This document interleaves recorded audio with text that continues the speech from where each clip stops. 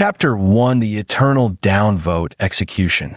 Your servant's prescription cannot possibly be wrong. Your Majesty, please no. Please don't. In Doning City Hospital, a young doctor lay collapsed across his desk, eyes tightly shut while muttering these words, his face a mask of grief and indignation. Suddenly, his entire body convulsed violently, his legs stiffening straight.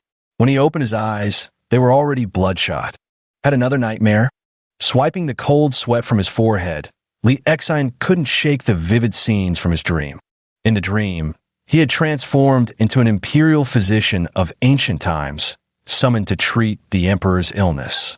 2 days later, the emperor's illness showed no signs of improvement, and he was dragged off to be beheaded. This marked the 73rd time Lee Exine had this nightmare. 73 decapitations endured. The visceral reality of death was terrifying. Even in dreams, he couldn't adjust to it. The toll was so severe that in just 1 month, his spirit withered to its breaking point, his weight plummeting by 17 gene. Had another dream? Nurse Xiao Qin walked over and whispered, "Director Tang just called. He asked me to notify you that you don't need to finish today's shift. You could just pack up your things and leave." Hearing this, Lee Exine's eyes flashed with anger. He took a deep breath and wanted to stand up, but then seemed to remember something and slumped back helplessly. All right. As a contract worker, today he was being dismissed by the hospital. The reason was that last week he had taken it upon himself to alter the prescription given by the deputy director to a poor patient, replacing several expensive medications with cheaper substitutes.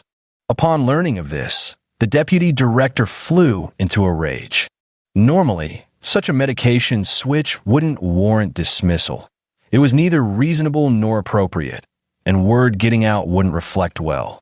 However, when Lee Exine was diagnosed with neurasthenia, the deputy director saw an opportunity. No longer content with just making life difficult for him, she seized the chance to fire him under the pretext that allowing him to continue working would be irresponsible to patients. As Lee Exine reached the hospital entrance, his mind remained in a daze. Go home? No. When he recalled how his parents had reacted with overwhelming joy and excitement upon learning he'd secured a position at the city hospital, even going so far as to worship their ancestors and host banquets for dozens of guests, he simply didn't know how to face them now. As the saying goes, what you fear most always comes to pass. Just as he was thinking about not daring to return home, his phone rang. It was his mother. "Son, your cousin's wedding is in just over 10 days.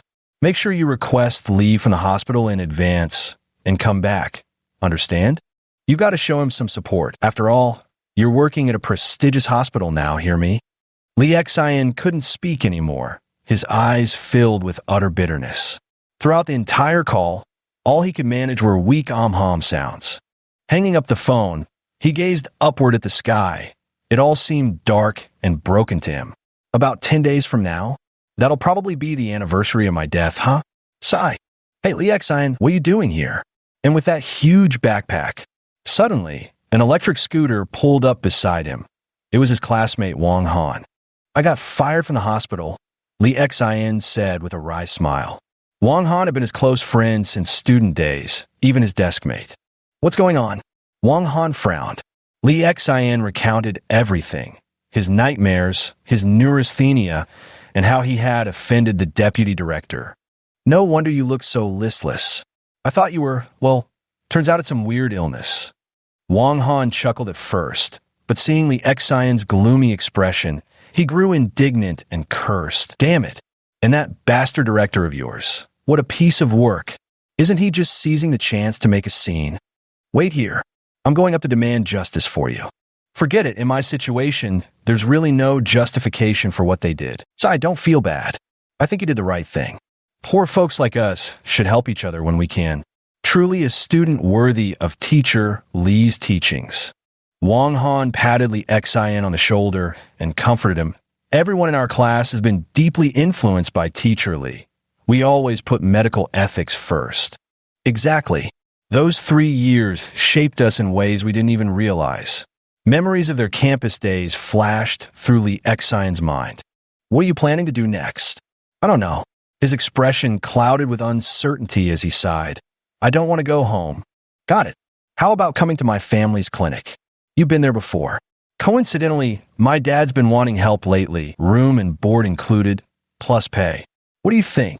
Don't worry, Wang Han suggested. As the top student in our class, my dad really likes you. But what about my sickness? And besides, the clinic isn't even yours. Stop arguing. Let's go talk while we walk. With that, he forcibly hauled Li Xian onto the electric scooter and sped straight to his family's clinic. Daji Tang was nestled on the city outskirts, a modest herbal clinic passed down through Wang Han's family for generations. Currently, it was managed and operated by Wang Han's father, Wang Mingde. When the two arrivals entered, Wang Mingde merely cast them a glance before resuming his focused pulse diagnosis of a patient. Usually, he said, I'd sit by my dad's side, studying when I could while helping to fill in any gaps. My dad said he'll give me $1,000 every time I spot a patient issue he's overlooked. Wang Han pointed to the high stool behind Wang Mingde and boasted not without pride. Li Xian nodded, genuinely envious. If he caught 10 cases a day, that'd be 10 grand right there? Talk about a rich dad's approach. Beyond the cash, this really motivates Wang Han's medical studies. Uncle Wang's clearly gone all out plotting his son's career path. Suddenly, Li Xian noticed something and quietly walked behind Wang Mingde, carefully observing the female patient. The woman, around 40 years old, blushed slightly as Li Xian approached.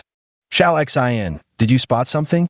Wang Mingde asked with a smile, clearly impressed by Li Xian. There might be a hint of... Li Xian hesitated to confirm without checking the pulse. Come on, give it a try. To be honest, this lady hasn't found relief in several hospitals. Recently, she moved into the neighborhood behind us and decided to visit me. She's already taken over 10 doses of the medicine I prescribed, but with little effect. Wang Mingde shook his head and stood up, gesturing for Li Xian to take over. As for why he had asked Li Xian to come, he himself was surprised afterward. Perhaps in that moment, he saw something in Li Xian's eyes, a mix of memories and doubts. Uncle. All right, Li Xian had initially wanted to shake his head, but remembering the experiences from his dream, he still felt a surge of excitement and sat on the chair to take the patient's pulse. Seeing this, Wang Han, standing nearby, was taken aback. Then, anxiety set in. What if his father, who couldn't even cure the patient, saw this and accused him of being arrogant and overconfident? What then? No one knows a father like his son. What father values most is humility, not arrogance. With this thought, Wang Han stepped forward to pull Li Xian aside, but Wang Mingde stopped him with a glare. It's over, completely over, Wang Han worried to himself. His old classmate might truly have nowhere left to go now. Pale complexion, dull tongue with a thick white coating, wiry and slippery pulse. Auntie, has this illness troubled you for quite some time? Li Xian finished taking the pulse and looked lost in thought. It's been quite a while now. The main issue is... Mentioning this, the middle-aged woman glanced around sheepishly, and upon seeing few people nearby, whispered, I always feel a cold draft coming from down there, piercing right to the bone. Even with a hot water bottle, it's still chilly, freezing me sleepless night after night. In waves, without respite, same day and night, winter and summer alike. Li Xian's eyes sparkled, growing brighter. Yes, young doctor, you've got it exactly right. No difference at all. Xiao Xian, what do you mean by that? A flicker of surprise crossed Wang Mingde's face. Just moments ago, even he hadn't noticed these issues.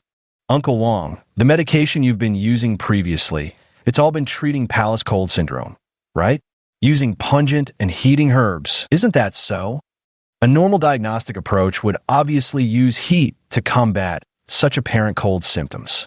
But in my opinion, this condition isn't so straightforward. It's likely phlegm stagnation. As the saying goes, body fluids and blood both originate from essence and are stored in the vessels. Both are yin in nature. You're propelled and transported by qi. If the qi mechanism is disordered, then body fluids and blood will transform abnormally, fluids turning into phlegm and blood into stasis. Then prescribe a remedy? Wang Mingde found the explanation increasingly plausible and ventured tentatively. Good. The phlegm-clearing decoction to dispel phlegm, the 4-ingredient decoction to dissolve stasis, cinnamon twig decoction to regulate nutrient defense disharmony, and add astragalus to move stagnation and unblock blood vessels for chronic qi deficiency, gastrodia to pacify the liver and calm fright, extinguishing internal wind. Li Xian murmured softly while swiftly writing on the prescription form. Watching Li Xian speak confidently and make well-reasoned arguments, Wang Han's eyes nearly popped out his head in disbelief. Holy crap, this doesn't make sense. It seems he can't even understand these pathological connections. Is this really the same classmate I've known for years? 3 doses can be tried. If effective, results should appear quickly. After finishing the prescription, Li Xian handed it to Wang Mingde. Uncle Wang, could you check it over and see if it's acceptable? Wang Mingde skimmed the prescription. Pinellia ternata 15G, Angelica sinensis 30G, Astragalus membranaceus 35G. With this combination and the addition of Gastrodia elata, truly the finishing touch. Good, very good indeed. When he looked up at his dazed son and then at Li Xian, his face once again filled with astonishment. Because it was clear he noticed his son didn't understand, hence the confused expression. But wasn't Li Xian his classmate? How'd he know it?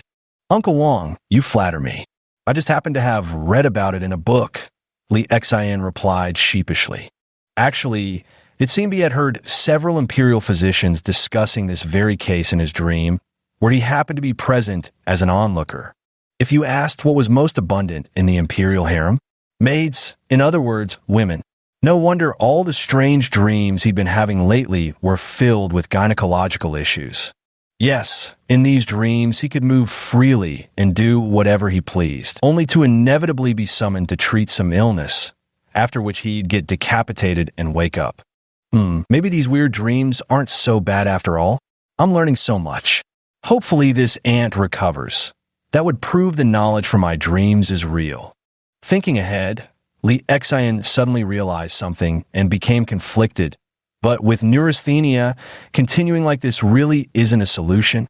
Here you go, Miss Huang. Take these 3 doses of medicine home first, finish them, and then come back for a follow-up consultation. Wang Han, your sister asked for leave. Why are you still standing there instead of going to get the medicine? The middle-aged woman left with her medicine. Seeing no one else around, Wang Han began talking about Li Xian's plight. After listening, Wang Mingde first angrily rebuked the vice president for his unethical behavior, then turned to Li Xian with a smile and said, "Ha, for a top student from Ku Provincial College of Traditional Chinese Medicine to come here, isn't that overkill? Uncle Wang, don't tease me. My skills are mediocre. It was Wang Han who dragged me here." Li Xian replied awkwardly with a laugh. "Xiao Xian, don't misunderstand. Your uncle isn't looking down on you. I genuinely feel it would be a waste of your talent and future. How about this? If you have nowhere to go for now, and don't mind, stay here with me first. A 10-day trial period, all right." Wang Mingde laughed, saying he didn't mind hiring one more person. What a shame, though. The path to the city hospital is closed off now. The moral character of doctors these days is truly lacking. Li Xian froze momentarily before nodding gratefully. "Thank you, uncle." According to Wang Mingde's arrangement, Li Xian would normally help treat minor ailments like headaches and fevers in the clinic. As for Wang's house calls, Li Xian would take over completely. The implication being, treat what you're confident treating and have patients return later if you're unsure. There was an attic above the medical clinic, 3 small rooms where Li Xian could stay. That night, Wang Han deliberately didn't return to his home in the nearby residential area, choosing instead to stay in the attic with Li Xian. The two of them lay side by side on the same bed. So you're saying that in your dreams, your thoughts can control your movements. You can walk around freely, even fall asleep within the dream, and still remain in the dream when you wake up? Exactly. Ugh. That's downright eerie, having those dreams within dreams. It's completely unscientific, isn't it? And you had to get decapitated to wake up from the dream. Wang Han slapped his thigh suddenly and added, "Wait, I think I saw this scenario in a foreign film." "Really?" Li Xian asked excitedly. "What was the film's plot?" "In the movie, the protagonist was trapped in a dream, cycling endlessly. So he kept trying to change the dream's course, eventually disrupting the outcome and breaking free from it. By the way, speaking of which, did you have any romantic encounters in the dream palace?" "No." "The imperial harem?" "I've heard those secluded palace women are desperately thirsty. Even eunuchs aren't spared." As Wang Han spoke, he veered off topic completely, winking suggestively at Li Xian. Li Xian was speechless. There's just one downside. Having intimate encounters with concubines and palace maids in dreams means you'll definitely wake up needing to draw maps, and dealing with that is quite troublesome. Wang Han mumbled, sounding genuinely troubled. "No way. I need to stay away from you. Don't want any maps drawn on me. Can you be any more disgusting?" Li Xian turned over to sleep, determined to ignore him any further. After listening to Wang Han's words, his mind had suddenly cleared, and he had already formed a plan. Closing his eyes, he prepared to meet that emperor again. "Exactly. So what if you're the greatest emperor in history? Let's just give it a try and see what happens. I bet it never crossed your mind that I can resurrect infinitely. I'm going to try breaking this ending. I refuse to believe I can't clear this level." Chapter 2, Curing the Toothache of the Greatest Emperor in History. Mission complete. Inside the Grand Hall of the Imperial Medical Bureau, adorned with antique elegance. In the past, whenever Li Xian entered these dreams, they were filled with frustration and melancholy. But after the incident of treating patients at the medical clinic, he changed. He began constantly seeking guidance from the imperial physicians, eagerly listening in whenever they discussed medical cases. That's right. He finally realized that having these bizarre dreams might not be such a bad thing after all. Of course, some people did ask for his opinion during this time. But with his soul having transmigrated into someone else's body, what real knowledge could he possibly have? So he either honestly admitted he didn't know or casually made up a few lines to get by. Someone might wonder, wouldn't this raise suspicions? Li Xian couldn't be bothered with such trivial worries. After all, he'd likely be dragged off to execution in a couple of days anyway. Why overthink it? A day passed without the emperor summoning him, leaving Li Xian's carefully prepared thoughts unutilized. Fortunately, he did pick up quite a bit of knowledge from several imperial physicians today, so it wasn't a total loss. Nights in ancient times were hard to bear. Without mosquito coils, Li Xian was kept awake by the incessant buzzing. The next day, early in the morning, the emperor issued a decree summoning the imperial physician. Finally, a sharp glint flashed in Li Xian's eyes as he clenched his fists. After changing into auspicious attire, stepping over a fire basin, and completing a series of ceremonial rites, they arrived at the Liangyi Hall. "Come, no need for idle talk. Quickly examine me." The moment they entered the great hall, Li Shimin impatiently urged with palpable urgency. Yes, in Li Xian's dream, the one who had killed him 73 times was none other than this very man, Li Shimin, later generations' so-called Emperor of the Ages. Here, Li Xian's fellow imperial physician stepped forward first to examine. Ultimately, the conclusion drawn was that Li Shimin's toothache was caused by excessive internal heat. Li Shimin then turned his gaze to Li Xian, giving him a meaningful look that signaled him to take his turn. Under normal circumstances, like the other physicians, Li Xian would have simply taken the pulse and withdrawn. Yet, just as everyone assumed he would proceed with the pulse diagnosis, Li Xian raised his head and spoke. "Your Majesty, this humble official has something to report." "Granted." Noting Li Xian's audacity to meet his gaze directly, Li Shimin narrowed his eyes slightly, appearing displeased, before responding in a low voice. "Your Majesty, you stayed up late reviewing memorials and then ate something in the middle of the night, didn't you?" Li Xian spoke with neither subservience nor arrogance, a marked change from his usual fearful demeanor. In the past, he feared the pain of being beheaded and always wondered if he could avoid it. This time, he had mentally prepared himself, resolved to go all out and stake everything on one throw. Li Shimin remained silent, closing his eyes as if to say, "Yes, Your Majesty, would you be so kind as to open your mouth so this humble subject may examine your teeth?" "How dare you?" Before Li Shimin could speak, the sharp-eyed eunuch general behind him roared in fury. Then, he gestured with a cut motion toward the 2 imperial guards stationed outside the door. "No, Your Majesty, please let me finish. If you won't let us examine your toothache, how can we imperial physicians treat your illness?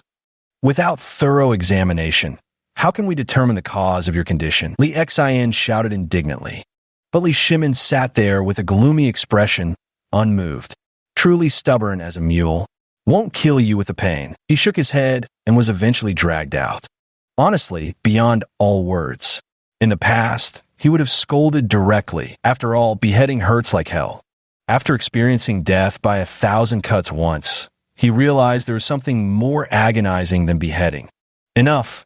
He was truly exhausted from cursing him. He'd used every insult imaginable. To have berated the so-called greatest emperor of all time, this much probably made him the foremost figure in history for such an achievement. Li Xian's legs jerked taut as his entire body convulsed violently, jolting awake from the nightmare like a drowning man gasping for air. It took him a long while to regain his composure. Failed again. Damn it. If only he were an ordinary commoner. Then the emperor could order him to open his mouth, and he'd have to obey. But an emperor was different. Certain actions would be considered outright defiance against the Son of Heaven. Moreover, Li Shimin was suffering from a severe toothache and in an extremely foul mood, so his failure wasn't entirely unexpected, all things considered. What do I do? He picked up his phone to check. It was only 2 a.m. After some thought, Li Xian posted a help video on Douyin and even angrily spent $50 to boost its promotion. If you were the imperial physician and the emperor had a toothache, was in an extremely foul mood, ordered you to cure him, but wouldn't let you examine his mouth, what would you do? Oh, and his mood is terrible. He absolutely won't wait for traditional medicine to take effect. If it's not better in 2 days, he'll have your head. Originally, he planned to wait until the next day to deal with it. At worst, he'd just get beheaded again that night. I didn't expect it. Just minutes after posting, my phone buzzed with notifications. Opening Douyin, I saw quite a few comments from netizens had already poured in. The emperor says, "Are you telling me how to do my job?" Still talking back? Damn slave. Guards, steam this dog meat and feed it to the hounds. Just punch him once. Let a modern man's fist show him whether it tastes sweet or not. That'll settle it. Exactly. The comment above is right. One solid punch will have him howling in pain with his mouth wide open. If you ask me, you should sweet-talk him. Or better yet, offer yourself up for him to eat. After all, as the old saying goes, he who feeds is softened. A flood of absurd replies left Li Xian chuckling bitterly. Hey, this one comment actually made some sense. Master and I once taught that toothaches are mostly caused by bacteria. The alkalinity in sugarcane sugar can kill bacteria and relieve pain super fast. Li Xian shuddered after reading this and immediately searched online. The results showed many people claim sugarcane sugar isn't alkaline at all, but pH neutral. But those who held sucrose in their mouths truly found their toothaches healed. The internet is a wonderful thing.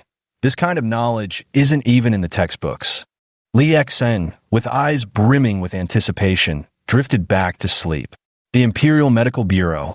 After a day of study, the next day, he stood once more before Li Shimin in the Hall of Dual Principles. Your Majesty, I need but one thing to cure your ailment, Li Xian declared confidently. Seeing Li Shimin's expression darken again, he hastily added, Trust me, your toothache will be relieved very quickly. The word quickly struck right at Li Shimin's heart. In the past, due to his tireless dedication to state affairs and frequent late-night reviewing of memorials, toothaches had become commonplace. Yet, the traditional medicines prescribed by imperial physicians always worked far too slowly. If this could truly take effect rapidly, nothing would be more perfect for Li Shimin. Approved. I require sugarcane sugar. In no time, a small box of sugarcane sugar was placed upon Li Shimin's desk. The finest cane sugar tribute from Ling Nan, the chief eunuch introduced. Simply hold it in your mouth for a while, Your Majesty, and it will relieve the pain. Li Shimin nodded, for it was well known that cane sugar was harmless and non-toxic. After placing the sugar in his mouth, he signaled for Li Xin to stay. Damn it, he's testing it right here and now. If it doesn't work, I'll be dragged out and beheaded. Li Xin understood his meaning perfectly well and seethed inwardly. So, he only treats those who fought alongside him with kindness. Others' lives are worthless as weeds to him. At this thought, Li Xin felt sorrow. No wonder there were so many imperial physicians throughout history, yet emperors still died prematurely of illness. Some court physicians were indeed incompetent, but the emperor's approach only made physicians prioritize self-preservation, never daring to go all out in treatment. Exactly. He had realized it. The prescriptions given by his court physicians were almost all superficial, administering mere 2 or 3 grams per dose, ensuring agonizingly slow recovery. After placing the sugarcane sugar in his mouth, Li Shimin continued reviewing memorials with bowed head, while the chief eunuch behind him glared at Li Xin like a wolf watching its prey. Half an hour later, Li Shimin set down his brush and uttered a light sigh of surprise, gazing at Li Xin with a startled expression. To be able to alleviate my worries. Well done, my beloved subject. He smiled, his first genuine smile in several days, clearly overjoyed. I dare not accept such praise. I have always rewarded merit where it is due. Attendants, bring forth a jade pendant as his reward. With that, he waved his hand, signaling Li Xin to withdraw. Li Xin started for a moment, then nearly trembled with elation. It seemed he had genuinely broken through the deadlock this time. His head would remain on his shoulders. And just then, as if in response, an unexpected voice suddenly echoed in his mind. Ding! Congratulations, host, for passing the test and gaining recognition from the Summoning Divine Doctor system. Binding successful. Reward. Master-level diagnostic observation skill. Li Xin was utterly baffled. Had he just heard something? Li Shimin noticed his puzzled expression and reluctance to leave. Does my subject have something to say? Li Xin knew there had been a misunderstanding, but now that he held the key to success, fear dissolved. He decided to voice all the suppressed thoughts and emotions he'd bottled up before. Your Majesty, you are known among the people as a wise ruler, so I have always believed you to be brilliant and mighty. But today, I dare to say something bold. Speak, Li Shimin said with a smile. For the sake of curing our toothache, we grant you this request. Suppose you were in my position, tasked with serving an emperor who would behead his imperial physician at the slightest dissatisfaction with their medicine. Do you think you could perform this duty well? Li Shimin remained silent, seemingly deep in thought. Your Majesty, in saying this, I truly hope you might take a moment amidst your busy schedule to understand the hardships we physicians endure. Because medicines are categorized like people. When we eat, don't we inevitably ingest some impurities? These impurities cause illness. When people fall ill, don't they seek physicians? In truth, the purpose of a physician's medicine is to expel these impurities so the patient may recover their health. So, how to eliminate it? There are only a few methods: sweating, vomiting, or diarrhea. But what we consider perfectly normal might make you suspect we're trying to harm you. Li Shimin nodded, signaling him to continue. If the imperial physicians fear being executed at your command, they'll naturally prioritize self-preservation. What do you think this would lead to? Your illness wouldn't recover quickly, and might even be prolonged indefinitely. Your Majesty, what you mean is that if I continue like this, beheading imperial physicians at every turn, they'll become increasingly constrained. To save their own necks, they won't dare treat me properly. Li Shimin narrowed his eyes as waves of conflicting expressions crossed his face while he contemplated something. As the saying goes, serving a monarch is like living with a tiger. 1 minute later, Just as Li Xian thought he was about to be dragged out for execution again, the emperor suddenly burst into laughter.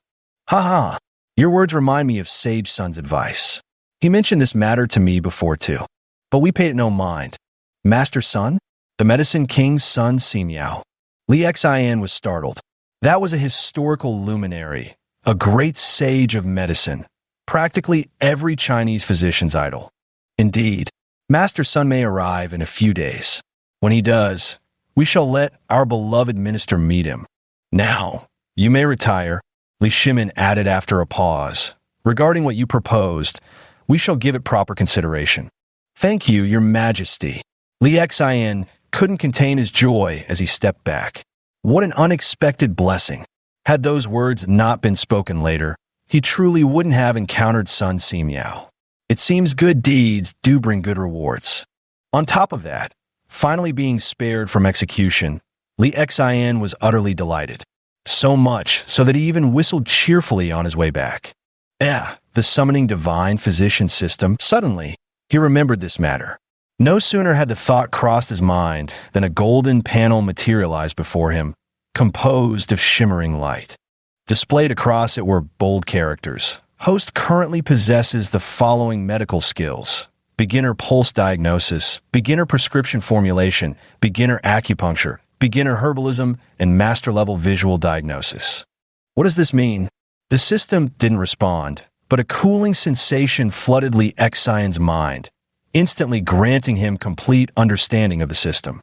It turned out that this system was akin to a superpower, one that could help Li Xian learn medical skills faster and more effortlessly. As long as your medical skills reach a certain level, the system will display your rank. Additionally, the system boasts an absolutely absurd and ridiculously powerful ability.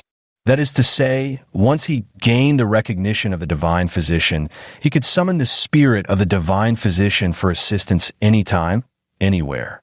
I'll give it a try. System, I want to summon Shinno. Chapter 3, Observation Diagnosis. You have cancer. The summoning failed because he only realized after pondering for a long time that summoning required first being recognized and bound by a divine physician.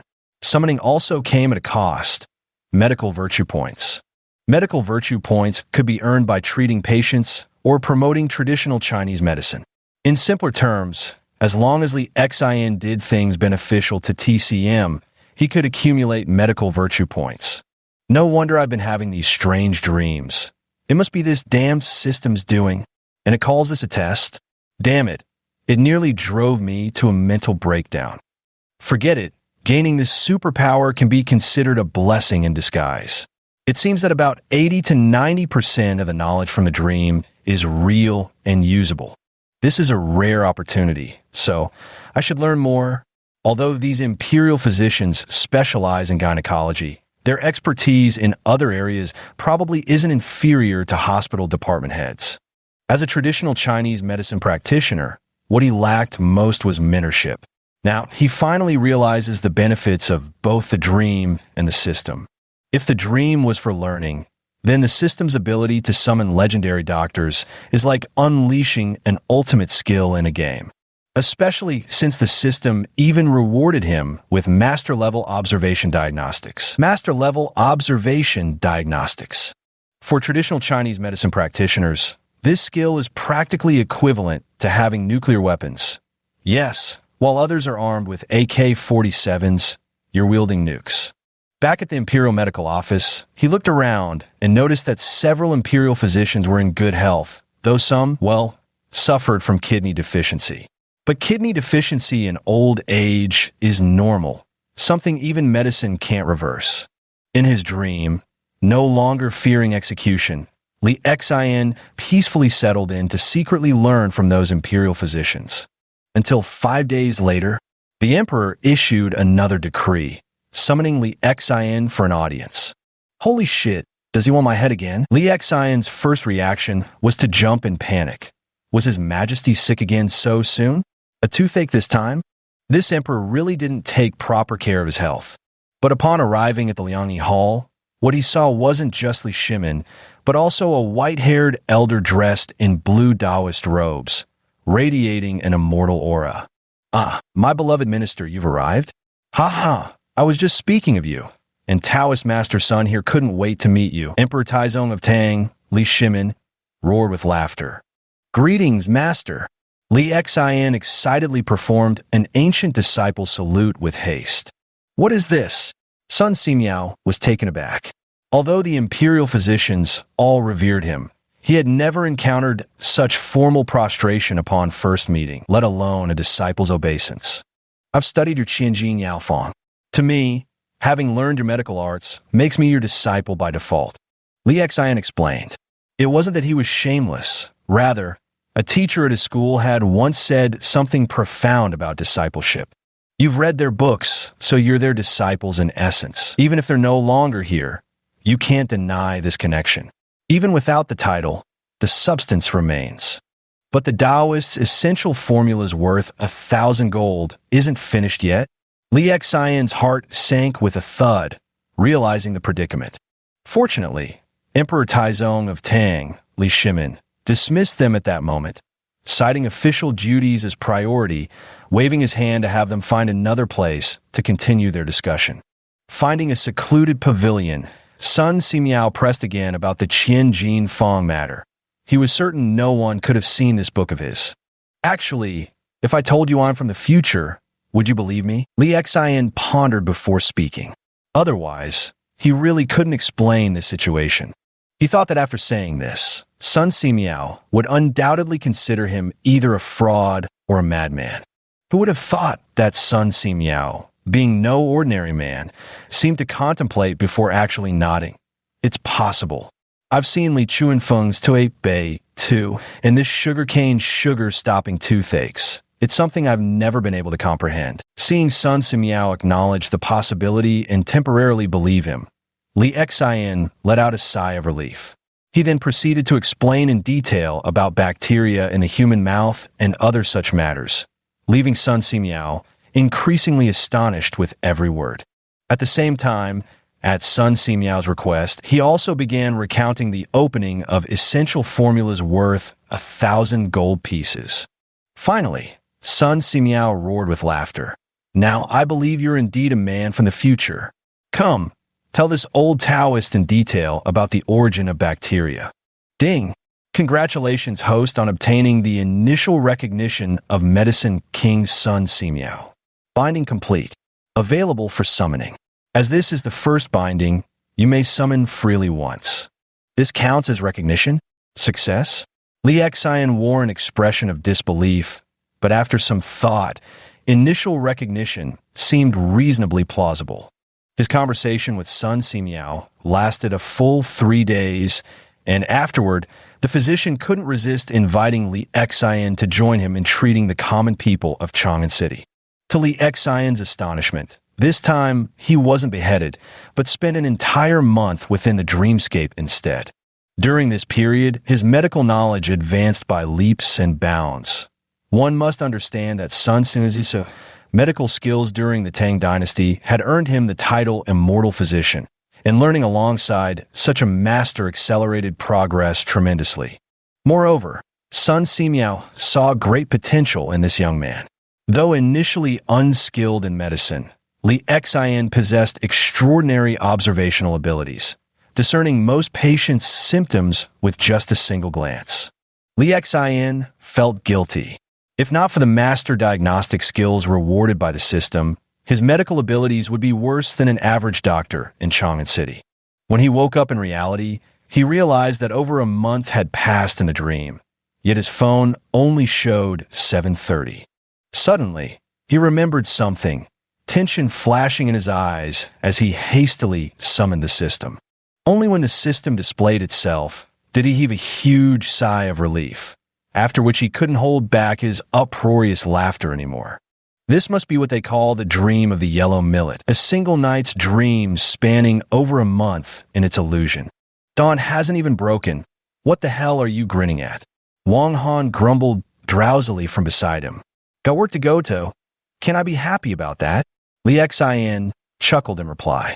Uffed, wait, you didn't draw the territory map? With such a grand harem. You're actually a proper gentleman. Wang Han glanced at Li Xian, shaking his head in frustration and obvious disdain. Li Xian was about to get up when suddenly something fell onto the bed. It was a perfectly round, translucent white jade. Any expert who saw it would surely be astonished. Wasn't this the finest mutton fat white jade? This? Li Xian quickly glanced at Wang Han, relieved he hadn't noticed, and swiftly tucked it into his pocket. Though he tried to maintain composure, while his face remained calm, his hands wouldn't stop trembling. Really, wasn't that a dream? It was all real. Work at Desitang starts at 8. The door opened, but no patients came seeking treatment.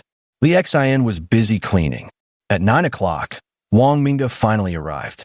When Li Xian arrived, Wang Mingde had his son sit beside him, bringing over another set of chairs and a table. As for Wang Han, he could just keep watching from his side. Wang Mingde was curious to see what caliber this classmate of his son really had. On the first official day of work, patients didn't start arriving until 10 o'clock. Complaining of a headache, Wang Mingde gestured for Li Xian to take over. Li Xian lived up to expectations, solving the problem in less than 10 minutes with swift efficiency. The art of observation was truly remarkable. Li Xian could diagnose the patient's condition at a single glance. Prescribing medicine became effortless after studying with the Medicine King. His medical skills had progressed from basic prescriptions to intermediate formulations. Around noon came the second patient, suffering from a cough that had persisted for 2 or 3 months. Wang Mingde initially doubted Li Xian's ability to handle such a case. Yet to his surprise, after a single glance and confident pulse diagnosis, Li Xian prescribed Shigan Mahuang decoction, exactly matching his own professional opinion. At the sight, Wang Mingde was both astonished and gratified. The third, the fourth, 5, 6, 7, 8, 10. By evening, there were about 20 patients, all treated by Li Xian, leaving Wang Mingde not only amazed but also deeply regretful. The clinic is too small, and the patients mostly come with minor ailments like headaches and fevers. It's a pity for your skills, Wang Mingde said regretfully to Li Xian. Uncle Wang, you're too kind. Saving lives, whether from severe or mild illnesses, is simply our duty to fulfill. Never dismiss an illness as trivial, for physicians must treat the people with cautious care and compassion. That's what our teacher taught us, said Li Xian. Exactly. That's the true spirit of a great physician, just as our teacher said. Wang Han eagerly nodded, swelling with shared pride. At day's end, as night fell, Li Xian stumbled upon another earth-shattering revelation. Today, his mind had remained remarkably sharp throughout, free from its usual tendency to wander off at the slightest provocation. Could it be because I'm no longer getting beheaded? Amazing, simply amazing. What a triple blessing. Entering dreams allows one to learn medical arts and befriend divine physicians. One could even receive imperial rewards from the emperor, genuinely obtainable in reality. His own neurasthenia seemed completely cured already. Li Xian was so overjoyed and excited that he couldn't sleep for the longest time, only finally growing weary after 2 full hours before drifting into dreamland. Upon entering the dream, he no longer appeared at the Imperial Medical Office, but rather in Chang'an City, wandering around practicing medicine with Sun Simiao as if loading a game save file. Waking up to daylight in reality. It's the second day working at the medical clinic. After opening and cleaning, as requested by Uncle Wang Mingde, Li Xian began explaining yesterday's case to Wang Han. Scattered patients came in and were quickly treated until the afternoon, when someone Li Xian never expected appeared. Peng, what are you doing here? He frowned as a middle-aged man walked in. TSK, just a small clinic, Li Xian. So this is as far as you'll ever make it in life. The middle-aged man who spoke was none other than Tang Din, deputy director of the traditional Chinese medicine department at City Hospital, the very man who had kicked him out of the institution. Strolling in with a disdainful air, he glanced around left and right before delivering his mocking remark with a cold sneer. Xiao Xian, is this the so-called Tang Yuan, the unethical deputy director who kicked you out of the hospital? Wang Han asked from behind the counter, rolling up his sleeves as he stepped out. "I am Tang Ding," the middle-aged man replied indignantly. "Ha ha," just as Xiao Xian said, "You've lost your virtue, so aren't you just left with Tang Yuan now?" "Tang Yuan," Wang Han said fearlessly, "what brings you to our clinic?" "I don't welcome unethical doctors who even exploit the poor," he said, then flexed his massive fist. "In a society governed by the rule of law, I advise you to be reasonable. Passing by here, I dropped in to notify Xiao Li that his dismissal procedures are ready. He should come sign the paperwork in the next few days." Tang Yuan took 2 steps back before glaring at Wang Han and saying, "Besides Li Xan, there's also... Don't get too cocky. If you ever think about stepping foot in a hospital later, just know that one word from me, and you'll never get in, believe it or not. Hey, if hospitals are full of trash like you, I wouldn't even want to step inside." Wang Han straightened his back and boasted with a swagger. "Right, better not come in then." Li Xan burst into laughter. When it came to arguments, this desk mate of his had never met a worthy opponent. "By the way, Tang Yuan, if you're just here to run your mouth, I suggest you scram right now. Seriously, you're so boring. Also, since you've been so kind as to come warn me, I'll kindly return the favor. You're sick. You're the sick one. Listen here, don't think you'll have anywhere to go just because you left the municipal hospital. Apart from this shabby little clinic, if you dare step foot in any other hospital, I'll have you kicked out within 3 days. Believe it." Tang Yuan's face turned ashen. He truly hadn't expected to walk straight into a verbal combo attack from the pair the moment he entered. "I don't believe a word of your boasting, but you'd better take what I say seriously. As the saying goes, those without virtue have the heart of a wolf and the lungs of a dog. The things you've done in the past have come back to haunt you. Your lungs are in serious trouble. I'm only telling you this because I'm a doctor." Indeed, his diagnostic gaze could tell that Tang Yuan's lungs seemed to have issues. If he wasn't mistaken, it was likely lung cancer. Some might wonder, isn't this returning good for evil? How could Li Xian be such a saint? Actually, Li Xian could tell that his lung cancer had progressed to mid to late stage. If treated with Western medicine, Tang Yuan would undoubtedly be beyond saving, effectively sentenced to death. As for the warning, Li Xian simply wanted him to quickly realize how swift and agonizing fate's retribution could be. He didn't believe it, convinced instead that Li Xian was cursing him. Fuming with rage, he stepped forward threateningly. "This isn't a hospital, and I'm no longer your subordinate. If you want to gamble on whether I'll beat you, go ahead and try." Li Xian stepped forward, his eyes narrowing slightly as a terrifying aura surged directly into Tang Yuan's mind. In an instant, Tang Yuan seemed to see a dreadful murderous intent in his gaze, a chilling aura forged from mountains of corpses and seas of blood. Though he didn't believe Li Xian could have killed many people, he was still intimidated, retreating several steps before cursing under his breath and leaving. Even Li Xian himself hadn't noticed, perhaps from seeing Emperor Taizong of Tang, Li Shimin, so many times that his expression had unwittingly adopted a faint resemblance to that peerless emperor of the ages. "Does he really have an illness?" Wang Han asked curiously. "Lung cancer, mid to late stage. Believe it or not." Li Xian chuckled. Wang Han shook his head. Without explaining further, Li Xian said, "Then why the hell did you ask?" That night, after closing the medical clinic, he opened the system. A new line of text appeared. Virtue points plus 27, which he had earned today from treating patients. Added to yesterday's 21 points, he now had a total of 48 virtue points. According to the system, once he reached 1,000, he could upgrade a basic medical skill to an intermediate level. Unfortunately, there were still too few patients at the clinic, making his medical ethics points grow very slowly. Once again, he entered the dream to study for the entire night. Since the patients treated alongside Sun Simiao were all impoverished commoners, Li Xian didn't receive any rewards either. The destitute commoners did want to offer something, but Sun Simiao flatly refused every time. He hid the piece of jade in his bag, planning to check how much it might be worth when he had time. On the 3rd day of work, before the clinic had even opened, someone was already knocking. Doctor, save my life." Up in the loft, Li Xian heard the commotion and sprang upright, hastily throwing on his clothes before rushing downstairs to open the door. An elderly woman stood there sobbing, clutching a little girl who had passed out, her small face flushed crimson. With just one glance, Li Xian recognized the child was suffering from febrile convulsions. At the same time, his practiced, I noted the old woman's slightly labored breathing. Her lungs weren't in great shape either. What's wrong? What's wrong? Wang Han also hurried down the stairs after them. These past few days, he had been staying in the other room, keeping them company.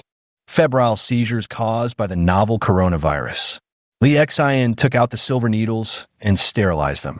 How did you know it was COVID? Asked this Annie if she recently recovered from a cold but still has lingering cough symptoms. Wang Hani inquired and found it to be true, his mouth falling open in astonishment for a long while.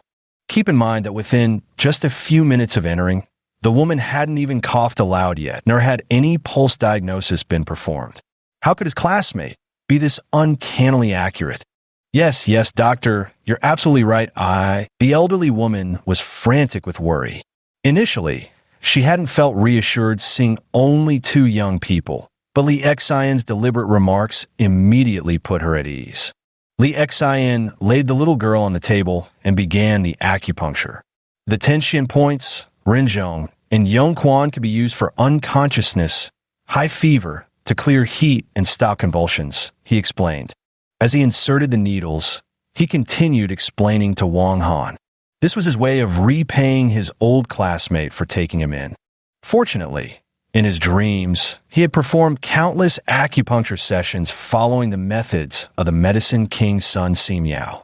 Since many impoverished families in the Tang dynasty couldn't afford herbal medicine, relying on needles naturally reduced their burden.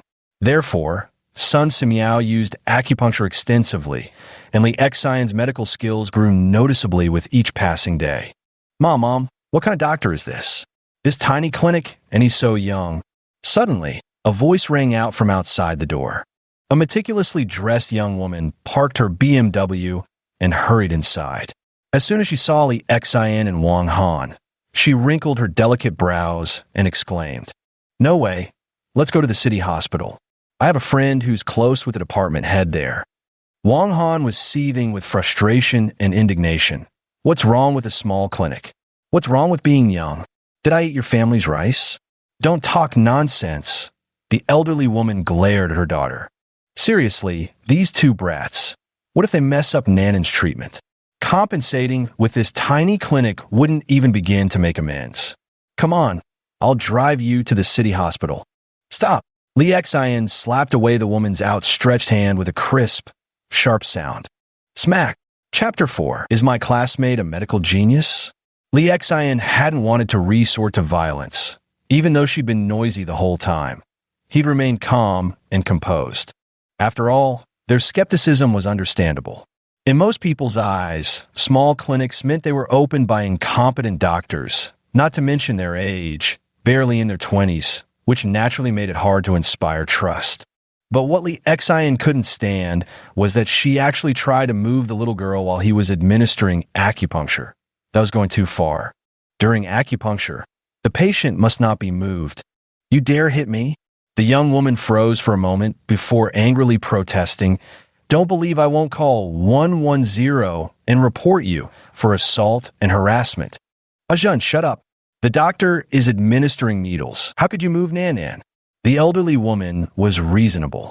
I just won't let him give Nanan acupuncture. What if something goes wrong? Mommy, her mouth fired off like a machine gun in anger, but before she could finish, Li Xian abruptly cut her off. Your period hasn't ended properly. Has it? 10 days now? Cold and painful lower abdomen, and every morning your back aches so much you can hardly straighten up. Li Xian glanced at her and spoke unhurriedly. Instantly, the woman stood frozen in place as if struck by a paralysis spell, dumbstruck like a wooden chicken. Holy shit, I'm going crazy, absolutely crazy. Looking at the woman's reaction, Wang Han could easily guess what was happening and nearly jumped out of his skin, howling inwardly like a madman. Really, he was so excited he could burst into tears right then and there. Wang Han had heard Li Xian boast about mastering diagnostic techniques before, but he'd always dismissed it as bragging. Yet now, witnessing it happen again and again, he was utterly convinced, so thrilled he could dance right there on the spot. What the hell? Has my roommate ascended to God tier? Did he seriously detect an illness in this woman? And with such uncanny accuracy that it left her stunned into stillness? The woman remained silent, while her mother exclaimed in astonishment, "Young doctor, how did you know that? My daughter hasn't been feeling well these past few days. She's been lying at home for 3 straight days. Oh heavens, you're truly miraculous." The old woman's eyes widened in astonishment, her face a picture of disbelief. The young woman was rendered speechless, standing there with a stunned expression, perhaps so shocked that her mind went completely blank, utterly at a loss for words. All right, this child was brought in just in time. After the fever subsides, I'll prescribe 2 more doses of medicine. Once those are taken, there won't be any issues. Li Xian withdrew the needle and slowly straightened his back, his movements and expression utterly composed. Yet the more casual he appeared, the more impressive he seemed in the old woman's eyes. Naturally, her daughter noticed it too. This doctor was different from those in the hospital, radiating remarkable confidence and serenity. Though not conventionally handsome, he carried an indescribable aura, something distinctly his own. Are you sure this will work? She still spoke with unease. Mom, I think we should go to the hospital for another checkup just to be safe. Auntie, before she could finish. The little girl woke up, looking timidly at her grandmother and aunt as she called out softly. Hadn't even 10 minutes passed? She's awake already? The elderly woman was completely convinced now. The way she looked at Li Xian held the same reverence as when she worshipped Buddha during her daily incense offerings. Truly, anyone who encountered something like this would inevitably be utterly astonished. That's no exaggeration. Why so fast? That shouldn't be. I just remembered the teacher mentioned that febrile convulsions in children typically last at least half an hour. Wang Han was both startled and suspicious. The needle techniques differ. The method I used was passed down from Medicine King's son Simiao. Medicine King? Rumor has it his technique was the 13 ghost points method. Seems unsuitable for this illness, doesn't it? Aren't you curious why it's only called the Ghost Gate? Li Xian laughed. Actually, there's another needle technique, but it's unknown to most and has been lost over time. This technique is called the 10,000 Lives of Humanity needle. It was named so because he empathized with the suffering of the masses and derived this needle technique from observing ordinary people. Did you just watch how I performed the needle technique? I didn't look carefully. Wang Han glared at the young woman, blaming her for disturbing him. Li Xian laughed and said, "Actually, I've only recently started learning the 10,000 Lives acupuncture technique myself, just barely scratching the surface. Wait until I've mastered it properly, then I'll teach you." Fine. Wang Han grumbled moodily. Then, with barely contained anger, he added, "Is the child better now? Stop with all this hospital nonsense. If you take her to the hospital now and they can cure her, well and good. But if they can't, and she remains unconscious, any delay could make the consequences even worse." The young woman didn't dare to speak further, lowering her head as she truly didn't know how to retort. She silently blamed herself. How could she have known that such skilled professionals would be hidden in a small hospital? Was it really her fault? The elderly woman expressed endless gratitude before finally carrying her granddaughter home. The young woman hesitated several times, too embarrassed to speak, and in the end reluctantly followed her mother out. Shouldn't the medical ethics points increase just a little? How do they jump up by 10 points all at once? Li Xian checked the system information transmitted to his mind and learned that the medical ethics points were calculated based on both the people saved and the severity of their illnesses. Then wouldn't that mean the more serious the illness cured, the more medical ethics points gained? And what does based on the people saved mean? I just don't get it. Before Li Xian could finish his thoughts, Wang Han bombarded him with questions. Are you possessed by a ghost? Or are you some sort of immortal? Or did someone take over your body? Li Xian could only manage a bitter smile and couldn't be bothered to respond.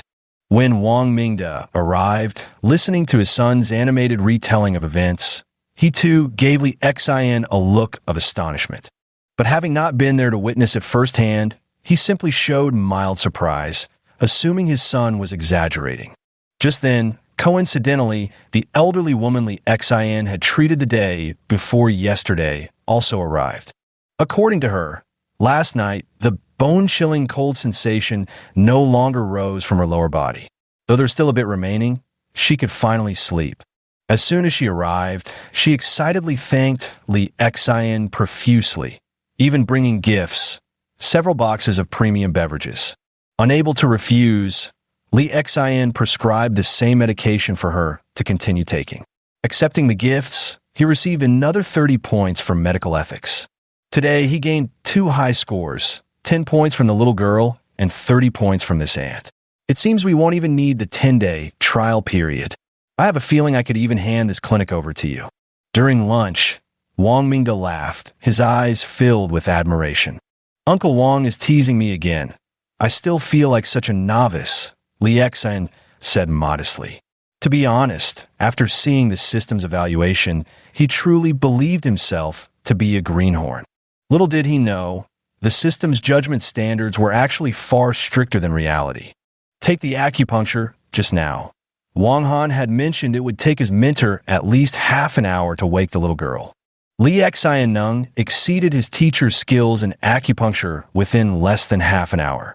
Of course, it was also the magic of the system that allowed him to learn from Sun Simiao. Otherwise, it would never have been this fast. Not only that, but in his dreams, there were also numerous case patients. Those were all impoverished families from Chang'an who had accumulated illnesses over the years. Normally, they would endure minor ailments until Sun Simiao traveled from afar to treat them. One can only imagine how many patients there were. The only pity is that treating illnesses in dreams doesn't add to medical ethics points. Otherwise, it wouldn't just be dozens of points, but easily over 1,000. Back to work. Suddenly, a girl came by during my shift, so pretty, absolutely gorgeous. Li Xian wasn't great with words to describe beauty, but this girl, her eyes were so pure, and her smile was gentle and lovely, like a delicate daffodil, fresh and divine. She's my cousin, my uncle's daughter.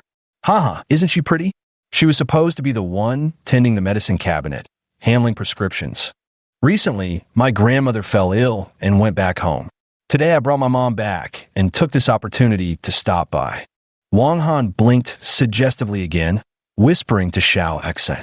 The girl glanced at Li Xian curiously, but when she noticed him looking back, a rosy blush quickly spread across her cheeks, and she hurriedly turned away.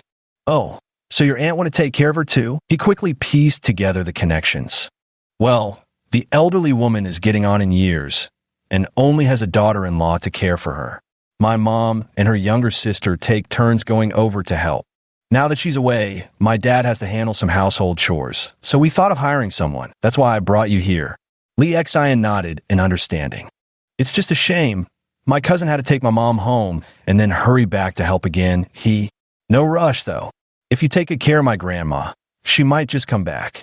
Wang Han raised his eyebrows so high they nearly touched his hairline, grinning mischievously. Li Xian found himself inexplicably blushing along with their laughter. Cousin, who is this? Seeing Li Xian blush too, Yin Ruming's heart skipped a beat as if struck by telepathy. Hurriedly masking her awkwardness, she asked.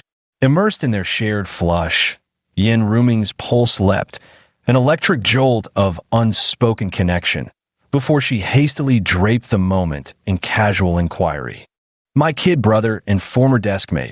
Just call him Xiao Xian. Not the butt-wiggling alien kid Shin-chan from the cartoons, but the XN as in passing the torch. Wang Han joked with a playful grin. Turning back, Wang Han introduced the girl to Li X. This here's my cousin, Yin Ruming. Hi. Li Xian nodded, halfway extending his hand before shyly withdrawing it. Strangely enough, Yin Ruming also reached out her hand, and the two withdrew them almost simultaneously with mutual embarrassment. The air was thick with awkwardness, yet tinged with an ambiguous atmosphere. Rumung, You remind me of a character from Stephen Chow's movie. There's a Rumung in it too. Your aura is so similar to hers. Lee Xian chuckled, a flicker of reminiscence passing through his eyes. Thank you for the compliment, but I'm not as innocent or adorable as that Rumung. Pure as the cleanest fairy spring water in the world. What a pity she couldn't follow the stars back to modern times. I actually cried watching that scene. Yen Ruming's dewy eyes blinked as she spoke. Indeed, Stephen Chow's films always leave us with regrets. Though he couldn't take Rumung with him, he took away their memories. It's truly heartbreaking. Hey, you two sure click fast. No need to get acquainted first. Just jumping straight into a topic like that. Wang Han chimed in exaggeratedly from the side. Save some face, folks. I'm still here, you know.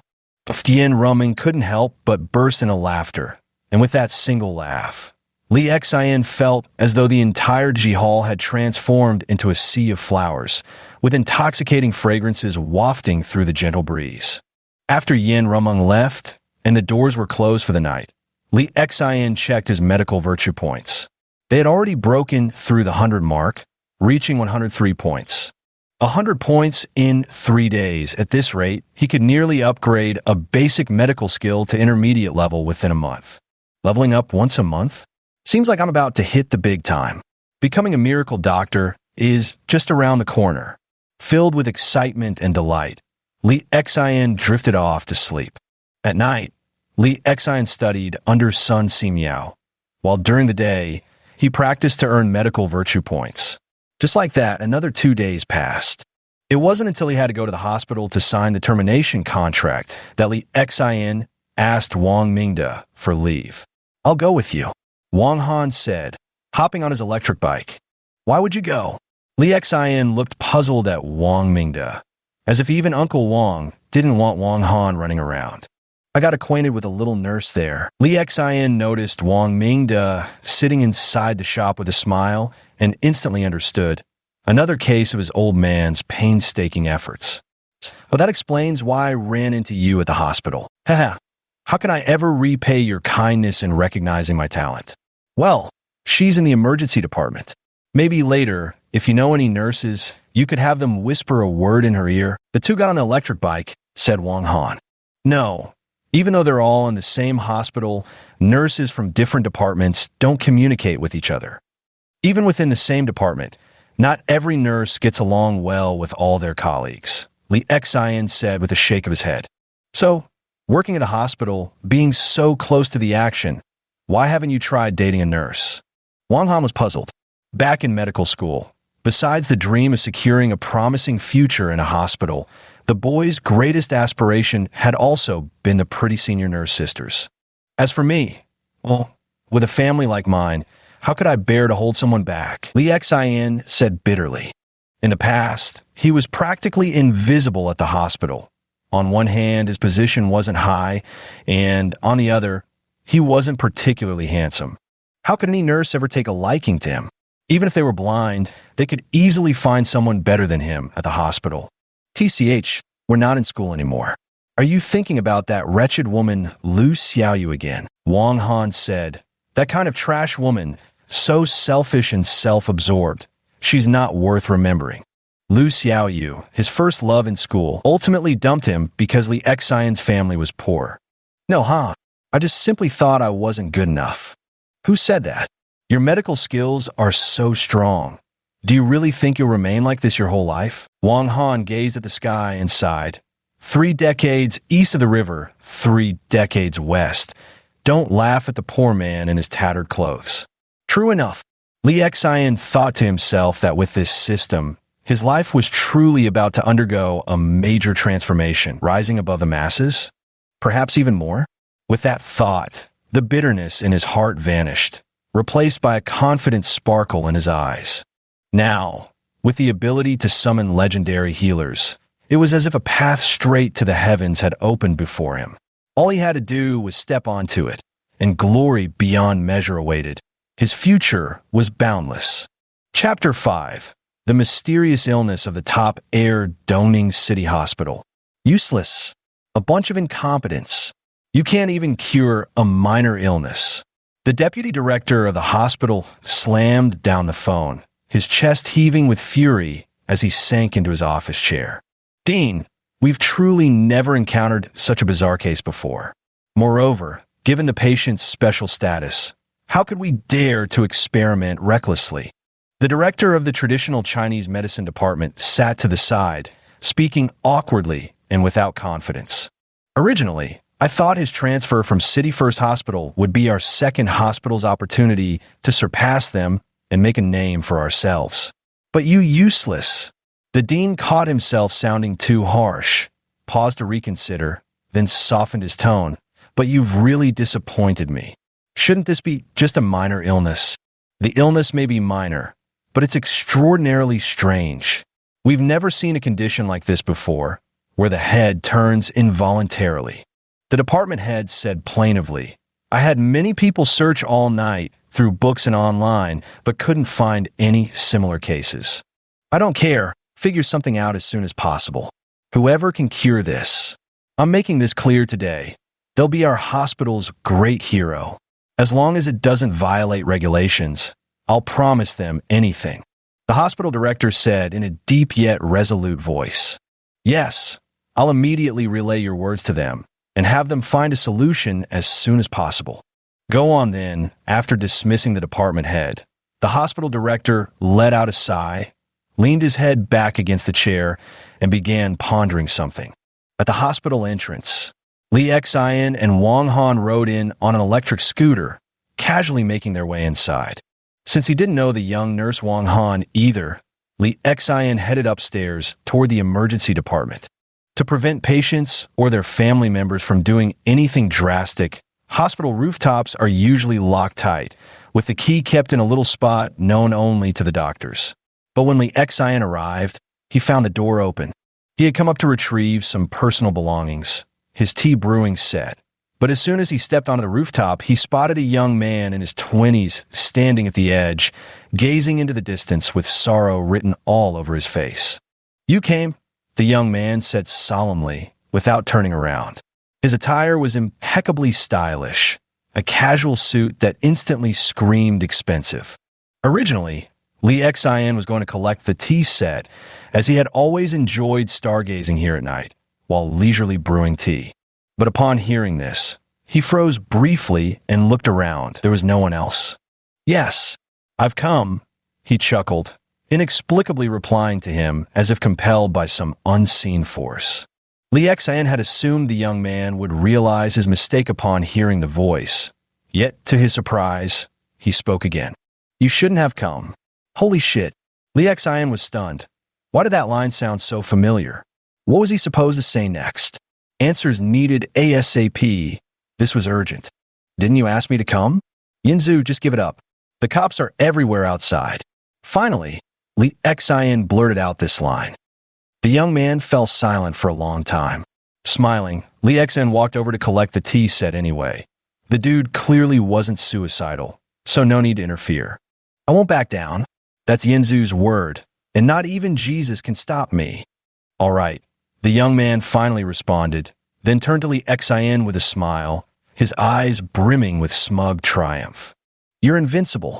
Jesus rules, and even Jackie Chan can't touch you. Li Xian could only reply helplessly, continuing to tidy up the tea set. Wait, hold on, I'm still drinking. How rude can you be? The young man panicked, hurried over, and plopped down on a plastic stool. These are mine. We're all Chinese. What's yours is mine. With that, the young man picked up a nearby thermos and, to Li Xian's utter confusion, poured hot water from it.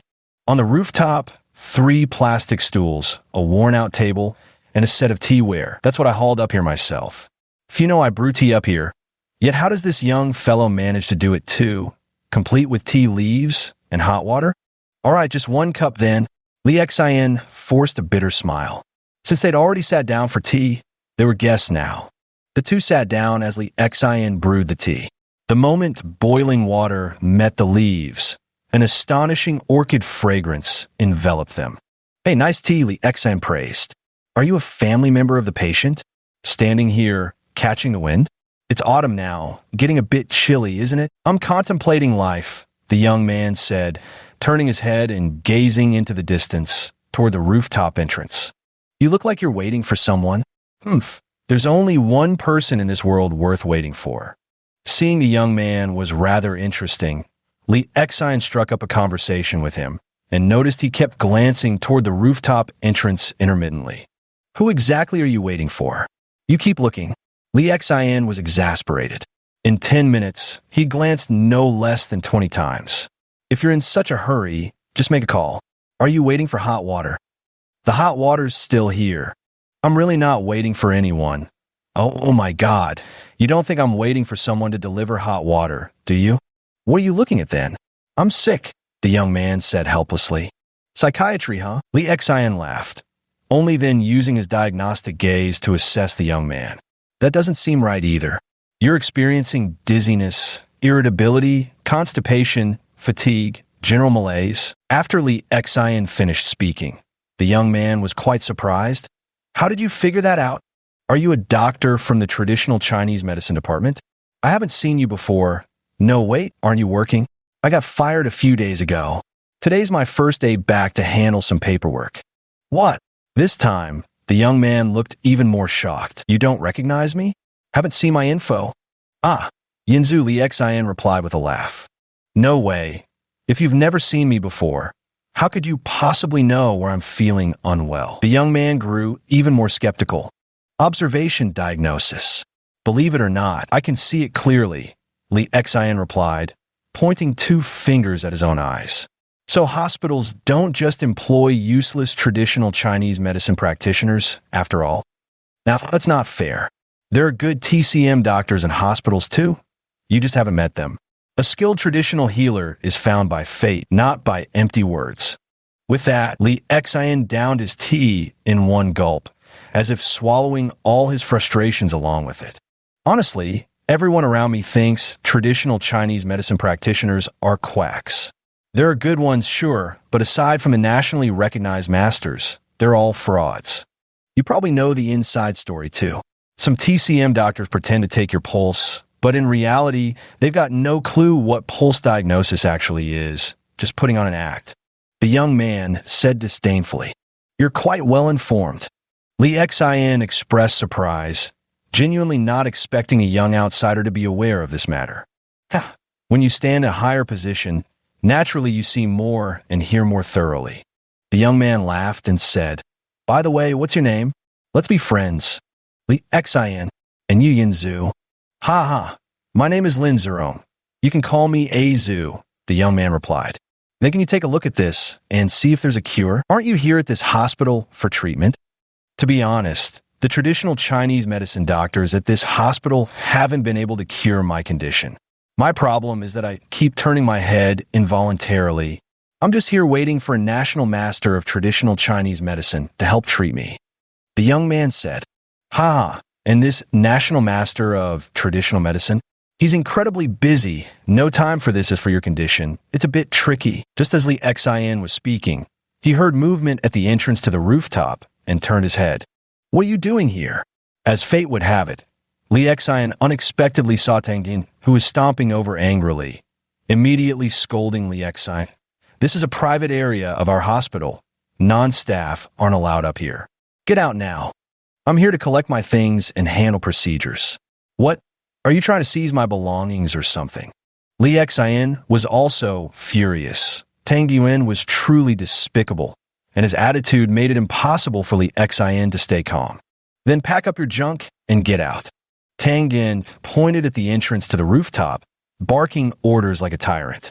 Acting like you own this hospital, what a piece of trash. Li Xian shot back without fear. After a moment's thought, he turned to the young man and said, You can have all this. I'm off to handle some paperwork. See you around.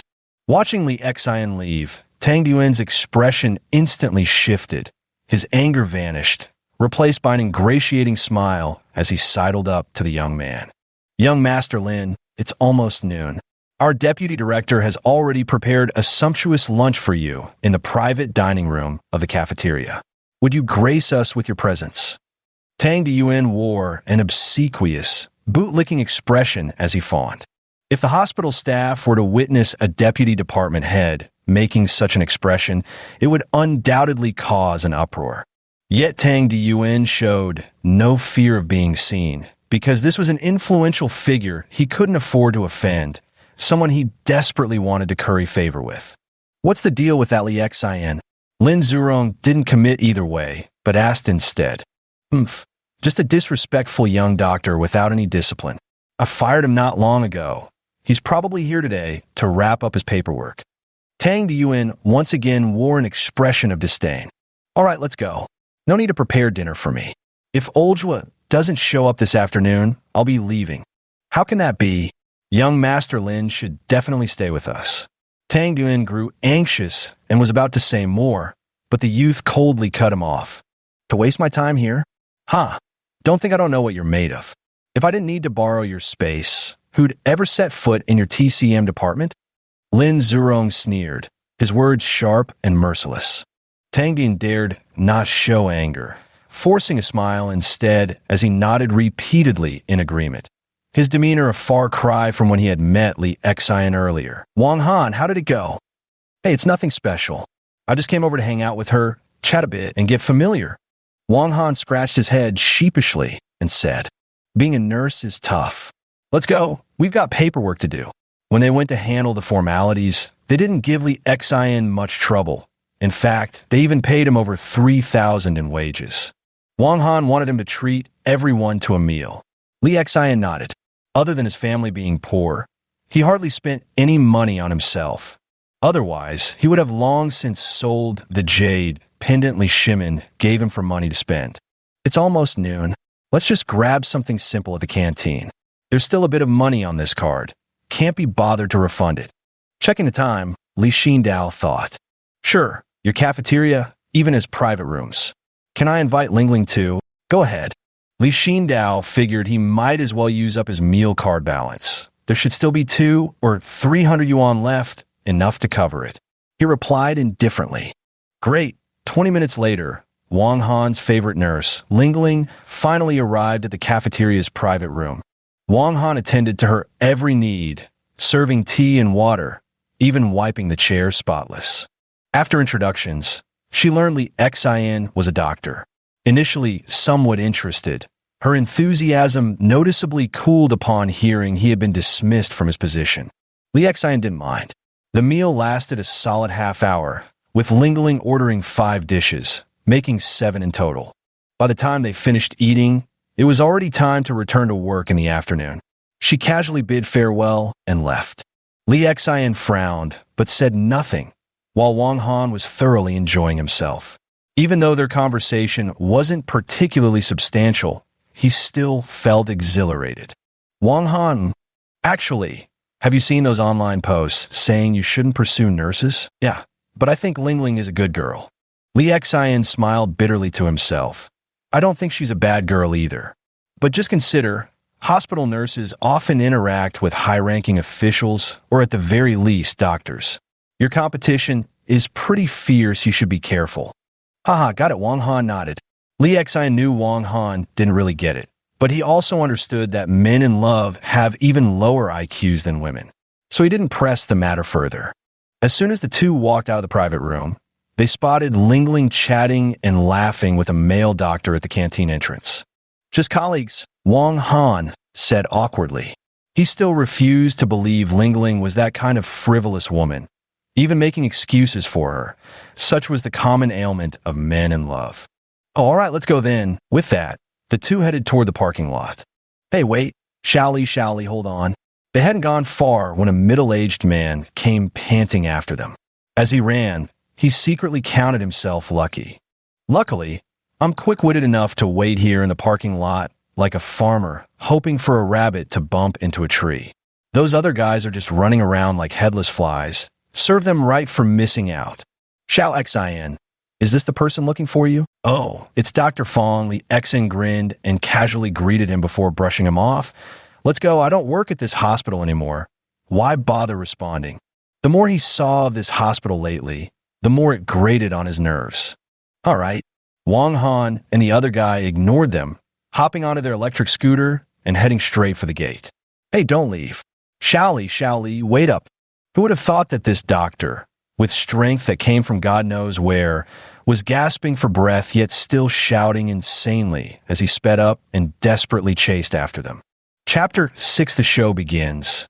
Shout Xin this. Forget it, stop, Li Xin said, turning to look at Fong Li, who had finally caught up. Fong Li, a senior attending physician in the traditional Chinese medicine department, had never been promoted to chief physician because someone above him was blocking his path, making it nearly impossible for him to advance.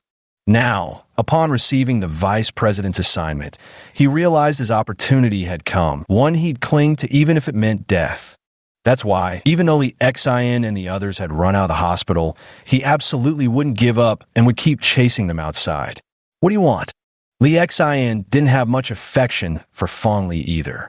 In the past, he enjoyed bossing around new doctors who had just arrived at the hospital, especially Li Xin. There was even one time when Li Xin was scolded because the table wasn't wiped clean enough. It was just that the watermarks hadn't dried yet, but from then on, Li Xin labeled him as not a good person. In fact, the hospital also had a bit of bureaucracy with a very rigid hierarchy, which Li Xin particularly disliked. Oh, by the way, the deputy director wants to see you. He asked you to go up to his office. Why is he looking for me? I'm not part of your hospital anymore. I'm a free agent now, Li Xin said disinterestedly. There's something I need to talk to you about. Just come upstairs with me, Fong Li pleaded. Not interested. You. Fong Li was furious. In the past, Li Xin would have done whatever he said without question. But his gaze fell on the termination contract in Fong Li's hand, and thoughts of his own future flashed through his mind. Forcing a smile, he said, "Just do me this one favor, okay?" "Why should I? Your favors are useless to me," Li Xin chuckled. "What? You want me to let you wipe the table for me this time?" Li Xin is absolutely the type to return every slight with vengeance. "I dislike provoking others, but if someone provokes me, I won't hold back. If he possesses any good temper, it's only when facing patience, a trait instilled in him by his mentors." "You're joking, really. Come upstairs with me. Our deputy director wants to see you. Who knows? Maybe you'll even get your job back at the hospital." Fong Li dangled temptation before him. To his surprise, Li Xin still shook his head. "I'm doing quite well now. No need to come back to work." "Then, consider me begging you, all right?" Fong Li finally gritted his teeth and pleaded, "Back then, I was blind and looked down on you, really. Just come upstairs with me this once." As he spoke, it seemed tears were about to well up in his eyes. "What exactly is going on? Don't say you don't know. If you tell me the truth, I might go up with you." In the past at the hospital, if a chief physician had begged him like this, Li Xin might have been ecstatic, floating on cloud nine. But now he truly had no interest. "There's a VIP who specifically asked to see you. The deputy director agreed and wants to take you upstairs." "A VIP? Who knows me?" "Yes, he said he saw you on the rooftop and wants you to treat him." "A VIP?" Li Xin was taken aback. He hadn't expected that peculiar and amusing young man to be someone important. "All right, let's go." When Li Xin arrived at the hospital's traditional Chinese medicine department, he was immediately ushered into the chief physician's office. A full 100 square meters, this was his private office. At this moment, seated in the office was a figure who made all the doctors in the traditional Chinese medicine department tremble with fear. Present were the director of the Chinese medicine department, the vice president of the city's second hospital, this institution's own deputy director, as well as the president of the first hospital. Additionally, there was an elderly man who was currently sighing and speaking to Lin Zerong. Every now and then, Lin Zerong would turn his head to glance at a blank, empty wall. Every time he turned his head to look around, everyone except the old man hurriedly averted their gaze, afraid of provoking the young man's anger. After all, such an illness was indeed somewhat embarrassing to behold. "That young man you mentioned, is he really that extraordinary?" The old man had silver hair with youthful features, glancing around at the people who all regarded him with evident respect. He was none other than Zhui Jingtong, a master of traditional Chinese medicine, who usually resided in the capital. Passing through the area on business, He had been invited by Lin Zurong's father to this very hospital. I swear, just one look. Lin Zurong insisted earnestly. I guarantee it. He took only one glance, no more. You'll see when you ask him, Grandpa Zhua.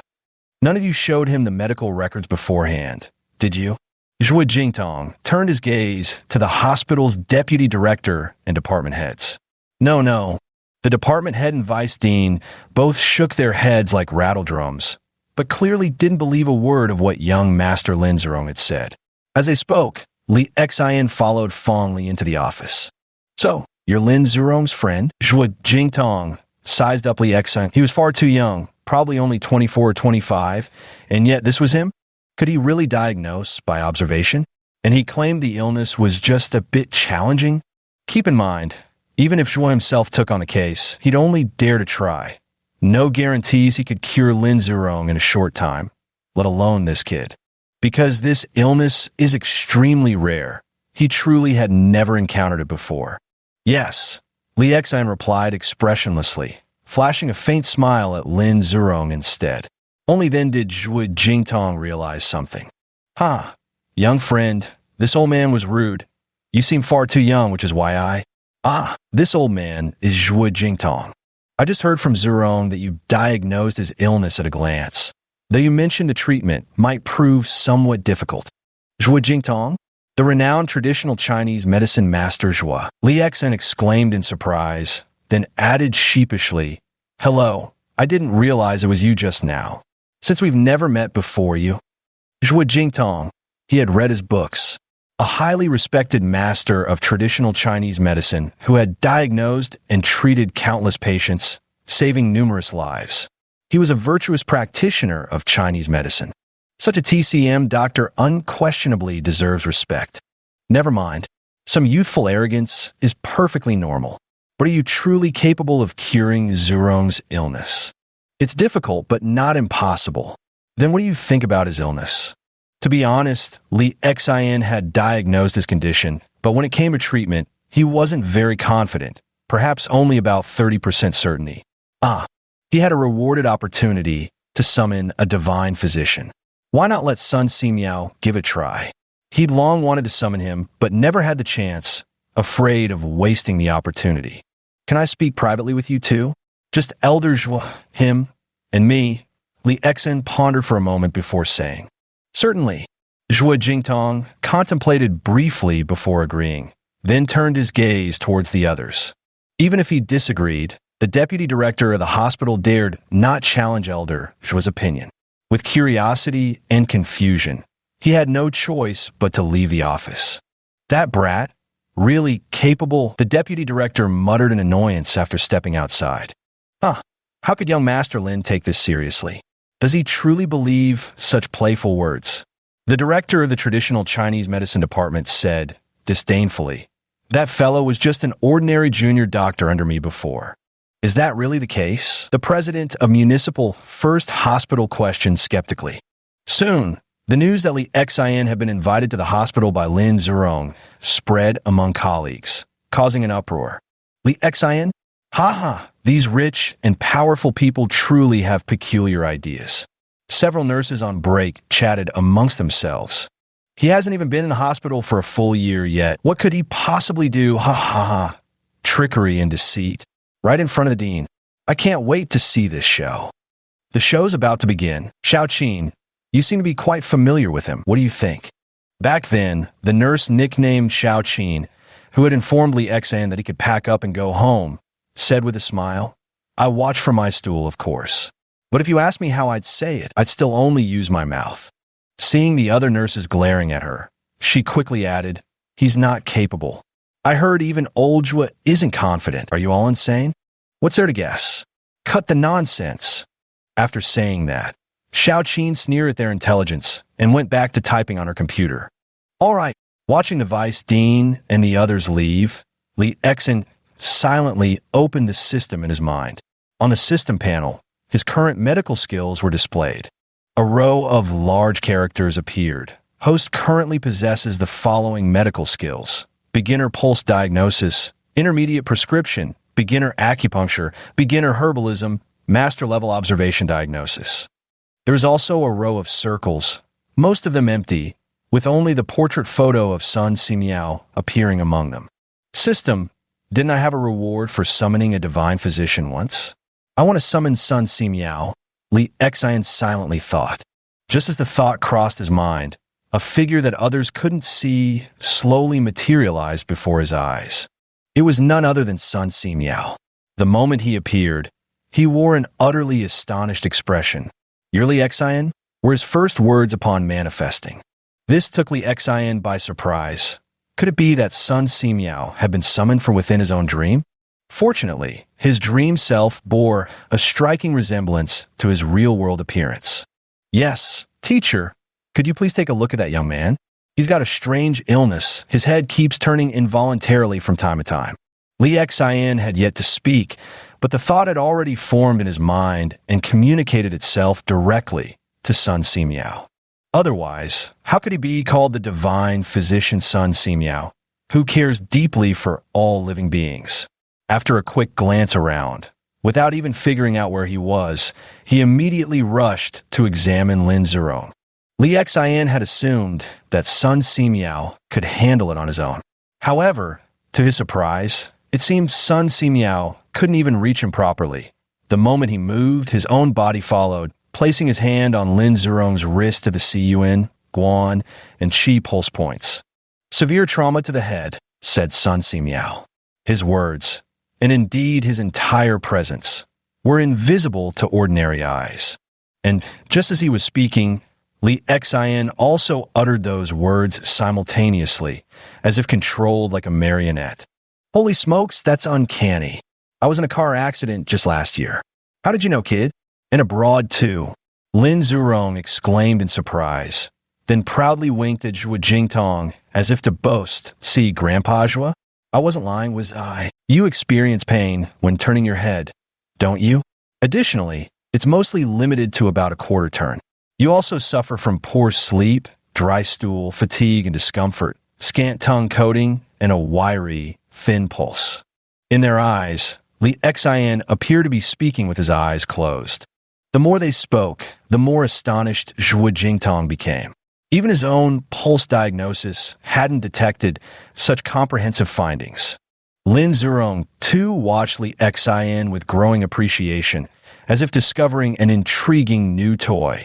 The diagnosis indicates liver-kidney deficiency with internal yin-yang stirring. In fact, simply nourishing the liver and kidneys while cultivating yin to extinguish wind would suffice. We could modify the great wind-settling pearl formula for this purpose. If you're in urgent need, this old Taoist could help relieve your symptoms temporarily. At this point, Li Xian caught himself and abruptly stopped, correcting his phrasing. "I could assist you with acupuncture treatment." "Burn it, quickly burn it. I trust you," Lin Zurong said. Zhuo Jingtong, also quite intrigued, opened the door to let them prepare the acupuncture tools. Outside, yet another crowd stood in stunned silence. Were they really about to treat this illness? That young doctor? Holy shit. The nurses erupted in murmurs, feeling today's events were nothing short of miraculous. A junior doctor daring to tackle a case even a renowned master of traditional medicine wouldn't be confident about? Is this guy genuinely unafraid of getting buried alive by young Master Lin? Or does he simply not know who Lin Xiao is? If he knew, wouldn't he be pissing himself in terror? To be honest, Li Xian genuinely didn't know Lin Zurong's identity.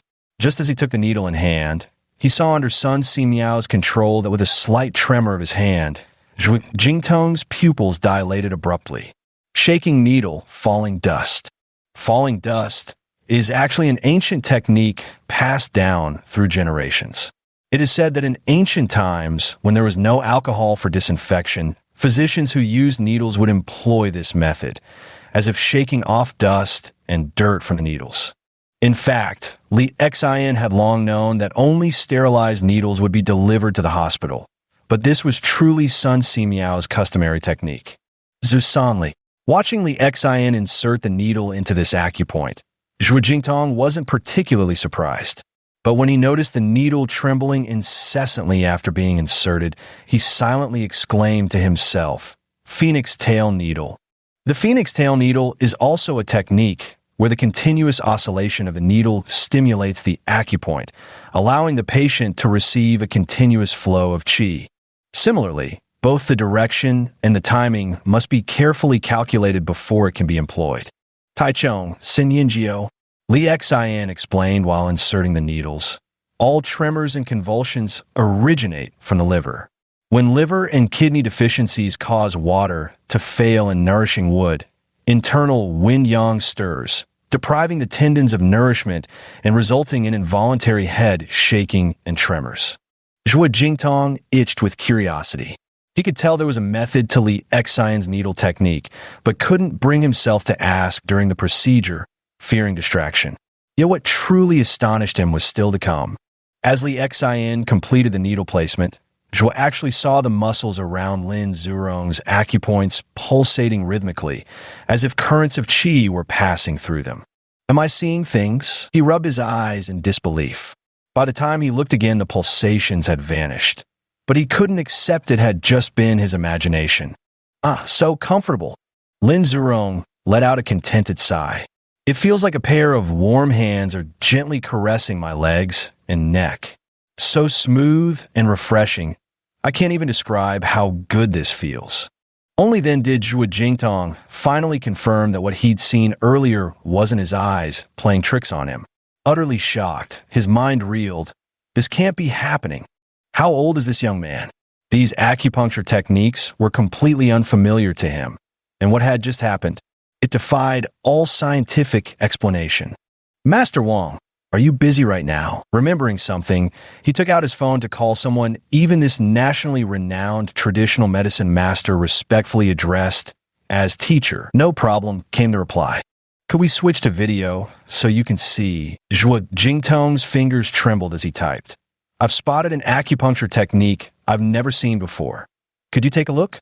Chapter 7. The nationally renowned physician's astonishment beyond compare. At your age, still so excitable. Go ahead. On the other end, a white-haired man who appeared to be in the twilight of his years proactively initiated the video call. Fortunately, Zhuo Jingtong had already muted his phone. He hastily answered the video and pointed the camera at Li Xion. This young man performed the technique. The elderly man couldn't contain his curiosity, his voice hushed. Zhuo Jingtong made a silence gesture to him, prompting the old man to nod quietly and watch in stillness. Originally, he had been dismissive too, thinking Zhuo Jingtong was making a fuss. What advanced acupuncture technique could a child of that age possibly know? But then, after calmly waiting for 3 minutes, Li Xion once again waved his hand, lightly brushing past the needles with his palm, causing them to shift westward once more. 3 minutes later, he repeated the motion to the south, continuously changing directions. At first, the old man watched the video with some confusion, even thinking that Li Xion was just messing around recklessly. Even if this wouldn't cause fundamental harm, it could still have adverse effects on the acupoints. But before he could say anything, he heard Lin Zurong moan comfortably again. Xiao Xion, that feels so good. Do it 2 more times. For about 10 minutes, Lin Zurong remained immersed in this comfort, even failing to notice that it had been unusually long since his head had involuntarily turned on its own. Meanwhile, the elderly man in the video finally noticed something unusual. Around Lin Zurong's acupoint, at the edge of the needle, muscles seemed to ripple slightly with movement. It wasn't very pronounced, but still visible to the naked eye. How is this possible? I've never heard of such a thing. Wang Jingji abruptly stood up from his chair, his pupils trembling slightly as he stared fixedly at his phone. Dad, an elderly man beside him asked in confusion. Shut up, don't disturb me. Wang Jingji then pressed his eyes closer to the phone as if trying to crawl inside it. Go get me a magnifying glass. His son didn't know what was happening, but seeing his father so agitated after so long made him worry about his health. Still, he hurried to fetch the magnifying glass. Now, Wang Jingji held the phone in one hand and the magnifying glass in the other, focusing intently as he continued to scrutinize the screen. This went on for a full 25 minutes. Li Xinsai withdrew the needles, first twisting with his thumb, then pinching alternately between index and middle fingers, middle and index fingers, index and ring finger. This wasn't any particular needle technique, just Sun Si Miao's habitual finishing movements. Yet it made Zhuo Jingtong and Wang Jingji take notice, their minds racing with conjectures about what style of acupuncture this might be and what hidden meaning it carried. "Thank you, teacher," Li Exin silently communicated as he regained movement. "No need for thanks," Sun Si Miao responded telepathically. Their communication bypassed language entirely, resembling something akin to telepathy. Moreover, after being summoned, Sun Si Miao didn't seem to vanish. Did this mean Sun Si Miao could stay by his side permanently, acting as his guardian? Before even waiting for Sun Si Miao to offer any protection, he began asking Li Xian about their immediate surroundings. The sofa, the desk, the painted walls, the gleaming computer screen, the keyboard. Endless questions made Li Xian both laugh and cry. Sun Si Miao was like a child, curious about everything, asking questions relentlessly. It seemed he truly believed it, and even guessed this must be the future. Good, truly wonderful. Do all common people now live so well? He took a deep breath, his eyes silently brimming with tears of joy and contentment. "Teacher, please wait a moment." Over there, Lin Zirong had already comfortably opened his eyes, his expression still savoring the experience. "Is it done, Xiao Exin? For now. It can be controlled, but you still need to take prescribed medicine to fully recover." After speaking, under Sun Si Miao's guidance, Li Xian picked up a pen and paper on the desk to write the prescription. White peony root, raw Rehmannia root, donkey hide gelatin, to nourish yin and blood. Raw oyster shell, tortoise plastron, to suppress floating yang. Gastrodia tuber, processed silkworm, to dispel wind and unblock collaterals. When finished, he handed it to Zhuo Jingtong. "Elder Zhuo, please review it."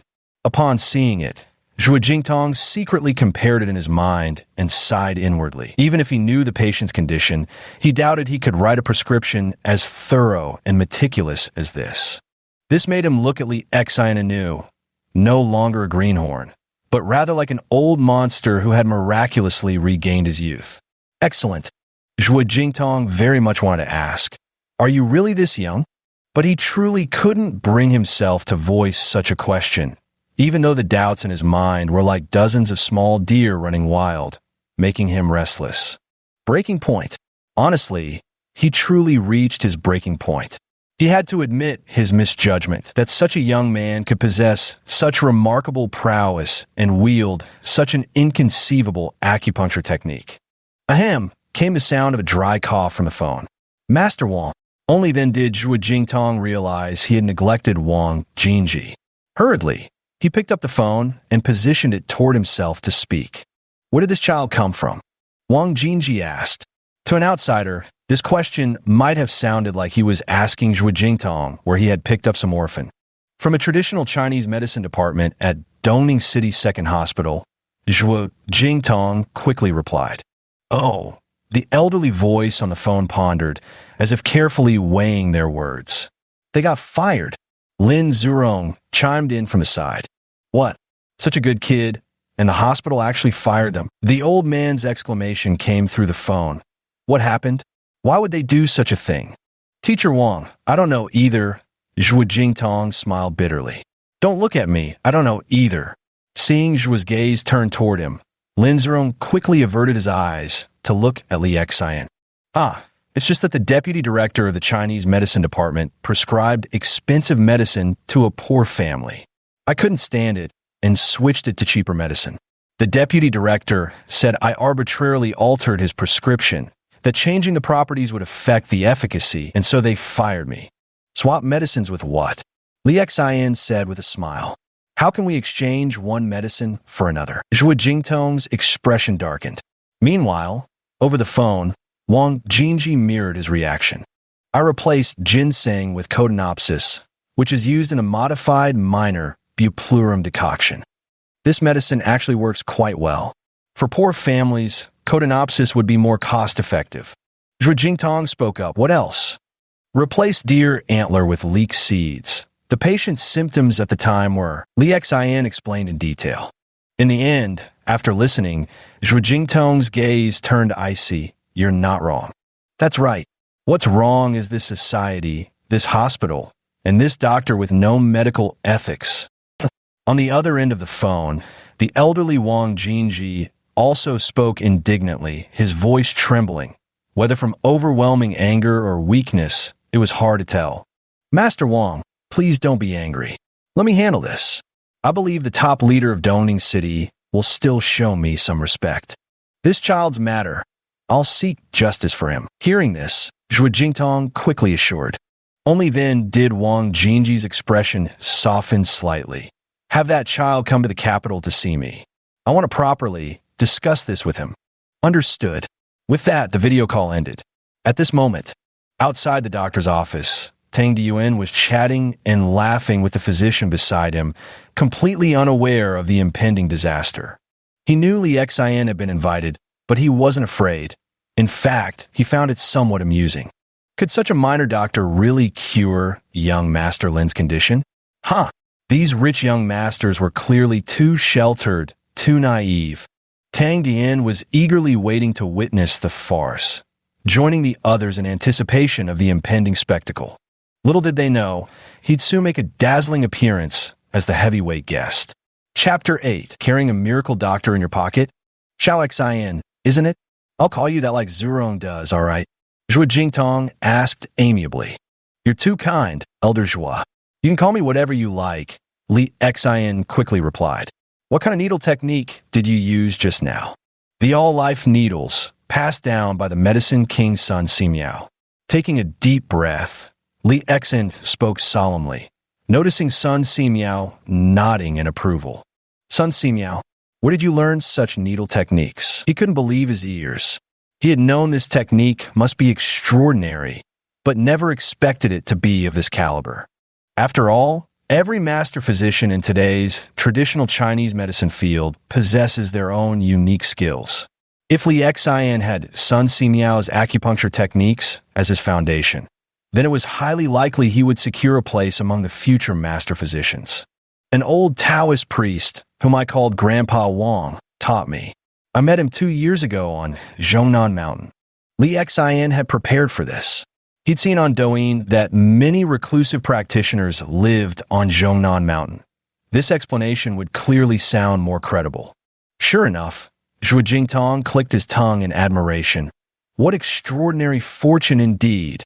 Might I ask, is that esteemed senior still there? I'd like to pay them a visit. His excitement was piqued upon seeing such skill. Having witnessed Li Xian achieve such prowess after just 2 years of study, his imagination running wild, he felt an irresistible urge to observe even more remarkable needle techniques. His venerable self has wandered off to roam the 4 seas. Li Xian smiled knowingly, as if he had anticipated this. Ah, what a pity, such a shame. If you ever encounter him, do remember to notify me. By the way, could we exchange contact information? Li Xian replied with overwhelming delight. The honor is entirely mine. To have a nationally renowned master of traditional Chinese medicine personally request his contact details. This was the supreme glory any TCM practitioner could dream of. Although Li Xian had the help of a miraculous doctor and no longer needed to seek his advice, it still counted as a debt of gratitude. Who knew when it might come in handy? Just the hospital's attitude alone revealed how much prestige and influence a national master of traditional Chinese medicine wielded. If word of this got out, it would surely make outsiders green with envy. Unfortunately, the only witness here was Lin Zurong. If you ever visit the capital, reach out to me, said Zhu Jingtong. Also, are you still planning to work at this hospital? If you wish, I could bring you back. Grandpa Zhua, I can help him with this too. Please let me repay his kindness, Lin Zurong interjected with a smile, saying, otherwise, how can I ever repay this life-saving grace? You know, well, sir, my father never gave me much pocket money. Without funds, how can I show gratitude? Master Lin, what life-saving grace? It was merely a small favor, Li Xian replied modestly. He could tell that Lin Zurong truly had an extraordinary background. Having 2 deans accompany him, and even a national master of traditional Chinese medicine intervene, such influence was unimaginably formidable.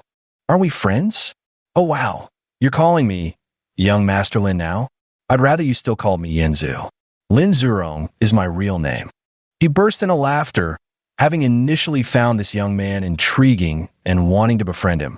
Now, witnessing this display, he became even more determined to get to know Li Xian properly. All right, Rongzi. Li Xian inexplicably blurted out these words, then quickly corrected himself. No, Zurong.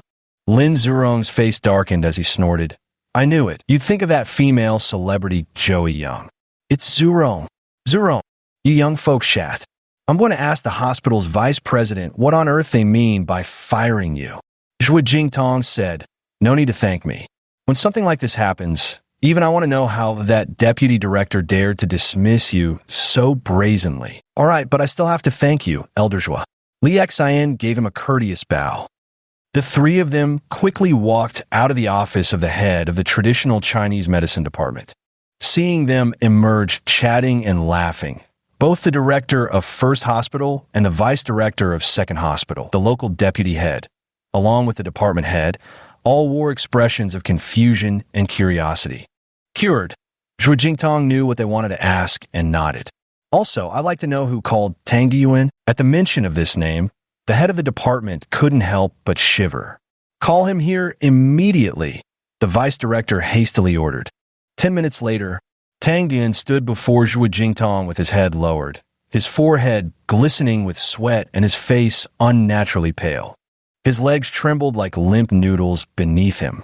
The world seemed to be collapsing around him, darkness flooding his vision as if he might faint, anything to avoid facing what was coming next. Zhuo Jingtong flipped through the medical records Tang had previously filed. Quite the dedicated deputy director, always so concerned about the hospital's finances.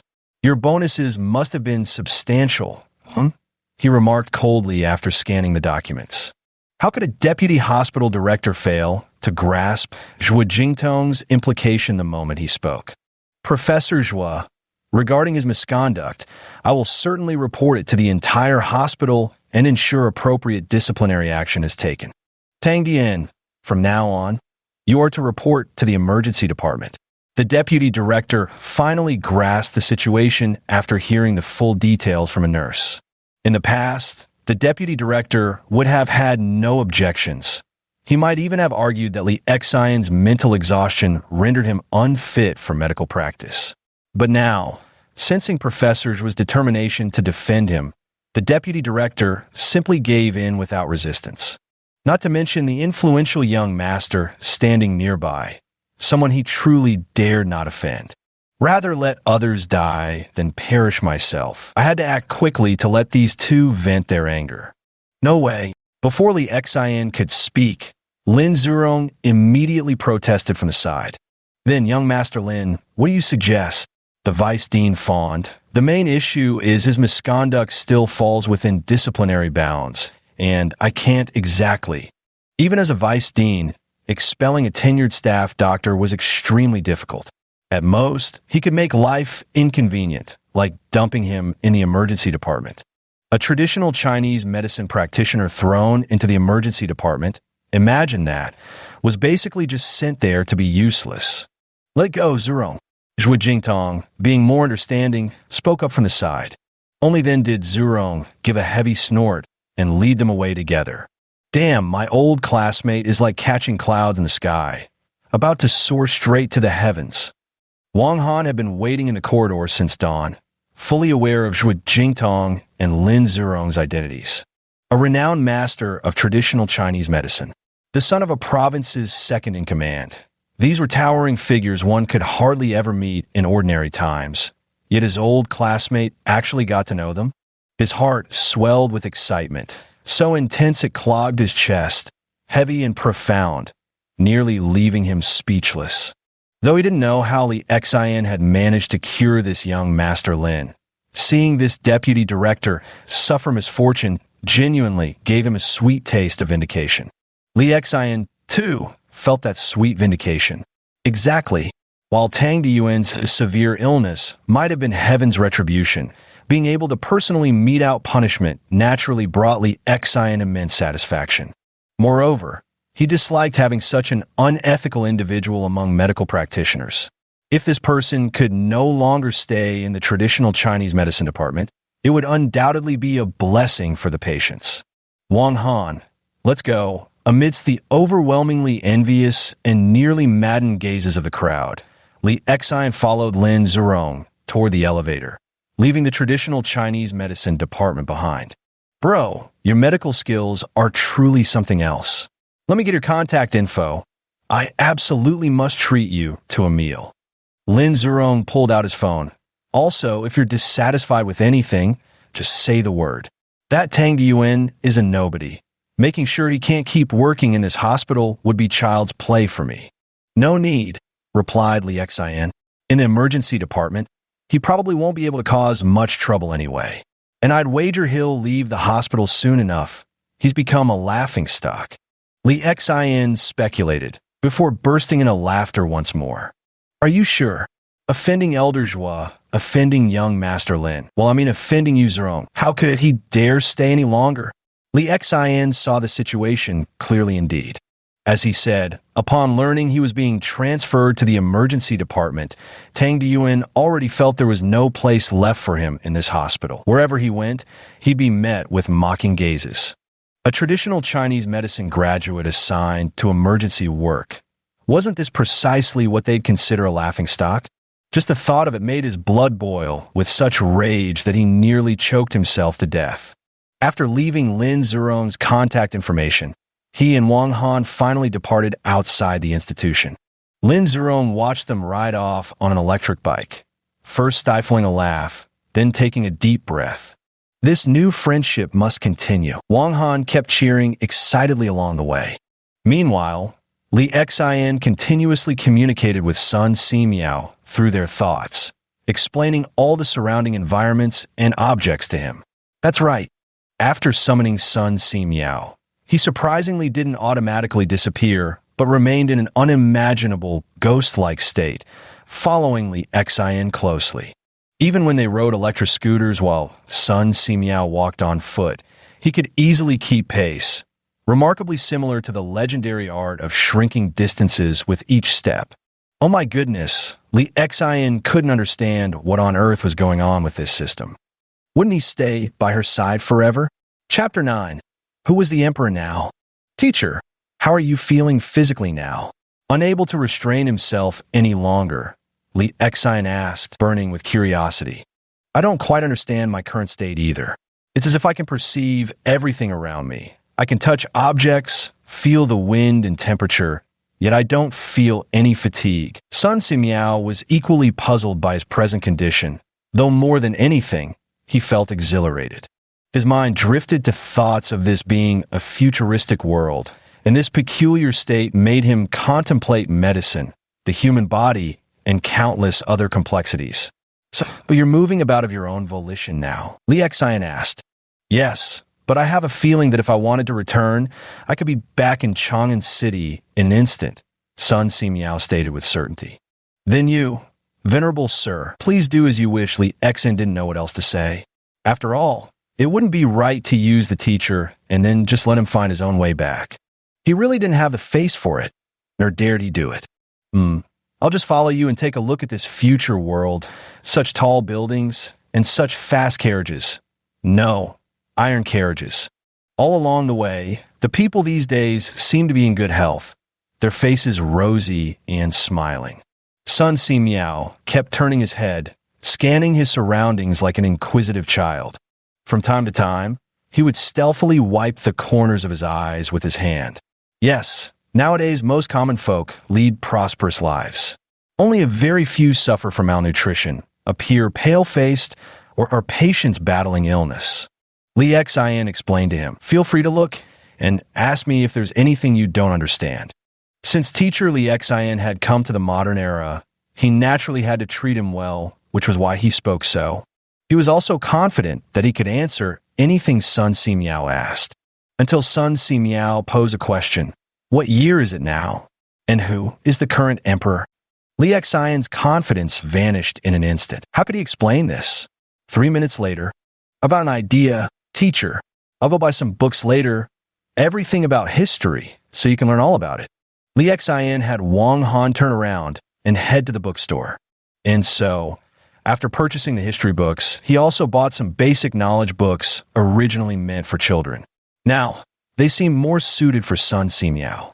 Unfortunately, Sun Simiao couldn't manipulate anything in this world. Like a spirit, he could only observe and feel, but couldn't interact physically. Helpless, Li Xian had no choice but to mentally prepare himself to explain the contents of the book to Sun Simiao while reading it on the spot. Back at Digi Hall, as soon as he returned, Wang Han rushed in shouting excitedly, Dad, guess who I ran into today?" "Who?" Wang Mingde asked curiously. "Weren't you supposed to go see that girl you like?" "Lingling." "Dad, you peeked at my phone." Wang Han exclaimed in embarrassment. "No, not her. Guess again." Wang Mingde had no way of guessing until Wang Han recounted the day's events.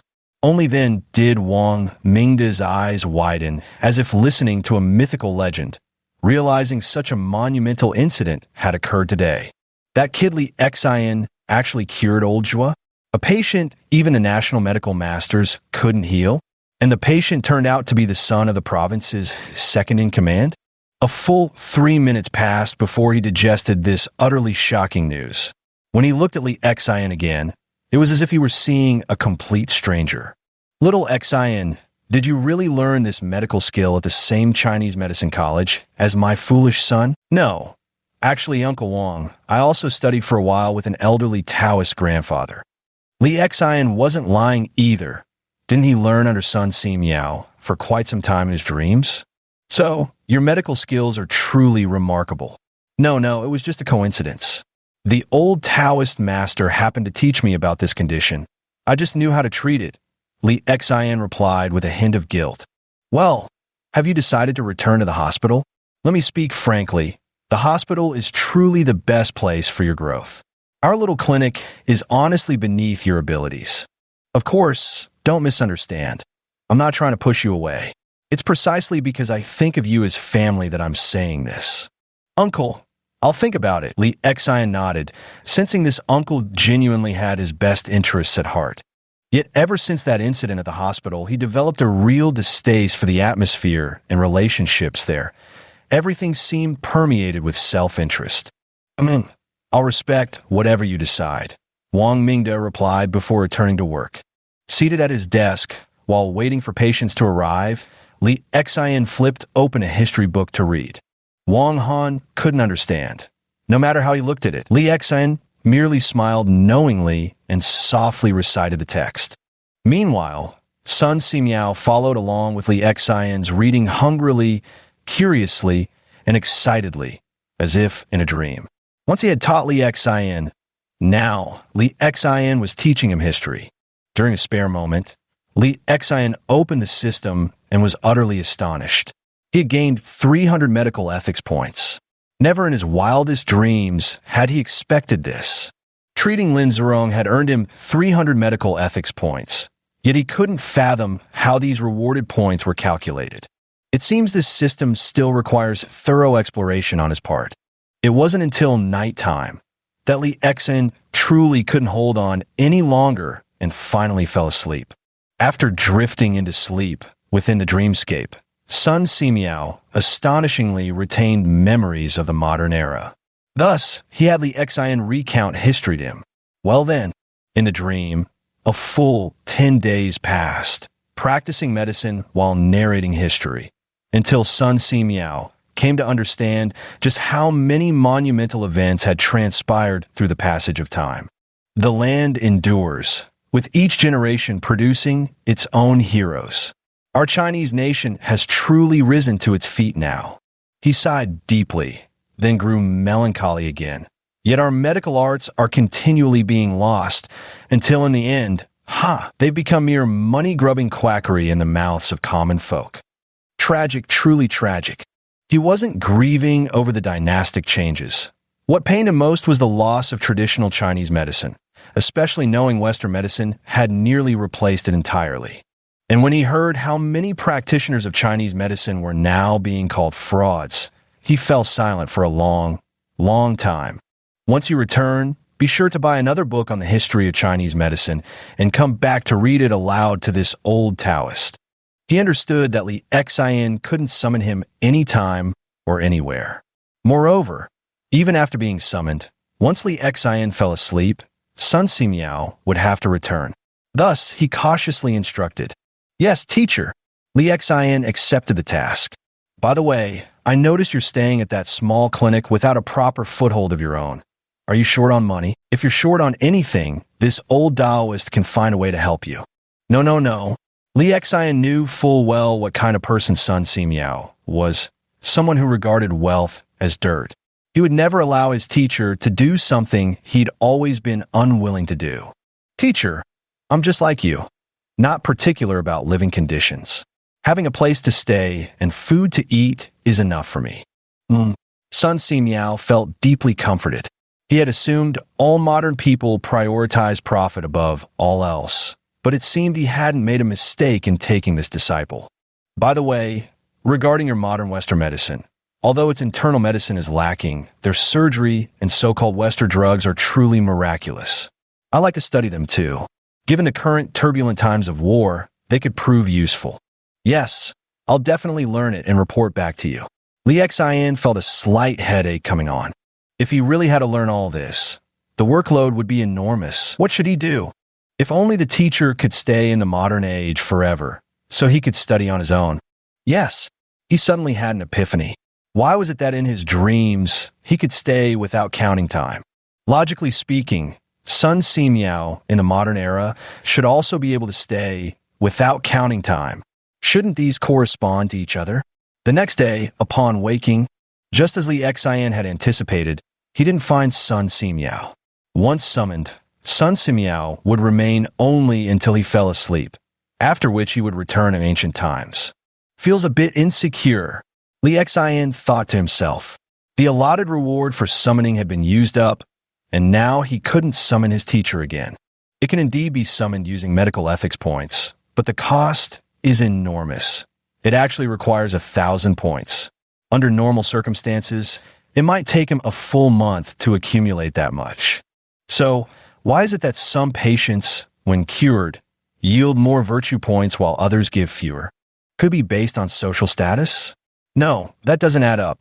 Young Master Lin is undoubtedly a prominent figure, but treating the little girl also earned him a substantial amount of medical ethics points.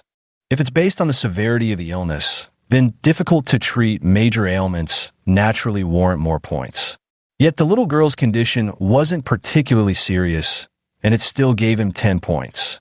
To know, curing ordinary ailments like headaches or minor fevers only yields a minimal amount of medical virtue points. System, can you enlighten me? Host gains more medical virtue points when promoting traditional Chinese medicine while treating patients. Li Xian shuddered in realization. He understood now. When treating the little girl, though she was just a child, her grandmother and aunt had witnessed it. It seemed they had all marveled at the wonder of Chinese medicine. Then there was Ms. Huang, who had bounced between multiple hospitals before being cured by Li Xian and came bearing gifts. Her medical virtue points weren't low either. Had she spontaneously spread word of Chinese medicine on his behalf? I'm afraid so, Li Xian muttered to himself. After visiting so many hospitals without success, he managed to cure himself, and surely she would meet relatives and friends and talk about this, which would also earn him exceptional medical virtue points. And yesterday, curing young Master Lin was witnessed by many in the hospital, and the same would happen, allowing others to see the power of traditional Chinese medicine. That's it. Li Xian suddenly understood. It seems that apart from treating patients, there was another way for his medical virtue points to grow rapidly. That was promoting traditional Chinese medicine, something he hadn't noticed before. Chapter 10. The Sensation Caused by a Young Doctor. Li Xian didn't understand why curing Lin Zurong had earned him 300 medical ethics points. It was because he remained unaware of the tremendous sensation his actions had caused throughout the hospital. Had a nationally renowned master of traditional Chinese medicine cured the patient, there would have been little to discuss at most. It might have sparked curiosity among the hospital staff, prompting them to catch a glimpse of such an eminent figure now walking their halls. Yet an unknown young doctor managed to cure a patient even a master of traditional Chinese medicine found challenging. This carried monumental significance, like a bomb dropped into still waters, sending shockwaves far and wide. Yes, in nearly a single day, the news about Li Xin from the traditional Chinese medicine department had already spread to every nook and cranny of the hospital.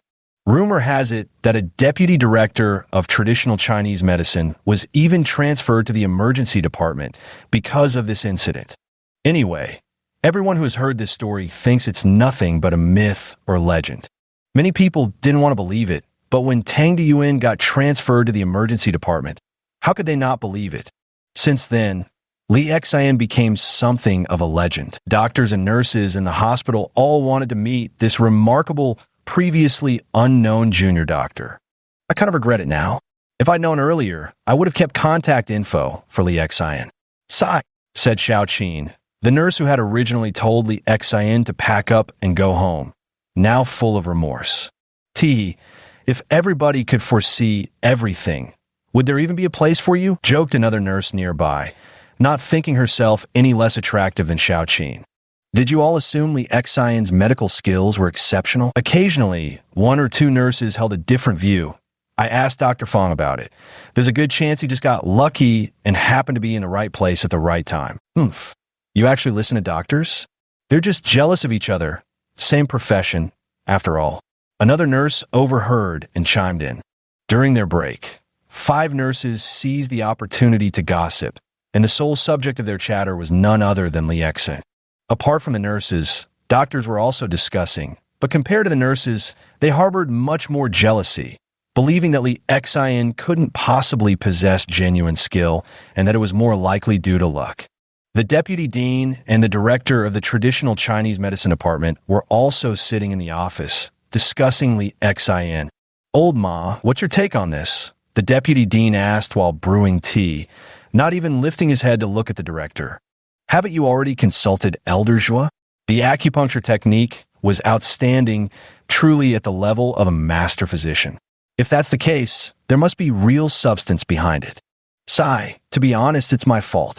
Since he arrived at the hospital, I never gave him the chance to demonstrate.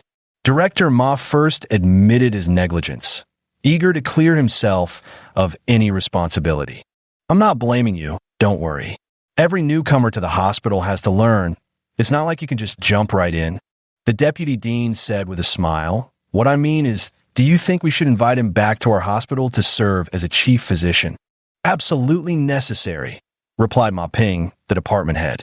Since the deputy dean had brought it up, there must be some intention behind it, and he had no choice but to agree. Care to elaborate? Never mind his connection with Elder Zhua.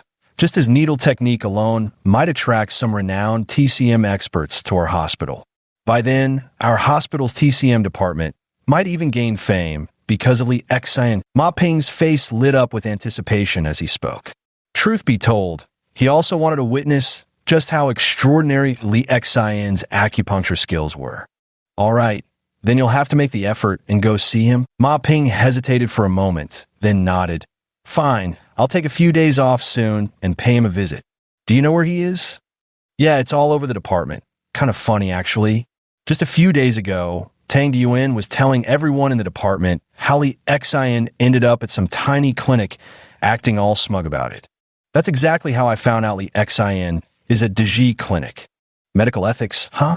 Tang Diyuan really stepped in at this time. Well, I'll leave this matter in your hands then. Don't worry, Director. I guarantee the task will be completed.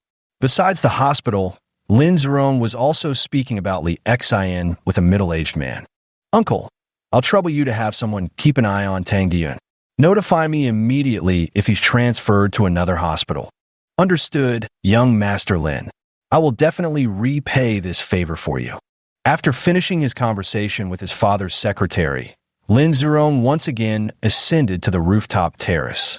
He loved gazing down at the city from above. Just like a year ago in America, when he splurged simply to climb high and see far, ascending New York's Freedom Tower, the tallest building in the entire country. So much has happened this year. Getting into a car accident in the U.S., searching for the best hospitals across America, returning to China, continuing the quest for treatment, only to unexpectedly meet Li Xian in the end. If it weren't for Li Xian, he truly wouldn't know how to keep living. This bizarre illness made him want to jump straight down from here. Li Xian was diligently earning medical virtue points. Little did he know, he had already become a hot topic of discussion among most people. Rising early to treat patients, then spending evenings roaming about with Sun Simiao to tend to the sick and learn medicine. Since Sun Simiao's visit to the modern age, he had become even more dedicated to teaching Li Xian, patiently explaining everything the young apprentice failed to understand. In the past, his primary focus had always been healing common folk. 10 days later, his probation period ended. Seeing that Li Xian showed no intention of leaving, Wang Mingda started paying him a monthly salary of 8,000, including room and board. Beyond that, Wang Mingda also felt comfortable leaving the clinic in his hands and began slacking off. Sometimes he wouldn't even show up for an entire day. Listening to Wang Han, Li Xian learned that besides being a traditional Chinese medicine practitioner, his father was also a real estate investor with multiple properties under his management, something Li Xian deeply envied. My medical virtue points have reached 700. On this particular day, Li Xian was sitting in the clinic calculating his recent earnings when two strangely familiar figures suddenly walked through the door. "Doctor, I brought my daughter to see you. She truly can't hold on much longer." The older woman practically dragged her daughter into the clinic. "Oh, isn't this the beauty who trusts hospitals?" Wang Han recognized her immediately and chuckled with amusement. "Wang Han!" Li Xian shot him an irritated glare. Patience. He had always been remarkably tolerant with them. This was something his medical school professors had taught him. So-called medical ethics meant facing sick individuals with equanimity, never losing one's temper. Only then could a traditional Chinese doctor exhibit true virtue. "Don't laugh at me, but my daughter's already been to so many hospitals, and none could do a thing for her. Between you and me, what use is Western medicine for this kind of illness? But these kids today, with all their book learning, they put blind faith in so-called science, tossing out our ancestors' wisdom." The elderly woman mercilessly disparaged her own daughter's choices, continuing unabated even through the girl's protests. Western medicine is indeed quite formidable, but when it comes to certain illnesses, only traditional Chinese medicine will do. Like kidney deficiency, liver fire, or stomach pain, even machines can't detect these, Li Xian said with a smile, gesturing for the woman to sit down. The woman looked terribly embarrassed, her head bowed. If not for the unbearable discomfort weighing on her, even if her mother had dragged her here by force, she wouldn't have come. "Your condition can't be treated by Western medicine, but Chinese medicine will also take some time because the root of your illness has been lingering for a while." Even if Li Xian could discern her problem at a glance, he still took her pulse and conducted a thorough diagnosis before speaking. He believed this was his duty toward the patient, unlike most traditional Chinese physicians who rush to prescribe treatments hastily just to save time or speed up the process. "MHM," the woman responded awkwardly. "Of course, though it may take time, the goal is to cure you permanently. Even so, you should notice some effects within days of taking the medicine." With that, Li Xian wrote her prescription. "Little doctor, what's wrong with my daughter? Even if I explain, you wouldn't understand. Haha." Wang Han showed no fondness for the woman as he laughed from the sidelines. "Wang Han, hold your tongue. As a good practitioner of traditional Chinese medicine, when patients ask, you should let them understand their condition. This helps them build confidence in the medicine, allowing it to achieve better results." Li Xian criticized Wang Han. "Have you forgotten what our teacher taught us about the theory of mind-healing medicine?" The theory of heart medicine was something they had learned from their teachers back in college. According to traditional Chinese medicine, physicians don't visit patients uninvited, and there's a crucial point. Those who don't believe in Chinese medicine will find its efficacy diminished after taking it. Some people claim that traditional Chinese medicine is too mystical, bordering on superstition. What they fail to realize is that Western medicine has similar concepts. According to scientific research, human thoughts are influenced by the subconscious, which in turn affects physical health. Why do cancer patients often pass away shortly after learning of their diagnosis? It's largely due to the pessimism ingrained in their subconscious. The same principle applies to traditional Chinese medicine, hence the saying, doctors don't knock on doors. Those who don't believe in traditional Chinese medicine won't be treated. Auntie, your daughter's condition is caused by damp cold in her body. She usually enjoys cold drinks, blasts the air conditioning, eats watermelon and similar things, doesn't she? Yes, exactly. The aunt's eyes lit up, and her daughter also showed a flash of surprise. All these habits lead to cold dampness. The human body is divided into cold or heat aspects, just like everything in the world has its yin and yang duality. For the healthiest individuals, the yin and yang within are perfectly balanced. Like in Tai Chi, when yin overpowers yang, or yang overpowers yin, the body's equilibrium is disrupted. That's when illness occurs. I get it now, the middle-aged woman said joyfully. Before, when we visited other TCM practitioners, they always spoke in such mystical terms, making it seem like they were incredibly profound. But hearing you explain it, young doctor, is much clearer. You see, my little granddaughter took your medicine and has fully recovered. Of course, I had to bring my daughter to see you too. Go ahead. Once the cold dampness is expelled, the uterine cold will heal naturally and health will be restored. Li Xian handed the prescription to Wang Han as he spoke to them. This naturally prompted another round of effusive gratitude from the auntie. By the way, tomorrow I'll bring my son to see you as well. He also has back pain and lacks energy, the auntie added after a pause. Hee. Thank you for your kindness, auntie. If there's anyone feeling unwell, you can bring them here. But if not, there's no need. Li Xian said. He knew the aunt wanted to repay him by introducing patients. He wasn't concerned about this at all, so he simply thanked her. The aunt left with her daughter. It was nearing noon. Li Xian asked Wang Han to order takeout when a man in his 60s walked in. Hello, are you Li Xian? Yes, who are you? Li Xian didn't recognize the man and was somewhat puzzled about how he'd called out her name. I'm Feng Shi, head of the traditional Chinese medicine department at City First Hospital. The director sent me to discuss something with you. Ha, I didn't expect you to be so young. Truly a future full of limitless possibilities. The man spoke with undisguised admiration on his face. Hello, Director Feng. Your hospital director needs me for something? After inviting him to sit, Li Xian asked Wang Han to prepare tea. Wang Han was feeling somewhat gloomy about how he'd suddenly turned into an errand boy, but considering the other person's status, he still went to the back to make tea. It's almost noon.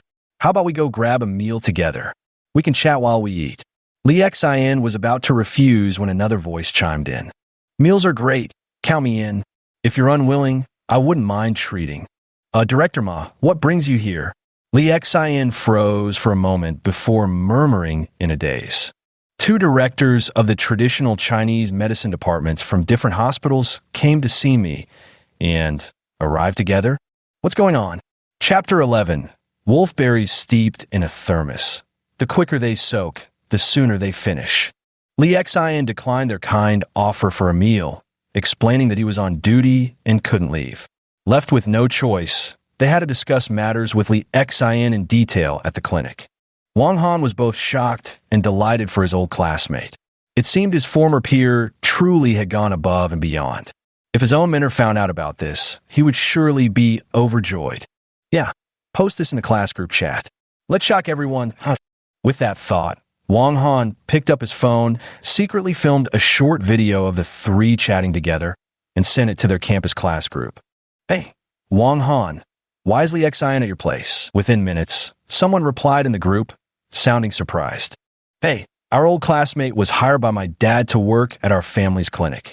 No, I've heard of Li Xian. Shouldn't he be working at City No. 2 Hospital? How'd he end up at your place? Going downhill, huh? This was said by the class troublemaker in the group chat, who never got along with Li Xian and Wang Han. What's wrong with working at our clinic? Li Xin has two chief physicians from hospital TCM departments trying to poach him here. Wang Han finished typing and secretly recorded a video, which included Feng Shi inviting Li Xin to visit their hospital. Is this for real? Maybe they just know each other, and he's simply inviting him to tour the hospital. Ling Long, stop being so bitter. Even if he just knows two department heads from the TCM division, that's already impressive. Another classmate stepped in to speak fairly. Holy shit, it really is the director of our department. How did he end up going to your place, Wang Han? One classmate exclaimed in shock. Clearly someone working at First Hospital. Our director actually went to invite Li Xin to work in our hospital's traditional Chinese medicine department. No matter how I put it, I just can't believe it. As time passed, the entire class group chat erupted into chaos, while Wang Han watched with smug satisfaction, taking great pride in having stirred up such a frenzy in the group. To be honest, both directors, I really don't have the mindset to go work at a hospital right now. Li Xin politely declined them. Upon hearing this, the two deputy directors from different hospitals started arguing amongst themselves. It's all your second hospital's fault for failing to recognize talent. How could you drive out such promising talent like this? Humph, now look at the situation. He's lost confidence in hospitals altogether. Feng Shi clearly noticed Li Xin's disappointment with hospitals and didn't hold back his criticism against Ma Ping. What's it got to do with me? This is all Tang Diyuan's mess. I rarely involve myself in these matters. Ma Ping said innocently, had I known earlier, I'd have kicked him straight to the emergency department. If you ask me, this worthless fellow deserves nothing but immediate dismissal. Feng Shi said this while glancing at Li Xin, as if deliberately speaking for his benefit, seemingly trying to help Li Xin vent his anger. That's right. Feng Shi was here today on the dean's orders to recruit someone. Originally, he thought that with his personal visit and the dean's backing, the young man would surely agree. Who knew it would be so difficult to persuade him? The difficulty alone was bad enough, but then he ran into a competitor, Ma Ping. Damn it, what terrible timing. Xiao Li, if you ask me, after you've given it some thought, if you want to join a hospital, our second hospital is still the better choice. All the colleagues there are people you already know, so you won't need to go through the trouble of adjusting to a new environment. Let me give it to you straight. The deputy dean said you'll start as an attending physician, and when you're a bit older, they'll promote you to associate chief. If done well, there's absolutely no problem with the director. Ma Ping shot Feng Shi a sideways glance and countered sharply.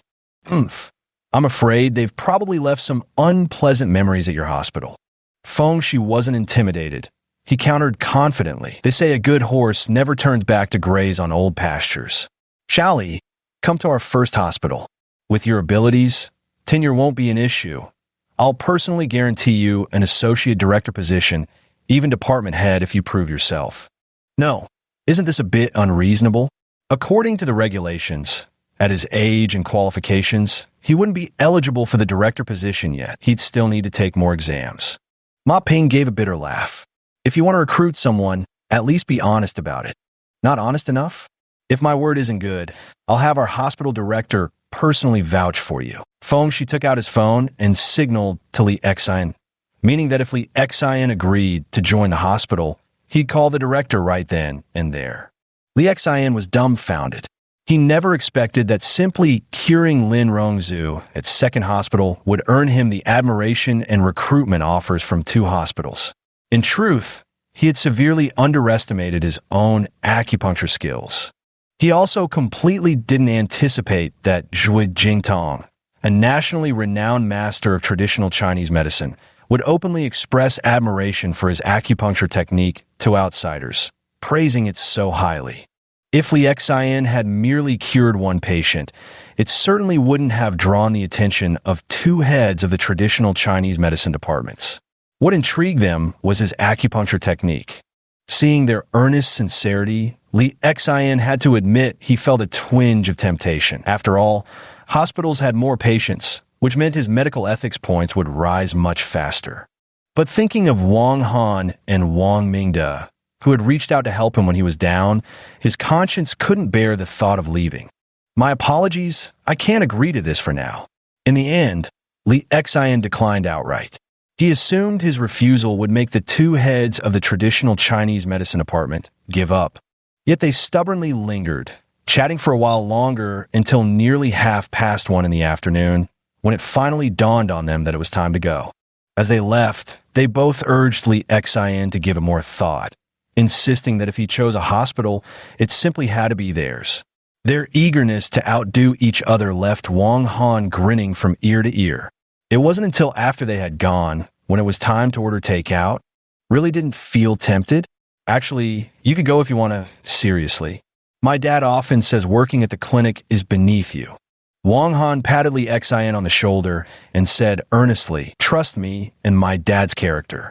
We wouldn't lie to you. I believe in Uncle Wang. As for you, you'd better go back to drawing maps." Seeing Wang Han flush with anger, Li Xian burst into pig-like laughter. That afternoon, they encountered another familiar face. It was Annie Huang, the first patient Li Xian had treated. When she returned this time, she brought another box of premium drinks, followed by an elderly man. "This is my husband," she explained somewhat sheepishly. "He's been getting up to pee very frequently at night lately. We were hoping you could check if there's something wrong." "How many times per night?" Li Xian motioned for the patient to sit down while taking his pulse at the wrist Siwen Guanqi points. 8 or 9 times. Aunt Huang's husband was clearly an intellectual type, wearing thick-rimmed glasses as he regarded Li Xian with skeptical, incredulous eyes. Were it not for his wife's successful treatment, he would never have believed this tiny clinic could help. It had been decades since he'd last visited a traditional Chinese medicine practitioner. Now, he's still suspicious in his mind, wondering if this youngster just got lucky in curing his wife. A typical case of kidney qi deficiency. I notice you probably rarely, or haven't taken Chinese medicine for a long time, right? Li Xian smiled. Huh? How did you know? Actually, hospitals would just say your condition is normal, something all elderly people experience. Yes, that's exactly what the doctors of the hospital said. Aunt Huang's husband nodded. Then do you think all elderly people should have this? Li Xian chuckled. Definitely not. I've asked some of my old pals about it, and well, he said somewhat sheepishly. Actually, if you'd gone to see a Chinese medicine practitioner earlier for this condition, it might have been cured. It's due to insufficient kidney qi. What do you mean? He asked, puzzled. It seems intellectuals are always more curious. Let me give you an example. The kidneys are like a warehouse. In the early days, the warehouse had a big main gate, right? This prevented goods from being stolen.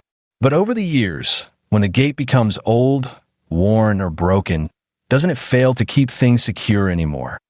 So that's how it is. Aunt Huang chimed in excitedly. I knew it. Haha, Xiao Li, you're really amazing. Even I can understand this explanation. Is it really a small problem? Can it be cured? All right, I'll prescribe you some kidney nourishing medicine. After taking 5 doses, you'll notice your nighttime trips to the bathroom gradually decrease. Li Xian wrote out the prescription while explaining, many elderly people, even younger ones influenced by Western medicine, assume frequent nighttime urination is just a normal part of aging. Only when young people have this issue do they actually pay attention to it. At this point, he paused briefly, handed the prescription to Wang Han, and then continued speaking. You're all mistaken. While it's true that kidney function declines with age in the elderly, needing to go 7 or 8 times a night, who could get a decent night's sleep like that? Western medicine can't treat this. Even with their instruments, could they detect kidney deficiency? It won't work. Some things can only be resolved through traditional Chinese medicine. Western drugs just prescribe overly aggressive medicines that treat symptoms, not the root cause. Our traditional Chinese medicine is truly superior, Aunt Huang said cheerfully. Oh, by the way, Annie, you shouldn't give him too much wolfberry goji berries in daily life. You know about this too?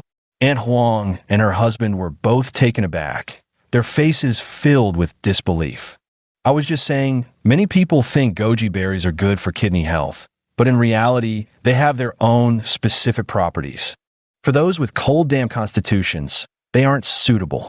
Steeping goji berries in a thermos cup. Many people follow this trendy online saying, but the more they steep, the worse their kidney health becomes. Oh, I never considered that. the elderly couple said sheepishly. We just thought anything that strengthens the kidneys would be fine. How would we know? Chapter 12. Why are there so many quack doctors? In today's society, if there's one thing women are most willing to spend money on, it's anything that can make them more beautiful. Clothes, cosmetics, you name it. Men are most willing to spend money on things related to women, with kidney tonics being the top priority. In youth, no one really frets over such matters. But once past 35, when men gather in groups to drink, the conversation inevitably turns to women, wives, and secret techniques for strengthening the kidneys. What to do about kidney deficiency? Listening to the chatter of those around them is the most common pastime, or else scrolling through short videos. Whenever a clip about kidney tonics pops up, aging men will invariably fixate on it, straining their minds to memorize the details, puzzling over how to safely ingest these supplements. Clearly, this elderly couple before me had also succumbed to hearsay. Alas, short videos are harmful. We thought this official-looking account was from CCTV, so we believed taking kidney tonifying medicine could be done casually. Who would have thought? Sighed Annie Huang. Discussing such matters with other men would have been impossible, but she felt no psychological barrier speaking to a doctor. Indeed, today's short videos are dangerous. The key issue is, even when they spread misinformation that harms people, no one's held accountable. Li Xian nodded in profound agreement, with some anger.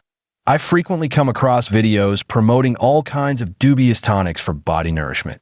Advocating kidney tonics is bad enough, but some elderly who don't understand the subject themselves even post videos teaching other seniors what to eat.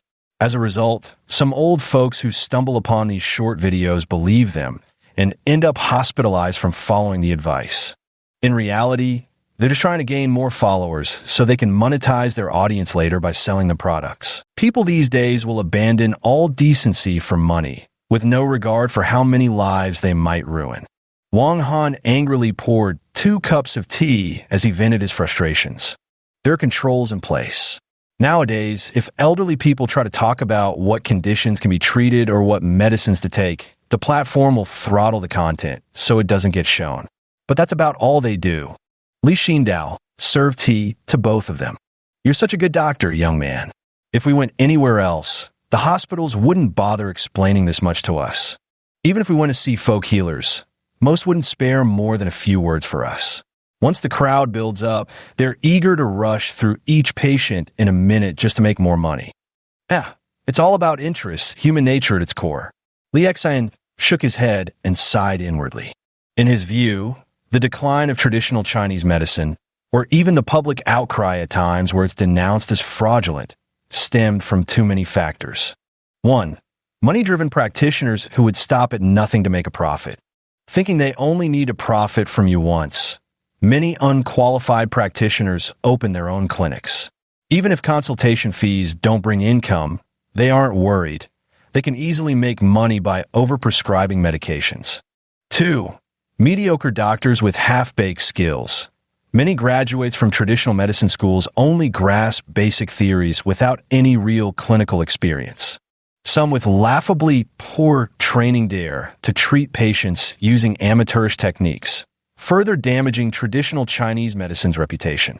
3. There are purely money-grubbing practitioners of traditional Chinese medicine who exaggerate minor ailments like headaches and colds, claiming you have some serious disease and extorting large sums for treatment, all to make a hefty profit. 4. The hesitant practitioners of traditional Chinese medicine. This type makes up the majority. Afraid of adverse reactions from herbal remedies causing patient discomfort or fearing negative consequences from incorrect prescriptions, they merely prescribe 3 to 4 grams, sometimes 4 to 5 grams, just to scrape by. These practitioners are the most common, which leads many to believe traditional Chinese medicine is slow-acting, driving even more people to abandon and disdain it. In any case, according to estimates by insiders like Li Xian, having even one genuinely skilled traditional Chinese medicine practitioner out of 10 would already be considered quite fortunate. Of course, there are still those who place their trust in traditional Chinese medicine practitioners, believing that with age comes experience. Having experience doesn't mean they have insight. While knowledge can be acquired, Li Xian's mentor often had one particular saying at the tip of his tongue. A bad person grows old to become a bad elder, and a quack doctor, when aged, remains nothing but an old quack.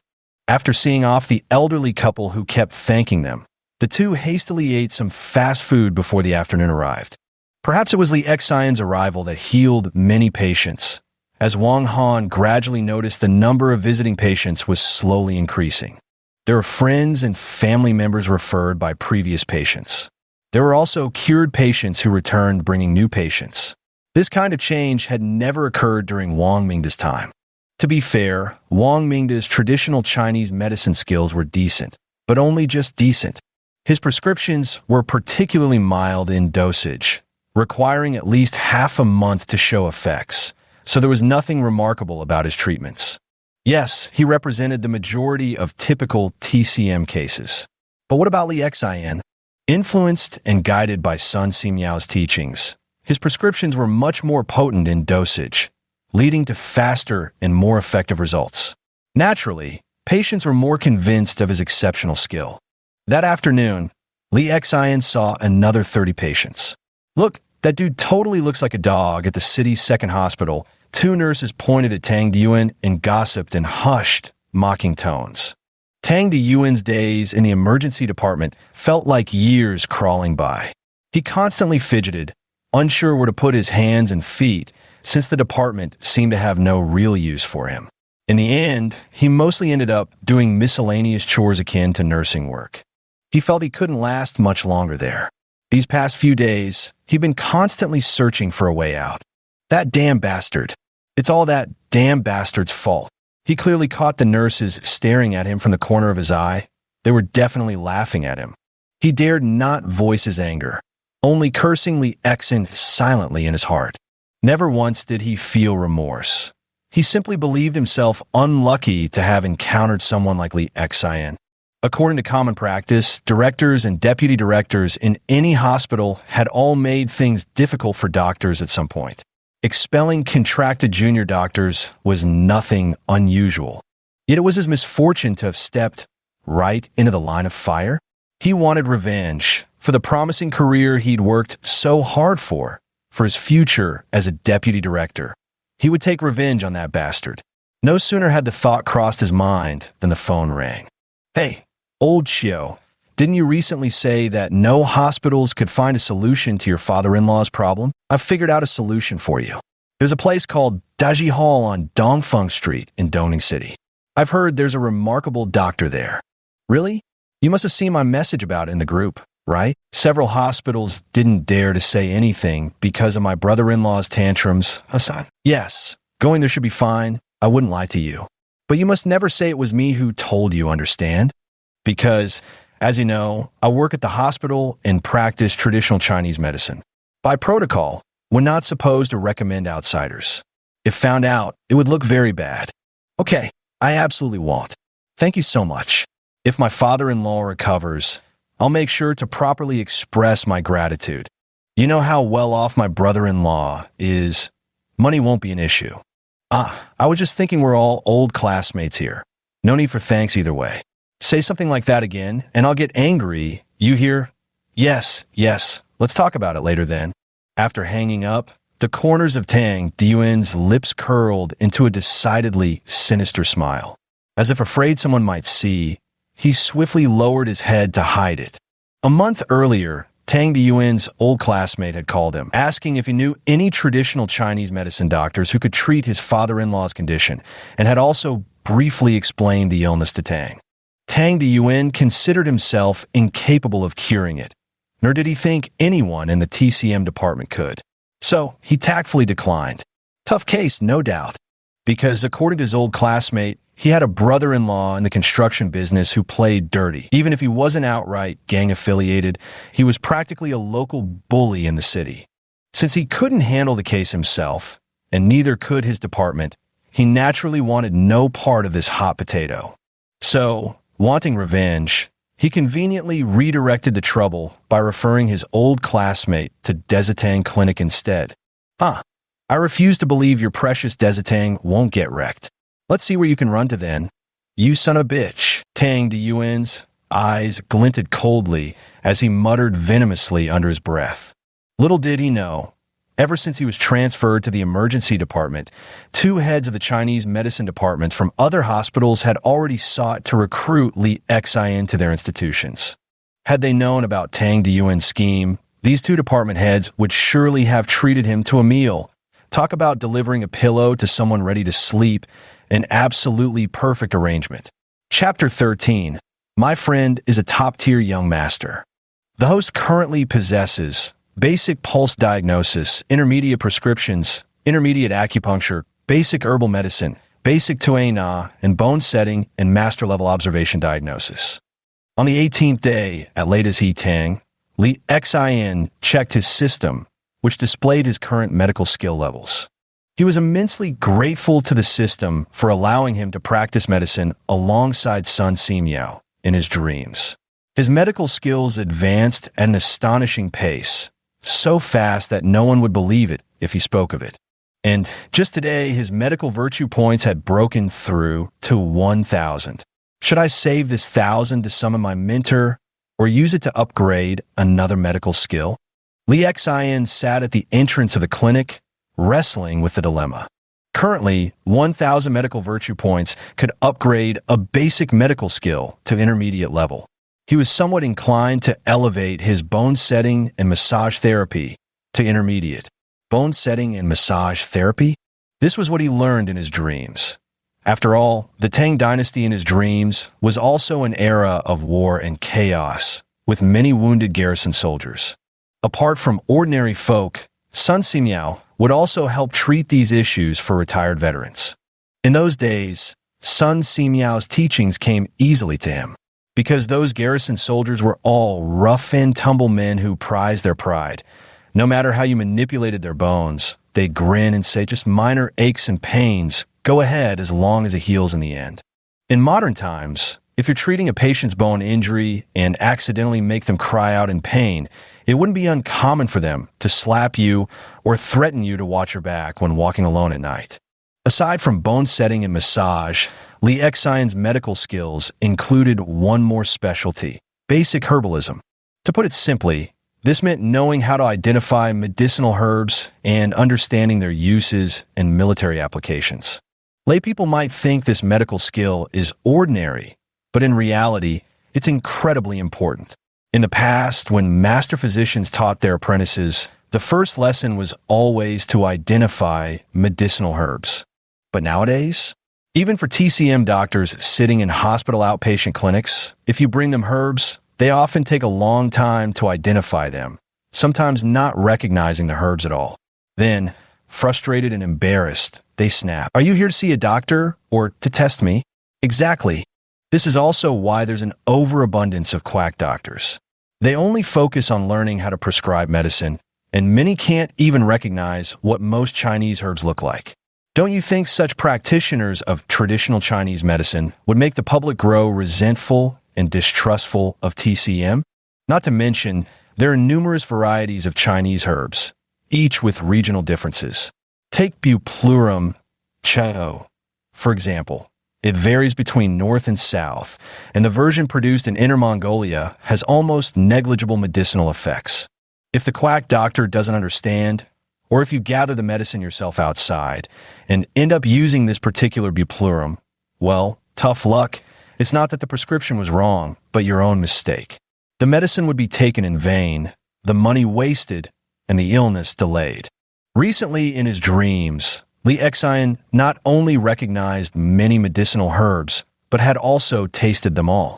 Sun Simiao strongly insisted that he must remember this particular herb's taste, explaining that if you've never even tasted the medicine, you simply aren't qualified to call yourself a good traditional Chinese doctor.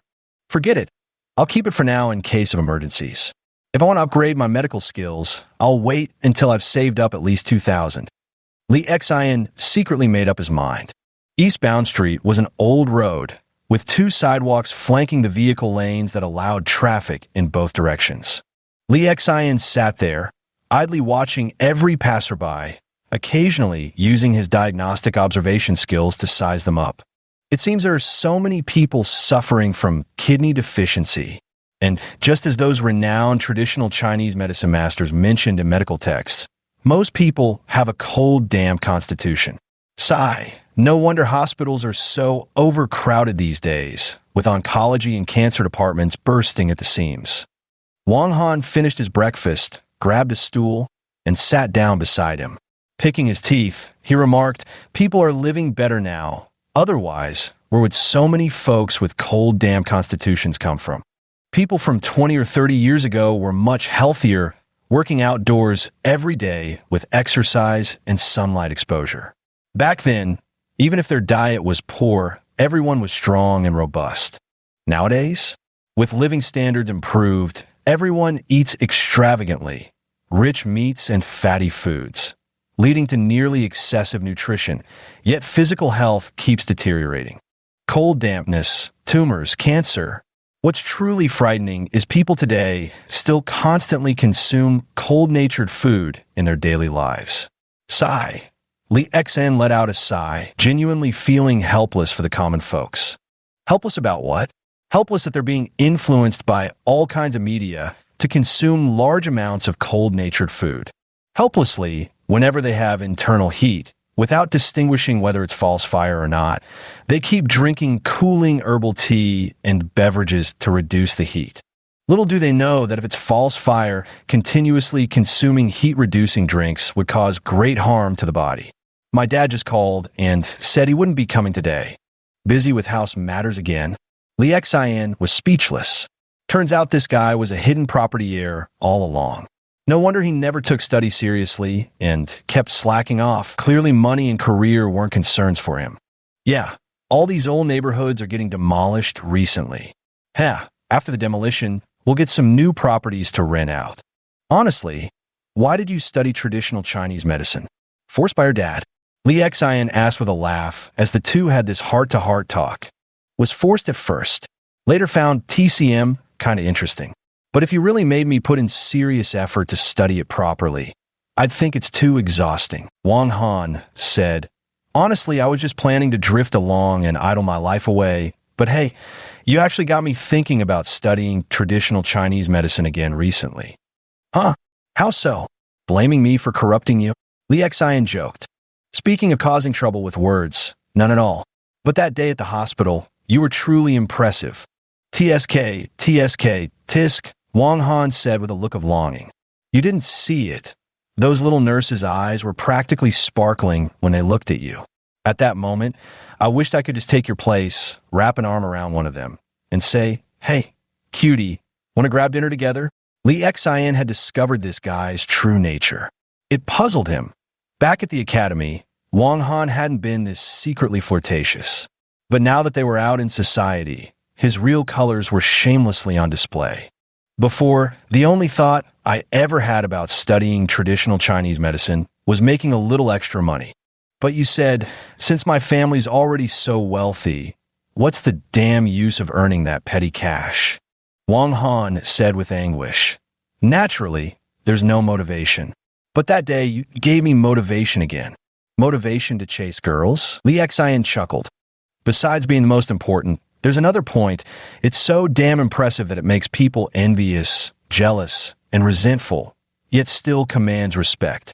Wang Han said, "I know how tough life can be for junior doctors in hospitals. If you haven't climbed to the position of attending physician, you're basically a nobody, and it's normal for nurses to vent their frustrations on you through scolding or even hitting. But that day, those doctors were envious and jealous of you, while I saw nothing but admiration and respect in their eyes when they looked at Zhuo Jingtong. Oh, seems like that incident really got to you. Damn right it did. And what's more, you ended up meeting some rich young master, huh? Seriously, guys like him would normally look at us with nothing but scorn and contempt. But that day, I could tell young Master Lin truly considered you a friend. From now on, if anything happens, you can really ask him for help. I never really thought about becoming friends with him either. I just thought he was quite amusing and interesting, someone worth knowing." Li Xindao said, "He's very different from other young masters. Speak of the devil. Men are no exception to this rule. Mention someone, and they might just appear. Screech. Just as they finished speaking, a sports car pulled up in front of the store. Holy shit, a Lamborghini Aventador. Holy shit, holy shit, holy shit. Wang Han exclaimed excitedly, lacking the vocabulary to say anything beyond repeated expletives. The door opened, and Lin Zurong stepped down, carrying a gift bag in his hand. Seeing him walking toward her, Li Xian stood up, her face full of conflict. Finally, with great solemnity and determination, she spoke. Yinzu, it's happened. You'd better run. Don't bring me the gun anymore. I'm going to turn myself in. Lin Zurong froze for a moment, then threw his head back and laughed. Today, no one could take me away, not even Jesus. I said so. Wang Han looked at these two people and suddenly felt they were really perverted, while he himself was completely out of place and unable to blend in. Philosophy juice? I often drank it abroad. Here, I'll send you a case to try and see if you like it. He handed the gift bag to Li Xian. Friends, is this really necessary? To be honest, I also dislike these vulgar formalities in our country, especially among friends. But since it's my first time visiting, I figured I'd bring something. Wang Han took it and examined it for a long time before pulling out his phone to search repeatedly. I knew it. I think I've seen videos about this. My God, this drink seems to be priceless and extremely rare, with only 10,000 bottles released per year. This isn't even something we could buy out there, Wang Han exclaimed in amazement. This gift is seriously awesome. Oh, there's actually such a beverage? I thought only antiques and the like were those rare finds where prices exist, but goods don't. Li Xian also looked over curiously, but thought the bottle's design was just flashy, nothing special about it. Some people even tried trading an iPhone for just one bottle of this juice, but couldn't get it. There are videos about it overseas. Wang Han remained utterly astonished. Azu, this gift is too lavish, Li Xian said with embarrassment. Tsich, spare me that talk. What I Azu lack least is material things. What I truly lack are friends worth my respect. Lin Zurong said dismissively. Quick, open a bottle and let's try it. I'll go get glasses for us to share a taste, Wang Han said familiarly, rushing inside. Are you crazy? Sharing one bottle among several? Don't make our Azu laugh. Open them up, one each. Li Xian thought for a moment, casually opened one and handed it to Wang Han, then opened another for himself and passed one to Lin Zurong too. That's over 10,000 yuan. Holy cow, no way. I need to film this for Douyin, post it on WeChat Moments, and share in my class group chat. Wang Han exclaimed excitedly, instantly finding yet another reason to study medicine. The possibility that patients he cured might bring him tremendous benefits. No matter how rich someone is, they probably still couldn't get their hands on a drink like this. It's pretty good, really delicious, indescribable. Though it's fruit juice, it has this natural sweetness with an unexpected lingering aftertaste, like what you'd get from fine tea. Li Xian took a sip, savored it carefully, feeling the aftertaste burst on his taste buds, then nodded in approval. Originally, since you cured me, I planned to give you a red envelope out of tradition. But I consider you a friend, so I won't give one. Lin Zurong said with a smile. This drink of yours is better than a red envelope. Otherwise, I might never have had the chance to taste such a luxury in my lifetime. Li Xian replied earnestly. All right, Izu, my friend, care to come in and sit? Just sitting here, chatting is nice enough. So this young master actually didn't mind losing face, grabbing a small stool as well. The three of them ended up sitting in a row at the doorway, chatting away. Wang Han was utterly astonished inside. Wasn't this rumored to be the top young master from the provincial capital? How could someone who drove a Lamborghini casually sit at the doorway with common folks like them? After a long while, he finally understood. The reason behind everything was his old classmate here. Would any of this happen with an ordinary person in his place? TSH, just see if they'd even bother acknowledging you. If they so much as glance your way, I'll admit defeat. Chapter 14. A new idea. Starting a live stream? According to Wang Han's observation, Lin Zurong was actually quite approachable towards them. Unlike how the internet often portrayed top-tier young masters as being lofty and condescending, looking down on ordinary folk with disdain. Likewise, It was precisely Lin Zurong who made him realize that his family's wealth seemed utterly useless. Having money doesn't necessarily mean you can buy what you truly desire, but with power, it's different. What you can obtain might be things you've never even seen or imagined. Lin Zurong stayed for a while, but when a patient came for consultation, he left with effortless ease. Before leaving, he asked Li Xian with utmost seriousness whether he'd be interested in opening his own hospital, a private one, and even suggested he could serve as the director. Wang Han was utterly awestruck. Now, this was what you called grand vision, working at a hospital? Compared to this offer, it seemed downright pitiful, didn't it? Young Master Lin, are you really that optimistic about this little doctor? Unbeknownst to them, behind the black window of the Lamborghini, the driver was someone else entirely. Less talking, more doing, Lin Zurong said lazily. I brought you here because I couldn't be bothered to drive, not to hear your opinions about my friends. It was your mother who asked me to keep an eye out. Many people who've heard about you suspect whether he's just lucky or actually skilled. Lin Zurong snapped impatiently. Lucky? Do you think someone who just got lucky would earn Zhou Jingtong's respect and get introduced to Wang Jingji? How amusing. Those in high positions always look down on others, and you're no exception. Next time, don't follow me.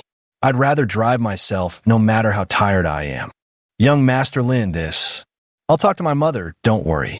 She's so busy with her career, she won't even notice someone as insignificant as you. Lin Zurong's mother, no, rather it was his grandfather, was a major shareholder in 3 conglomerates. And that was just what was publicly known. The scale of their business was beyond imagination. In the afternoon, another special patient finally arrived.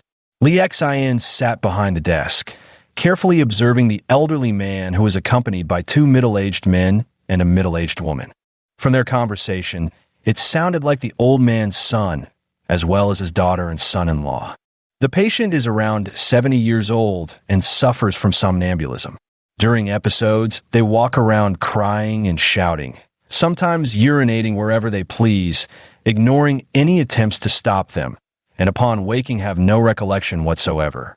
You must have taken quite a lot of Western medicine, right? Li Xian asked while feeling the pulse.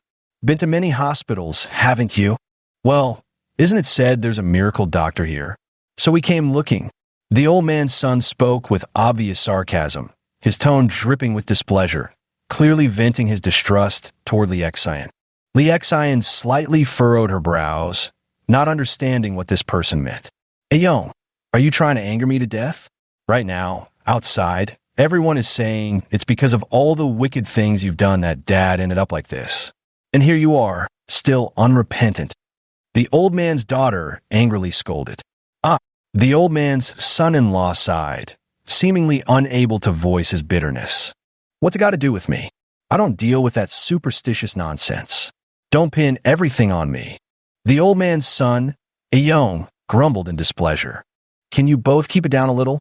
The elderly man finally saw they were about to quarrel again and silenced them with a stern shout.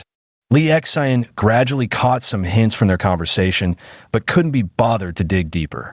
He changed the subject, asking, at the hospital, did they give him a lot of sleeping pills?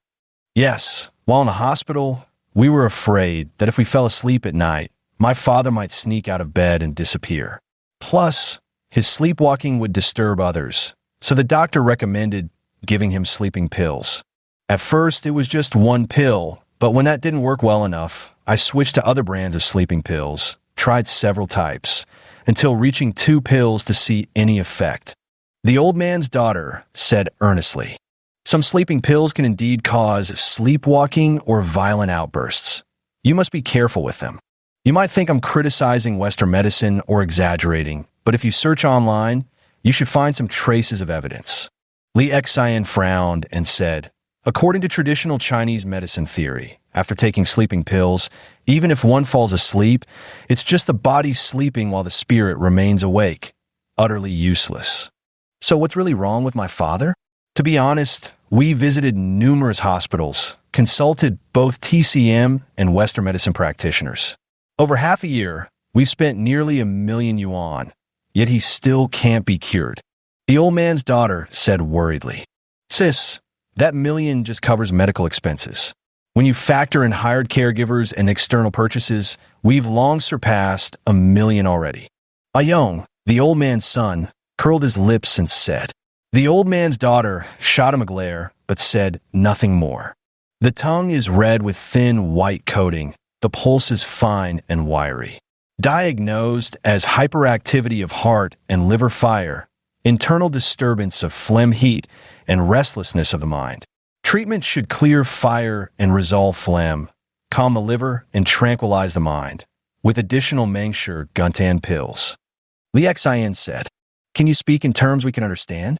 Ayong said impatiently, I've always hated you traditional Chinese medicine folks, always spouting mystical nonsense no one can comprehend. Li Xian wasn't angered, but countered with a cold laugh. You're the one who never reads books, yet you complain when someone speaks beyond your understanding. Tisich, like a horse unaware of its long face. Understand now. At these words, Ayong's face reddened with rage. Storming 2 steps forward, he seemed ready to throw hands. The old man rose and smacked him across the head. Sit down. Didn't you hear? It's phlegm clogging the heart and liver. Phlegm means filth. It seems the old gentleman has read a bit. Li Xian smiled. Forgive my poor upbringing. No worries. We've seen plenty of relatives like this. After all, we're mainly dealing with you, not others. Li Xian said indifferently. In hospitals, there were always difficult relatives to handle. He'd gotten used to it and couldn't be bothered to argue.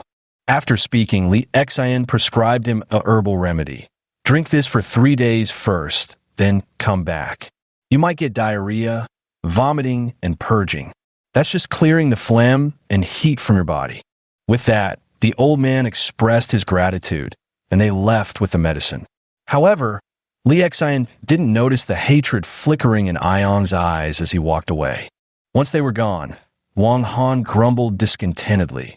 If I hadn't seen your look earlier, I would have beaten him up already. Tell me, does that guy have some terminal illness too? Then I wouldn't even need to do it myself. Li Xian couldn't help but chuckle. No, he's nowhere near terminal, just severely kidney deficient. Ha ha ha. It's mainly because it's our clinic, so we ought to yield a step where we can. Otherwise, whether we win or lose the fight, our clinic's belongings wouldn't be safe. I'm actually curious about who referred them here. I could tell from their words that someone must have introduced them. It might have been some patient, but such troublesome guests are really a headache. Li Xian shook his head.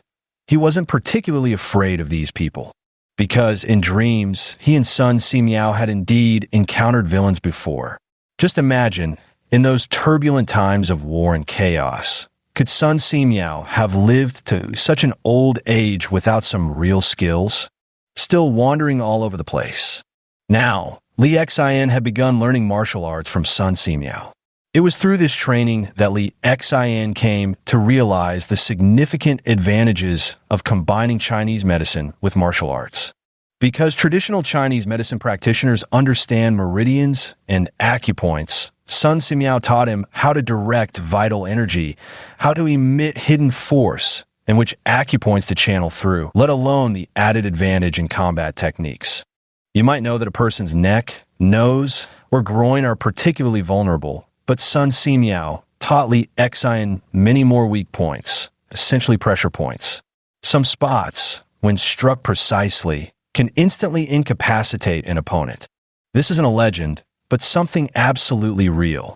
At night, after the clinic had closed, Li Xian originally intended to sleep. But Wang Han picked up his phone, pointed at the live stream on the screen, and asked him to come take a look. What is it? There's an old traditional Chinese medicine doctor from the capital giving a lecture. Oh, working so hard to improve yourself now? Good for you, Li Xian said with a smile. No, I suspect this TCM practitioner is just a fraud. He's been talking for a long time now, and it's completely different from what we've learned. Curious, Li Xian also sat down beside him to watch. They discovered that this live-streaming traditional Chinese medicine practitioner actually had a legitimate profession and seemed to be somewhat of an influencer in the field, boasting around 300,000 followers. However, the content of his lectures made Li Xian frown, because even Wang Han could tell that what this guy was preaching, supposedly about self-cultivation and wellness, was actually incorrect. For example, he would recommend tonic herbs to patients without considering their specific physical conditions. It's important to note that all medicines can be classified as either yin or yang in nature. For instance, if a person with an yin-deficient constitution consumes too many yang-type tonics, their health condition would only worsen. "Report him," Li Xian immediately said. But after clicking the report button, nothing happened. Wang Han was also in the comments section pointing out his flaws, but he turned a blind eye. Clicking open the live stream revealed product links, proof that this guy was indeed selling tonic supplements. "How about we video call him and give him a proper scolding?" suggested Wang Han, who was fiercely principled. After Li Xian nodded in agreement, they initiated the call. The live stream showed this traditional Chinese medicine practitioner also accepted calls, often instructing people on how to use his tonic supplements. Soon enough, it was their turn to connect. Once the call went through, Wang Han immediately shouted several accusations of fraud and causing deaths. The live-streaming traditional Chinese medicine practitioner was momentarily stunned, but then engaged in a debate with Wang Han. As Wang Han began to lose the argument, Li Xian took over the phone to continue the debate. Unlike Wang Han, who had immediately pointed out flaws, Li Xian started by discussing general knowledge of traditional Chinese medicine with the person inside. Most tonics shouldn't be taken indiscriminately. They must first undergo syndrome differentiation and treatment. I realize this might be hard to understand. So let me ask you all a question. Since tonics are supposed to nourish the body, why do so many people in hospitals still get sick and even die from illness, despite taking them? The live chat room, previously filled with comments criticizing troublemakers, suddenly grew much quieter as fewer people responded. My words may sound harsh, but I hope you'll reflect on this. The reason they're called tonics is that they supplement deficiencies, replenishing yin when it's lacking or yang when that's depleted. True health comes from achieving balance between bodily yin and yang. But some streamers nowadays, just to sell supplements, will say whatever nonsense to get you to take them. They just want you to keep consuming. I hope you all can see through this for yourselves. I believe I've told most of my viewers before, you can't just randomly take supplements. It might be our new audience members who don't know about this. The traditional Chinese medicine practitioner streaming live tried to speak up, wanting to deflect the criticism. But he hadn't expected Li Xian to be so persistent. Then why were you recommending supplements?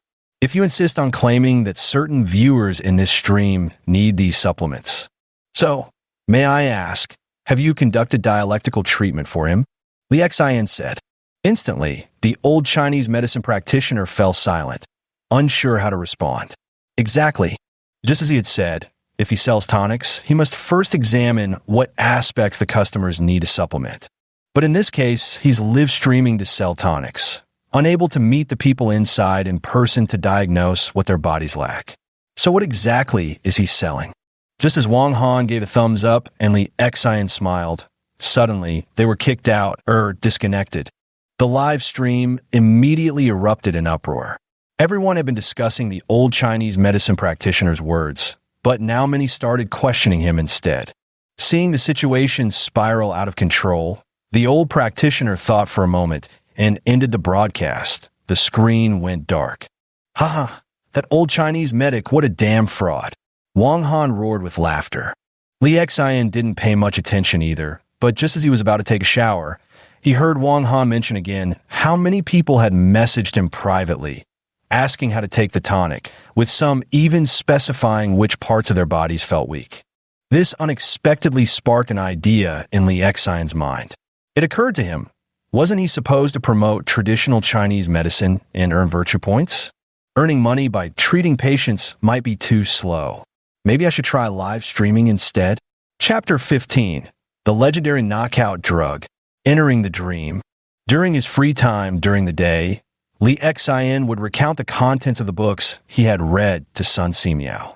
Each time, Sun Simiao would gain new insights, whether about state affairs, medical matters, or civil affairs, and assimilate the knowledge remarkably quickly. At the same time, he would also ask Li Xian some questions, such as why he had noticed that nowadays, more people seem to suffer from damn cold conditions, unlike in the past. In the past, most people toiled in the fields, faces to the earth and backs to the sky, so they basked in the sun every day. Regular sun exposure prevents cold damp constitutions, and cold damp constitutions are truly dreadful. They're the root cause of cancer. Sun Simiao was deeply fascinated by cancer. He hoped Li Xian would quickly take him to the modern era again. This time, it wasn't just about seeing cancer. He also wanted to visit the hospital wards. A hospital visit? Upon hearing this, Li Xian smiled bitterly. Were hospitals places anyone could just walk into? But considering his teacher had never seen one and was so intrigued, he had no choice but to nod. He'd figure out a way later. After tending to the poor commoners of Chang'an to their satisfaction, they departed from Chang'an and headed towards Luoyang. Although these two cities were the most famous and prosperous during the Tang dynasty, frequented by high-ranking officials and nobles, one must not forget they were also home to vast numbers of workers and peasants. As they departed from Chang'an, 5 discharged garrison soldiers followed behind them. This was Sun Simiao's way of healing, wanting to follow the divine physician's son to protect him by his side in case of any dangers along the way.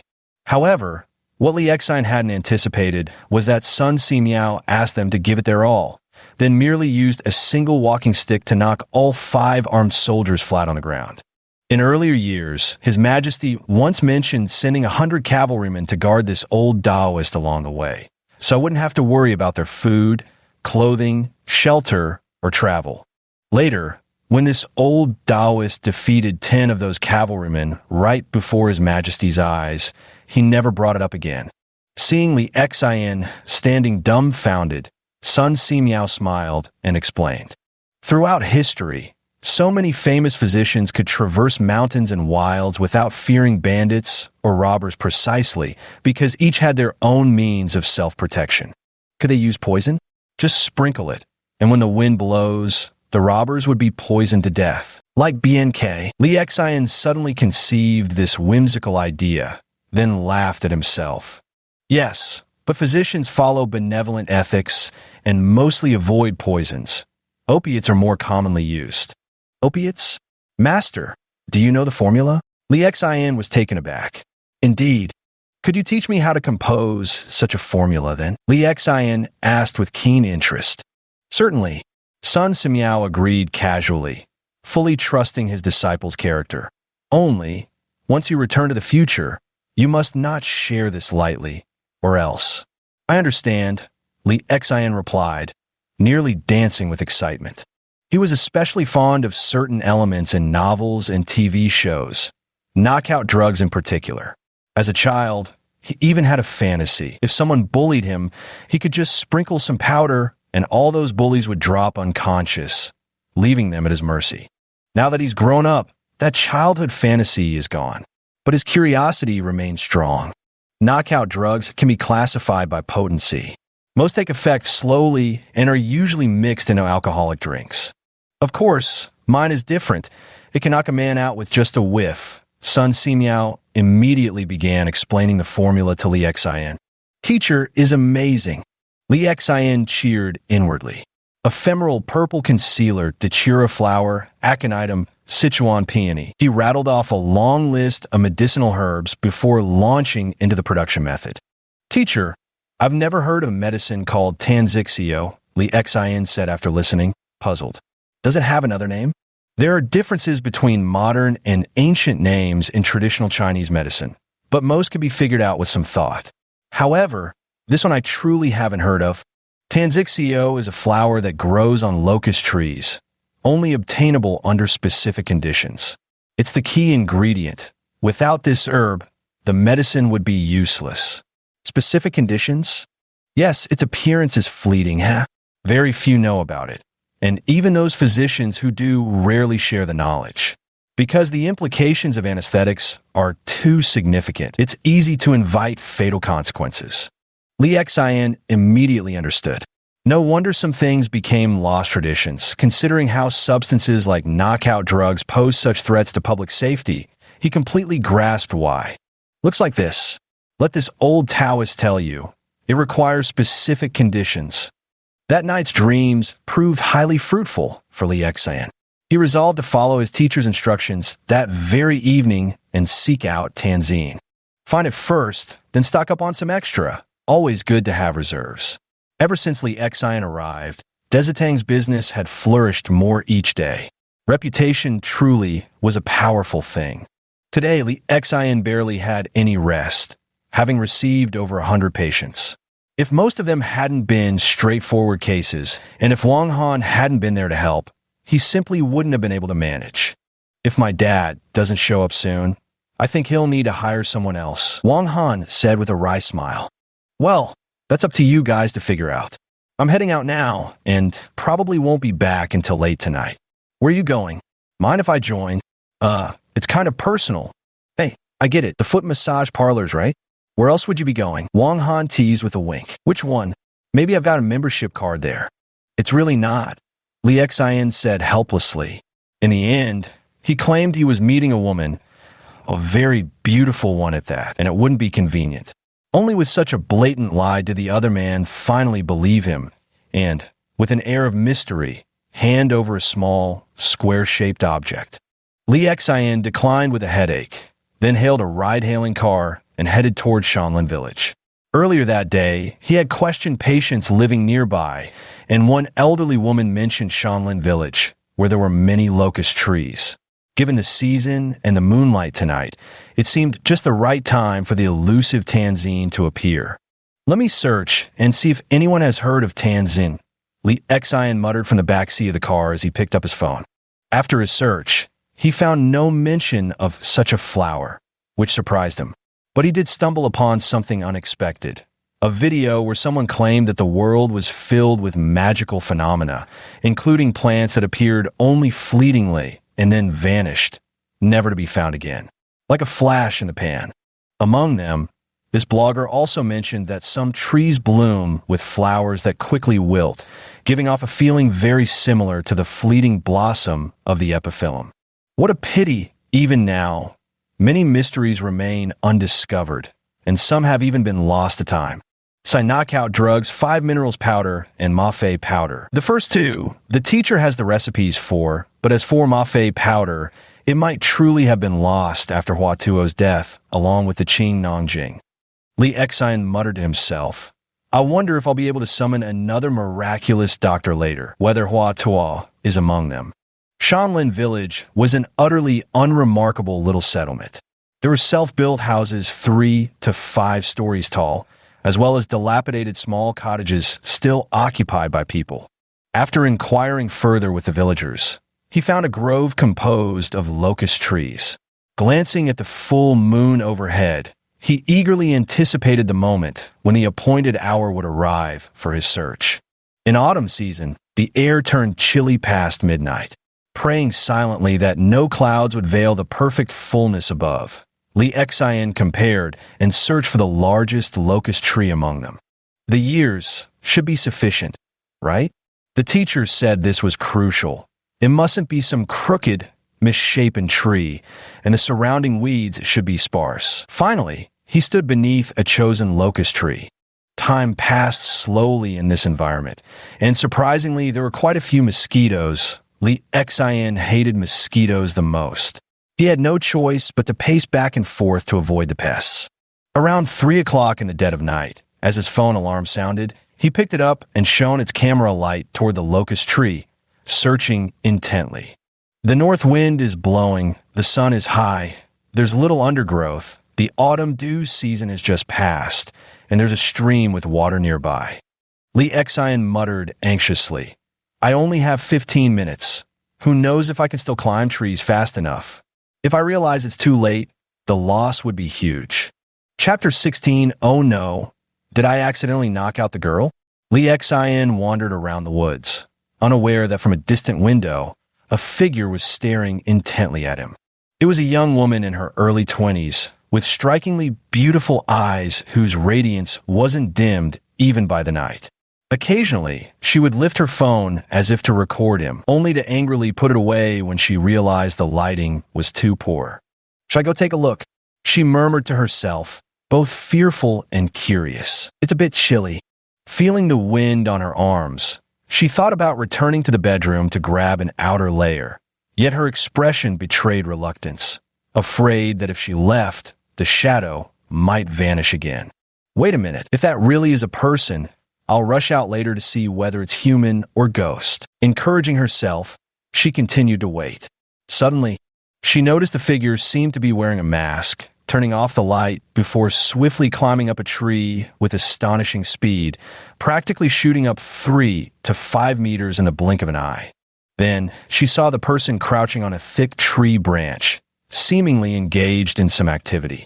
After about 10 minutes, the figure landed and only then turned on the smartphone flashlight, emerging from the woods. That should be a person, right? Hurrying downstairs, she deliberately switched on the large light under the eaves to boost her courage. Just as the XIN was immersed in ecstasy, a blinding light shone upon him. Are you human? There was also a girl who was quite beautiful with a unique aura, especially her height, probably over 1.7 meters, those long legs practically seeming longer than life itself. I'm a ghost. Don't come any closer, or I'll bite you. Lee Xin sized up the girl. Though barely in her 20s, she wore an oddly outdated nightgown. At first, he froze slightly. Then, with mischief in his heart, he put on a deliberately fierce expression. So happy. Today truly bore fruit. The tansy orchid was already in his grasp. I can't believe this thing requires so many specific conditions to form. Hearing Lee Xin put on that deliberately fierce tone, the girl burst out laughing. Since when do ghosts announce their ghosts? Her voice was like sweet spring water, so pure and so moving, it was unforgettable. Just hearing it once made Lee Xin feel something extraordinary, eager to listen again. But for a moment, he didn't know what to say. He couldn't just blurt out, "Do you have something?" Even though he'd never had a girlfriend, he knew such words would kill the conversation. So he studied the girl again, his gaze lingering on her pajamas. "These are my grandmother's," she said, taking 2 steps back as if reading his thoughts, offering an explanation. "Ha. Don't worry, I won't come over. Don't you dare shout stay away, or I'll call for help." Lee Xin joked in good spirits. "What kind of flower is that in your hand? It's so unusual, almost like a colorful bird." The girl suddenly noticed something. Her clear, limpid eyes brightened as she took a few steps forward instead. "Don't touch it. If you do, it'll die." Seeing her about to reach out, Lee Xin quickly stepped back because this ephemeral purple shadow was extremely fragile, especially to human skin, and he was only holding it by wrapping its stem with leaves. "There are also flowers that can kill with a touch. I don't believe it." She couldn't help but move closer because she caught a whiff of fragrance. So fragrant, a distinct yet not overwhelming warmth, soft and comforting to the senses. "Really, don't come any closer and don't smell it. It'll be bad if you collapse asleep right at the door." Lee Xin hurriedly backed her away. "So, the flower scent puts people to sleep, and that's why you're wearing a mask while picking it inside?" As she spoke, she glanced at the security camera mounted above her first-floor apartment. Sort of. Anyway, don't smell it, or you'll really fall asleep. Then take off your mask and let me see your face. "You're not from the village, are you?" she continued. "Nothing worth seeing. I'm not from the village. I just discovered these flowers and came to pick them. That stand of locust trees doesn't belong to you, does it?" Lee Xin said worriedly. "It's so late, and you're still looking at that woods, not to mention how close this house is. Hey, pretty clever. It really is my family's." Xianxian's eyes flashed with slyness as she nodded earnestly in admission. "I only came out because I saw you in my family's woods. Strictly speaking, you were stealing from us. Give me back the flowers." Hearing her say that, Lee Xin began to feel a twinge of regret. By asking this way, even if she wasn't guilty, she could still claim to be. But he wasn't afraid. In fact, he even smiled. "I didn't steal anything from you folks. Everything in there is trees, and these are flowers. Sure, the grove belongs to you, but have you ever seen blooms like these inside?" Lee Xin replied. "Aye." Xianxian's big eyes flashed with frustration. "You're such a silver-tongued devil. You're quite sharp-tongued too, Li Xian retorted without backing down. Then why don't you show me what you look like?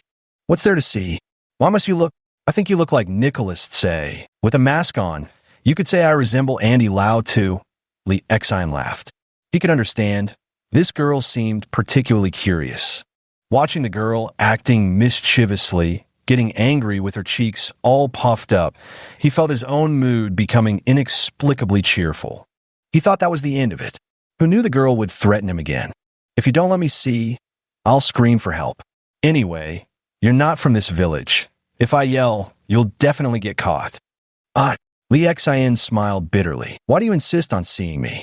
We don't even know each other. Faced with this question, the girl froze. Why did she want to see what he looked like? They were strangers, after all. It was all because she'd been so curious about whether he was human or ghost. And then, without thinking, she'd wanted to see his face. No, I can't just admit defeat like this. Then will you show me or not? Take off your mask. She extended her fair hand as if starting a countdown. Li Xian had no choice but to pull down his mask while taking out his phone. Within 3 seconds of removing the mask, Li Xian's face turned slightly red before he slowly put it back on. To Xian, this guy's appearance was decent, quite delicate and clean-cut, not exceptionally handsome, but for some reason, there was an air about him, an intangible and natural aura that made him very pleasant to look at. Yes, he just looks very pleasing to the eye, with that warm, approachable vibe of the boy next door. Can I leave now? Let me look at the flowers a little longer. Didn't you say if I showed you, I could leave? Did I ever say that? Are you sure? Xian asked in bewilderment. Seems I really didn't mention it. Li Xian rubbed his nose, feeling somewhat awkward. This girl is way too clingy, isn't she? Eccentric and mischievous, but at least the voice was pleasant. Otherwise, I'd have really wanted to turn and leave straight away. You really shouldn't look. If you get too close, you'll faint and fall asleep. I don't believe it. Unless you faint first and show me, Xian retorted with hands on her hips. She refused to believe any flower could be that potent. No sooner had she spoken than she leaned in closer. I'm not lying, Li Xian protested. But before he could elaborate, the woman suddenly rushed forward and pressed her face right up to the flower. How fragrant! These flowers are so beautiful. As soon as the word beautiful left her lips, the crouching girl staggered unsteadily. My head is spinning. Li Xian was startled and quickly reached out to catch her from behind. His hand brushed against something soft, which made him extremely embarrassed, his face turning beet red. These flowers are poisonous. With those words, she weakly closed her eyes. Did she actually faint? Li Xian was utterly shocked. He truly hadn't expected the flower's fragrance to be so potent and astonishing. If not for the inappropriateness of the situation, he might have been tempted to take a sniff himself. Seeing that their front door was still open, Li Xian quickly tried to support her, but she was completely limp. Her legs wouldn't hold. Left with no choice, he scooped her up in a princess carry. Fortunately, she was light enough for him to manage, and he swiftly carried her inside, laying her down on the sofa. I need to leave fast before anyone sees this. It won't look good. Li Xian was tense, terrified someone might come downstairs from the second floor. This feeling is exactly like cheating on your girlfriend and fearing your parents might find out. What a cursed situation. Placing her on the sofa, luckily there was an elderly person's garment nearby to cover her up. Only then did Li Xian hastily close the door and flee the scene. Looking back at Tanzian, she seemed thoroughly crumpled from being squished. Picking up his phone to hail a Didi, he found no available cars nearby. What kind of mess is this? Li Xian groaned, rubbing his forehead in frustration. Walking back home, Li Xian made up his mind. He really needed to get himself a vehicle. At the very least, the 10,000 yuan in his bank account should be enough to buy an electric scooter, right? Over 10,000. That was all he had managed to save since leaving the academy, scraping by on the barest necessities for food and shelter. And now, halfway there, he simply couldn't walk another step. Looking at the time again, it was almost 5 in the morning. Spotting a bus stop, he sat down to wait for the earliest bus to arrive. Chapter 17, the college student with kidney problems, Lee Xin, thought he would feel exhausted today after staying up all night. Unexpectedly, after taking the earliest shuttle back to Desitang, I seized a moment before the shop opened to close my eyes briefly, just enough time to slip into a dream and awake again. Unbelievably full of energy. Up to no good last night, were you? Wang Han teased Lee Xin as soon as he got up. Did you close the deal? Got it, about 100, Lee Xin said, knowing that any attempt to explain would only lead to endless pestering. Better speak plainly. TSH, as expected, laden, Wang Han couldn't be bothered to continue the conversation. Tanzine fetched it back, and Lee Xin found a glass bottle to store it, sealing it with a wooden cork. They placed it in a sunny spot, as it had to be dried and ground into powder before use. What kind of flower is this? It's quite pretty. Seeing Wang Han approach, Lee Xin thought to himself, this guy wouldn't actually take out the Tanzine and secretly sniff it, would he? If he passes out later, I'll definitely have to explain things to him again. It was given to me by a girl. Don't touch it. It's a love token. Lee Xin had no choice but to lie to him. At that, Wang Han scoffed and turned to leave. Little did Lee Xin know, however, that as Wang Han walked away, a sly grin crept across his face. These flowers are quite pretty. I should look up what kind they are. Maybe I'll give Lingling a bouquet too. Can't be like this guy, only giving a single one. Seeing Lee Xin busy at work again, and noticing the flower was drying on the counter shelf, Wang Han quietly tiptoed over, picked up the ephemeral purple flower for a closer look, and even took a photo to search online. No results. He shot a guilty glance at Lee Xin before cautiously uncorking the wooden stopper to take a whiff. And then, that was the end of it. I knew it, I just knew it. This guy certainly, Lee Xin could only sigh helplessly as she helped him up under the astonished gazes of the clinic's patients and escorted him to the back bench. Some customers and patients kept asking if he was ill. It's nothing, he's just too tired, that's all. Startling one customer and two patients at a time, Lee Xin continued treating the patients. What you're experiencing is rising heat syndrome caused by deficiency. You mustn't drink those herbal remedies recommended by your girlfriends or neighbors. They'll only make your condition worse. Uncle, 6-ingredient Rehmannia pills won't help with your kidney deficiency. You've got yang deficiency in the kidneys. You need cinnamon and aconite kidney chi pills instead. Old friend, beer might relieve summer heat, but drinking too much will surely harm your health. Young man, tell me truthfully, have you been overindulging? How come someone so young is already buying these seal penis pills? This thing is brutally intense. It works temporarily, but it's draining your reserves in advance. What I mean is, forcing your already depleted machine to run will only break it faster. Lee Xin occasionally took on the role of selling medicine as well. Normally, Wang Han handled the medicine sales in the shop, but when he was asleep, Lee Xin naturally had to step in. It's not that much, just 3 times a day. Some of my classmates do it 5 or 6 times. A young man who looked like a college student lowered his head and spoke awkwardly. Didn't you once consider whether they might just be boasting? Lee Xin chuckled bitterly. Come on, sit down. Let me take a look. I'm really at my wit's end. The college student sat before him, somewhat embarrassed, as Lee Xin took his pulse. After the examination, Lee Xin smiled and said, Youth truly is a blessing. Your kidney energy is still strong. It's just a case of essence deficiency. Just store up a bit more, and you'll be fine. What does Jing deficiency mean? Seeing the young man's eager curiosity, Lee Xin patiently explained. In this aspect, many people suffer from kidney deficiency, which is categorized into different types. Kidney yang deficiency, kidney deficiency, kidney chi deficiency, or insufficient kidney essence. It means what your body produces can no longer keep up with what you expend. As you age, production slows down even more.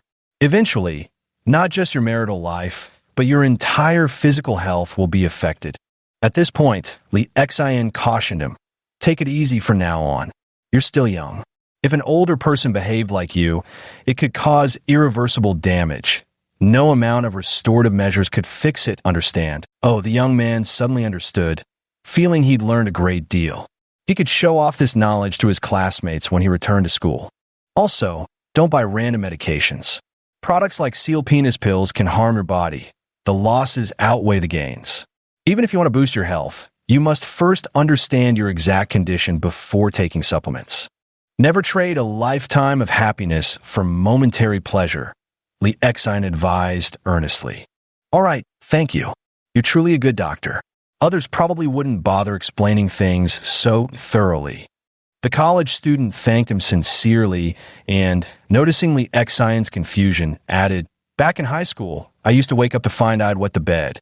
My dad took me to see traditional Chinese doctors, but they wouldn't say anything, just prescribe medicine and sent me away." Ah, Lee Exine let out a sigh and closed his eyes, a flicker of pain crossing his face. How could the reputation of traditional Chinese medicine ever recover? Would it kill them to say a few more words so people could understand? Was time truly that precious? How much does it cost? No need. I just check your pulse.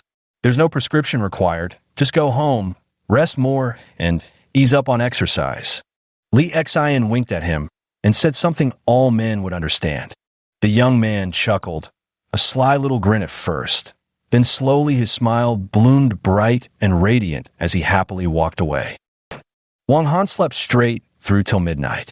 Thankfully, Wang Mingde didn't show up. Otherwise, Lee Exine wouldn't have known how to explain the situation. Upon waking up, Wang Han asked Lee Exine with burning curiosity, "Brother, dear brother, uncle, just tell me what that flower was." "Really can't say. If you consider me a brother, forget about this matter. If this gets out, it'd have a huge impact on public safety. Besides, we might get invited for tea," Lee Exine added. "Though most people wouldn't know how to find it. Accidents do happen." After much more persuasive talk, Wang Han finally nodded in reluctant acceptance, though he couldn't sleep anymore and sighed while scrolling through his phone. "By the way, if you're free tomorrow, help me with a live stream." Huh? Wang Han looked puzzled at Lee Exine. Western doctors can do live streams, make videos about Western medicine. So why can't traditional Chinese medicine do the same? "Just stream me treating patients," Lee Exine thought for a moment and said. He was eager to quickly earn medical virtue points. He needed to level up his medical skills fast so he could summon those historically renowned miracle doctors. Especially Tan Ziyin had given him a tremendous shock. If possible, summoning the ancient physician Hua Tuo would be ideal. Knowing the formula for Mephisin, traditional Chinese medicine would surely flourish. I can't even imagine how much impact the emergence of Mephisin would have on society and traditional Chinese medicine. At that time, our people must have been so proud, finally able to abandon that harmful narcotic and, more importantly, to show foreigners just how extraordinary China truly is. Sleep, enter the dream. Lee Exine and Sun Simiao arrive in Luoyang. Gazing at this massive ancient city, Lee Exine's eyes widened in awe. Even though it had been burned once during the Three Kingdoms period, the rebuilt city still radiated an atmosphere of ancient solemnity and grandeur that was every bit as magnificent and imposing. Because Lee Exine hailed from Chang'an, he felt somewhat indifferent toward it. But coming to Luoyang for the first time, he was utterly stunned. "Impressive, huh? From the history you told me, Luoyang is actually no less grand than Chang'an. Look at these city walls, the bustling crowds. Not to mention that apart from officials and nobles, the wealthiest families are all based here now. There's an old saying among the people. Officials reside in Chang'an. Merchants thrive in Luoyang. Many things that would be taboo in Chang'an are freer here in Luoyang. As you later generations would say, this city is the ideal place for free trade." Lee Exine nodded, still immersed in the awe of this magnificent ancient city. "Come, let's visit an old friend of mine. He's been frail lately, and the main reason for my trip was to check on him because I was worried." "Yes, teacher." The two followed the crowd into this 1,000-year-old city. Another beautiful new day.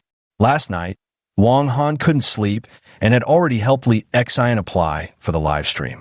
As soon as the shop opened, he started broadcasting with a live stream titled "The Noble Virtue of Great Physicians." He didn't think too deeply about this title.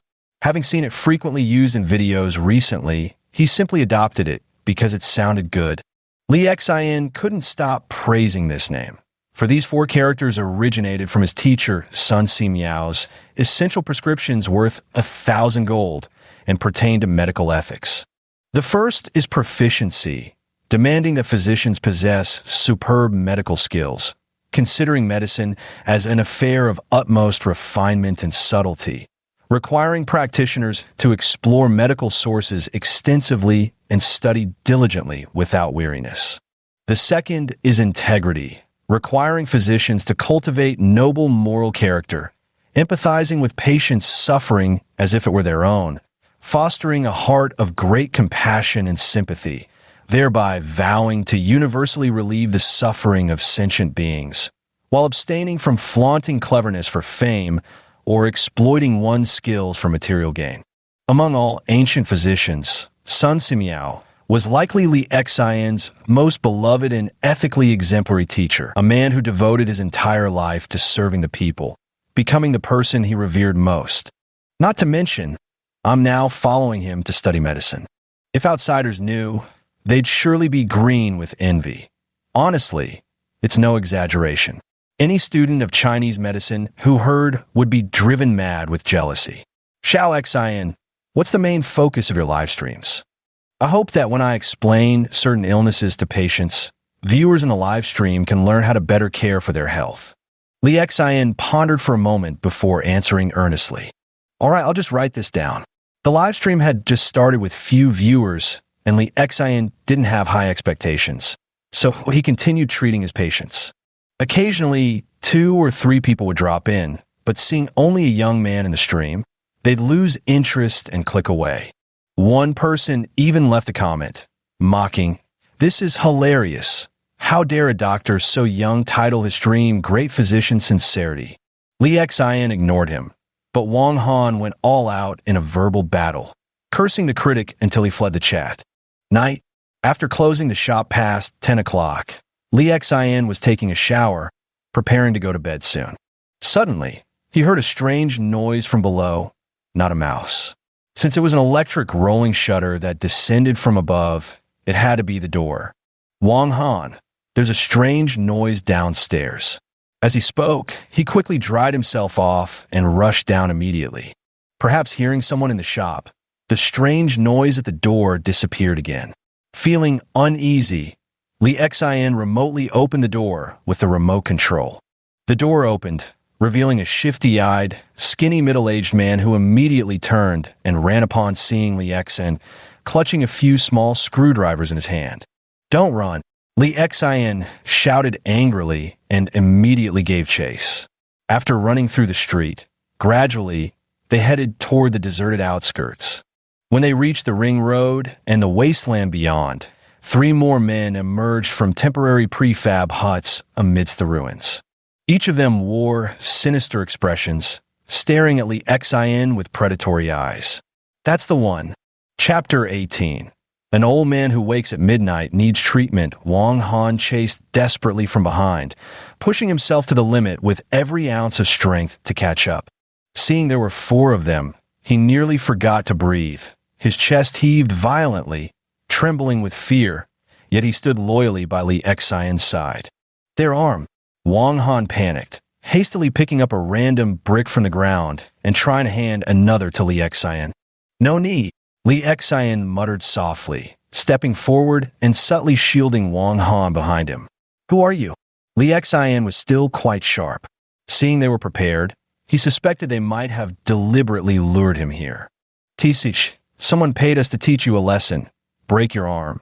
Then we leave." A burly man spoke up from the opposite side. His skin was sun-darkened, his clothes faded from washing and speckled with dried paint, wearing the green rubber boots most common among construction workers. Construction crew? Li Xian sniffed the stench of garbage in this abandoned place, showing no fear, just an impatient frown. "What's this? Your hands aren't even broken yet, and you're already thinking of revenge? Don't worry, I'll make sure to hit you hard enough that you'll never dare come after us again." The man laughed, revealing a mouthful of yellowed, smoke-stained teeth. The two men beside him and the thief joined in uproarious laughter, their demeanor arrogant and overbearing. "Then let's see if you've got what it takes." Li Xian spoke, seemingly unfazed by the steel bars and wrenches in their hands, and instead charged straight at them with his head lowered. Master Sun Simiao once said, "When encountering road bandits like these, you must strike unexpectedly while they still think they have the upper hand." Damn, are you seriously this bold? Wang Han was terrified. How could this guy actually charge forward instead? To be honest, when they saw Li Xian rushing toward them instead, the four of them froze for a moment, never expecting him to be unafraid. The next moment, they saw Li Xian lift his head, his eyes blazing with a savage, bloodthirsty aura that hit them like a physical force. "Have you killed before?" The leading man was shocked. That gaze was too icy, making one feel as though they'd tumbled into a frozen cellar. Especially when Li Xian charged forward, he realized this couldn't possibly be the aura of a teenager or a doctor. It was more like a wild beast, its maw gaping and thirsting for human flesh. In the dream, Li Xian had indeed killed before. It was a group of bandits, 8 in total. When he saw the corpse of a child at their feet while they laughed cruelly, Li Xian struck without mercy. That time, he vomited for 2 days and 2 nights, then knelt before the child's body and wept uncontrollably. Sun Simiao didn't blame him for killing, but instead greatly admired Li Xian's ability to adapt so quickly to these chaotic times. During the early Tang dynasty, when disorders still prevailed everywhere, only in this way could his disciple survive and adapt. As Li Xian charged forward, the leading man was startled. His instinct was to swing the steel bar at Li Xian's head, but he hesitated when he remembered that Li Xian merely wanted to break his arm. That moment of hesitation was precisely the advantage Li Xian seized. He had already delivered a kick to the man's midsection. One kick. His foot arrived before the steel bar could. The other party thought it was just a kick, and nothing major would happen to him. He planned to get up and beat the living daylights out of this kid.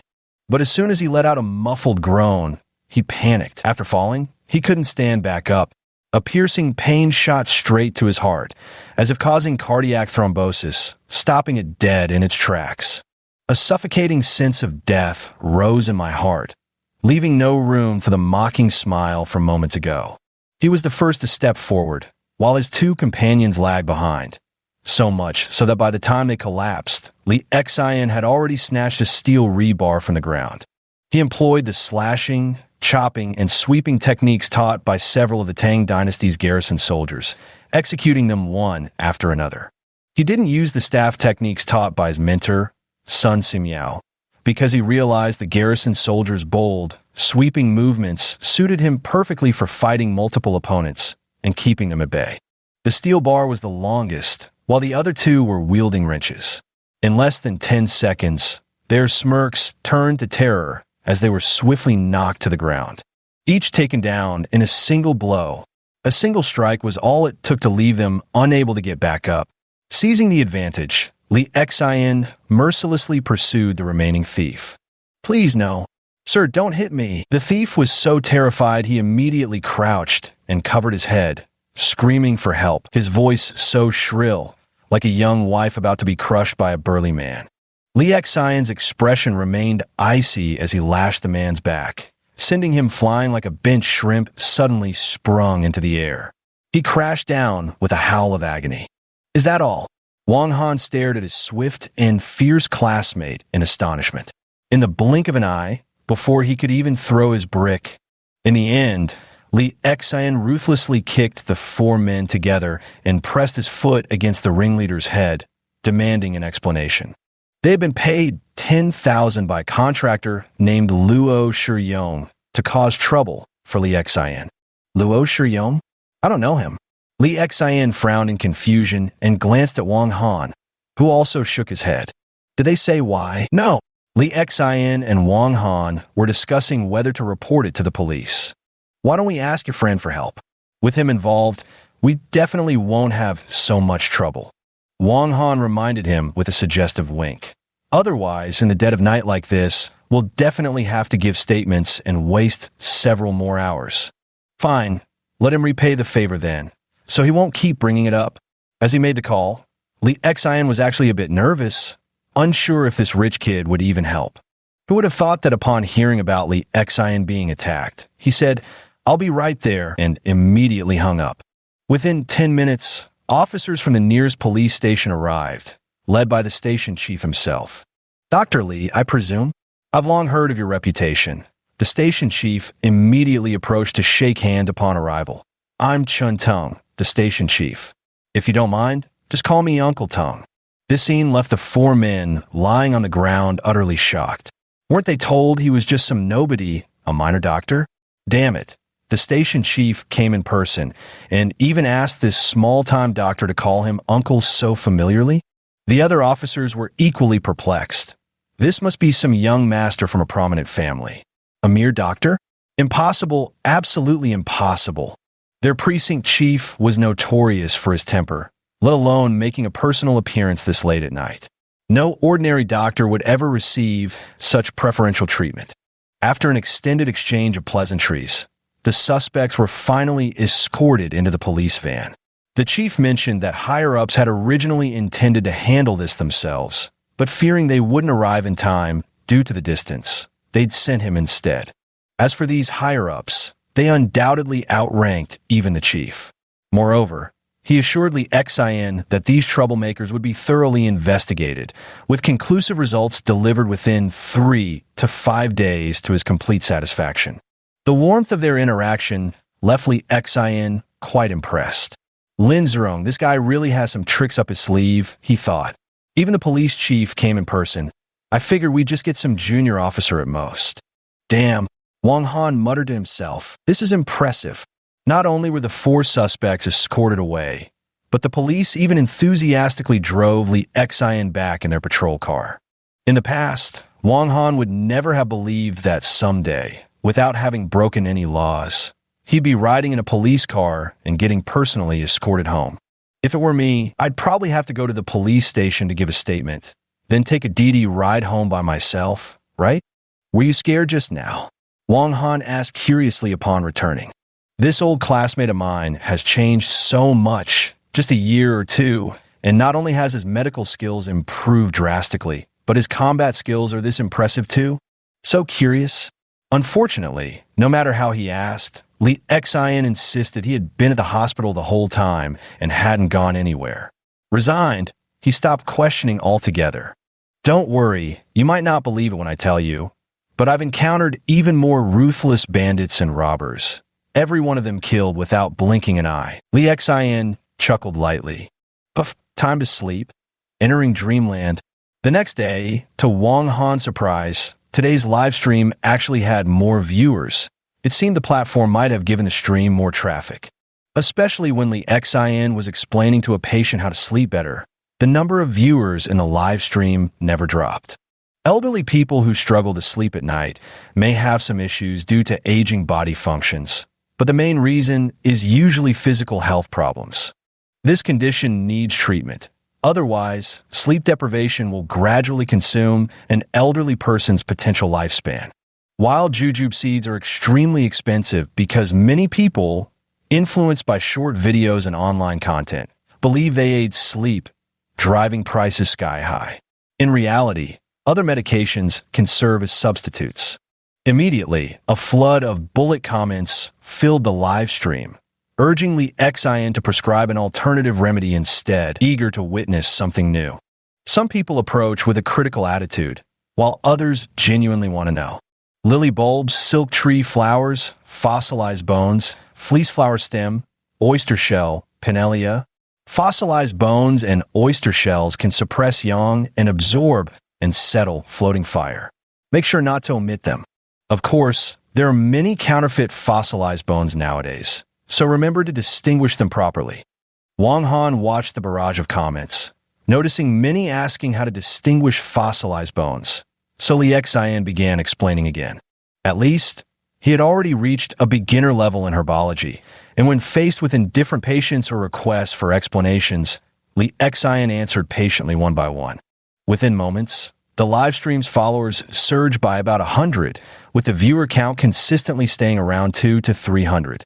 This young lad really knows his stuff. This prescribed remedy sounds excellent.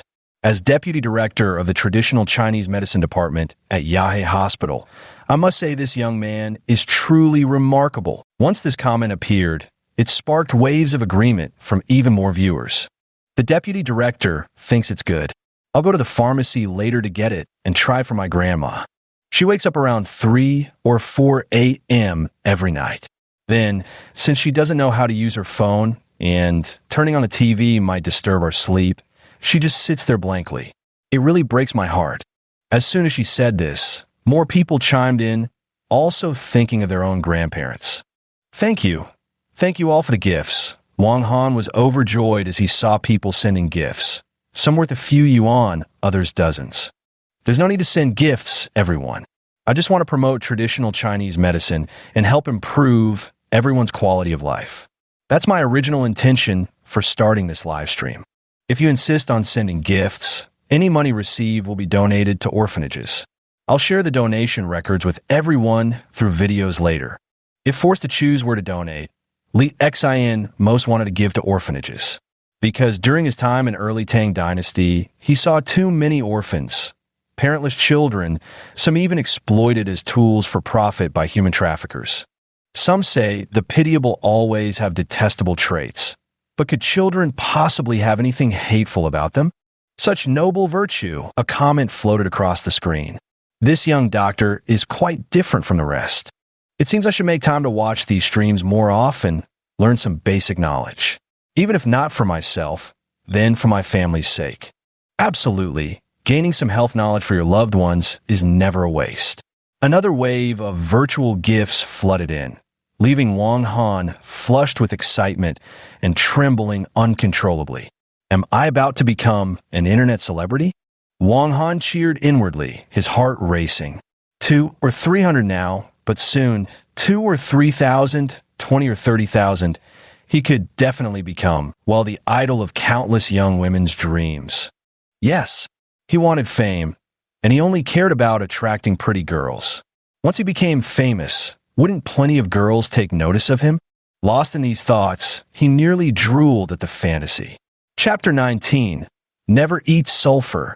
It can kill you. After the patient left, and seeing no cue, Li Xin finally approached his phone to interact with the audience in his live stream. Several minutes later, another patient arrived, forcibly dragged in by an elderly woman. The patient appeared to be in his early 30s, his face filled with unwillingness and resentment.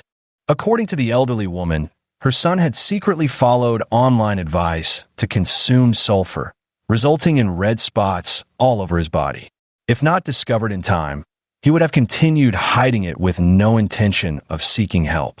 Upon hearing this, the live stream audience surged, erupting in an uproar of astonishment. Even that deputy director from Yahua Hospital sent a bullet comment saying, "Such a sin." I heard someone self-studied traditional Chinese medicine and ended up eating raw sulfur, which gave them leukemia and finished them off. Was his name Agui, right? How would you call that eating? More like gnawing, wasn't it? My God, it was like biting into an apple. He gnawed nearly half a pound at once. How could that not end badly? Hey, I only ate that after listening to Master Ni's lectures. I tried a tiny bit too, then didn't dare touch it again. I've seen Gui's videos.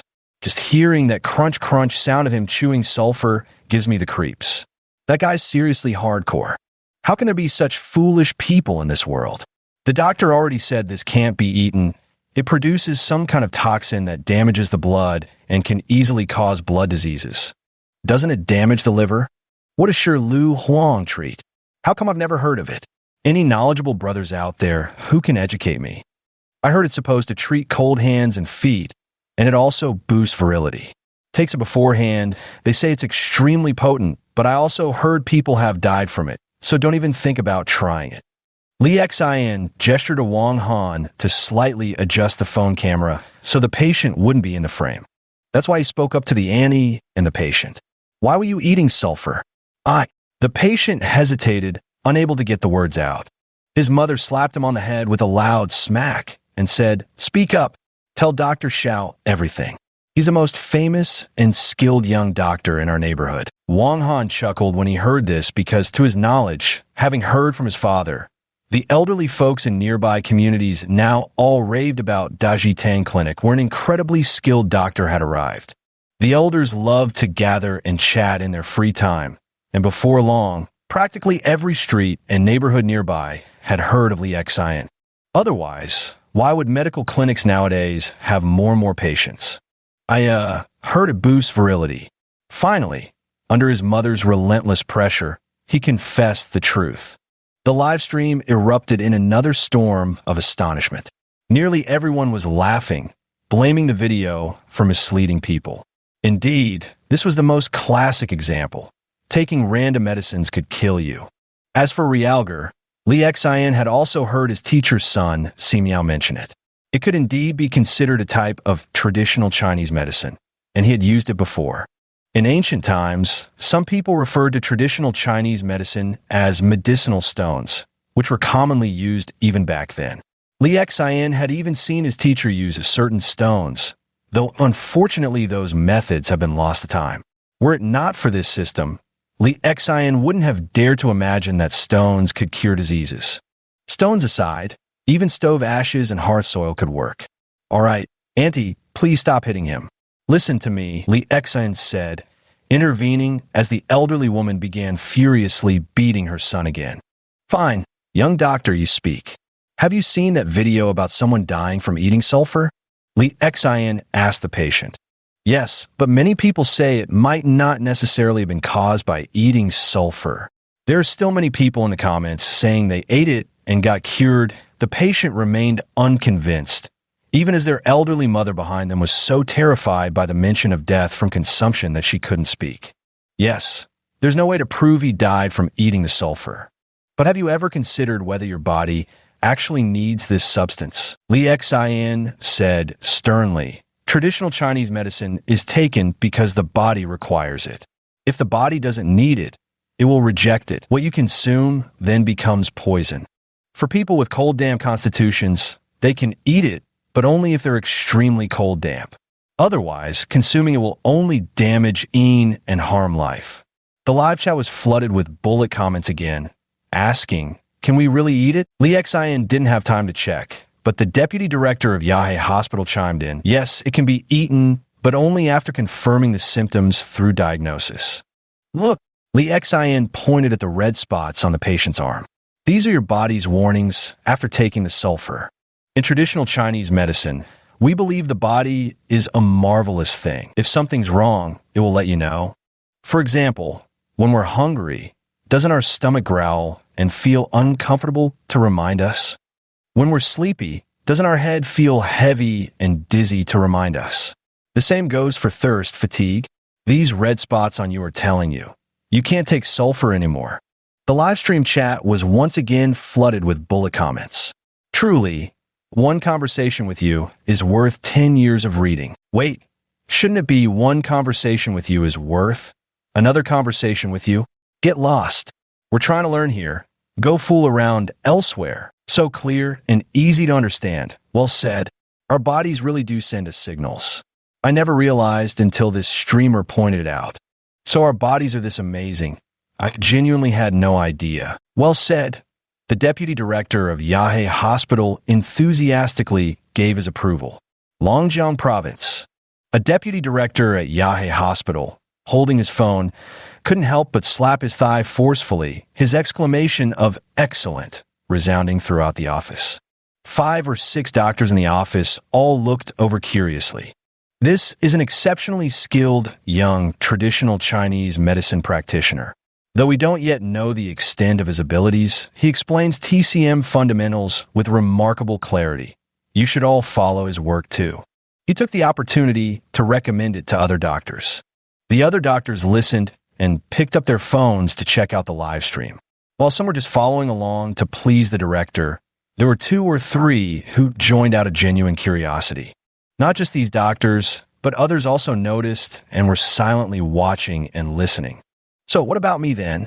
Hearing Li Xian speak like this, the patient began to panic. Even the dimmest person would realize something was wrong by now.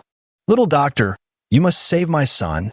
He hasn't even married or had children yet. The elderly woman was so anxious her eyes reddened, tears brimming at the edges. Don't worry, Annie. Fortunately, you came early. It's a minor issue. When you get home, brew him some duck soup to drink. That will neutralize the poison, and the red spots will naturally disappear. Li Xian smiled and explained, duck soup has cooling properties, making it perfect for counteracting this yang fire toxin. Remembering he was live streaming, he added, some people with cold damp constitutions actually need yang fire energy. But when unnecessary, it becomes yang fire poisoning. Should we get some medication then? Seeing Li Xian brimming with confidence, the elderly woman grew embarrassed and flustered. We can't possibly have you examine her for free. We didn't even charge a consultation fee. Maybe we should buy some medicine? Could you prescribe something? Really, there's no need. The duck soup will suffice. In truth, even ordinary food can alter one's constitution. Otherwise, why would medicinal cuisine even exist? If you're truly uneasy, then buy some licorice root to brew and drink. It'll help you recover faster. Li Xian said with a gentle chuckle. At this moment, Li Xian's eyes brimmed with confidence, his demeanor calm and unhurried, not resembling a young man at all, but rather an aged physician whose medical skills bordered on the mystical. Yes, without even realizing it, he had begun to emulate the medical demeanor and mindset of his teacher, Sun Simiao. Licorice root can actually detoxify many cases of incorrect medication or harmful side effect from drugs. Many TCM practitioners aren't skilled enough and claim licorice can't detoxify. The truth is, it's not that licorice can't detoxify. It's that the dosage isn't sufficient. Take this case of sulfur poisoning, for example. Duck meat and duck soup can help, but a large dose of licorice can too. Brew half a pound daily and drink it. You'll recover in 2 or 3 days. At this point, he added worriedly, as for licorice, don't spread exaggerated claims about it. Some say it can even treat AIDS. Now that, I think, might be pushing it too far. Not all kinds of poisons can be cured with licorice. At his words, the live chat instantly erupted with laughter. Quite impressive. Meanwhile, another deputy director from Yahe Hospital watched the live stream on his phone and nodded in agreement. Director, can licorice really do it? Seems unlikely, doesn't it? Objected an attending physician with a dissenting opinion. Tisk, you're only taking a measly 10 to 20 grams at a time, barely tickling the issue. How could that ever be enough?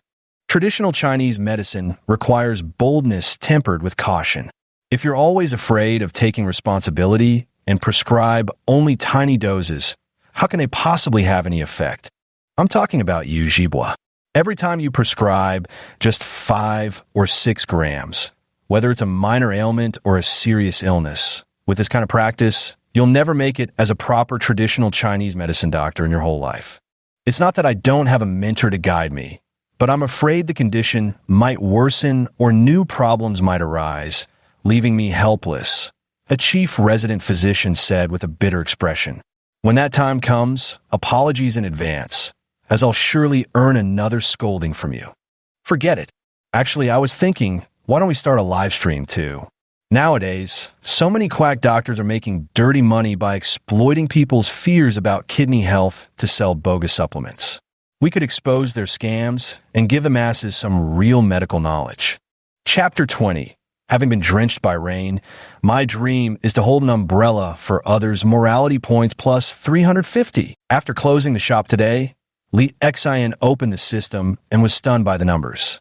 How did he earn so much medical virtue points in a single day? He initially thought there might be a system error, but then remembered the live streaming event earlier.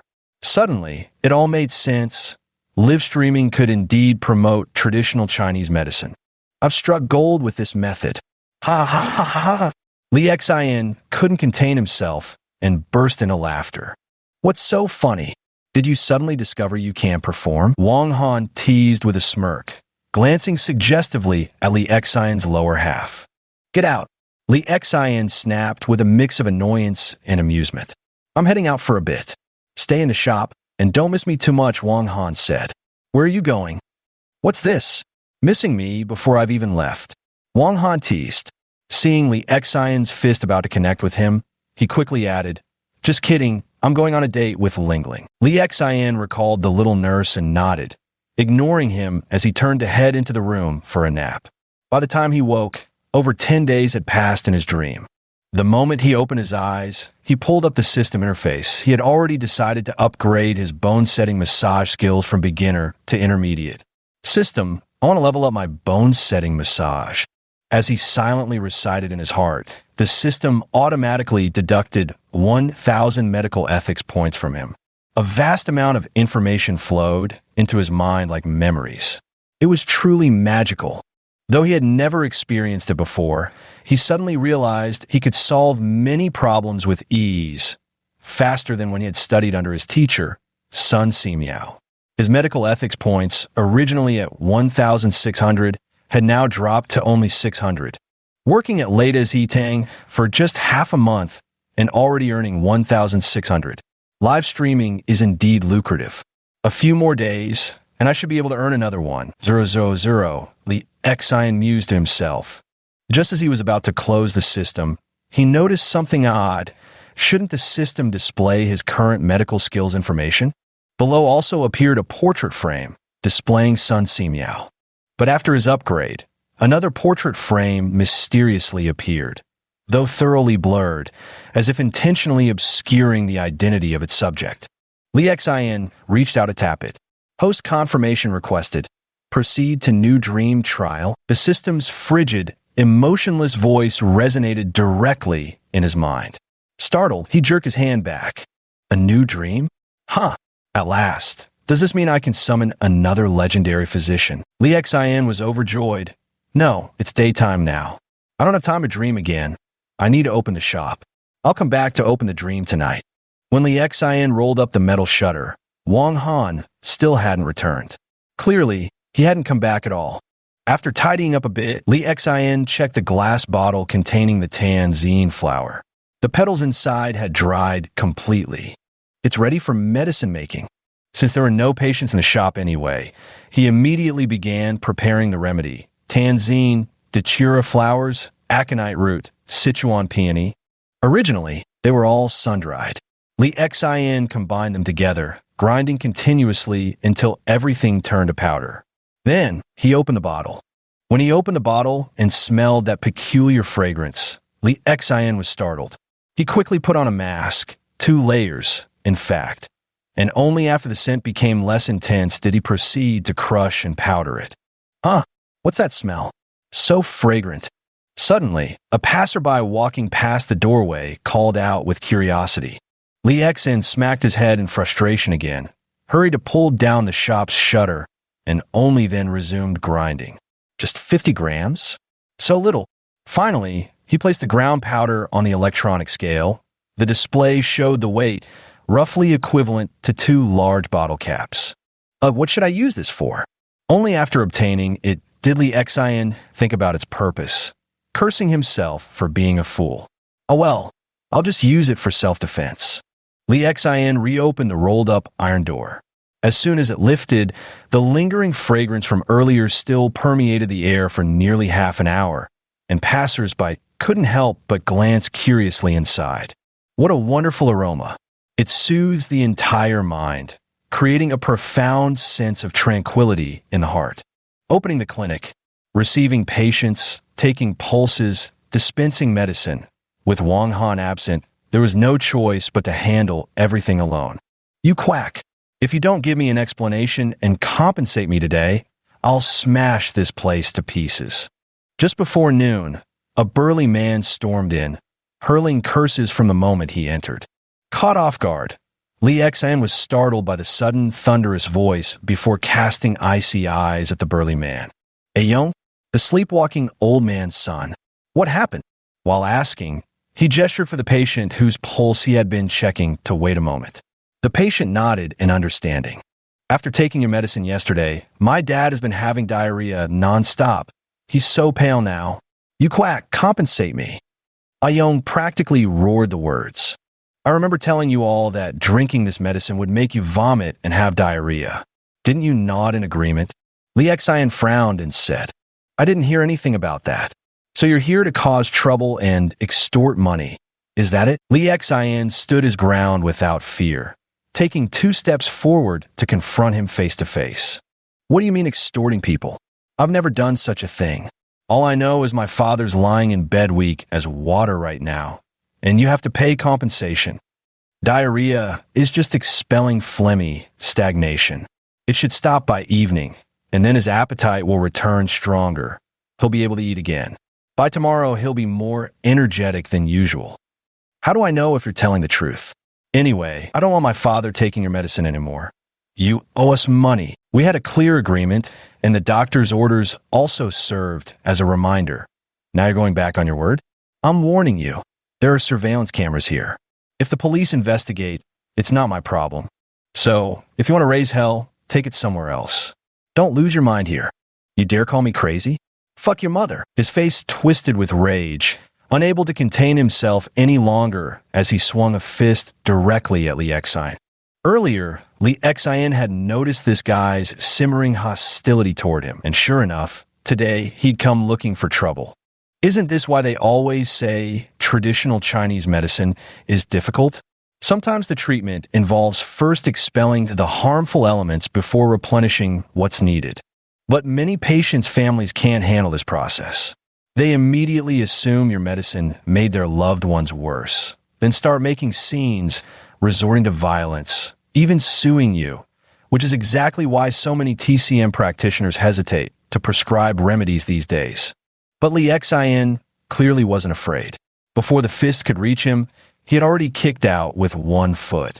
Just one lightning-fast kick sent the man flying 3 meters back, clutching his stomach and writhing in pain. If the 4 punks you sent 2 days ago couldn't handle me, what makes you think you alone stand a chance today, huh? Did you borrow courage from a leopard? Or is your brain full of water? They were really beaten by you, he blurted out in horror, then suddenly realizing something. I don't know what you're talking about. So it was you. Bloodthirst flashed between Li Xian's brows as fury contorted his features. If not for knowing a few defensive moves, his hand might have been crippled that day. The thought made him stride over and stomp between the man's stomach and chest, drawing howls of pain. Only then did Li Xian call the police station chief. Hello, Uncle Tung? Someone's causing trouble at my clinic. I suspect this man ordered the attack on me the night before last. Your name is Luo Shiyong, isn't it? Li Xian sneered after hanging up the phone. I'm not. Humph. Wait till the others arrive. Then we'll see if you really aren't. Li Xian's single kick left him writhing in such unbearable pain that Yong couldn't understand it. The blow hadn't seemed particularly forceful, yet there was this excruciating, piercing agony that kept surging through him like relentless waves. What he didn't realize was that this was the hallmark of traditional Chinese medicine techniques. When a practitioner understands acupoints and meridians, their strikes are fundamentally different from those of an ordinary person. Tragically, 9 out of 10 modern TCM practitioners these days don't even comprehend meridians, let alone these ancient martial applications of Chinese medicine. It's just like how nowadays, when scrolling through videos, everyone keeps saying you shouldn't marry a nurse. Because if things go south, a nurse could really make it lethal.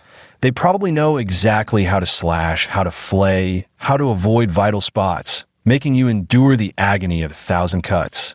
The police responded quickly, arriving in less than 10 minutes with a patrol car, and surprisingly, it was Chief Chun Tung himself who came. But to Li Xian's astonishment, this guy wasn't Luo Shiyong after all. His name was Guizhou. Really not him. Li Xian had a gut feeling. Seeing the hatred in this man's eyes, it felt like it should be him.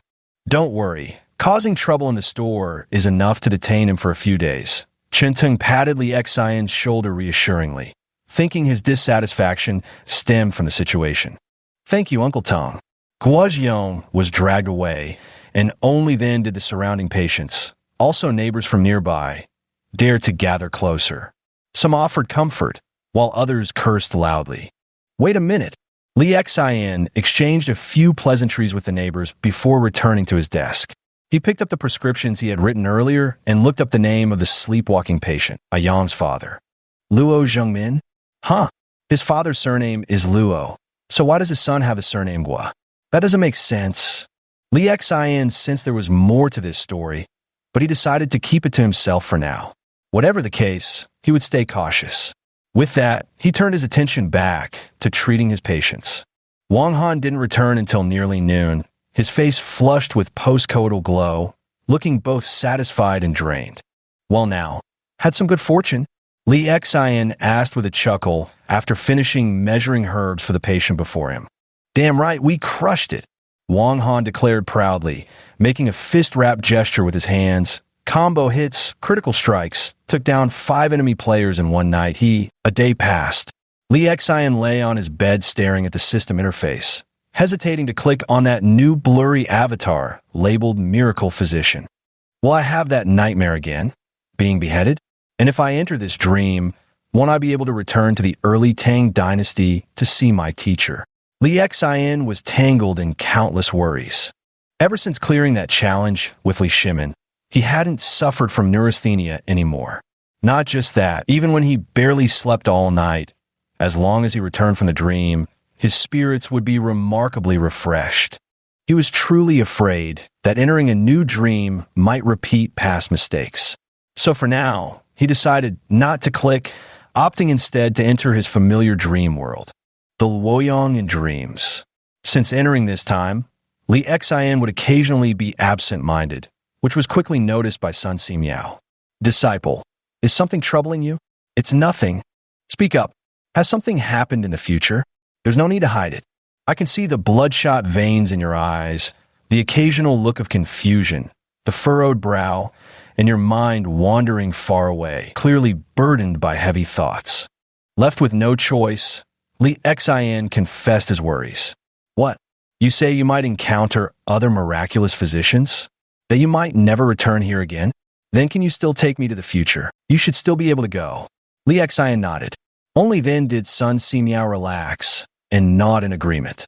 Disciple, don't people of your time like to talk about dreams? So what is your dream? Or rather, why did you choose to study medicine? He coughed twice and asked solemnly. I want to study medicine, well, because of my grandfather. When my grandfather fell ill and was hospitalized, we were overwhelmed with worry. Truly, I valued him more than anything else.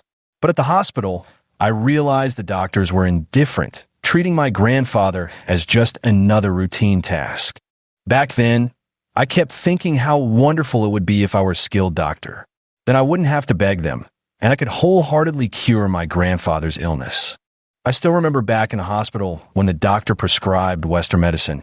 I looked it up myself. That clearly wasn't meant for treating my grandfather, yet he prescribed it anyway. Later when I asked him about it, he snapped back at me viciously. Am I the doctor here, or are you? If you don't believe in me and refuse treatment, then carry him back home. I plastered on a smile, swallowing my anger and grievances, having to placate him while admitting it was my fault. At that moment, I was seething with fury and anguish, but truly feared he might refuse treatment, that we have to find another doctor or transfer hospitals, which would mean repeating countless tests. My grandfather had become so frail, he couldn't endure more examinations. A transfer might have killed him. So I stifled my resentment, forced a smile, and fawned over that doctor. Balancing the grief of losing a loved one with desperate efforts to save Grandpa while buttering up that physician, it nearly shattered me. At this point, Li Xian seemed to pour out all the grievances he had suppressed for years. He knelt before Sun Simiao, first with reddened eyes, then bursting into tears. Right then, I swore I must master the art of medicine. Later, when my grandfather was hospitalized, I accompanied him and saw too many suffering souls. I realized that wasn't a hospital. It was hell on earth. Some lie there with tubes sticking out of their bodies, waiting for death. Some watch their parents dying, shedding silent tears. Others exhaust every possible connection begging for medical funds, only to return with hollow eyes and tearful apologies to their parents. Teacher, my only goal in studying medicine now is to become stronger myself, to save more people, to make them value traditional Chinese medicine more, so such tragedies happen less often. People often say that those who've been through the rain want to hold an umbrella for others. I don't want them to suffer like I did, watching their loved ones die right before their eyes. Sun Simiao sighed deeply, sadness flashing through his eyes.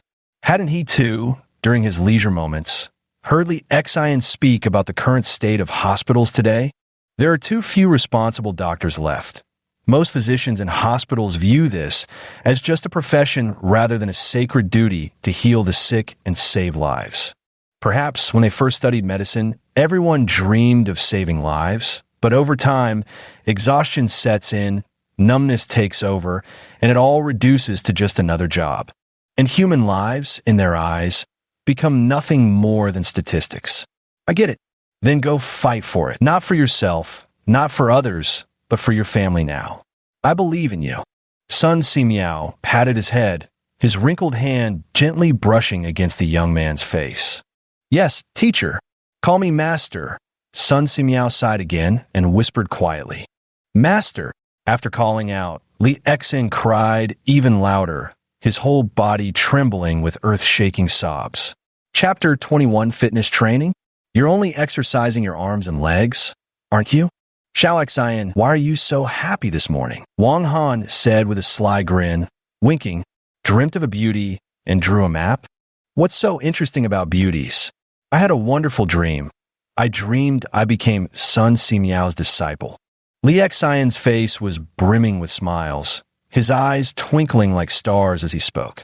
TCH, I thought you dreamed of getting intimate with some beauty, but yours truly is a sweet dream.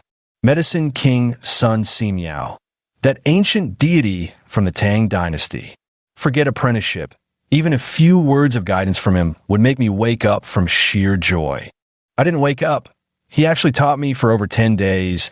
Oh, please, don't tell me your current medical skills all come from being saved by the immortal Sun Simiao. It has to be, and also, you should call me teacher. Have you forgotten what our instructor at the academy said? In ancient times, even if you learned from someone just a little, you were considered a half-disciple. That's the proper etiquette. Right, teacher? Let's start the live stream, Li Xian said with a smile. As soon as the iron rolling door was opened, 2 patients walked in. The first patient was a woman in her 30s, dressed elegantly and fashionably. Dr. Li, hello. I've been feeling a bit weak lately, just lacking energy.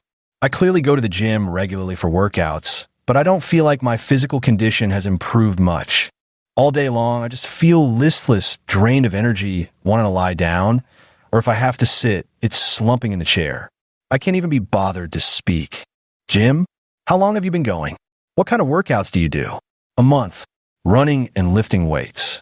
That time is too short, moreover. From our traditional Chinese medicine perspective, this actually isn't called fitness. Think carefully. When you're at the gym, lifting weights is training your arms. Running is your legs moving. What does that have to do with your internal organs? Li Xian said with a laugh. These words struck like lightning through their conventional understanding, leaving both the woman and Wang Han momentarily stunned. They had never really considered this question before. Had Li Xian not mentioned it, they might never have pondered this connection in their entire lives. Right? The fitness club trains arms and legs. What does that have to do with your internal organs anyway? If there's any training involved, it's only superficially related to lung and heart functions. Li Xian explained cautiously. But you can't actually strengthen your internal organs just by working out. Long-term endurance might help, but short bursts are useless. Percent. His remark caused another rapid surge of comments in the live stream. Some came from existing fans who'd been there all along, while others were newcomers. A few with usernames that suggested they might be medical professionals too. Wait, he's right. Why didn't I think of that? What does fitness have to do with internal organs? It's not like our workouts directly target them, right? Well, it helps a bit, doesn't it? Like with breathing, increased blood flow improves lung and heart function slightly. But what about the rest? The heart, liver, spleen, lungs, kidneys, what about those? A marginal improvement in just one area. Does that even matter? Then what should we do? Streamer, tell us. Wang Han whispered these questions to Li Xian. I suppose everyone has watched videos in their spare time. Have you come across the popular longevity exercise and diamond exercise? If you really want to practice, you can try Elder Zhang Zhishuan's longevity exercise, but it's best to do it correctly. Doing it wrong could harm your body. Li Xian explained, Elder Zhang Zhishuan is a renowned master in our traditional Chinese medicine circle, deeply knowledgeable about human meridians and acupoints. It was based on this expertise that he created these exercise methods. Isn't that also exercising the hands and feet? Asked the patient, the middle-aged woman. It comes from the West, all based on Western science, which I don't know much about. But as far as I understand, our traditional exercises are developed based on the body's meridians. Every move and posture follows the natural principles of heaven, earth, and man, ensuring the smooth flow of energy through the meridians. When the meridians are clear, benefits flow through the triple burners. When the meridians are clear, all ailments vanish. Li Xian's lecture, possibly because his assertion about fitness being ineffective piqued many people's interest, kept a large audience lingering in the live stream. This kid is truly impressive to think of something like this. In the traditional Chinese medicine department of Yahe Hospital, the deputy director slapped his thigh and couldn't stop marveling. How do we never notice this before? Never mind whether he's a good practitioner of traditional Chinese medicine, but he's definitely an excellent host, perfectly capturing all the TCM knowledge everyone wants to know. A chief physician also praised. If he hadn't brought up fitness, I wouldn't have thought of it, a female doctor said with a sparkle in her eyes. You'd be surprised how many of us TCM doctors also hit the gym. To enter a treasure mountain and return empty-handed. Those people can hardly be called TCM practitioners. They're merely TCM doctors brainwashed by Western medicine. In their eyes, anything coming from Western science must be inherently good. Exactly. All that so-called scientific fitness training from the West is completely fabricated, just manufactured hype and brainwashing propaganda. Meanwhile, on the other side, Mrs. Li, you're suffering from qi deficiency. Physical exertion actually harms you. The more you exercise, the more sweat you lose, further depleting your qi and leaving you exhausted. Let me prescribe qi replenishing herbs first. After completing about 10 doses, then you can consider going to that fitness center if you still wish to. Li Xian finished taking the pulse and finally asked Wang Han to go get the medicine. After hearing what you said, I'm not going to the gym anymore. I'm going to cancel my membership and get my money back. The woman said, I'll practice the longevity exercises you mentioned at home. It won't cost me a penny. How great is that? Li Xian neither agreed nor disagreed as she nodded. Only when your qi and blood are sufficient can you work out. If you exercise when they're insufficient, not only will you not gain any benefits, but you'll actually harm your body. It's just like in ancient times. Didn't those martial arts practitioners have to eat large amounts of meat every day? Poor families didn't dare practice martial arts because their vital energy couldn't keep up. If they forced themselves to train, it would backfire on them, even causing death. That's precisely the principle here. Actually, many people know this common sense, but no one reminds them, so they don't think of it. Then he proceeded to educate the online community about what qi deficiency really means. Fatigue, pale complexion, reluctance to speak, sensitivity to cold and frequent colds, as well as increased bowel movements are signs of qi deficiency. Traditional Chinese medicine emphasizes that it's not about exercising more being automatically better. A person is like a car. You need to fill up the tank before you can drive. If you're running on empty and still push yourself to exercise, you're only harming your body. Some might say, can't I just replenish my energy and then exercise to help with digestion? That won't work. You can't replenish randomly. For qi deficiency, besides replenishing, you also need treatment. Always remember to consult a TCM practitioner, Li Xian explained with a smile. Watching the live stream, viewers surpassed the 500 mark. He began imagining how many merit points he could earn by nightfall. Doctor, where are you based? Can I come see you? Of course. Li Xian chuckled, sharing his address without hesitation. At that moment, many viewers expressed interest in visiting Li Xin for treatment. Regardless of his actual medical skills, they simply trusted him. His medical ethics alone inspired confidence. "Doctor, I have leukemia. Can you treat it?" Suddenly, one comment in the barrage caught his attention. "Yeah, if traditional Chinese medicine could cure leukemia, hospitals might as well shut down. Laughing my ass off. Traditional medicine works for minor illnesses, but for most serious cases you still need to go to the hospital for Western treatment. Go get chemo. If it's caught early, you might even live another 10 years. Many fans in the live stream were laughing, teasing this leukemia patient. Li Xin didn't laugh. His expression turned serious. He could sense the helplessness and desperate survival instinct of the leukemia patient. Otherwise, the person wouldn't have asked such a question during a live stream. Begging for a resurrection scroll. "Viewer, if you're nearby, come check me out." Others might lack such confidence, but Li Xin had his mentor to fall back on. At worst, he could just summon him for help. "Great," the barrage replied. "Just let me ask my teacher for permission, then I'll go." Turns out he was still a student. Hearing this, many couldn't bear to mock him anymore, and the barrage comments dwindled significantly. Such wonderful youth, yet stricken with leukemia, truly heartbreaking. No one had the heart to laugh at him anymore. By the end of the day, Li Xin discovered that his medical ethics points had increased by another 350. Originally, there were 600 left, with another 350 added, quickly allowing for another upgrade or summoning. This left Li Xin quite satisfied. Finally on the right track. Thinking of his great progress in medical skills, Li Xin felt excitement welling up in his chest, filling him to the brim. Chapter 22, the critically ill patient carried out of ICU originally. Li Xin's plan was simply to practice medicine conscientiously, accumulate virtue points, and rapidly advance his skills. But as the saying goes, 9 out of 10 things in life go wrong.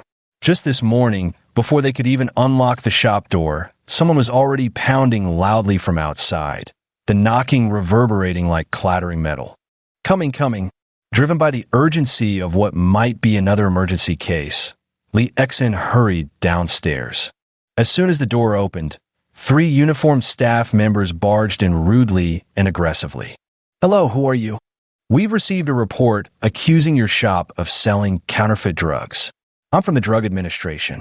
Are you the owner here?" Li Xin paused briefly before responding with complete composure. "No, I'm not. But all our medications are right here. There's absolutely no way we'd sell fake drugs. Feel free to inspect anything you'd like." Ever since mastering basic herbal medicine, he made a habit of frequently reviewing the Chinese herbal medicines in their cabinets to deepen his familiarity during spare moments. As for Western medicines, which he didn't know much about, he nevertheless felt confident that Uncle Wong would never procure counterfeit drugs for sale. "Hey, which bastard reported us? If I find out who it is, I'll definitely kill him." Wang Han angrily descended from the attic, muttering under his breath, but upon seeing the law enforcement officers glaring at him, he resentfully fell silent. "Whenever there are reports from the masses, we must investigate thoroughly. It's our duty." The leading law enforcement officer sized up Wang Han and spoke in a grave voice. Yes, we guarantee our full cooperation." Li Xin shot Wang Han a glare, forcing an exaggerated smile. After randomly inspecting a few items, they soon left empty-handed. "Damn it, I'm so pissed. Who the hell reported us?" Wang Han was still fuming. A few more men in dark blue uniforms entered. Surprisingly, they were from the Health Bureau. The Health Bureau inspectors also left after verifying all operational indicators and certificates were compliant. This made Wang Han hopping mad with anger. But before he could catch his breath, the fire department showed up. The moment they entered, they headed straight for the back room. That was it. They declared the fire safety measures there didn't meet regulations. Because there was a coal-burning stove in the back used for boiling medicine, they insisted we had to install something like a chimney before it could legally be used. Not only did they demand installation, but they also required a suspension of operations for rectification. Wang Han panicked, hurriedly pulling out his phone to call Wang Mingde, but Li Xin stopped him. Having connections means there's no reason not to use them. he said. Li Xian thought for a moment and then called Lin Rongzhu. He had already reasoned it out in his mind. If Lin was willing to help, then he was a true friend. If not, at least he'd have seen someone's true colors. The outcome was impressively effective. He directly instructed Li Xian to have the Fire Bureau's enforcement officers wait there for a moment.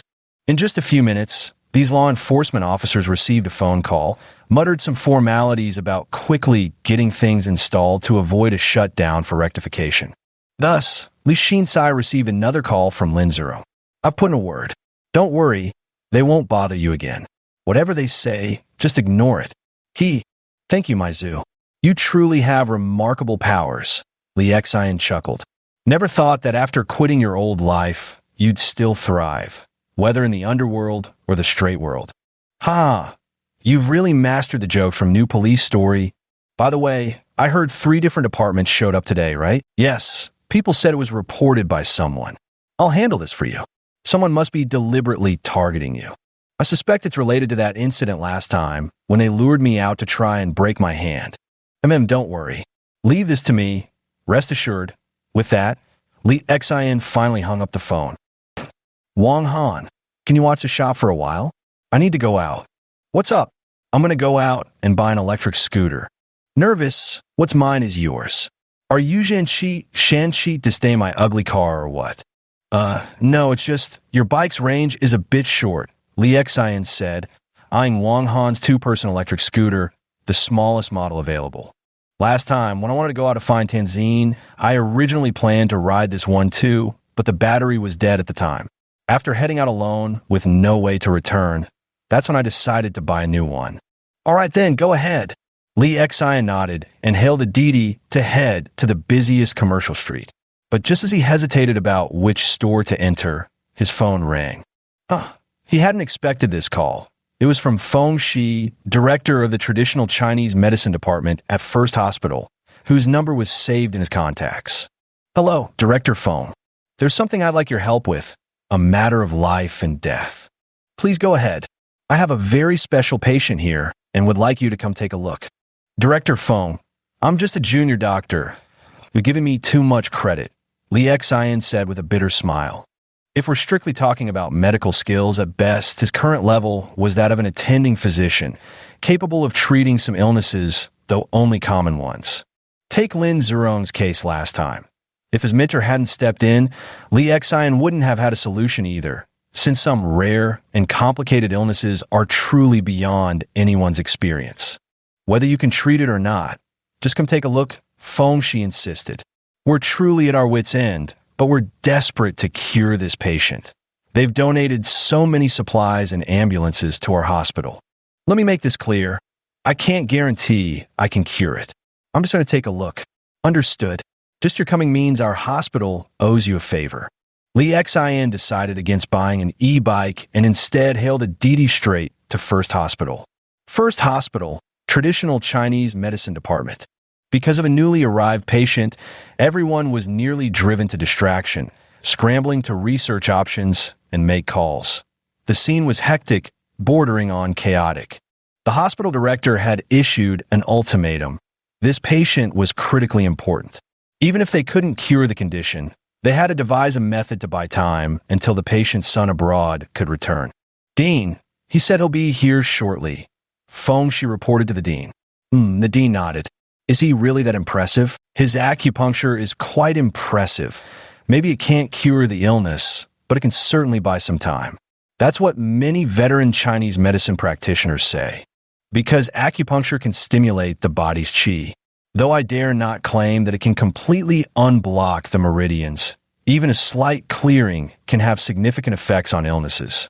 The dean wasn't actually a great traditional Chinese medicine practitioner. He'd heard that from many senior figures in the field. Yeah, I'll admit that. Have you ever called Old Zhua? Master Zhua? That's impossible. They're in the capital. We can't possibly ask them to come here, can we? Someone outside the system is ultimately hard to invite. This is our hospital's favor to call in, and we must repay it ourselves. Can Li Xian really pull it off? Feng Shi hadn't seen Li Xian in action before. To be honest, if it weren't for the dean's vivid descriptions and Master's was high praise, he'd be quite skeptical. Let's give it a try. Desperate times call for desperate measures. Soon, Li Xian arrived at the hospital, greeted by an attending physician whose enthusiasm was matched only by their evident curiosity.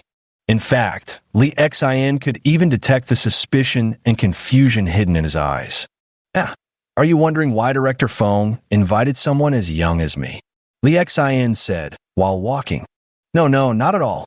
Finally, the attending physician replied sheepishly, it's just that we didn't expect someone so young to earn praise from the venerable Zhua for their medical skills. Just curious, purely curious. He wouldn't dare voice his true thoughts. After all, this was a doctor the dean himself had personally sought to recruit. But he simply couldn't believe that someone so young could possibly possess remarkable medical skills. Within moments, every doctor in the traditional Chinese medicine department, including the nurses, had heard that the director had brought in an outsider for help, a mere youngster. 9 out of 10 of them didn't believe Li Xian could actually do anything. Most were just waiting to watch the spectacle unfold, treating the whole thing as something of a joke. As soon as Li Xian entered the traditional Chinese medicine department, he was met with numerous curious gazes. Though they all pretended to be busy with their work, their eyes kept darting in his direction. So young, not exactly handsome, but so pleasant to look at, such great vibes. Pfft, you little minx. We're talking about his medical skills here, not his looks. Are you spring dreaming? The 3 nurses whispered while sorting through medications to distribute. Who's spring dreaming? I just happen to like guys like him, said a petite nurse with an exceptionally soft, melodious voice, radiating youthful charm. The 2 nurses laughed. What's the use of being good-looking? What really matters is medical skill. Meng Jia, you're still too young. Right, I bet even if he comes, it won't make a difference. Want to make a bet? Let's wager an all-you-can-eat meal. How about Golden Jaguar's buffet? Betting that much? No way, I'm broke. At most, I'll treat you to a Haidaleo hot pot. The youngest nurse, Luo Mengjia, said, want to bet? I bet he can be cured. Deal. I'll take that bet too. Haha, getting a free meal is always my favorite. The other 2 nurses were delighted and quickly chimed in. Not only the nurses were making bets, the doctors were too. Unfortunately, among that group of doctors, no one had faith in Li Xian. No one wagered that he could cure the illness. They considered themselves doctors with broader perspectives than the nurses and naturally believed they could tell just how skilled someone his age could possibly be. In truth, none of them had high hopes for Li Xian. Calling him in was merely a last-ditch effort. Otherwise, they wouldn't have sent a resident to pick him up. Li Xian remained unfazed, driven solely by curiosity to see just how significant this patient was and what connections they possessed that could compel the hospital to exert such effort. Yes, pure curiosity, that's all it was. However, upon following the attending physician into this special ward, where besides Feng Shi and the hospital director, he saw 2 men and a woman kneeling silently by the bedside. Even he couldn't help but feel a stirring in his heart. The patient was an elderly woman, 63 years old. According to the attending physician's earlier briefing, she had given birth to 4 children, and the youngest son, currently abroad, was being waited upon to return for one last meeting. As for her condition, they had diagnosed it as cor pulmonale with heart failure, respiratory failure, and a critical cerebral crisis. Originally in the ICU, but to settle final affairs, she had been moved to an isolated ward outside. When Li Xian entered, the master diagnostician swept a glance at her and already had a general diagnosis in mind. Yet, to confirm, he still approached carefully to examine. The patient was on oxygen, unconscious nearly all the time, pallid as death, with lips and fingers cyanotic, head sweating greasy, oil-like perspiration, bubbling with phlegmy breaths, both lower limbs swollen to sludge-like consistency, untraceable blood pressure, and barely clinging to life. Upon seeing Li Xian arrive, 2 men and 1 woman stood up, all with complex expressions directed at her. There was irritation, suspicion, and blankness, but most of all anger, as if furious that the hospital had sent such a junior doctor. Thank you for your trouble. The eldest of the three finally stepped forward and said, shaking hands, "I'll do my best." Li Xian noted that this elder brother appeared quite polite on the surface as he shook his hand, then turned his gaze to the patient. He knew he was being looked down upon, but who could blame them given his youth? However, Li Xian wasn't one to storm off in anger. That would only prove his uselessness and fear. Instead, he chose to prove himself through action. Li Xian first checked the pulse, but the beat was erratic, like a sparrow pecking or a leaky roof dripping, shifting unpredictably. He recalled his teacher, Sun Simiao's words. In critical conditions, the pulse at the wrist would never be accurate. Frowning, he pressed instead on the 3 pulses at the Fuyang, Taishi, and Taichou meridians. Just as Feng Shi began to think there might be something to this young man's methods, Li Xian nodded and muttered, "There's still a spark of life." "Dr. Li, how much longer can this be delayed?"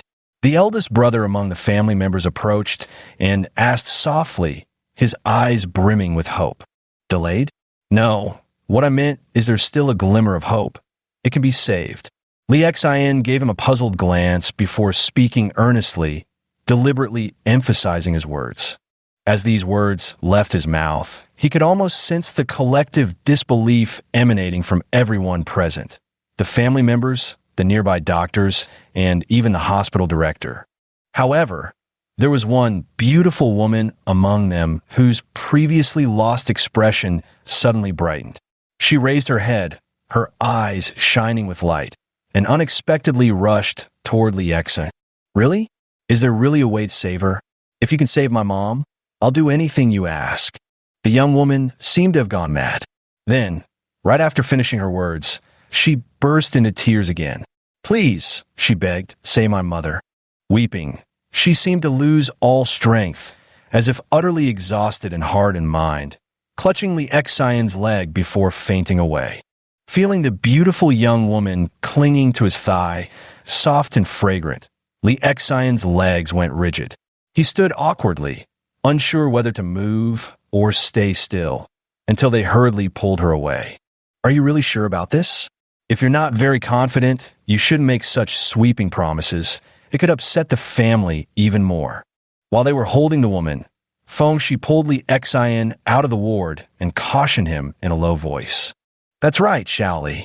We can't give patients hope only to let them down later. It's too cruel." The dean also tried to persuade him, shaking his head. None of them trusted Li Xian, because they believed it couldn't be cured, nor did they have faith in what Li Xian said. Chapter 23, The Lost, Divine Technique. Give me some time to think in a quiet place. Also, does your hospital's traditional Chinese medicine department have any longer acupuncture needles? At most, 30 centimeters long. Li Xian was quite disappointed, but ultimately nodded. He was led to the department head's office, where they left him with the space to himself. Still too young and naive, Feng Shi shook his head, saying it's curable. That's too absolute. If it can't be cured, some patients' families might even cause a scene, and the consequences would be unthinkable. Exactly. Forget medical skills for a moment. The lack of experience is the real issue. The hospital director also sighed. But let's hope he succeeds. We should stay optimistic. Honestly, I can't see how. When a patient is so critical they're wheeled out of the ICU, it means Western medicine has given up.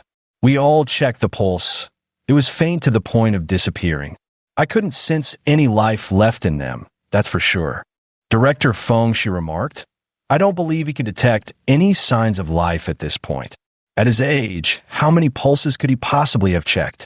Originally, Li Xian was the last resort the dean turned to in desperation. But now that even the dean had lost hope, Director Feng finally dared to voice his true thoughts. Otherwise, speaking up earlier would have meant undermining the dean's authority, something strictly taboo. Little did he know, Li Xian might have indeed checked more pulses than him in his dreams. Yes, in ancient dreams, Li Xian had followed his teacher Sun Simiao to military infirmaries, where hundreds or thousands of severely wounded garrison soldiers showed signs of failing pulses. His experience couldn't be called limited. It was profoundly substantial. The garrison soldiers' injuries weren't all combat-related either. Some bore chronic old wounds, long-standing illnesses, and the inevitable infirmities of age. Whenever Sun Simiao checked a pulse, he would teach Li Xin how to distinguish the variations of terminal pulses across different diseases. This massive accumulation of case studies and instruction gave Li Xin considerable expertise, perhaps not extraordinary, but certainly surpassing everyone in this hospital. Li Xin decided to proceed cautiously by consulting his teacher. So right there in the department head's office, he forcibly willed himself into sleep. Yes, to summon the miraculous healer. His current medical virtue points weren't sufficient. Otherwise, having the professor handle it would have been more reliable, but time didn't permit. There was no alternative but to proceed this way. Only half an hour later did he finally awaken. Emerging from the office, his eyes now brimmed with confidence as he strode with such vigor that it drew sidelong glances from many young nurses again. The extraordinary heart-saving decoction first revives the collapsing yang energy to stabilize collapse, adds the 3 raw herbs drink to eliminate phlegm, while musk acts to ward off impurities, clear the orifices, awaken the mind, and rescue from respiratory failure. This was the prescription he came up with himself during a dream when Sun Simiao tested him, and which Sun Simiao subsequently approved. This extraordinary heart-saving decoction is actually a modern formula. Li Xin had previously proposed it, and Sun Simiao praised it highly upon seeing it. We've already tried the extraordinary heart-saving decoction. Unexpectedly, upon hearing this, Fengshi responded with a bitter smile. Oh, may I see the prescription? Li Xin paused slightly, puzzled. This shouldn't be the case.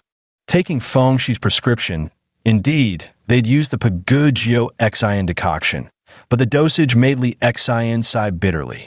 Only 30 grams of aconite? That's not enough. Li Xian shook his head. Then why don't you draft one? Taking the paper, Li Xian wrote out a prescription and showed it to them. 150 grams? Good heavens, no way. Is this safe? Fengshi was horrified, utterly stunned. He wanted to say, "Are you sure this dosage won't send the patient off prematurely?" The director also took it to examine, his expression shifting continuously. "The patient is already critically ill. Only a large dose can take effect," Li Xian explained. "You chose this lower dosage because you're worried about accidents, aren't you?" "How confident are you?" the director asked thoughtfully. 60% confidence, Li Xian replied gravely. And with acupuncture, it should reach 80%. Hearing this, the 3 family members began to deliberate and weigh their options. "Can we wait until my younger brother returns?" The eldest brother among them asked. "Saving lives is as urgent as putting out a fire. No delay is acceptable." Li Xian immediately refused. "I believe in you, big brother. I believe in him." Suddenly, the beautiful woman spoke loudly, her eyes brimming with tears as she wore a pleading expression. "You won't let me down, right?" Li Xian was rendered speechless, feeling utterly awkward. Something seemed distinctly off about this situation. 8 out of 10 chances. If we delay any longer, in half a day, I won't have even half a chance, Li Xian stated bluntly. "Save him," their eldest brother finally decided. "The condition is critical. Add 1.5 kilograms of boiling water, decoct rapidly over fierce fire, administer while boiling continuously day and night, and feed frequently." Seeing them call for nurses, Li Xian gave his instructions. After giving directions, Li Xian requested golden needles.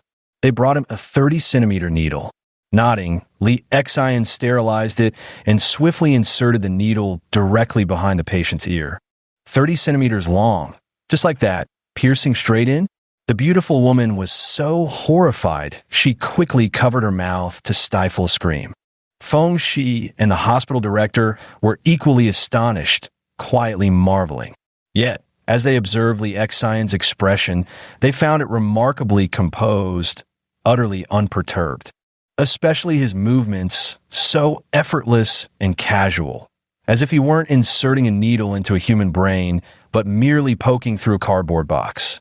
Meanwhile, The fingers of his other hand roamed over the patient's skull, massaging, their motions fluctuating between quick and slow. It even gave the illusion that he wasn't pressing acupoints, but playing an instrument. This, the older brother wanted to ask because it all seemed a bit too frivolous. But just as he was about to speak, he hesitated, his eyes widening and pupils dilating, because he saw his own mother's mouth slightly parting, opening, and closing in rhythm with his massage. He seems to be able to control the patient's movements. The dean was also stunned. He dared say that if Elder Zhuo were here, he'd surely be overwhelmed. This was simply unbelievable. I think he's stimulating the patient's brain with golden needles while coordinating with his other hand to control both hemispheres, inducing movement in the patient. Perhaps this is drawing in qi to increase oxygen absorption? Or is it clearing the orifices and cleansing the meridians? Feng Shi felt as though he had stepped into a whole new world, as if a door to an uncharted realm had swung wide open before him. This is straight out of sci-fi. Am I dreaming? Utterly miraculous. Absolutely miraculous. No, I have to capture this. But the patient's identity. As long as I don't film their face, it should be fine. Once he made up his mind, Feng Shi leaned in to whisper his request to the patient's family member. After receiving permission, he grabbed his phone, his right hand trembling so hard he had to steady it with his left before finally hitting record. The hospital director thought this behavior from their department head was simply brilliant. If this were recorded and shown to his old friends, wouldn't it give him bragging rights for quite some time? Li Xian's wrists were sore. Among all techniques, performing the life matrix needle on the brain was the most challenging. Of course, if his teacher's son Simiao were to do it, it'd probably be effortless. If not for his own inadequate skill, he likely wouldn't need to use both hands simultaneously. Perhaps some might find this hard to comprehend. Isn't this too science fiction-like? When Li Xian first encountered it, he too thought it incredible.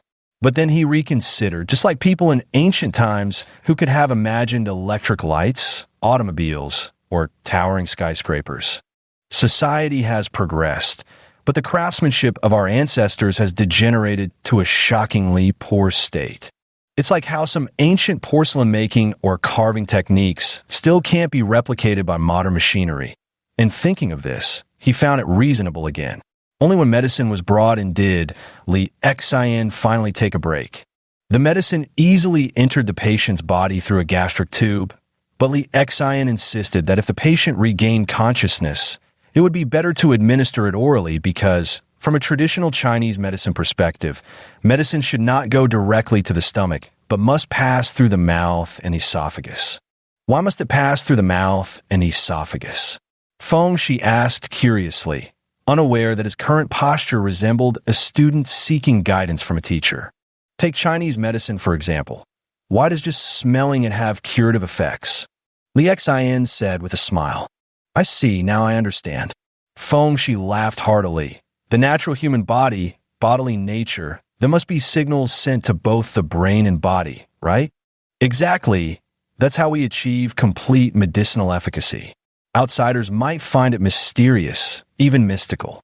But why do even Western doctors say that if patients can eat on their own, even liquid food, it's better than tube feeding? Same principle.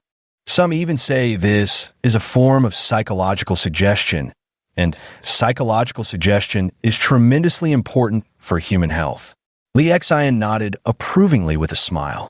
Yes, just as traditional Chinese medicine has always said that melancholy can easily make people sick, Western medicine also acknowledges this view and adopts it, except they frame it as psychological suggestion. The dynamic between chief physician and Li Xian appeared more like that of a student and teacher, except one was in his 20s while the other was about 60. This left the three family members utterly bewildered as they watched. Time passed swiftly. An hour later, after scanning the patient, Li Xian suddenly remarked, "The sweating has stopped. She should be conscious now. You can call out to her. She ought to have enough strength to blink her eyelids." Without even moving closer to examine her, Li Xian's pronouncement left everyone in disbelief. Such was the mastery of his diagnostic gaze. But the beautiful woman directly called out, Mom, can you hear me? The patient's eyelid really did twitch, as though struggling to open, yet couldn't quite manage it. Don't worry, she can hear you speaking now, but it's not yet time for her to open her eyes. Oh my God, 150 grams of aconite. Can it really be done? The director and Director Fong were both clicking their tongues in astonishment, exchanging bewildered glances between themselves. It seems we've been overly cautious. Extreme illnesses require extreme remedies, Director Fong muttered under his breath. He walked over to check and found the patient's sweating had indeed stopped. What did this mean? Was he saved? Holy shit! He couldn't help but exclaim, utterly astonished that Li Xin could know the results without even laying hands on the patient. After shouting, he felt embarrassed and awkwardly lowered his head. Just as I said earlier, administer the medicine frequently, day and night. I'll take my leave now and return tomorrow when I have time. Li Xin said, Here, this is the needle. Take it. It's specially made, originally intended for my own use, but honestly, I just couldn't bring myself to do it. Fong, she said with a chuckle, looking completely at ease. All right, then I'll take my leave first. Let me see you out. Fong, she quickly offered, and at the same time, the hospital director also said, Let me see you out. This time, Li Xin was no longer escorted by the attending physician, but instead was seen out by Fong Shi himself. Stepping out of the ward, the nurses watched as Fong Shi and Li Xin chatted and laughed heartily. None of them could mistake what was happening, and they exchanged bewildered glances from a distance, each wearing an expression of utter astonishment. The news quickly spread to the office of the traditional Chinese medicine department. The patient miraculously came back to life. The dean said they managed to save him. An inquisitive nurse, Luo Mengjie, rushed into the office. The doctors, who had been quietly working, were jolted as if a bomb had gone off in their minds. Mengjie, are you fooling around again? Is this a joke? Asked the attending physician who had brought Li Xin in earlier, his lips twitching. Impossible. Just moments ago, when Li Xin entered the director's office, they had thought the situation was hopeless. Even buying time was likely impossible. So this is it. Li Xin had no idea that his actions had caused a stir in the traditional Chinese medicine department of the first hospital, even spreading to the internal medicine department. After being escorted to the hospital entrance and declining Fong, she's offered to drive him back personally. Li Xin opened the system interface. Not only had he received 700 points in medical ethics value, but he also earned the system's first reward for treating a serious illness. What a windfall, 700. Added to the original 950, his medical ethics value now totaled 1,650 points. Reward? Overjoyed, he opened the system and clicked on the reward, only to find it was a random draw. The drawing began. After some quick text transformations, Li Xin clearly glimpsed advanced medical techniques and master-level pulse diagnosis among the options, but the final reward made him so astonished his jaw nearly hit the floor. Chapter 24. What kind of reward is this? Getting handsomer? Charisma plus 10. That was the reward. Li Xin nearly choked on his own saliva, coughing violently, cough, cough, cough. What kind of reward is this? I thought it would award me some medical skills, Li Xin grumbled inwardly, thoroughly disappointed. He had no idea that after receiving this reward, his entire aura was quietly undergoing continuous transformation. What exactly constitutes beauty or handsomeness? To this question, many would likely respond instantly that it's about having well-proportioned and harmonious facial features, right? Yet some might have noticed that there are people who, for some inexplicable reason, appear strikingly handsome or beautiful despite not having particularly remarkable features. Later, this phenomenon came to be referred to as aura.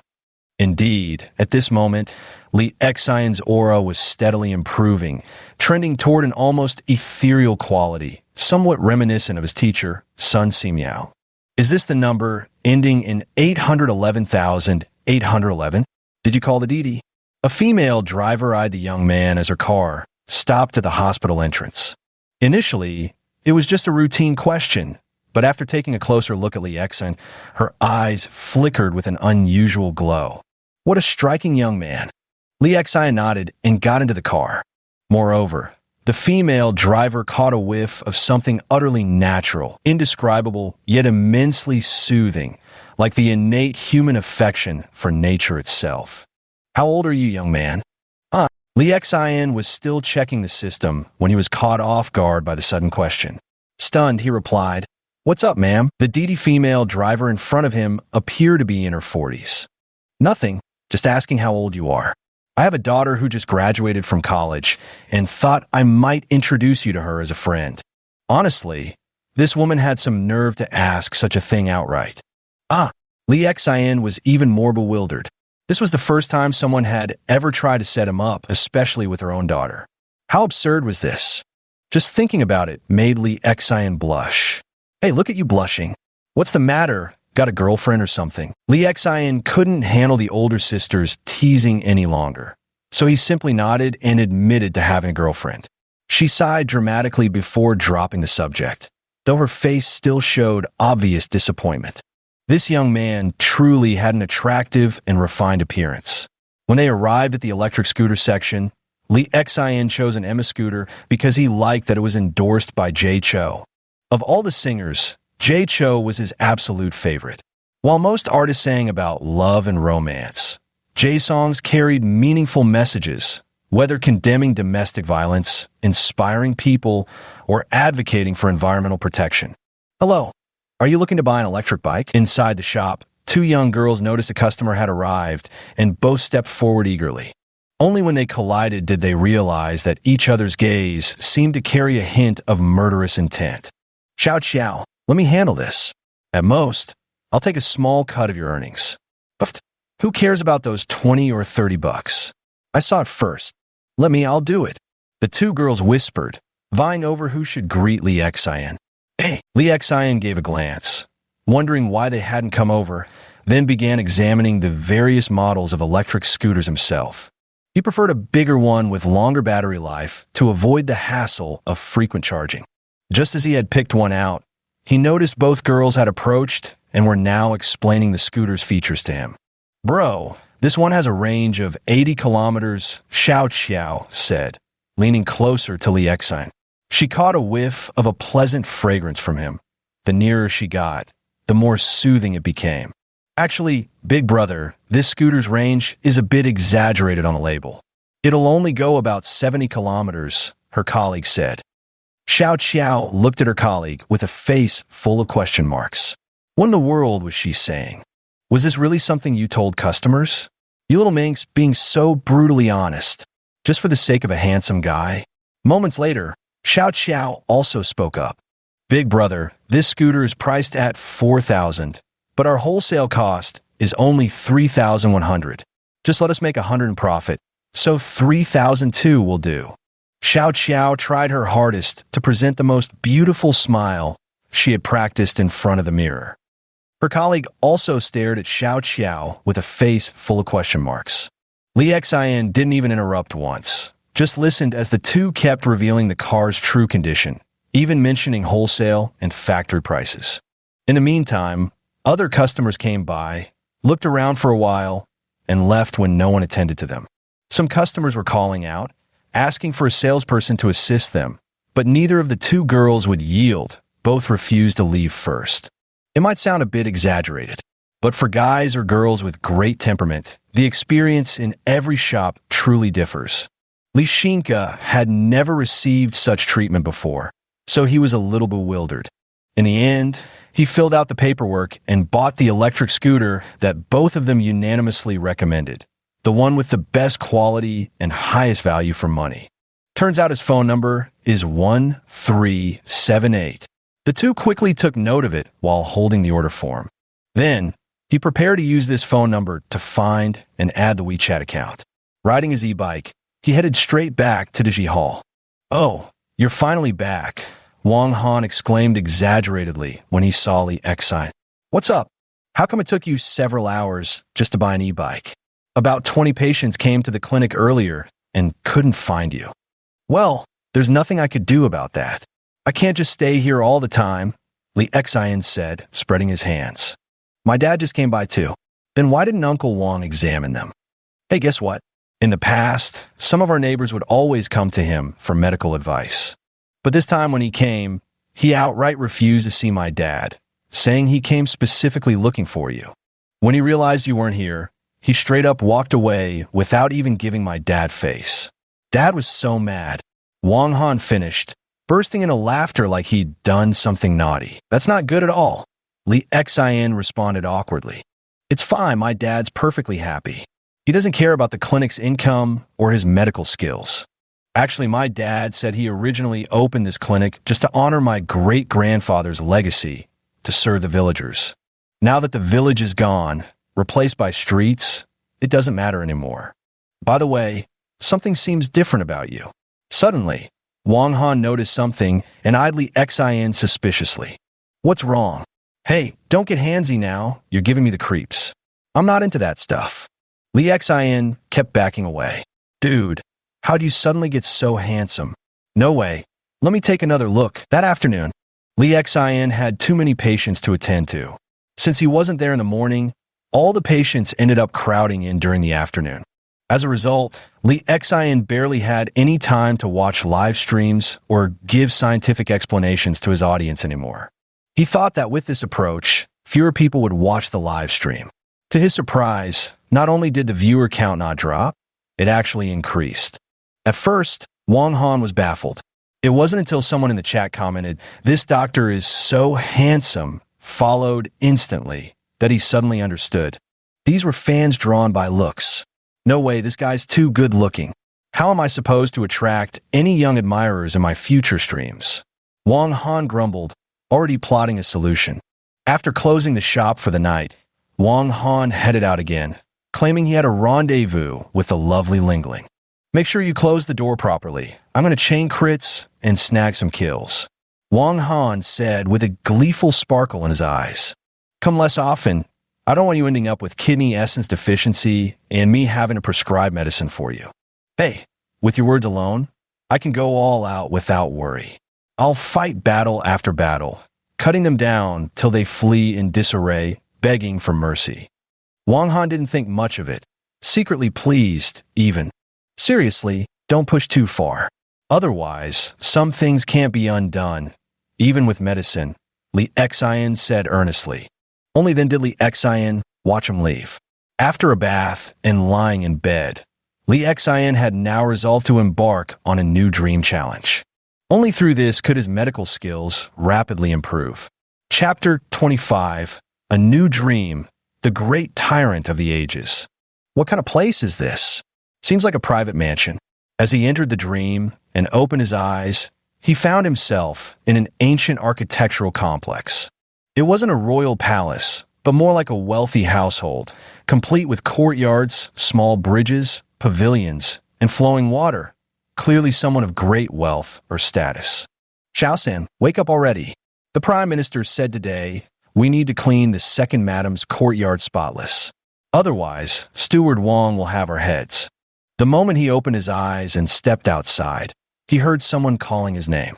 The room he lived in was tiny, barely 10 square meters, with 3 beds made of wooden sticks and straw. If you could even call them beds, they were more like straw mats. Oh, here we go. Seeing the other person carrying a wooden bucket, Li Xian quickly picked up the one outside the door as well. After a day's work, he secretly inquired about what era this was and who the emperor was. To his surprise, he found out it was the late Han dynasty. Li Xian was so shocked he nearly cried out. Last time it was the early Tang dynasty, and now suddenly he'd arrived in the late Han. No wonder, he thought. Though these courtyards covered vast areas, they looked so ancient and worn. It can't exactly be called old, but rather everything is rough and unrefined. Yet when others mentioned the chancellor to him, he instantly thought of one man, the notorious historical figure Cao Cao, infamous for his weakness for married women. Cao Cao was undoubtedly one of history's most famous strategists. Many later generations have said that if not for his lingering loyalty to the Han dynasty, he might have ascended as emperor and unified the 3 kingdoms. But precisely because he retained some loyalty to the Han, He missed many opportunities and ultimately failed to unify the three kingdoms. How'd I end up in this dream? Besides, I'm clearly just a servant in this mansion. Surely I won't end up getting my head chopped off, right? After all, I wouldn't have any chance to get close to Cao Cao anyway, Li Exan muttered to himself, utterly bewildered by his current predicament. So, how should he break through this level? Recalling his previous experience of clearing the stage, he racked his brains. Fortunately, there was no life-threatening danger, so he stayed at Cao Cao's prime ministerial residence for about 10 days. After these 10 days, he finally heard that the prime minister had returned to his residence. Not wanting to wait any longer, he decided to break the deadlock and went to find Cao Cao. He was also very curious about what this Cao Cao, whom so many men of later generations admired, looked like. To hell with it, death be damned. So on this day, while cleaning, he wandered about everywhere. Unexpectedly, as he wandered, he ended up in the rear courtyard. Well, after being here for over 10 days, he still hadn't familiarized himself with the paths in this enormous complex of buildings. The main problem was that all these buildings looked nearly identical. Normally, someone would guide him, so he wouldn't get lost, but today, wanting to walk freely, he strayed into Lady Ding's rear courtyard. Lady Ding, original wife of Cao Cao, barging into the inner quarters, such audacity. Guards, drag him out and beat him to death with sticks. How brutal. In the dream, Li Exan directly plunged into darkness amidst countless waves of excruciating pain. When he woke up, Li Exan was still dazed, feeling a dull ache throughout his body. Failure. Glancing at the time and seeing it was almost morning, he gave up on sleep, washed his face, and headed to work. Hey, I'm back. It was nearly noon when Wang Han finally returned, just as Li Exan was seeing patients. Though he had heavy dark circles under his eyes, he was in high spirits, his voice arriving before he did. You're back just in time. Watch carefully. I'm heading to the hospital soon. After finishing with his current patient, Li Exan set off for the hospital. At City First Hospital, when Li Exan entered the traditional Chinese medicine department, it once again drew the nurses' covert glances.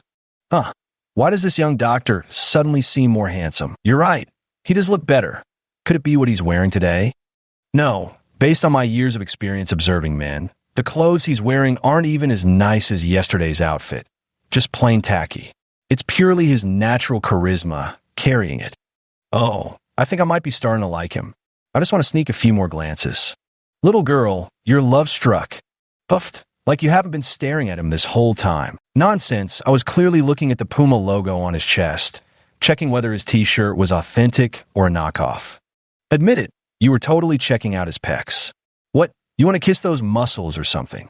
Geez, girl, what do you get the nerve to say such things? Have you no shame? What's the big deal?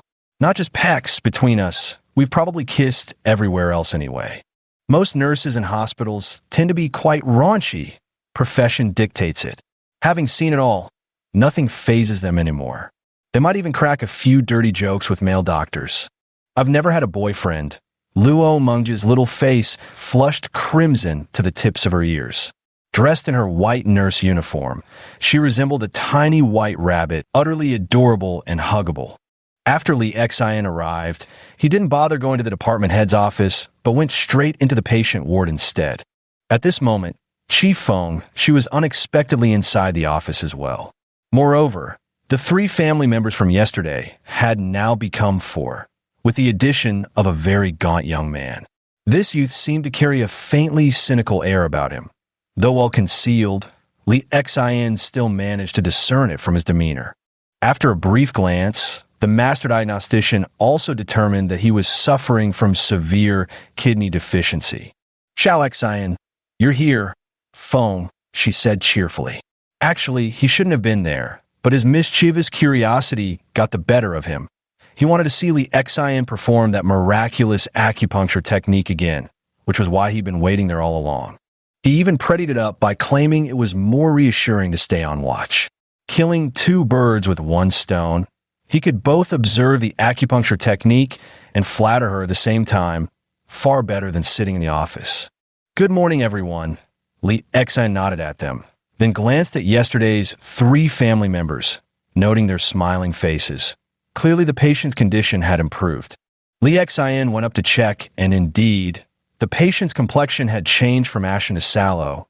The rattling sound of phlegm had greatly reduced, and the coldness had receded below the elbows and knees, though the hands and feet remained icy. Most notably, the swelling in both legs had largely subsided.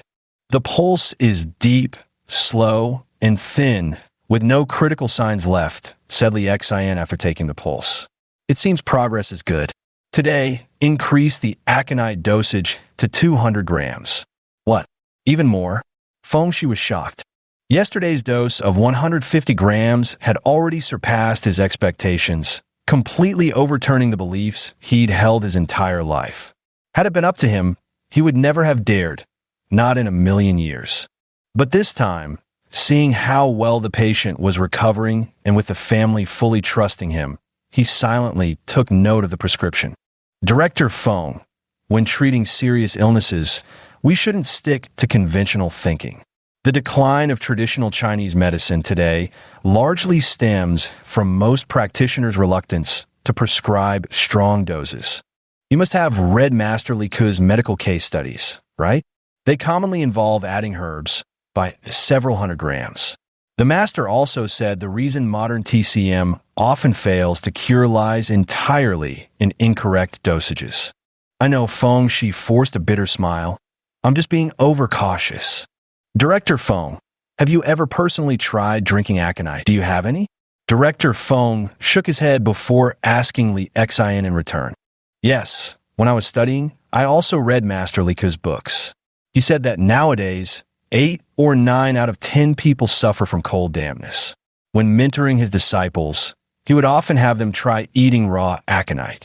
Back then, I frequently drank cold beverages and developed cold dampness, feeling heavy all over, lethargic and weak. So I experimented with taking 80 grams. After trying it, I once experienced full body numbness, vomiting, diarrhea, and fainting. Didn't you administer an antidote for yourself? Director Feng asked curiously. No. The master said that as long as someone with a cold, damp constitution eats aconite, even if poisoned, there's no life-threatening danger. Although I fainted at the time, my body actually improved afterward and became much lighter. Li Xindao said, at that moment, I recalled something the master once said. You have no right to judge unless you've tried it yourself. Director Feng lowered his head awkwardly. I suggest, Director Feng, if possible, that you also try it yourself, starting with a small dose of 10 grams and gradually increasing it. If you get poisoned, just drink some mung bean soup or let your whole body go numb, and you'll gain a lot. Li Xian thought to himself. He truly wished more traditional Chinese medicine practitioners would actually try it themselves, instead of just repeating what others say or theorizing without practice. Nowadays, traditional Chinese medicine is denounced as quackery, a deceptive practice. This is largely because many practitioners blindly believe what others claim, yet dare not test it themselves. Like the fable of the little elephant crossing the river, a story children understand, they remain clueless. Some incompetent doctors even insist that consuming more than 15 grams of processed aconite will make you pass out from poisoning. And this, after processing, is said to be the non-toxic aconite that's generally recognized as safe. Yet what Li Xian used yesterday was raw aconite. Only raw aconite truly possesses the power to stimulate yang energy.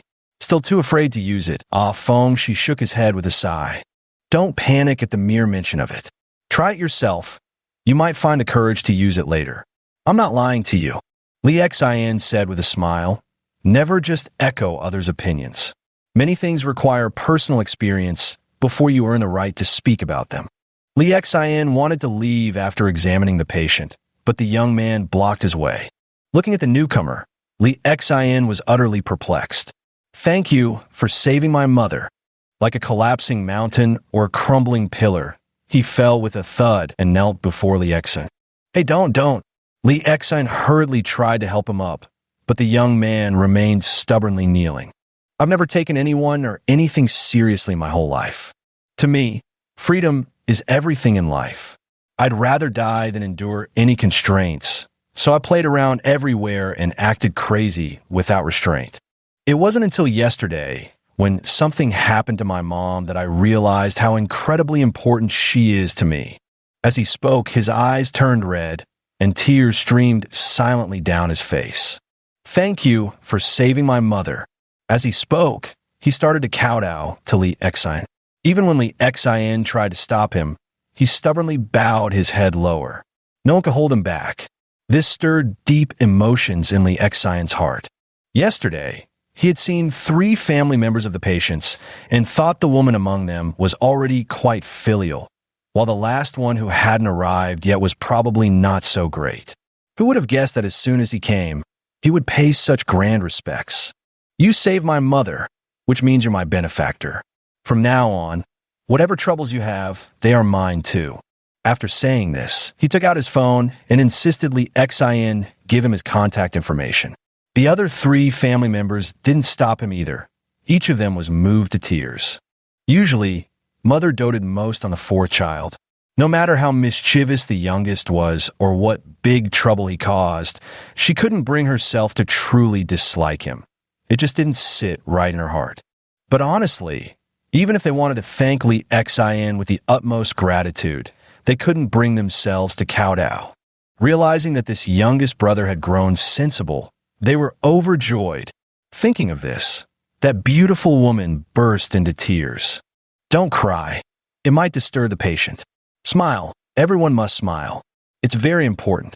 Lee Exine paused for thought, then raised a finger to his lips in a hushing gesture, pointing toward the patient lying in the hospital bed. Thus, they stopped crying and became happy again. After adding this young man on WeChat, Lee Exine noticed his username, Freely Soaring Star. Well, quite Chinibu, but as for this kidney issue, Sai, if you have time, come see me. I'll help treat your kidney, Lee Exine said to the youngster. The boy was left dumbfounded, his face flushing red. How could this life-saving benefactor be like this? I thanked him, yet he exposed my shortcomings, truly infuriating. Chapter 26, Did all the little nurses fall for me? Hello, is this Dr. Lee? As soon as he stepped out of the hospital room, Lee Exine noticed a young nurse approaching him, her cheeks flushed with shyness. Is there something you need? Can I get her contact info? I have an aunt who's in poor health, and we've been to so many hospitals with no luck. At this point, her voice dropped to a whisper. Could I add you on WeChat? What's the matter? I'd like to ask you. Sure, Lee Exine replied nonchalantly, thinking this little nurse was actually quite adorable, the kind of cute, endearing bunny type. Holy shit, is Luo Mengjie actually this bold? In the distance, another nurse stood shocked, her jaw practically hitting the floor. Guess this is what they call extreme shyness rebounding into audacity? I always thought Luo Mengjie was the timid type. No way, I'm adding him on WeChat too. Me too. Wait, you're already married. How can you even think of that? I'm just like Luo Mengjie. I have some questions I'd like to ask him. 3 more nurses hurried over, speaking softly and nervously glancing around as if afraid to draw attention, all asking to add Lee Exine on WeChat. Watching the nurses acting like thieves, Lee Exine was taken aback for a moment, then quickly took out his phone and added them too. His WeChat was mostly filled with relatives, hardly any friends, perhaps just a few classmates. Back when he worked at the hospital, not a single nurse had ever added him. In those days, if the nurses weren't barking orders at him, it was already more than he could ask for. How dared he hope for anything beyond that? This is the frustration of being a junior doctor. Even the nurses can bully you at will. Oddly enough, he felt quite cheerful now, a peculiar emotion rising in his heart. Was it a sense of accomplishment, or the pride of being flattered? Surely not pride. No, definitely not, Lee Exine told himself. Dr. Lee, what cologne are you wearing? That woody fragrance on you smells so soothing, a young nurse said, taking a deep whiff. Yuang, your husband wants you home for dinner. Seeing this, another nurse snapped angrily. I think it's incense, isn't it? Luo Mengjie neither spoke nor walked away, just stood there blushing as she watched Lee Exine. I never wear perfume. Maybe it's the soap I shower with or laundry detergent. Li Xin grew somewhat bashful. The nurse was tall too. When she leaned to sniff his neck, those lovely curves grazed his arm. He quickly stepped back 2 paces. No wonder she's been married before. Her boldness is truly remarkable. By contrast, Li Xin felt rather strange about it all. Not only was his face slightly flushed with embarrassment, but his heart also felt unsettled, as if he'd been teased, stirring an odd yet thrilling sensation. Back when he worked at the hospital, he'd encountered bold nurses before, but never one this audacious, utterly shameless. Absolutely. When women start getting shameless, men can't hold a candle to them. Seeing the nurse, named Yu Hong sniffing, the other 2 nurses also leaned in to take a whiff. Li Xin was still an inexperienced young man. Feeling the 3 women's eyes shimmering like peach blossoms as they leaned their charming faces closer, he couldn't help but grow restless and eager. Unable to bear it any longer, he fled in a panic. If we don't escape now, we'll make fools of ourselves. Watching Li Xin flee in panic, several nurses burst into delicate laughter, their figures shaking with mirth. The male patients in the corridor nearby stared dumbfounded. What are you looking at? Go inside and lie down. I'll give you your injection soon. Keep staring, and I'll switch to a bigger needle. A nurse glared angrily and scolded. The frightened male patient hastily turned around and retreated into his ward. Returning to Deji Hall, Li Xin had just arrived when he noticed the sleepwalking old gentleman coming, accompanied by his daughter and son-in-law. Upon seeing Li Xin, the old man hastily rose from his chair, explaining that his son had acted unreasonably by causing trouble. His apology was delivered with genuine sincerity. I thought you wouldn't come anymore. Your son visited earlier and said he wouldn't let you take my medicine. With a faint smile, Li Xin responded objectively, keeping personal feelings aside. Toward patients, he always maintained a degree of leniency. Especially with this old man coming without making a scene for his son, it truly caught him off guard. My brother got arrested. Heard he's going to be locked up for a few days. Serves him right. Might teach him a lesson. But doctor, please don't blame my father for this. He knew nothing about it, and only today, when he insisted on coming, did I have no choice but to tell him the truth. The patient's daughter came out with an apologetic expression on her face. Yes, my brother-in-law is completely lawless. He usually just throws money at my father-in-law and never cares about anything else. My father-in-law can't control him either. We never expected he'd come here to make trouble. We apologize to you.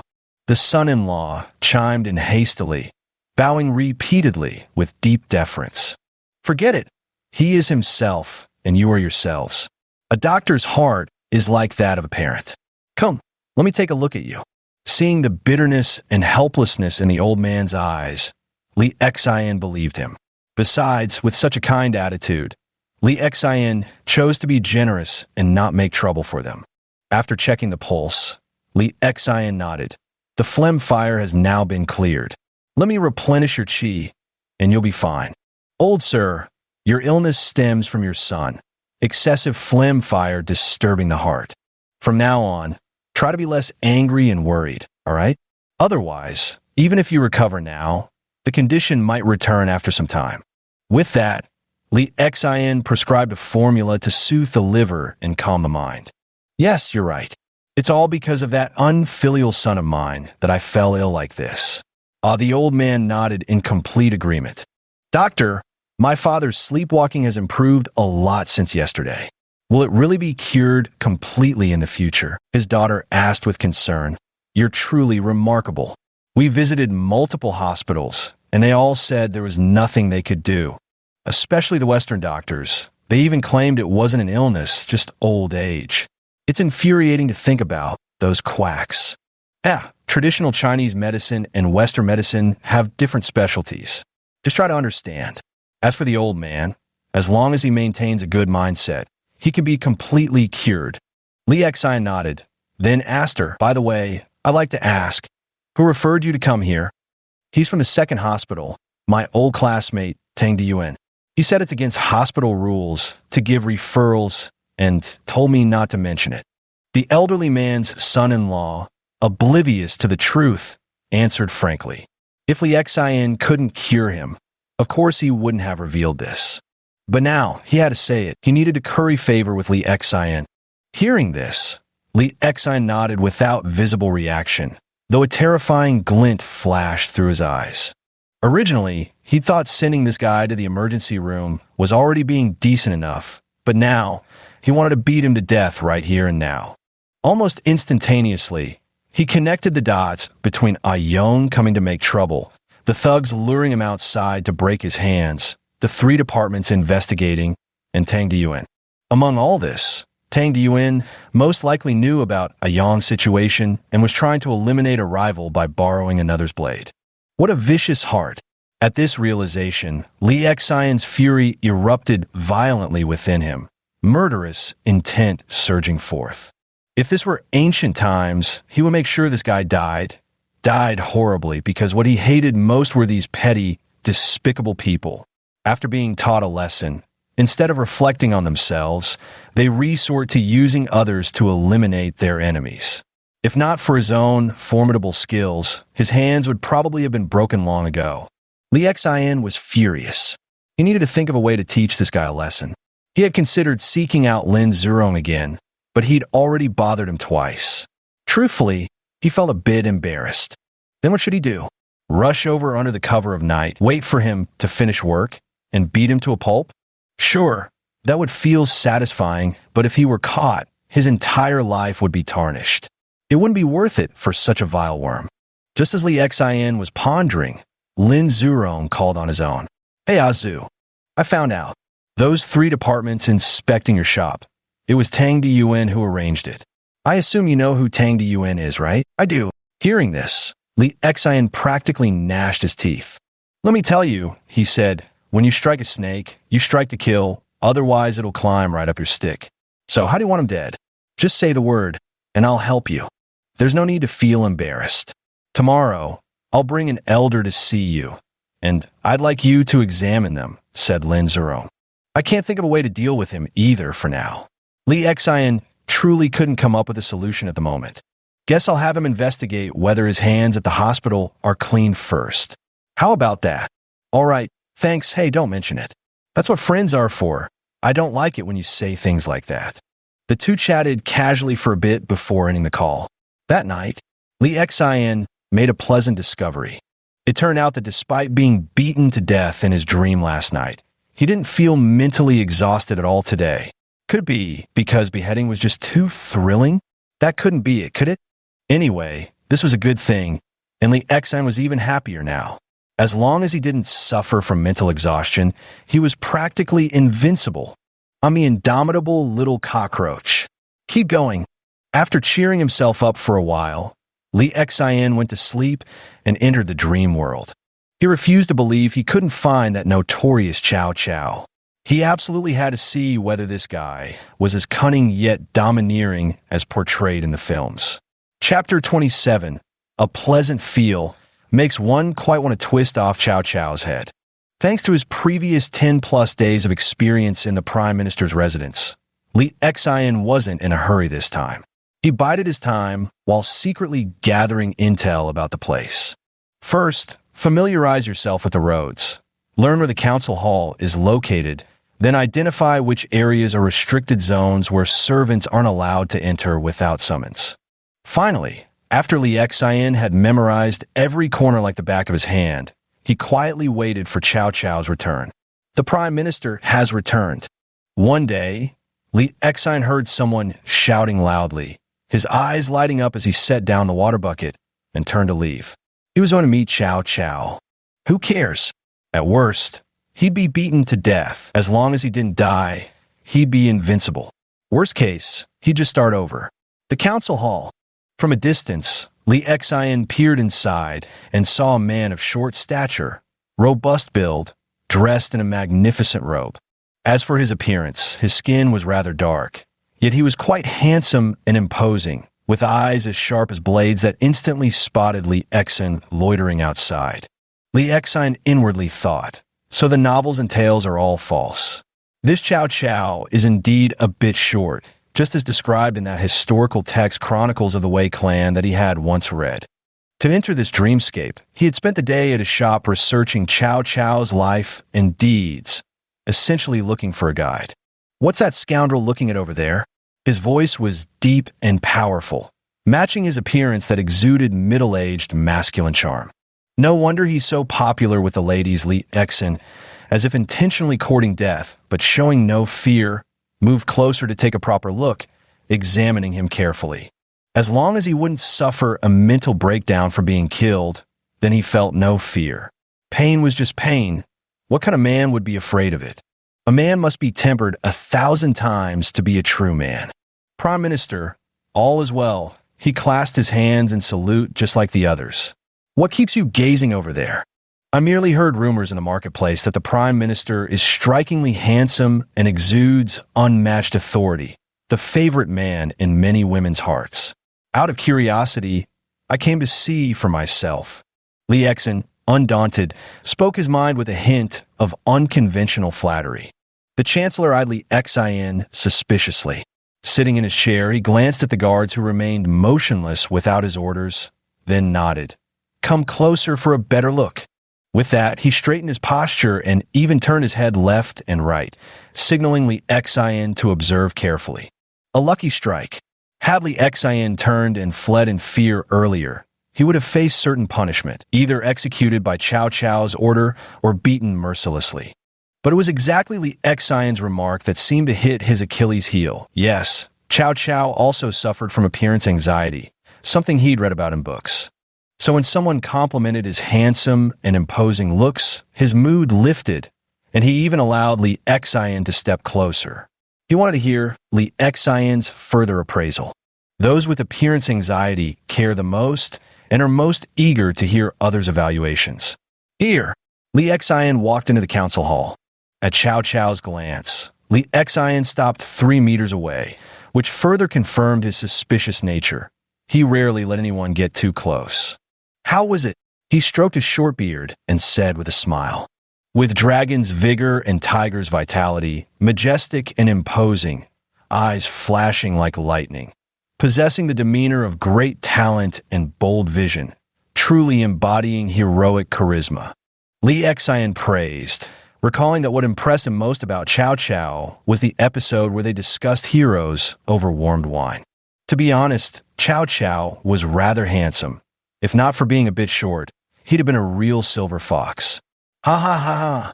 Cao Cao laughed heartily toward the sky with pride, his deep, resonant voice shaking the entire room. Majestic, Ifli Shimin of the Tang dynasty embodied the aura of a peerless king for Li Exin.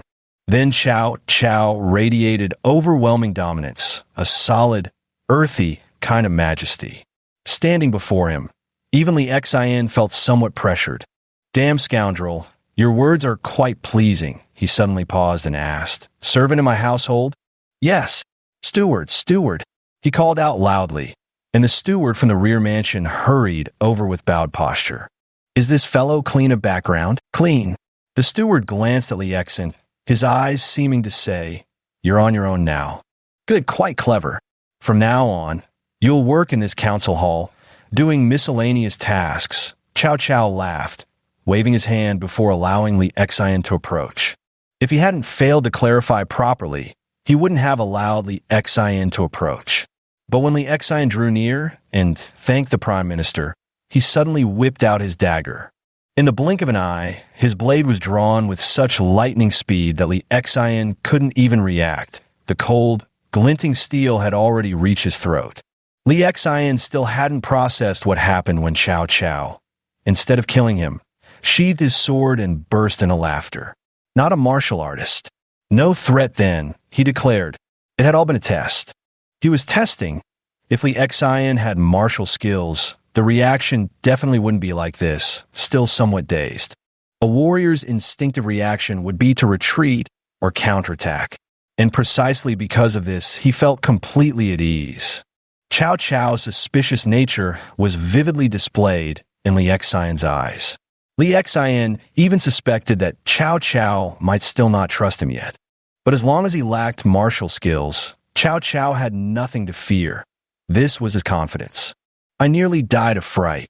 Seeing him still eyeing her suspiciously, Li Exin quickly patted her chest and whispered, "Bring the reward."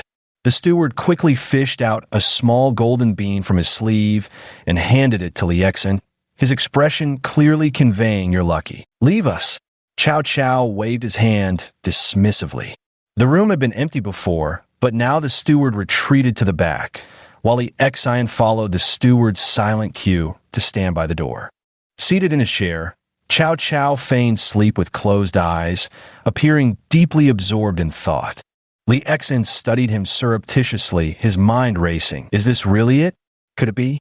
Just standing here. Does this mean I've passed the trial? But that can't be right. I haven't even met any miraculous physician. According to last time, shouldn't there be some divine healer's approval? Just as Li Exin's mind was in turmoil, lost in wild imaginings. Suddenly, Chow Chow, seated in his chair, pressed his back against the wall and let out a pained sound. "Grand Chancellor?" the steward ventured. "My head, it hurts, damn it." "Has Yuan Hua still not been summoned?" he muttered bitterly. Yuan Hua? At the mention of this name, Li Exin's heart skipped a beat as he recalled a certain figure. Hua Ta, whose courtesy name was Yuan Hua. It matches. Ha ha. This time, the divine doctor he was searching for was Hua Ta. Reporting to the Prime Minister, Yuan Hua says his wife's illness hasn't healed yet, so he cannot come at this time. Damn it. Investigate for me. Investigate thoroughly whether his wife has recovered or not. How many summons have been issued? Still he refuses to come. If it's discovered that he's lying, he shall die. He's coming. He's coming. Having read the historical records, Li Exin knew that Hua Tua was about to be summoned. And then, after his arrival, when he proposed to perform a craniotomy on Chow Chow, he would be sentenced to death. Actually, according to historical records, it wasn't the craniotomy proposal alone that aroused Chow Chow's killing intent. Rather, Hua Tua had previously deceived him by claiming his wife was ill, which was why he failed to respond to multiple summons. Having already deceived him once, then proposing to perform a craniotomy on Chow Chow, with his naturally suspicious temperament, how could he possibly trust such a suggestion? That's why he ultimately sentenced Hua Tua to death. How can I break through this predicament? If Hua Tua dies, then I certainly won't be able to pass this level. Li Exin pondered that in this scenario, he must save Hua Tua. But how? Speaking up doesn't seem to help. Though the other party had exchanged a few words with him, Li Exin didn't think Chow Chow would listen to him just because of that. Since words are useless, take action. Prime Minister, this humble one knows a little about medicine. If I may massage your head, it might bring you some relief. Would it be permissible? Li Exin made up his mind and took 2 steps forward before speaking. Through observation, he already knew what illness Chow Chow was suffering from. If I'm not mistaken, that's a brain tumor, a very small one. From the perspective of traditional Chinese medicine, if you don't provoke it, a brain tumor won't kill you instantly. This is why Chow Chow wasn't immediately killed by the brain tumor, and also why Hua Tua wanted to perform cranial surgery. In traditional Chinese medicine's view, some cancer cells are inert. If you don't disturb them, they might not replicate and spread, preventing the person from dying so easily. Even Western medical science has proven that autopsies of many elderly people who died in their 80s or 90s reveal cancers that have been present for decades. So, the concept of traditional Chinese medicine holds water. Leave it be, and it can keep you alive for quite a while. But if you use Western medicine to suppress it, subject it to chemotherapy, provoke it into sensing a crisis, it will start replicating and spreading uncontrollably. Can you? Chow Chow narrowed his eyes, casting a chilling glare at Li Exin. That narrowing of his eyes radiated unmistakable threat, the sheer intensity of his murderous intent plunging Li Exin into an icy abyss. This humble one can try. It should work, he stammered. If it works, there'll be a reward.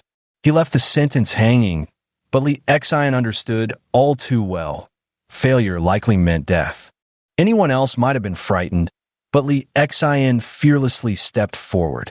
He placed both hands on the head of this 1,000-year-old warlord. The texture and posture felt surprisingly satisfying. To be honest, he really wanted to give a firm grasp and twist.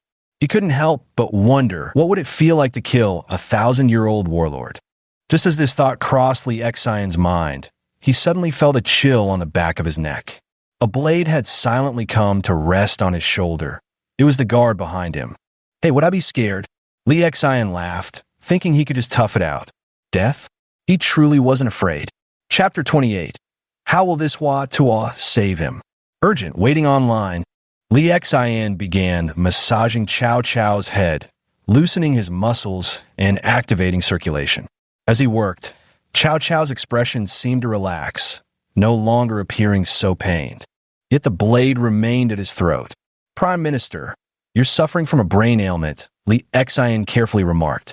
"Oh, do you also know the healing arts?" Cao Cao asked in surprise. "A little, just a little." "Bah, of all people to imitate, why choose that bumpkin Zhuge? Well then, tell me, what disease do you think plagues my brain?" Cao Cao chuckled with his eyes closed as he rebuked him. This lowly one believes that the Chancellor's honorable body is worth thousands in gold. It would be safer to summon more physicians for examination. Li Xian had already started strategizing how to navigate this scenario. If events continued unfolding according to the storyline, Hua Tuo would soon be summoned under arrest.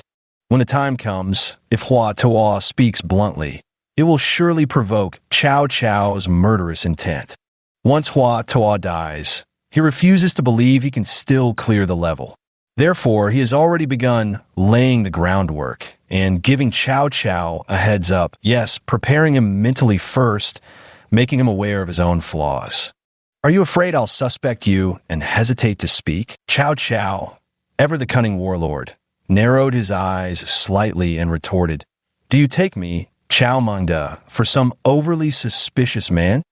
Li Xian almost burst out laughing, but managed to hold it in. "No. This humble servant truly has your excellency's best interests at heart. My loyalty is as clear as the heavens and as bright as the sun and moon." Li Xian also adopted a scholarly tone. Your words indeed carry reason. "Steward, at your service. Summon all physicians in the city. I wish to question them about what illness truly plagues me."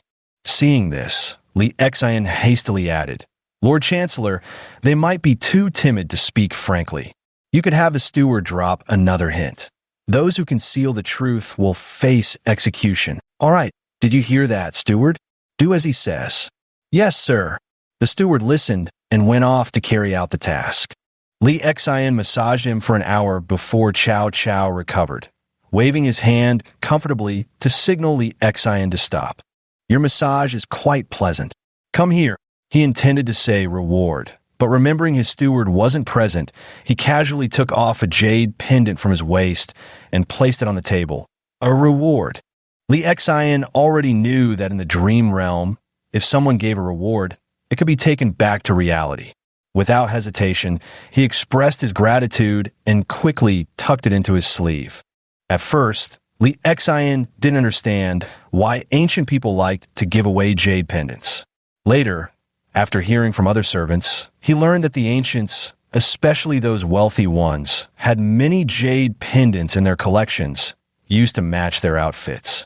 This is much like modern times, where many people have multiple belts or bow ties that they can change between. The same goes for jade pendants. Next, Li Xian stood by the door and watched Cao Cao reviewing some documents. During this time, Li Xian even caught sight of one of Cao Cao's top generals, Xiahou Dun, a character he had played as in games before. Though his attire didn't quite match, his appearance truly resembled a character from a game, tall and burly, powerfully imposing, exuding an aura of primal ferocity and lethal intimidation like some ancient beast. The day passed. On the very next morning, Li Xian arrived early and waited for Cao Cao to meet these renowned physicians of the late Han Dynasty.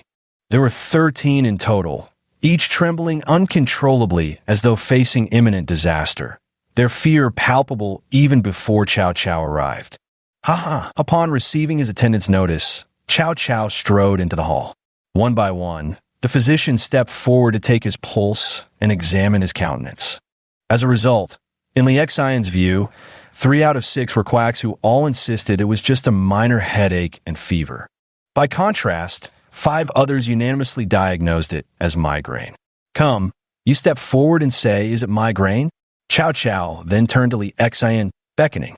Your Excellency, from my surface observation, it does appear to be migraine.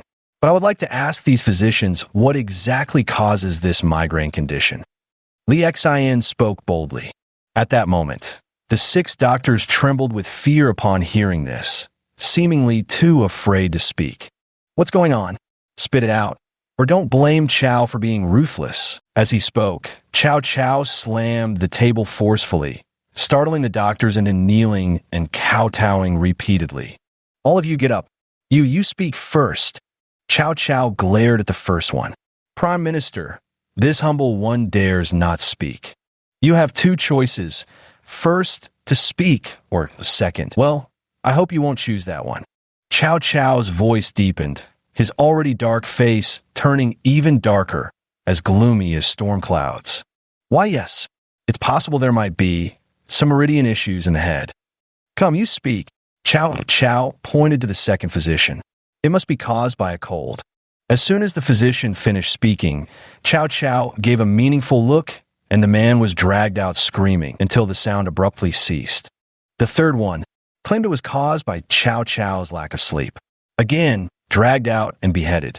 Witnessing this, Li Xian couldn't help but shake his head. In ancient times, the common folk truly had no sense of security. Here, a mere disagreement led to people being hauled off for execution.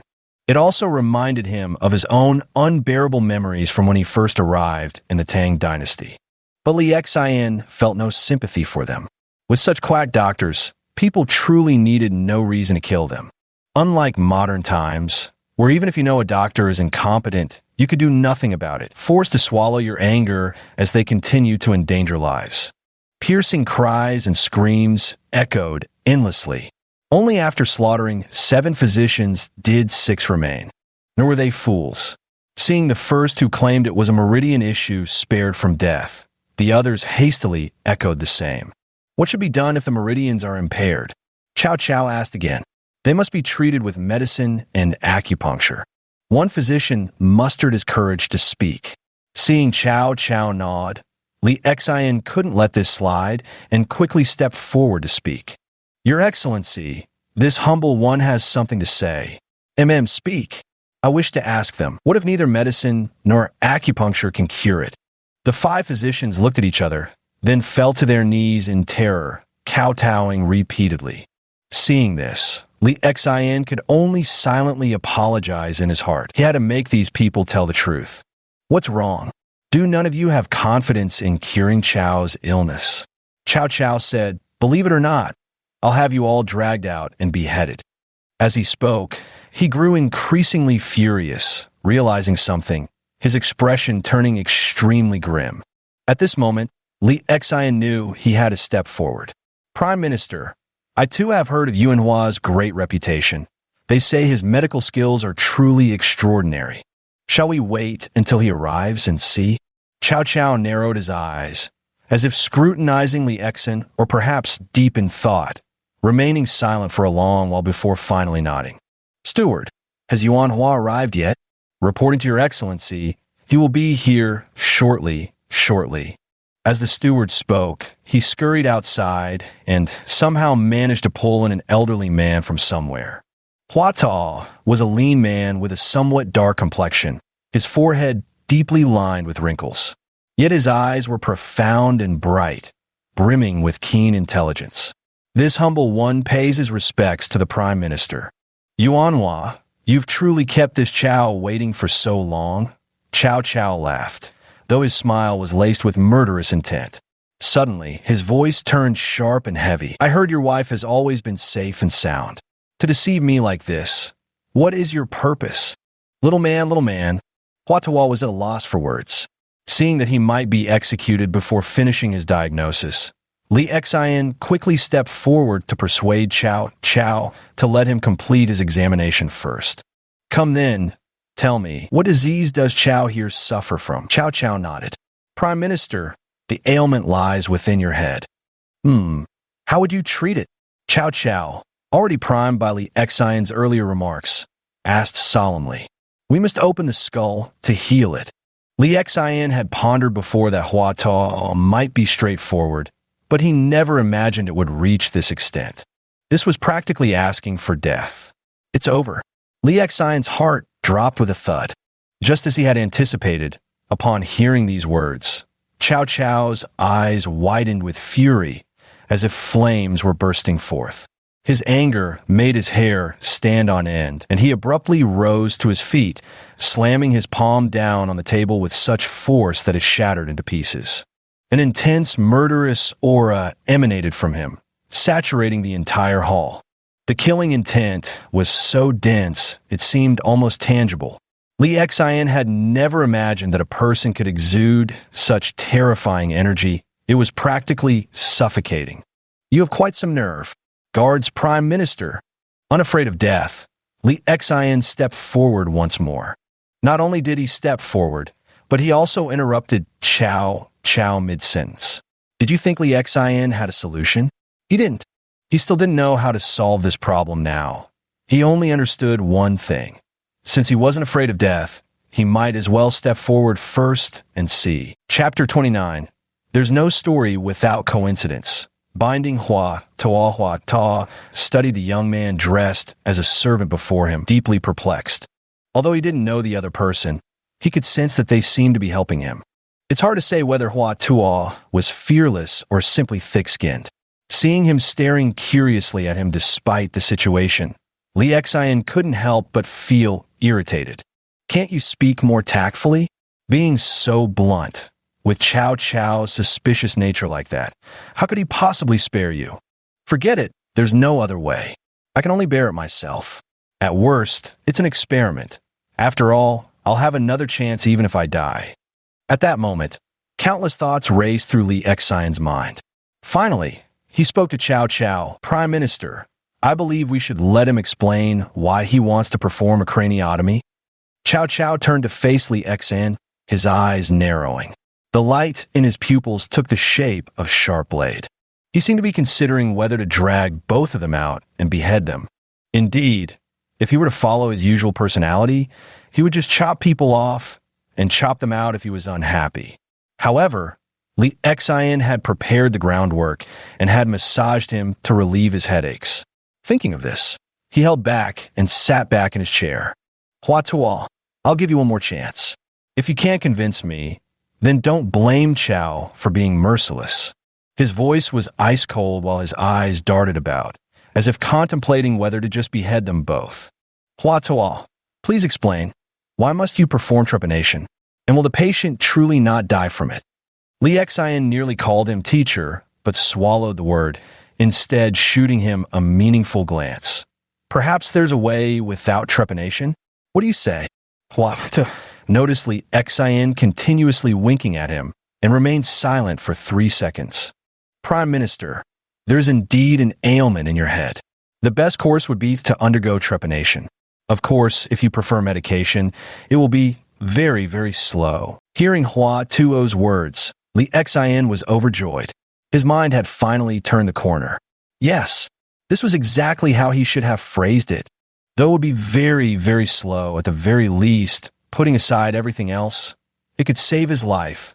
Seeing Hua Tuo speak these words, Li Xian was so moved he nearly cried. But it was precisely these words that made Li Xian realize Hua Tuo might not simply be blunt. Rather, his character was open and forthright. You're certain you can cure me? If not for the mention of trepanation, Chow Chow would still be unwilling to kill Hua Tuo, suppressing his habitual suspicion for the moment. Li Xian shot Hua Tuo another meaningful glance. It should be possible. Give me a definite answer. Chow Chow snorted heavily. Prime Minister, I understand Yuan Hua's meaning. He's simply overly cautious. What he means is that even if a complete cure isn't possible, the condition can still be managed. Isn't that right? Li Xian hastened to smooth things over, saying he believed Hua Tuo only wanted to cure Chow Chow, with no thought of controlling him. Li Xian's guess proved correct. At these words, Hua Tuo froze momentarily before nodding. Very well. Then write your prescription here and now, so the other physicians may examine it. Cao Cao's suspicious nature had always ruled over him, he said. Thus, Hua Tuo prescribed the medicine, and several other physicians followed suit with their own prescriptions. Even so, Cao Cao sent Li Xian to take a look, whether he understood it or not. Li Xian, speechless, could only glance at it as well. In the end, he noticed that most of the prescription consisted of heat-clearing and blood stasis-removing herbs, some of which he had never even heard of. Seeing the confusion on Li Xian's face, Cao Cao thought something was wrong and immediately asked, "What? Is there a problem? What could Li Xian do?" He quickly nodded and said, "No, it's perfect. I even want to learn from it." Yuan Hua truly lives up to his reputation as the divine physician praised by the people. The medicine he prescribed for you is meant to improve blood circulation. Once that's cleared up, your headache should go away. Then you shall accompany him. The moment Cao Cao spoke these words, Li Xian was overjoyed. Though he knew Cao Cao intended for Li Xian to monitor Hua Tuo, wasn't that exactly what Li Xian desired to? Li Xian secretly rejoiced. He never imagined the groundwork he'd laid earlier would yield such an outcome. What a fortunate coincidence. Next, Li Xian retreated with Hua Tuo.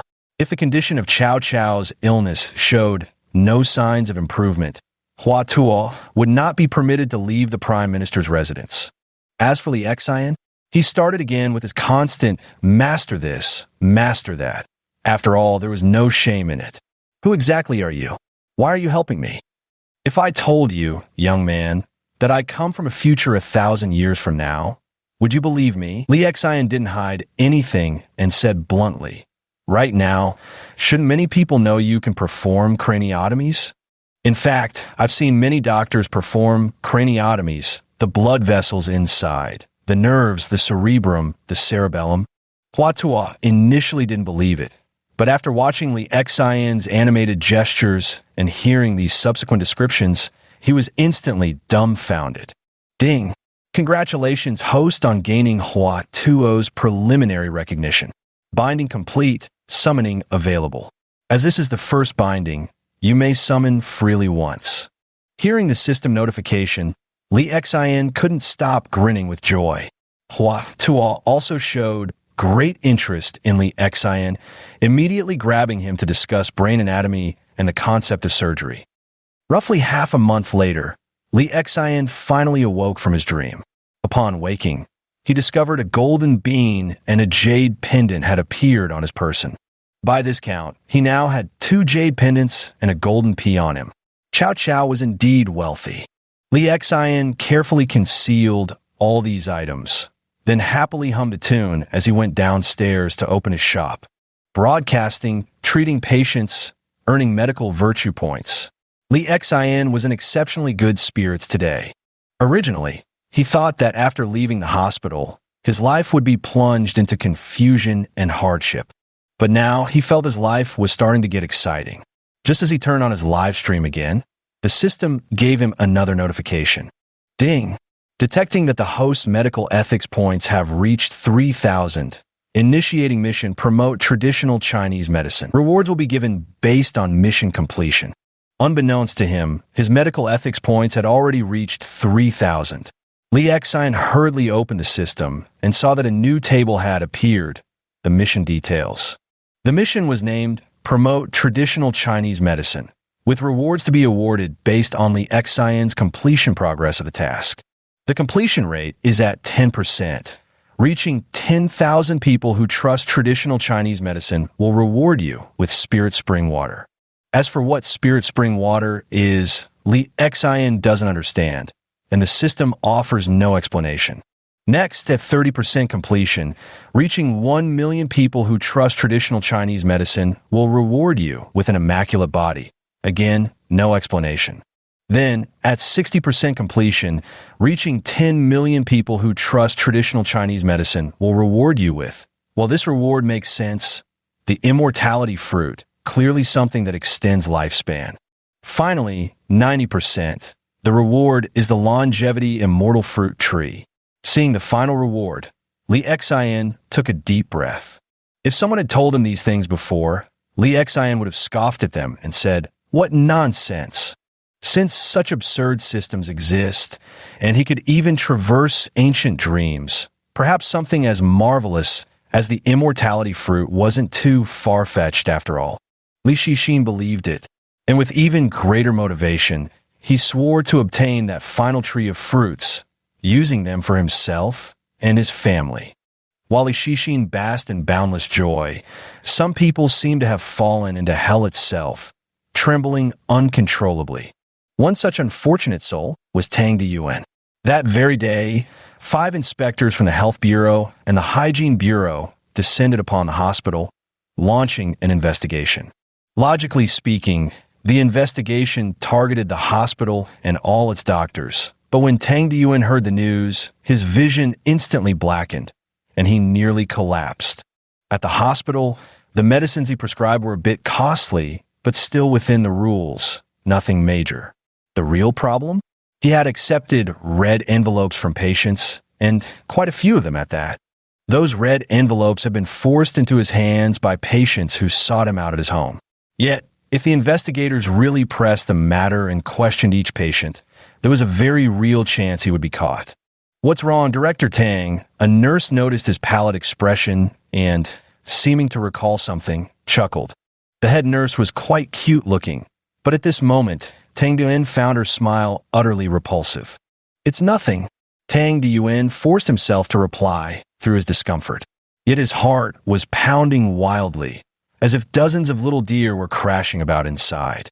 Terrified, he, who had never believed in gods or Buddha, actually began secretly praying in his heart. "Look how pitiful and wretched I am now. Heavens, don't mess with me anymore. Please don't. I beg you." Chapter 30. Is it normal to be unable to walk when old? Quack Doctor. Hey, Xian Xiao.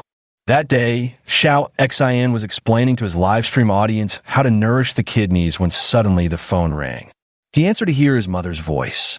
"Mom, why are you calling me? Is something wrong? Is something wrong? Can't your own mother just call you without a reason?" Came my mother's grumbling voice through the phone.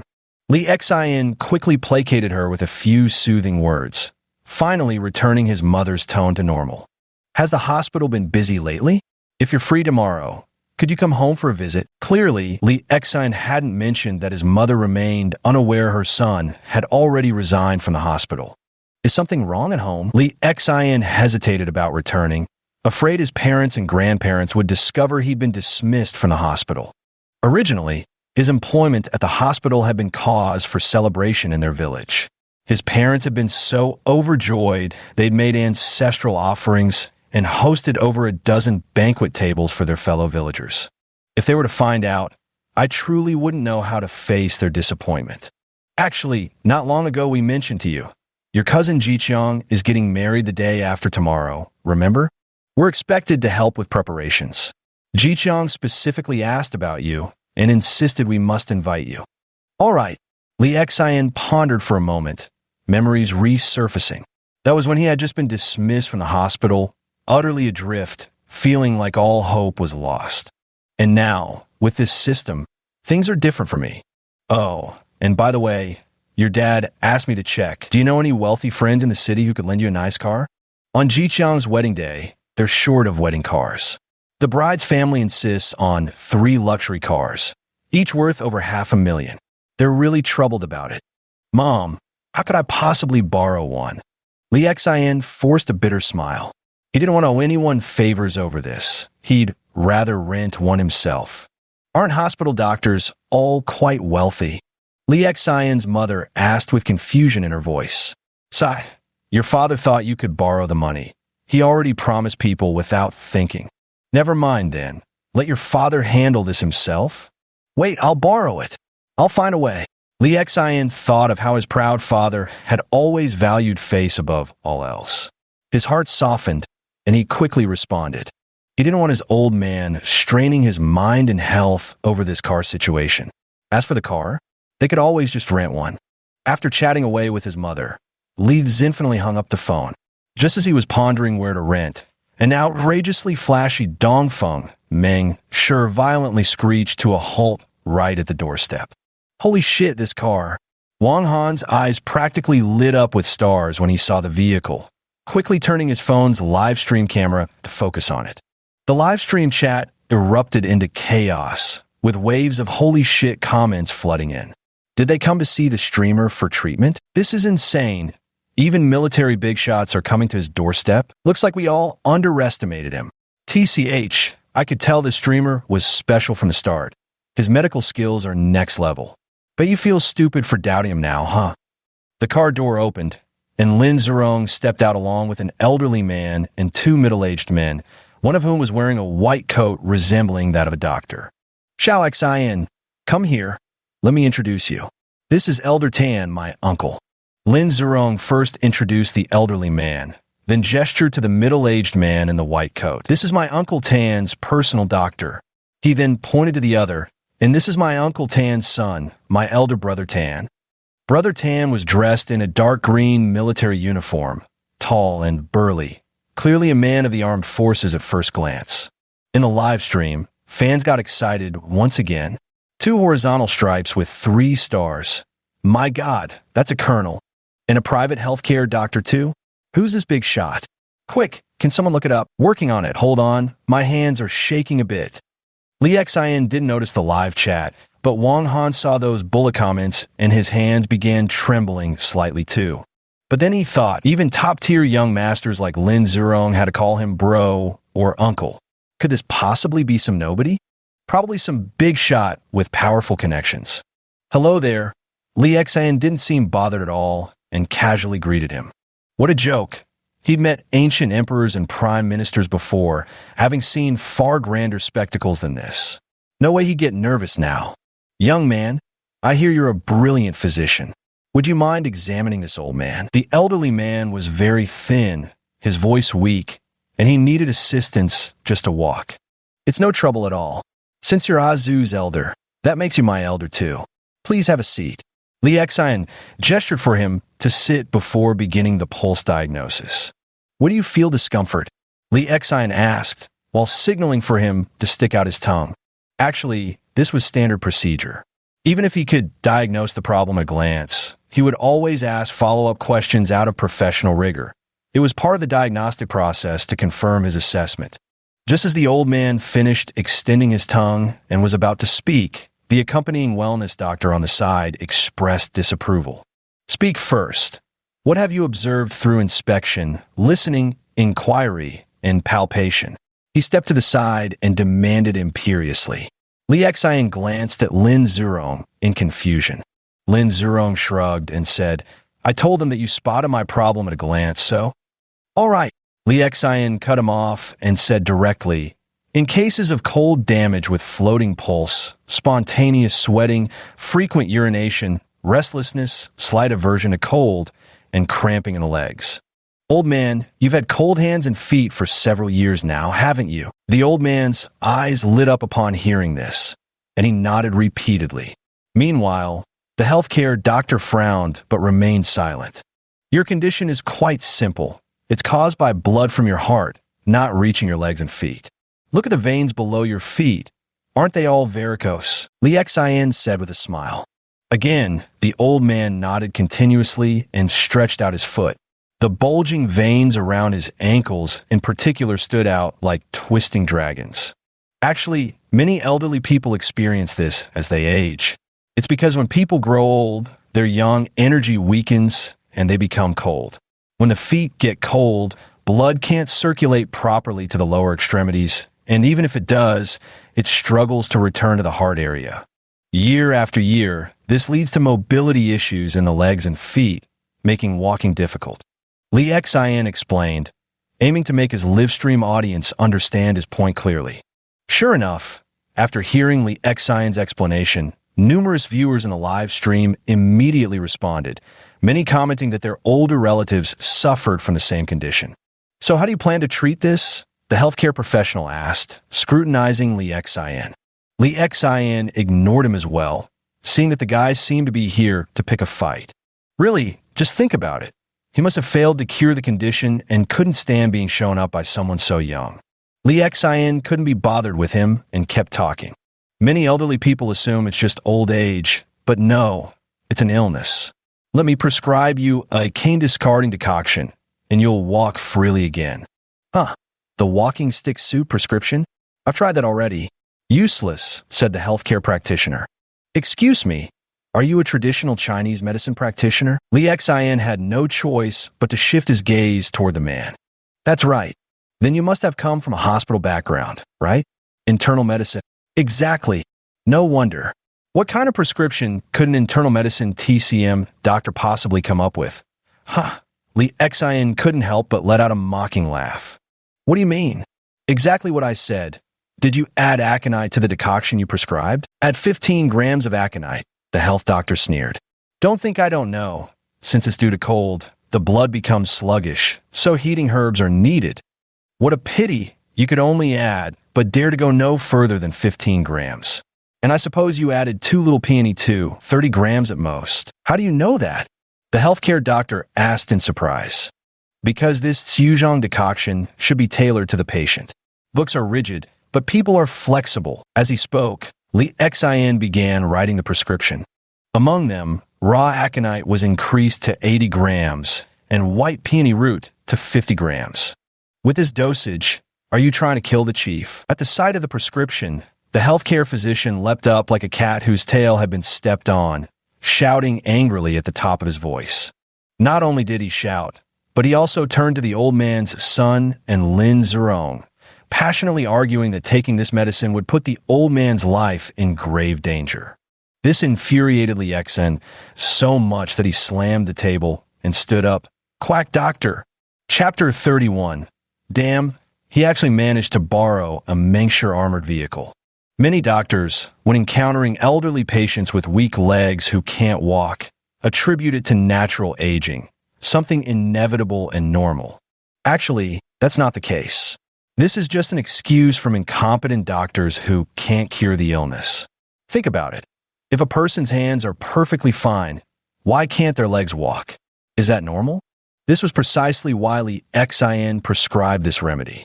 As long as the blood from the elderly person's legs could fully circulate back to the upper body, the illness would naturally be cured. But he never expected this guy to claim that his medicine could actually kill someone. What kind of quack is this if not a complete fraud? Xiaoxin, why did he say it could be fatal? Lin Zurong asked with a grave expression. It's not that I don't trust you, but how could traditional Chinese medicine possibly kill someone? Let's not even mention the white peony root. The amount of aconite he prescribed is dangerously high. Aconite is toxic, remarked the health consultant. Li Xian couldn't be bothered with this quack and turned to Lin Zurong instead. Azu, do you believe in me? What kind of question is that? If I didn't trust you, why would I have brought my Uncle Tan here? Lin Zurong retorted with a roll of his eyes. Good, as long as you trust me. Li Xian nodded with relief, then turned to the health doctor. Shall we make a bet? If the old man drinks that medicine and something happens, I'll pay with my own life. If he drinks it and it's not poison, you just need to apologize to me and call yourself a quack doctor 3 times. How about that? The air seemed to instantly grow still. Some in the livestream chat had said the stakes were too high, but hearing this, they didn't dare say another word. What's the matter? Lost your nerve? Li Xian sneered at the physician. Officer Zhang, I trust this young man. Since I've come here, I'm willing to place my faith in him. Seeing the physician's hesitation and internal struggle, the elderly man stepped in to mediate. Exactly. When someone's willing to stake their life on this, how dare he not believe? Fine, I wouldn't have dared to gamble with the leader's health originally, but since he's given his word, I'll take that bet. If anything happens to the elder, let me tell you, no number of your lives could make up for it. The health physician glared viciously at Li Xian. He simply refused to believe that such a heavy dose of aconite wouldn't cause complications. A cold smirk tugged at the corner of Li Xian's mouth. He despised nothing more than these quack doctors who treated aconite as if it were vipers. But what could he do? The world was full of such narrow-minded practitioners, especially those so-called integrated Chinese Western medicine doctors who blindly followed medical canons. After Wang Han collected the herbal medicine, he went to the back to brew it. During this time, the wellness doctor grew somewhat anxious. First, he watched Wang Han picking the herbs, then followed him to the brewing area, as if suspecting he might tamper with the mixture. Seeing that Li Xian remained calm and composed throughout, both the elderly man and his son nodded subtly to themselves, growing increasingly confident in Li Xian's abilities. Meanwhile, the number of viewers in the live stream continued to rise. Their bet spawned endless commentary from curious onlookers in the bullet chats, captivating newcomers who initially came for the spectacle but found themselves unable to leave. Eventually, the livestream viewership surprisingly reached 5,000. After Li Xian had examined 3 more patients, Wang Han brought out the medicine, which the old man promptly drank without hesitation. Then they sat and waited.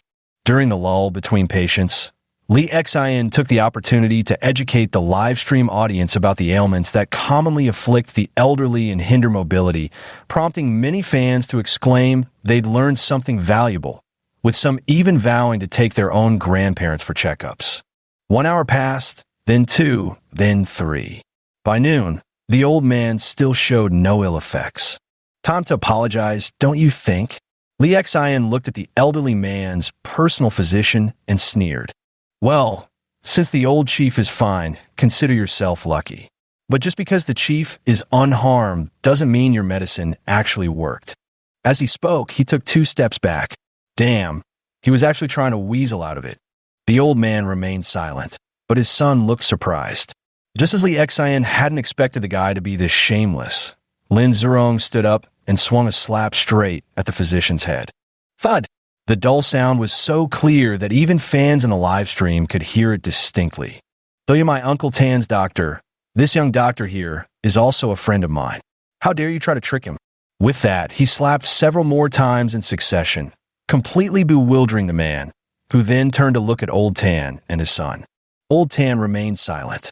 Seeing his father's reaction, the son chuckled and, instead of intervening, asked Li Xian, "Young doctor, about how long do you think it'll take for my father to recover from his illness?" "Well, since you're brought by Azura, I'll consider you elders. And to make sure this quack loses without a shred of doubt, I'll give the old man another couple of treatments." With that, he took out a 30-centimeter golden needle. Staring at the golden needle, many in the live stream sent disbelieving comments. Some even said, "Isn't this going to kill someone?" But soon, they all shut up because Li Xian not only stabbed the old man's leg, but also penetrated 1/9 of the 30 points. 25 minutes later, the old man stood up and walked around. Though he couldn't stride with the vigor of a dragon or tiger, he no longer needed support and erupted into hearty, triumphant laughter. As for that slapped physician, a single glare from the old master's son made him immediately bow an apology to Li Xian. "I'm a quack. I'm a quack. I'm a quack." Even his usual cheekiness couldn't overcome his terror now. His job was surely lost already. Seeing Elder Tan's son's expression, any further resistance might bring even worse consequences upon him. But as he lowered his head to apologize, his eyes brimmed with malice. Desitang. He engraved these 3 words deeply in his heart. 10 days. Within 10 days, given my dosage, the elderly should regain full mobility. Actually, the prescription is one thing, but the dosage is what truly matters. Li Xian glanced at the live streaming phone before turning back to address the old man. "Young man, you've done well. If this treatment succeeds, the Tan family owes you a favor. Just have little ancestor relay any requests to me." Old Tan's son thumped his chest with a fist and solemnly reassured his father before leading the old man back to the car. Thinking that Lin Zurong had arrived, Li Xian brought up the matter of borrowing a car. He had assumed Azu could easily arrange a vehicle, but to his surprise, Azu suddenly called out toward the Mengsher truck instead. "Brother Tan, old Brother Tan, how about lending this car to my buddy for a few days?" Holy cow! Even in his wildest dreams, Li Xian wouldn't dare think of borrowing this car. Because what does this represent? This car is definitely 3 times more impressive than any Mercedes-Benz or sports car out there. But beyond all expectations, the other party actually agreed, saying he'd drop it off after driving his father home. This tone, this casual attitude, really left Lee Xien at a loss for words, leaving him with nothing but gratitude for his good friend Lin Zurong. So, is this car enough? If not, I can bring over my Lamborghini. By the way, what do you need the car for? This is what friends are for. Without even asking why, he offered to lend it first and talk later. Lee Xian's heart swelled with overwhelming emotion. It's enough, it's enough. My cousin in the village back home is getting married, and we need a nice car for the wedding procession, just to make a good impression. Is the village road smooth? Smooth. Don't worry. This warrior won't get jostled. No. I want to join too. I've never been to a village wedding before. You know how much I love traveling abroad for sights. Can I go to this kind of wedding? Lin Zurong said excitedly, his eyes sparkling as he looked at Lee Xien. What could Lee Xien say except nod? All right. Haha, Lin Zurong cheered loudly. This is going to be so much fun. They all left, and as for the healthcare doctor, directly abandoned by them. In this way, he angrily hailed a Didi ride service car. Lee Xien watched their car drive away, contemplating whether he should buy a car for himself too. With the shop empty, he called out to Wang Han, ignoring the surging livestream audience, and headed straight to the jewelry store. He wanted to find out how much those 2 jade pendants were worth. P.S. Is anyone reading this book? If so, please leave a high rating. It helps with recommendations. Honestly, this matters a lot for the book. Thanks in advance. May all who rate become wealthier and more handsome/beautiful. Chapter 32. 5 million in hand jewelry store. Lee Xien had originally planned to sell the jade pendants and leave with the cash. But upon arriving, he ran into an unexpected acquaintance. You?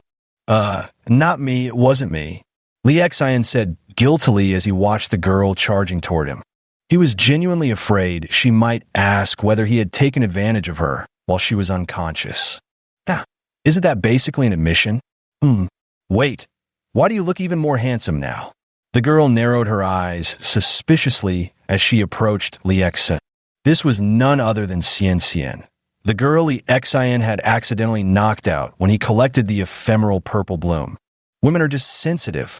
After Lee Xien's demeanor had improved, men usually wouldn't notice unless they looked carefully, and even if some did notice, they wouldn't bring up appearance outright.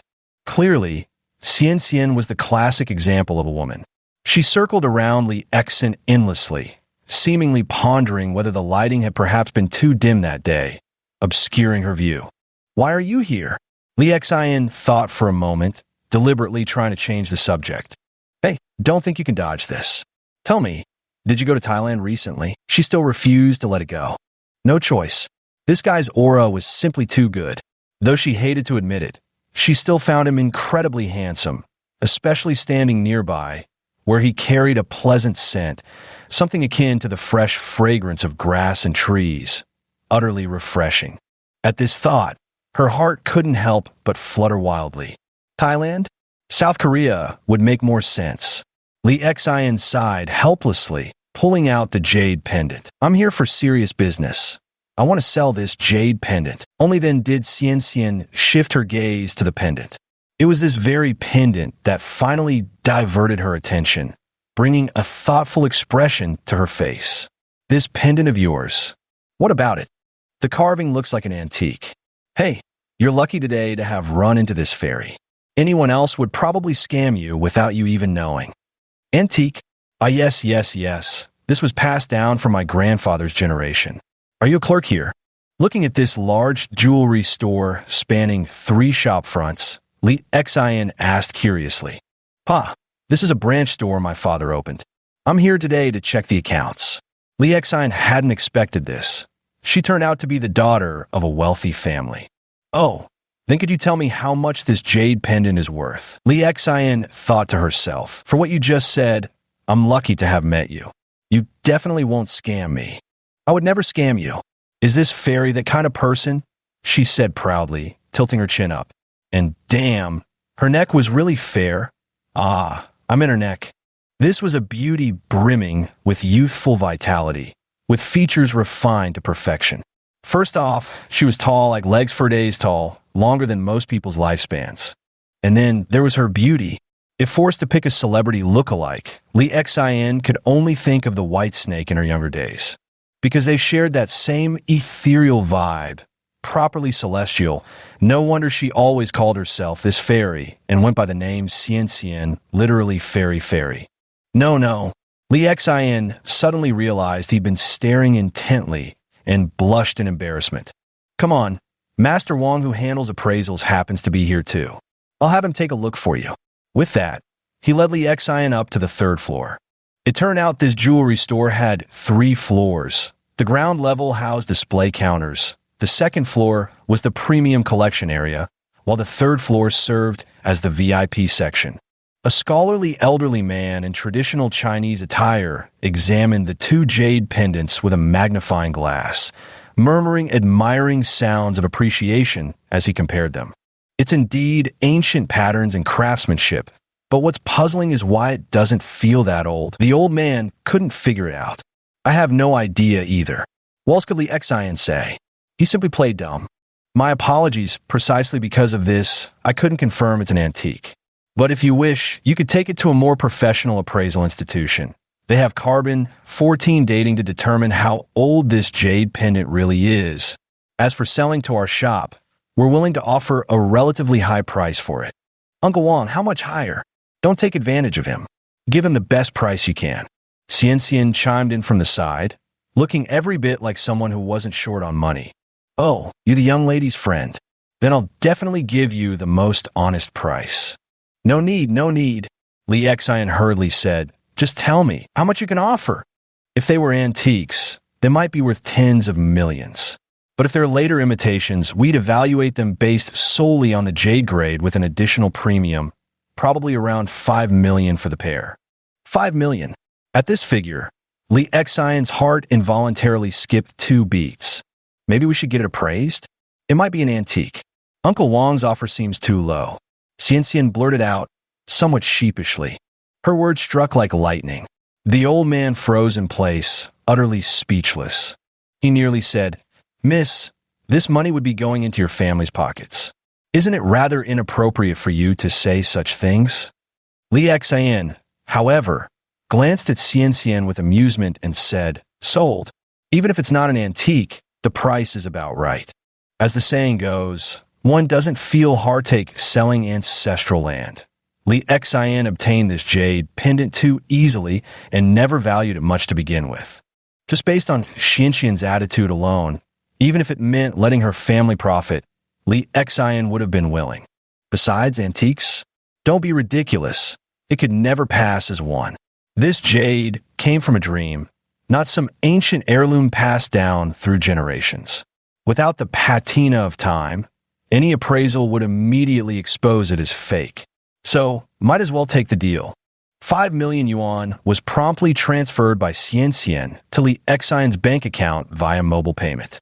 Lee Xin stole a glance. This young girl clearly didn't understand the principle of hiding one's wealth, allowing him to glimpse the string of zeros on her phone screen. Damn it, this must be the legendary rich, beautiful, and privileged girl. Hey, you're just leaving like that? For some reason, watching Lee Xin turn to go, Xian felt reluctant and couldn't help calling out. Why not? Lee Xin scratched his head and asked. Let's go. Seeing Uncle Wang observing them with keen interest, Xian grabbed Lee Xin by the sleeve and pulled him downstairs. Shaking his head, Uncle Wang picked up his phone and made a call. Hello, is this Xian's aunt? Yes. It seems Xian has made a friend, a male one. Not sure where he's from, but he came to sell jade, probably local. All right. I'll have someone follow them right away. The two had no idea about old Wang's phone call and went straight to the ground floor. What are you planning to do? Lee Xin was about to ask, but Xian spoke first. Let's go buy a car and then head back to the shop. Shop? You own a shop? What kind of shop?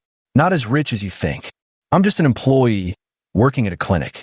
Hey, looks like you've suddenly struck it rich. Xian giggled, her voice clear and melodious, like pearls of different sizes falling onto a jade plate. Not so bad. Lee Xin played along, puffing out his chest and striking a proud, gallant pose. Ha ha! Xian was once again doubled over with laughter. Get ready, we're going to buy a car, Li Xian said after she finished laughing. He hadn't originally planned to buy a car since he could borrow one, but considering his father cared about appearances and his uncle doted on him, he decided he might as well buy another one. This way, going home would be more convenient. Money's just a bastard. Might as well spend it. Then I'll go with you. What kind of car do you want to buy? Whatever car is most comfortable to ride in and big, we'll buy that. Li Xian thought about it. Since there were many people in his family, they might as well get a bigger one. Money? To spend it all. He could always earn more in his dreams. And in dreams, he was confident he could acquire another jade pendant like this. Chapter 33. Xianxian's reluctance and attachment. Since she had to go car shopping with Li Xian, Xianxian immediately called a luxury chauffeur service via Didi. The life of the wealthy isn't half bad, Li Xian remarked with a sigh, sitting in the Mercedes. Ugh, don't lump this ferry with that stench of money, Xianxian said haughtily. By the way, if we're buying a car, make it big and comfy. I suggest getting an Alfred. Big, comfortable yet? Li Xian finished speaking, then seemed to think of something and awkwardly added, and if the driving experience is great, that'd be even better. I heard Li Xian's cars are pretty good too. First off, they're electric, so you get that authentic driving feel. Plus, they're spacious, really comfortable to sit in, with big sofas and huge TVs. Xian remained oblivious to his awkwardness and continued speaking. Is it a domestic electric car? Do you dislike electric cars? Or are you worried about domestic quality? No, it's fine. Let's get this one, Li Xian declared. Arriving at the Li Auto 4S dealership, Li Xian initially had no particular concept about cars. After just taking a look, he went ahead and made the purchase. By the time he returned to Digi Hall, he was already driving back in his brand new Li L7. Hey, not bad at all, he thought. The electric vehicle drove incredibly smoothly, and he felt quite satisfied with his very first car. Xian came along for the ride too, explaining that she wanted to see what kind of work Li Xian actually did. What a lame excuse that was, she berated herself. Throughout the car ride afterward, Xian kept agonizing over how she could have come up with such a terrible pretext. She clearly just genuinely wanted to follow Li Xian, finding comfort simply being around him. Arriving at Digi Hall, seeing a stunning beauty follow Li Xian back, Wang Han was utterly dumbfounded, especially by such an elegant woman whose aura was so captivating that after greeting her, he felt too intimidated to strike up conversation. Then, upon hearing the Li Xiang L7 was actually Li Xian's newly purchased car, Wang immediately started flailing exaggeratedly while shouting whether Li Xian had won the lottery, simultaneously grabbing the keys to try driving it. Is this what you meant by a classmate from a very well-off family? Xian laughed, her amusement brimming over. Does he not own a car? Strict parenting means no buying it for him. This is where I work. Usually I hold consultations here. What about the flowers? Xian actually still remembered those flowers. It's been made into powder now. Don't even think about sniffing it. I'm afraid you might faint again. Honestly, girl, you really are quite careless. If I were a bad person, that night you would have. Li Xian trailed off, too embarrassed to continue. Xian actually blushed instead. You. If it had been anyone else, she would have been angry and disgusted. But coming from Li Xian's mouth, she didn't feel uncomfortable at all, just embarrassed. So embarrassed that her little ears burned. As the two spoke, they completely failed to notice a black car outside, where two men were watching them. Hey, Miss C? Yes. I'm tailing them. They've stopped now. And the man seems to work here? Yes, the Desitang on E Street. This time, the man seems to be a doctor. Yes, a traditional Chinese medicine practitioner. The man said into his phone. This man was responsible for secretly protecting Xian. Besides safeguarding her personally, he also had another task, to report any man who approached Xian. Multiple times, due to his reports, those men would later disappear. Well, not killed, but rather removed from Xian in various ways. In the shop, Li Xian initially thought a mortal fairy would leave upon arrival, but unexpectedly, she remained seated without departing. According to her, she helped Li Xian buy a car, so Li Xian had to drive her back in return. In fact, she simply didn't want to leave. At this thought, her ears flushed crimson with embarrassment. Helpless, Li Xian had no choice but to wait until Wang Han returned with his own car. "Make yourself comfortable. I need to get back to work," Li Xian said as he spotted a patient arriving, promptly returning to his duties. Busy, and before I knew it, it was almost evening. That Wang Han guy, wouldn't he have taken his own car to pick up girls? Would he? Li Xian had a strong hunch. Just as Li Xian was thinking about whether to order takeout and invite Xian to eat together, a Rolls-Royce pulled up at the door.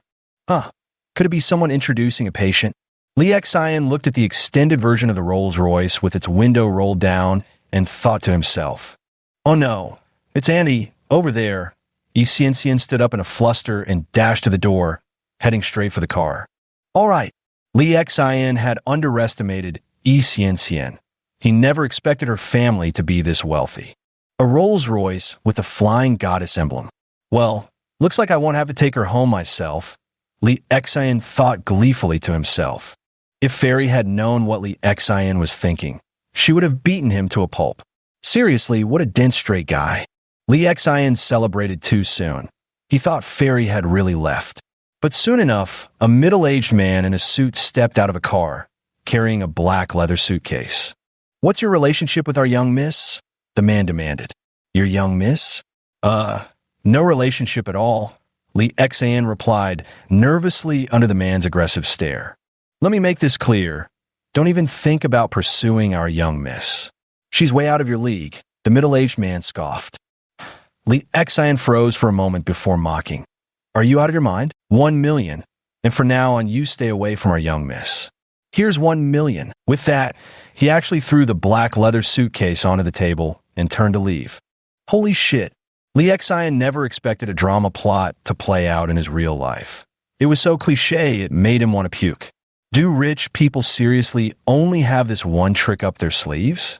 1 million isn't enough. I want 10 million. Li Xian laughed angrily, deliberately refusing to follow their script. He grabbed the suitcase and chased after the man, shouting at his retreating back with intense emotion. This made the middle-aged man stagger violently and stop dead in his tracks. "Kid, don't push your luck. That 1 million is free money." He turned back, eyes burning with fury. Seeing him angry made Li Xian feel quite pleased, so he put on a deliberately nonchalant attitude. "Puffed, who cares about a measly million? I've got millions right here in my phone money. Who doesn't have that?" Li Xian flipped open his phone and stepped forward, showing him the balance in his bank account. The move left the middle-aged man utterly dumbfounded. "Free money, huh?" The man grumbled bitterly. "You'd better think carefully. We're offering you a pure, no-strings million. What does it matter how much you already have? Not interested. 10 million, maybe. Are you haggling with me?" The middle-aged man's expression darkened, barely holding back his temper. "Yeah, I haggled. What of it? Mad?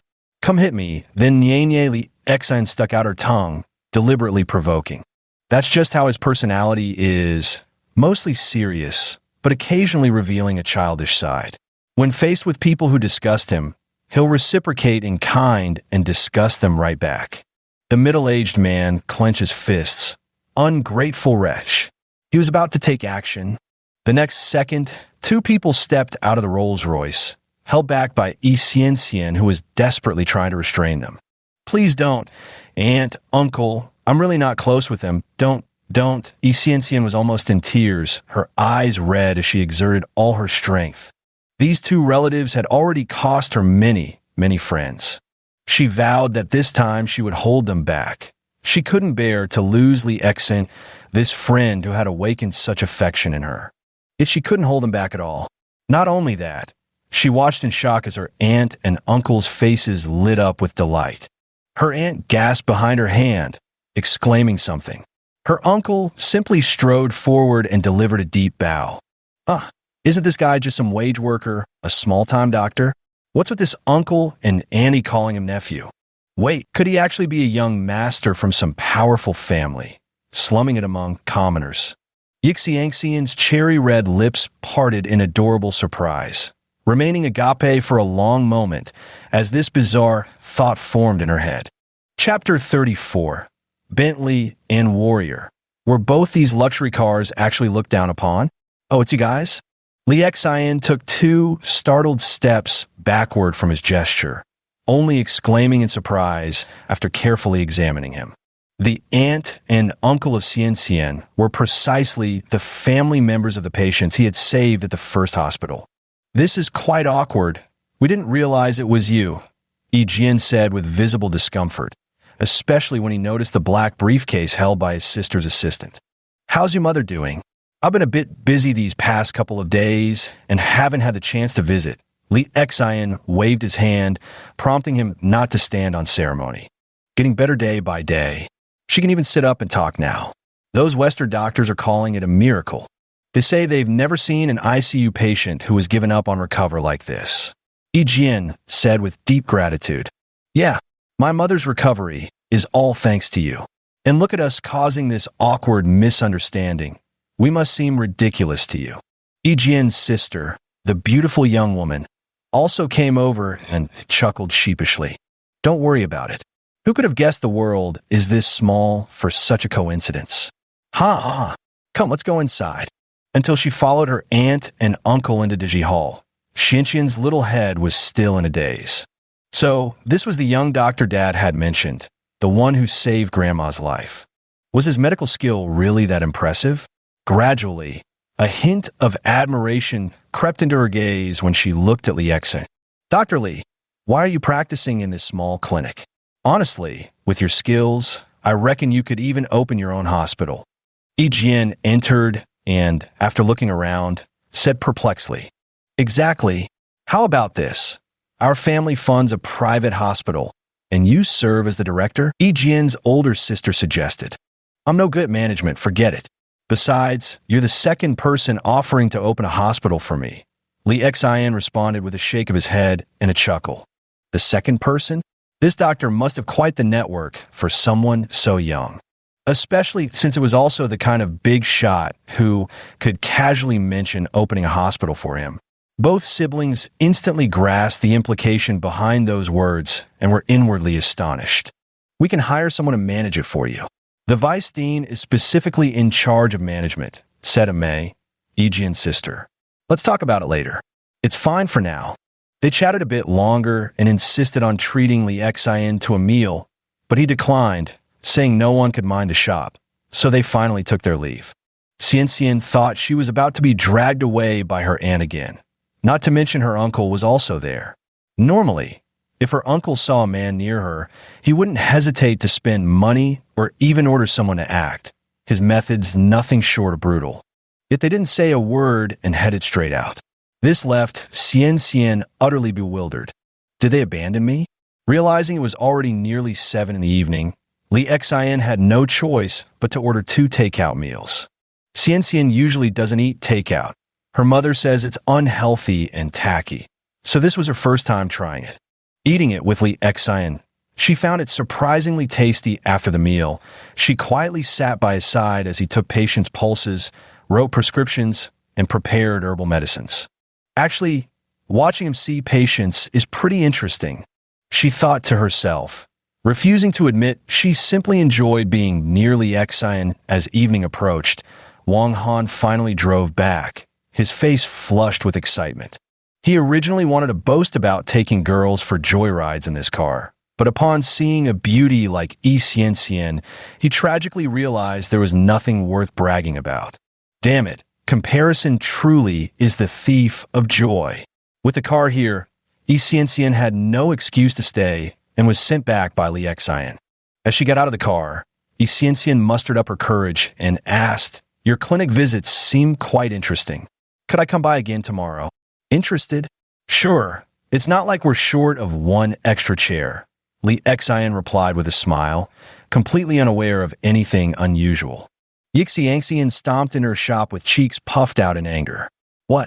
Is greeting customers wrong now? Li Xian scratched his head, utterly perplexed. Closing the shop, he entered dreams to continue learning from teacher Hua Tuo. He realized historical records about Hua Tuo were far too scarce. He also believed many people underestimated Hua To, this first divine healer in history who mastered surgical procedures. Beyond craniotomies, he could suture wounds, administer anesthesia, and stop bleeding. The sutures he used were homemade, extracted from the roots of a particular plant. In later stages, there's no need to remove sutures. These plant-based threads can be absorbed by the human body. The anesthesia used was also a homemade Mephisan anesthetic. As for stopping bleeding, that goes without saying. The wound medicine he used was, in Li Xian's eyes, an upgraded pro version. According to Hua Ta, most of his patients were retired veterans from the army or soldiers fleeing everywhere. It's worth noting that the Three Kingdoms period was an era of constant warfare, and as a surgeon, his patients were truly innumerable. Li Xian really wanted to watch him perform surgery, but unfortunately, Cao Cao had issued an order prohibiting Hua Tuo from leaving his residence during this period. With no other choice, they could only remain at the Chancellor's residence, engaging in conversations while Li Xian studied the Qing Nong Jing. The Qing Nong Jing, a lost medical text lamented by countless practitioners of both traditional Chinese and Western medicine in later generations, was now held in Li Xian's hands, being read day after day. Early the next morning, Lin Zurong arrived. He was driving a Bentley sports car, followed by that military vehicle, the Dongfeng Mengshi, drawing gasps of amazement all along the way. Li Xian was puzzled. Couldn't he just bring the Dongfeng Mengshi himself? Was it really necessary to have another soldier help drive the Dongfeng Mengshi over? Then I don't need to go home, Lin Zurong said indignantly. I'm not used to taking DD taxis. Honestly speaking, most of them are quite dirty. By the way, can we drive this one tomorrow? That Lamborghini can only seat 2 people. Thoughtful of you, Zhu. Li Xian showed an approving expression that said, "You're teachable," patting his shoulder with a smile. He genuinely cares about me when you think about it. Otherwise, he wouldn't have changed this car and specially come to show me. Wang Han on the side was so envious that at this moment, he decided to seriously study medicine. Mastering medical skills really brings great benefits. While burning with jealousy, he took photos, preparing to post them on his social feed. Not long after Lin Zurong arrived, Yi Xianxian also came. Unexpectedly, these two also knew each other, though not very well. With that, Lin Zurong gave Li Xian a strange look before bidding his farewells. As he got into the car and drove away, he couldn't help but feel surprised. How did the most beautiful flower of Dongning City end up here? Little did he know, Yi Xianxian was staring at his retreating figure, thinking, this young master is actually friends with Xiaoxin? How could these two people, with such vastly different statuses, even know each other? Yi Xianxian stayed after arriving, even eating takeout lunch with them. In the afternoon, Li Xian's mother called again, saying his father was urgently asking whether the car they needed to borrow for tomorrow had been secured. Li Xian confirmed it was arranged. After a moment's thought, he asked Wang Han for photos of the car and forwarded them to his mom's WeChat to reassure his parents. In Bitterwater Village, Li Xian's father hastily snatched his wife's phone to scrutinize the photos in WeChat. Next to him, Uncle Li Xian chuckled and said, "As long as you've borrowed one, it doesn't matter if it's good or bad. Having a car is what counts. After all, it's the thought that matters from your nephew. Come take a look too. I've never seen this kind of car before. Do you think it's all right?" Would the bride's family look down on it and feel disrespected? Li Xian's father, wearing presbyopic glasses, examined it for a while before handing it to his younger brother. This car looks quite stylish. It's even a roofless convertible with a foreign letter B on the front. The other one looks like a military vehicle. Is it a Jeep? The last one looks the best with LI written on it. That should work. Should we ask Jiqiang again? We can always switch if it doesn't work out. It's fine. Though mentioning it to him wouldn't hurt, so he won't worry about not being able to borrow a car. Li Xian's uncle said, picking up his old-style button phone. Older folks all use senior-friendly phones. Both Li Xian's father and uncle used those basic models. It was actually his mother who used a smartphone, one that Li Xian had replaced because it was lagging and gave to her. Over there, Li Xian's cousin answered the phone. Jiqiang, your cousin helped borrow 3 cars for you. How's that sound? I don't really know their names, but they look quite nice. The logo on the first one has a B on it. Uncle Lee Sin said. Bit. The voice on the other end sounded a bit disappointed. The second one seems to be a military jeep. I think I've seen it on TV before. Oh, Beijing Jeep. That's fine too. As long as it's not too old, Jiqiang replied, recalling the common Jeep seen in war TV dramas. The third one seems to be Li. Doesn't Li mean strength and pinion? Uncle Lee Sin continued to his son. Li Fan's car. The voice on the other end grew even more crestfallen. Dad, it's all right. Even if the car isn't great, we should still appreciate the gesture. Let me see if I can find a better one for you. Best to avoid Xiaoyan's family being dissatisfied later. We can switch the lead car then, sighed. Jiqiang finished speaking, hung up the phone, and rubbed his forehead. It hadn't been long since cousin went to the hospital, so not being able to borrow a good car was understandable. Besides, it's a hospital. Doctors wouldn't dare buy overly fancy cars anyway. He understood. Forget it, that won't work. I'll ask Xiao Yan to see if she can secretly borrow a few nice cars for us. As long as Xiao Yan's parents don't find out, it should be fine. He took a deep breath. Although he knew it would be humiliating if they were caught, there was no other choice. Everything was to make his mother-in-law happy. Chapter 35. The old man's waist isn't what it used to be. Care takes time, but medicine works fast. Brothers, did you see the Dongfeng Mengshe and the Bentley sport car? Tomorrow we're off to the wedding. Would you guys like to catch the live stream? Inside Dezitang, Wang Han grinned at his live streaming phone. Only after noticing many people's eager anticipation of the spectacle and being urged to go live did Wang Han finally, with faux reluctance, agree to give them their live stream, much to his satisfaction. He had already discussed it with Li Xian. When the time came, he would drive the Li Xiang, while Li Xian would take the Mengshe. To be honest, he really wanted to drive the Mengshe too, but he was afraid of damaging it and not being able to afford the compensation. Even if he could afford it, the thought of the other person's status made him a bit nervous. He could only suppress his reluctance and stick to this arrangement. His old classmate was truly amazing, casually lending out such a dream car for men. It was downright enviable. The number of patients today has increased again. According to Wang Han's implication, his father mentioned that nowadays, many elderly people in nearby neighborhoods would recommend each other to visit Dezitang whenever they complained about discomfort or ailments. Li Xian was happily busy. Not only could he earn medical virtue points, but having the beautiful fairy-like Xian Xian by his side to lend a helping hand made his work much easier. Here, Auntie, let me roll up your sleeve for you. Uncle, just keep your hand still like this. No need to move. What an adorable little baby. Sister, I'll hold the baby for you while you sit there and let the doctor check your pulse. She's such a diligent girl, and most importantly, so beautiful. This surprises many patients who come to the shop. You two make such a perfect pair, one so handsome, the other so beautiful. My, this old woman is truly blessed to have you treating me. An elderly woman praised, her words brimming with undisguised admiration. Auntie, your herniated disc is treatable. No need for maintenance. Who told you this illness can only be managed through maintenance? Li Xian asked helplessly. It was a doctor, an internist at First Hospital. I thought he was quite good. After examining me, he said there was no need for further tests, that it would just waste money.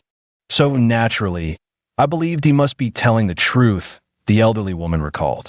Yes, in Western medicine, or when facing doctors who don't understand conditions like back pain, soreness, or weakness, they simply have no solution. However, in the view of some traditional Chinese medicine practitioners, it is still treatable, either through tonification or by applying medicated plasters. Li Xian glanced at his live-streaming phone, seemingly explaining to the elderly woman, though more likely addressing the fans in his live-stream room. Wang Han, go grind some chuanxiong in a powder, Li Xian called out. Then, turning back to the woman, he said, when you get home, buy a bottle of high-proof rice wine. Mix this chuanxiong powder with the rice wine and apply it to the painful, swollen area on your lower back. It should help relieve the pain. Also, did the hospital prescribe you calcium supplements? Li Xian asked. Yes, the woman nodded vigorously. Actually, Western calcium tablets can be somewhat difficult to absorb. I'll prescribe you some traditional Chinese medicine for calcium supplementation. It contains dragon bones and oyster shells, all natural ingredients. As Li Xian spoke, he began writing the prescription for the elderly woman. The aunt chuckled happily. All right, I understand what you're saying. It sounds like this is similar to the calcium in bones, right? The middle-aged woman was wearing glasses, evidently an educated intellectual who had studied. Yes, completely natural, making it easier for the body to absorb. In about 3 or 4 days, your back pain should improve significantly. If it doesn't, remember to come back and find me. Li Xian prepared the dragon bone and oyster soup, and then dispensed the medicine for Wang Han. With that, the middle-aged woman happily took her medicine and left. The number of viewers in the live stream continued to rise steadily, now consistently exceeding 1,000 daily and growing steadily. Many fans have also noticed elderly people suffering from back pain, saying that their family elders often have this issue. When they go to the hospital for a checkup, they undergo several tests only to be prescribed calcium supplements. Absolutely useless. Looks like I can try this streamer's medicine for my grandma. Come on. The streamer said treatment needs to be tailored to the condition. Don't just use any medicine randomly. Are you dumb? It's just a topical plaster. What's the harm in trying it? Not just patches, but even keeled and oyster shells seem to be all natural. We sometimes add them when making soup. It's not medicine, more like medicinal food. I think it should be fine to include them. Host, tell us, can we use this for our elderly at home? Watching them argue in the live stream, Li Xian smiled and explained. For external use, it's fine to try. As for consumption, since some people already add dragon bone and oyster shells to their soups, you can just include a small amount. This is merely a tonic for strengthening bones and muscles, so it's perfectly safe to use, Li Xian continued. Especially for the elderly, bones tend to become brittle with age. Make sure they get plenty of sunlight, understand? Doesn't sunbathing nourish the kidneys? Western medicine says it's supplement calcium. But actually, when your kidneys are nourished and improved, they naturally absorb calcium much better. Next, Li Xian explained the reasoning behind it to them. The fans in a live stream room were delighted and showered the stream with even more gifts. Thank you for your encouragement. I'll donate all the money from these gifts to the orphanage, Li Xian said with gratitude, reiterating his resolve. This only deepened the admiration of those sending gifts, prompting them to give even more. While Li Xian was happy, over at Second Hospital, Tang Diyuan was far from pleased. He had been summoned to the office for a talk by the health department officials. When he entered the office with unease, he saw one of his former patients standing there. Instantly, he felt blood rush to his head, his vision went dark, and his legs gave way as he slumped into a chair. This patient left quite an impression on him. Somehow, the man had managed to find out his home address and sent gifts directly to his residence. The gift was a mural titled Autumn Leaves, where every fallen leaf was meticulously crafted from thin sheets of real gold. Originally, he thought no one would suspect the leaves were genuine gold, so he boldly hung it on his living room wall. Even if inspectors came, they'd never guess the truth. Damn it, how could this happen? This shouldn't be happening. Am I finished? If this goes to court, how many years am I looking at? Waiting online, desperately waiting, watching the health department personnel sneer and mock. Tang Yin faintly sensed someone was out to get him. Who sent you? Who exactly ordered you here? Someone must have called you, he uttered resentfully, unwilling to accept it. This is within our normal scope of work. No one sent us here. Besides, we can't say much about certain matters according to regulations. The lead staff member replied with a smile. Just as Tang Dian felt enraged, but had no outlet for his anger, the staff member hadn't finished speaking and added another sentence. Forget it. Actually, according to that person's intention, rules don't count for much. Breaking them once is no big deal. Do you know Lin Zurong, young Master Lin? He's the whistleblower. The staff member whispered into Tang Diyuan's ear while leaning closer. Who told you to fire the person you shouldn't have fired and offend the person you shouldn't have offended? In an instant, for no apparent reason, Tang Diyuan felt a sharp pain in his chest, so intense he couldn't breathe, and spat out a mouthful of blood. We've seen many doctors before, but someone vomiting blood. That's a first for us, chuckled a public health official standing nearby. He better not be sick. Looks like we'll need to check him before processing. Otherwise, the prison won't accept him. I'm not sick. I'm not. You're the sick ones. Tang Diyuan snapped, his defenses crumbling as he recalled Li Xian also calling him sick, with cancer, and began shouting obscenities. Hearing this, the official slammed the table and stood abruptly, eyes wide with fury, bellowing, "Whether you're sick or not won't be your call to make when the time comes." Chapter 36. Jealous Rivalry. The subtle clash between two girls as her cousin's grand wedding was scheduled for tomorrow morning. Li Xian decided to take her car for a wash today. Since it would serve as the wedding car, it naturally needed to sparkle. So, she headed to the car wash. "Dr. Li, you're here to get your car washed too?" No sooner had she arrived than she noticed a girl greeting her with a shy smile. Looking at this adorable rabbit-like girl, Li Xian took a few seconds to recall that she was a nurse from First Hospital who had asked for his WeChat but never messaged him. "Yeah, you're not working today?" After waiting for his car to be washed, Li Xian sat in the lounge and asked with a smile. "I worked the night shift last night." Luo Mengjia's little ears turned red, and when Li Xian didn't say anything more, she grew slightly anxious. Dr. Li's charm seems even better now. "So handsome, what topic should she bring up to chat with him?" "Luo Mengjia, oh Luo Mengjia, could it be that you're what people online call an ironclad straight girl?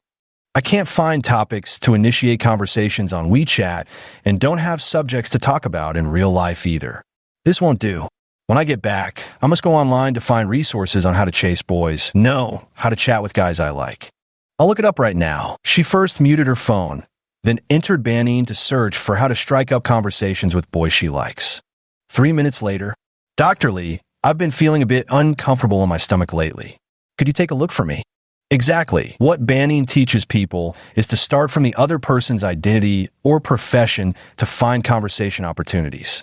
Li Xian gave her diagnosis with the expertise of a master, and indeed, the young lady had an issue, severe uterine coldness. "Your period must be very painful when it comes, right?" Li Xian's blunt remark made Luo Mengjia blush even more, looking utterly adorable, as if one couldn't resist holding her close and comforting her tenderly. Unfortunately, Li Xian was somewhat of a straightforward man, and like entering work mode, he began explaining to Luo Mengjia how to treat uterine coldness, what medications to use, and dietary habits. Although Luo Mengjia was happy to have something to talk about, this wasn't what she wanted. She was getting anxious. Finally, a bright idea flashed through her little head. "You just mentioned you're practicing at Desitang. Wait, can I go with you and have you prescribe me some medicine? Because I've heard the quality of Chinese herbs at hospitals isn't very good." After saying this, her little hands grew clammy with nervousness, and beads of sweat formed on her chest, making her clothes stick uncomfortably to her skin. Sure, Li Xian nodded understandingly. An hour later, his white Li Xiang L7 was followed by a pink Wuling Hongguang minivan back to Desitang. "Xiao Xian, you're back? I just asked Wang Han, and he said you want to wash the car, and we'll be back soon." Yi Xianxian was also there, greeting Li Xian with a bright smile as he returned. When he noticed the girl following behind Li Xian, a gleam suddenly flashed in his smiling eyes. A woman's sixth sense told her this young girl was her rival, for she could read something in the girl's eyes.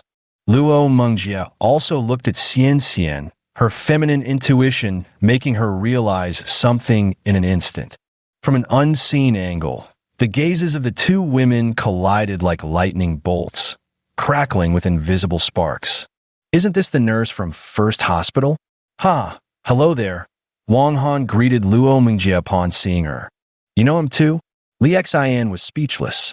How did this guy also end up at First Hospital? I clearly remember taking him to the second hospital. "She's Lingling's classmate from the nursing school who I met at their gathering," Wang Han said smugly. Actually, what Wang Han didn't say was that Luo Mengjia was the most beautiful and adorable among Lingling's group of friends, so naturally he'd recognize her immediately. "Hello there, I remember you too," Luo Mengjie replied with a smile. "You're Wang Han, right?" "That's right. You're so clever to remember," Wang Han complimented. Li Xian shook his head with a smile, thinking to himself that Wang Han always knew how to sweet-talk women, praising them lavishly and making them feel special. Yes, just like what they call a simp on the internet. Only then did Yi Xianxian retract her hostile gaze and follow Luo Mengjie into the clinic, one after the other. Menstrual pain is an illness. It must be treated or it'll only get worse over time. Understand, as Li Xian prescribed the Wenjing decoction, he explained to Luo Mengjie while writing, Western medicine still falls short when it comes to internal medicine. Most people will just tell you to drink ginger and brown sugar water, but that only treats the symptoms, not the root cause. Drinking this Wenjing decoction will gradually improve your condition, and you won't suffer from menstrual pain anymore. Nowadays, when I scroll through Douyin, I often see girls sitting on stone spheres in the scorching heat. Many people have been commenting, what's the point of this? But it actually helps relieve girls' period cramps. The stone balls become warm after being in the sun, though it's only a temporary solution, not a cure. Recalling that she too had sat on the stone balls, Luo Mengjie blushed slightly, nodding her little head intently, as if listening attentively. But her eyes remained fixed on Li Xian's face, seemingly enchanted by him. Seeing this scene, Yi Xianxian gritted her teeth in silent frustration. It felt as if someone was trying to steal prey that originally belonged to her, giving rise to an intense sense of crisis within her. Wang Han noticed Yi Xianxian's glare and secretly found it amusing, though he couldn't help feeling extremely envious. Why couldn't he have two beautiful girls fighting over him like this? If I could have two, I'd die happy. Willingly, Wang Han was practically green with envy. Take 5 doses first, see how it goes, then come back to me. Li Xian instructed Wang Han to get the medicine, utterly baffled by the glare he received in return. Actually, I pass by here every day on my way to work. Luo Mengjie mustered her courage, her voice barely louder than a mosquito's hum. Haha, then you can come by daily. I'll help monitor your progress. Really? Is this allowed? Hearing Li Xian say it so casually, Luo Mengjie's adorable eyes widened by a third, brimming with delight. Li Xian nodded with a smile. Luo Mengjie was so happy she could hardly tell which way was up. Only Yi Xianxian remained, clenching her fists tightly in anger, wishing she could punch Li Xian. After the medical checkup, Luo Mengjie didn't leave, saying she was waiting for a friend to have dinner together in the evening, so she might as well linger here for a while. Hearing this, Yi Xianxian became even angrier, but neither Li Xian nor Wang Han said anything, so she could only suppress her fury, her chest heaving with rage. By the way, I won't be seeing patients tomorrow. My younger cousin is getting married, and I need to go back in the evening to help out. Li Xian thought for a moment, but decided to mention it anyway. He couldn't even imagine who he was saying this to anymore. Can I go? Yi Xianxian was an outgoing and cheerful girl, and upon hearing this, she voiced her interest enthusiastically. Luo Mengjie was also eager to join, but didn't know how to bring it up. Hey, his cousin's wedding, what are you going as? Showing up as Xiao Xian's girlfriend, Wang Han teased. So, Xianyi awkwardly smiled, thinking something seemed off, shook her head and said, just kidding. Luo Mengjie immediately fell silent too. That evening, Li Xian drove home. Bitterwater Village. In about an hour and a half, he entered the village. Though named Bitterwater Village, this place wasn't actually backward. The main roads were already paved with cement. Li Xian's car was quite sizable, attracting many villagers' gazes upon arrival. When they learned it was Li Xian, envious looks appeared in their eyes. There goes someone else's exceptionally successful child. Arriving home, he parked the car by the door and found only Grandma was there. He learned that Grandpa and his parents had all gone to his cousin's house, so he set off on foot toward his cousin's place. A 2-story white villa, spanning 200 square meters, was adorned with lanterns and banners, bustling with people and brimming with festive joy. This was the current scene at my cousin's house. Everyone was quite busy, and Li Xian didn't want to interrupt their work, so he casually stepped inside the house. Today, my cousin had already changed into a suit, busy greeting guests everywhere. Among them, there seemed to be a table seated with the bride's family, sipping tea after the banquet. Lost in thought, he curiously sat by the entrance of the tea-serving area, hoping to pick up some experience.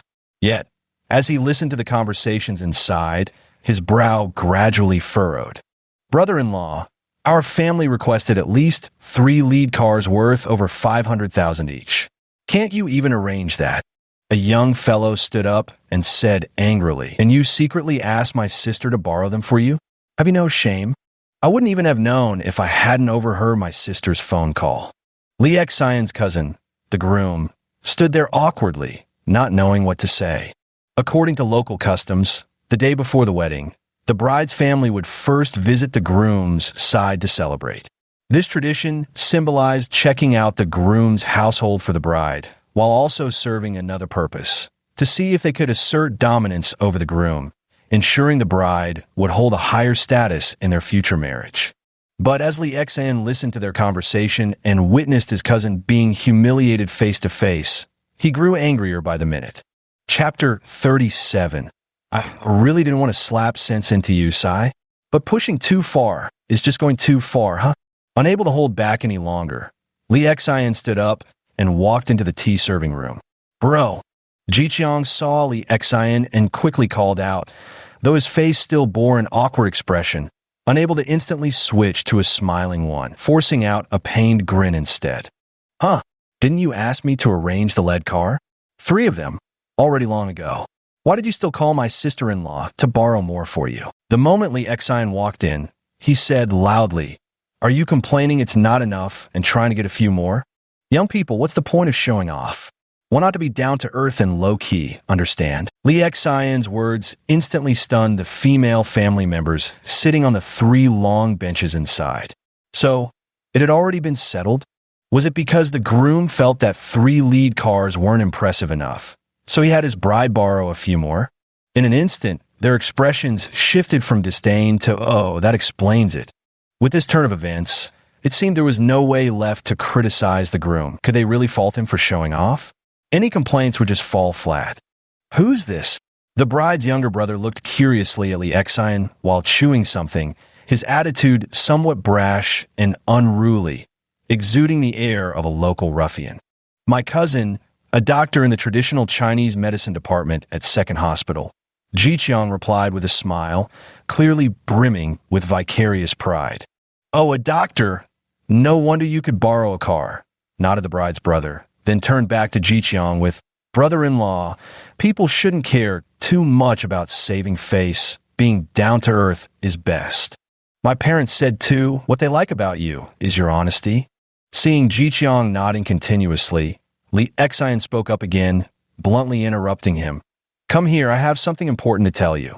With that, he ignored the bride's younger brother and instead addressed the bride's family. "Sorry about this, but I need to borrow the groom for a moment." To be honest, even if it was a local custom, he still couldn't stand the bride's brother. Did the young man not understand seniority? Who was he to lecture others? Which was precisely why he intended to disrupt their moment. He was determined to pull his cousin out of there. The cousin gave Lee Xian a grateful glance, then nodded apologetically at the bride's family before following Lee Xian out. "What kind of people are these? You really lucked out with a good brother-in-law. Oh, what can I do? Once you're on a pirate ship, there's no getting off. I shouldn't have gotten married. It's such a hassle. By the way, bro, what cars did you borrow? I heard from my dad you got a BYD, a Jeep, and a Lifan." Jiqiang forced a bitter smile. "Bro, these cars of yours, I don't think they'll meet my father-in-law and mother-in-law's standards." "What? BYD, Jeep, Lifan? Who told you that?" Lee Xian stared wide-eyed in disbelief. "My dad did. He said he heard from Uncle when visiting your place." Jiqiang added anxiously, "Originally, I was hoping Yinji could help borrow 3 cars for me, but now, Sai, what am I going to do tomorrow?" Lee Xian was speechless. He had no idea how the cars he borrowed had somehow transformed into BYDs, Jeeps, and Lifans. He wanted to say what kind of car it was, but then thought, wasn't this just showing off in front of his cousin? There was no need. "You'll know tomorrow.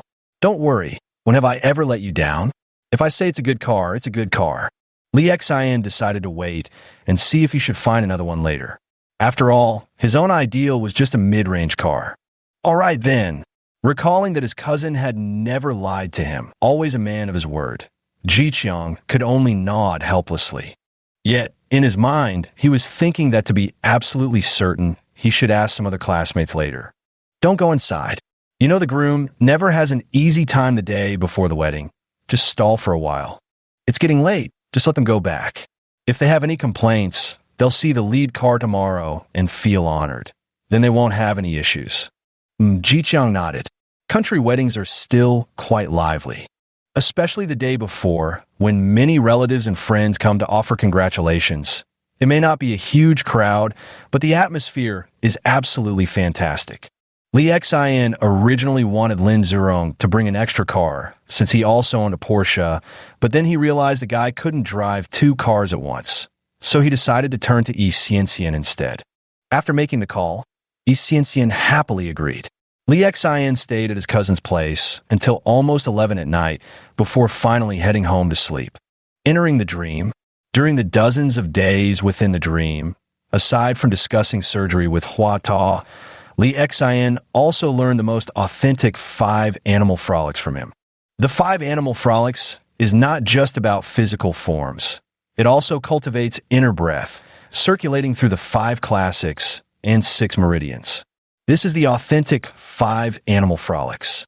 Li Xian had thought the 5 animal frolics was merely for physical fitness, but Hua Tuo secretly revealed that it actually originated from an immortal.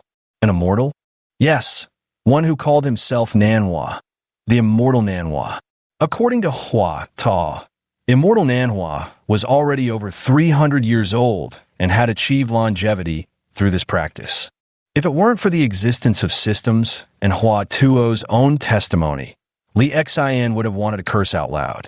However, seeing Hua Tuo's serious expression, he decided to believe it was true and learned the 5 animal exercises, resolving to teach everyone through live streams whenever he had time. If the authentic 5 animal exercises truly proved effective, it would surely be of great help in promoting traditional Chinese medicine. The next morning at 6 o'clock, rising early, Li Xian sent his location to Lin Zurong, Wang Han, and Xianxian before driving to his cousin's house. Although it was just a short walk, they still needed a car, didn't they? Upon arriving, Li Xian noticed a few vehicles parked nearby before stepping inside and seeing Jiqiang entertaining several classmates. Bro, these are a few of my classmates. They all drove here, so if your car isn't convenient later, you can just use theirs. Jiqiang said with a smile while pouring tea and handing out cigarettes to his classmates. Jiqiang, what kind of car does your brother have? Asked one of his classmates, a sharply dressed man in a suit. My dream car, Li Xian said with a smile. Why don't we go outside to take a look and decide which car to use later?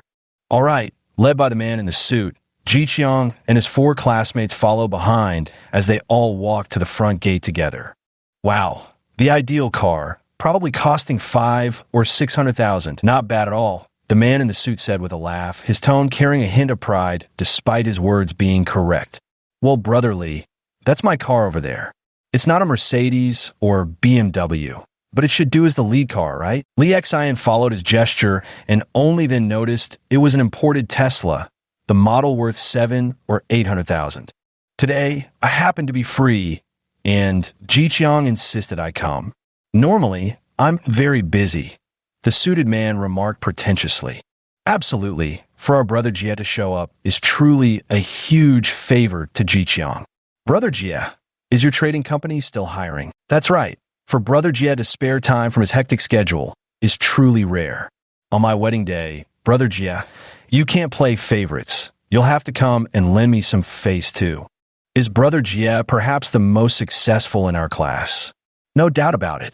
A whole crowd of sycophantic classmates were busy buttering up this brother Jie. Li Xian couldn't stand such people and their pretentiousness, so he directly interrupted them. I'm afraid your car really isn't up to par. Li Xian laughed, genuinely not wanting to show off and embarrass others. By nature, he had never been one for flaunting his wealth. Otherwise, With those 2 pieces of jade he'd obtained, he would have sold them long ago. And instead of buying a Li Xiang, he would have gotten himself a much finer car. Well, if others insist on stretching their faces out for me to slap, then slap them I shall. Yeah, Mingjie, just wait a little longer. My brother's borrowed car hasn't arrived yet. Jiqiang glanced at Li Xian's cousin, his expression composed, then forced a conciliatory smile as he reconsidered. Could it be a Mercedes? Actually, I do have a Mercedes, but my dad drove it away. Maybe I should go back and switch to a BMW? It's my mom's car. No problem to borrow it. Mingjie said with a laugh. His words implied to Li Xian as if saying, what's so great about BMWs or Mercedes? Yours is borrowed. My family owns ours outright. But who would have thought? Li Xian still remained indifferent, delivering yet another bland remark. Switching to your mom's car wouldn't make a difference either. Really, Mingjie's mood soured instantly, thinking this guy had some nerve. Just as he was about to respond, he suddenly noticed the stunned expressions on everyone's faces around them. Following their gaze, a Bentley convertible was already cruising up the driveway from below.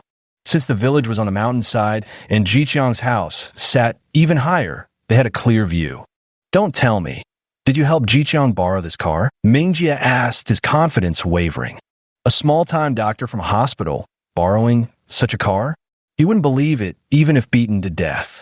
Maybe it's just someone passing by. One of his bootlicking classmates chimed in from behind. By coincidence. Just as another classmate was about to speak, they saw Li Xian walk forward and wave at the approaching Bentley sports car. The Bentley actually pulled over. Bro, you really borrowed this? This could totally be the lead car at a wedding. Jiqiang couldn't contain his excitement, shouting loudly. Yeah, and there's more. Some friends will be driving over soon too, Li Xian said with a smile. In his eyes, the Dongfeng Manshur was the car every man dreamed of. Chapter 38. The ugly daughter-in-law meets the in-laws. The arrival of the Bentley sports car drew a crowd of young onlookers, their eyes gleaming with curiosity and envy as they pointed and murmured among themselves. The old man didn't understand, but seeing the youngsters act this way, he realized this car must be very expensive. I heard it was borrowed by Li Wenbin's child. Yes, that very same one who became a doctor at Municipal Second Hospital. So accomplished, even knows such wealthy friends. That's right, you're already working in the hospital. Quite a promising future. Hey, I just heard from my son that this car costs around 4 or 5 million. Oh my God, 4 or 5 million. I couldn't earn that much in a lifetime. A group of elderly onlookers gathered nearby, exchanging whispers, while Li Xian's mother stood among them. Faced with the crowd's praise, she modestly dismissed it as nothing special, yet her expression betrayed unconcealable joy and pride. Li Xian's father was even more overbearing. As he smoked, if someone came over and mentioned the matter, he would answer dismissively, "What's the big deal? He's just Li Xian's friend. It's not like he's Li Xian himself." That may be so, but Li Wenbin, Li Xian's father, still had a proud glint in his eyes. He believed his son's hospital stay had allowed him to meet many influential people. Hey, is this what a rural wedding looks like?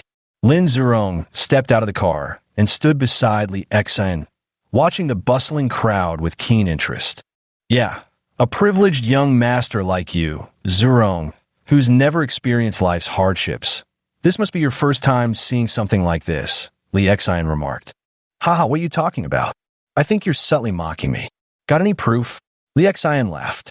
Do I need proof, my ancestors? I'm not afraid of the cops, not even Jackie Chan. What evidence do I need? I'll shoot you dead with one bullet. With that, Lin Zurong pointed a finger directly at Li Xian's crotch. The two began roughhousing at the entrance. Seeing Li Xian interacting so familiarly with this wealthy young master left Jiqiang and his classmates stunned once again. They'd assumed Li Xian must have gone through considerable difficulty to borrow the car.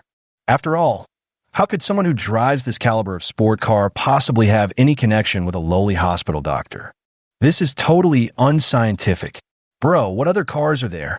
Jiqiang, egged on by his classmates, leaned in and asked again. As for that Mingjie from earlier, he was rendered speechless, his face burning with such intense embarrassment and humiliation that he felt utterly paralyzed, standing awkwardly between staying and leaving. Yet he dared not cause trouble now, because provoking someone who drove a sport car that caliber was strictly forbidden. His father had laid down that rule with ironclad severity. "Jeep," Lee Xin said with a smile. Seeing the skeptical look on his cousin's face, Lin Zurong also nodded in agreement, backing him up. "A military Jeep? No mistake. So, this big brother owns the Jeep too?" Jiqiang fawned, looking at Lin Zurong with ingratiating eyes. He didn't dare to presume on his cousin's connections and speak out of turn. Someone who could afford a sports car was leagues beyond anything he'd ever hoped to reach in his life. "No, he borrowed it himself," Lin Zurong said with a laugh. "You rascal," Li Xin scolded playfully. When Jiqiang heard it was Li Xin who borrowed the vehicle, he initially feared it might be one of those old Jeeps. But soon enough, his heart nearly leaped out of his chest in shock. The Dongfeng Mengshi made its entrance, and as Li Xin waved to signal its arrival, it's fair to say every young person present rose to their feet in astonishment. "Holy shit, a Mengshi!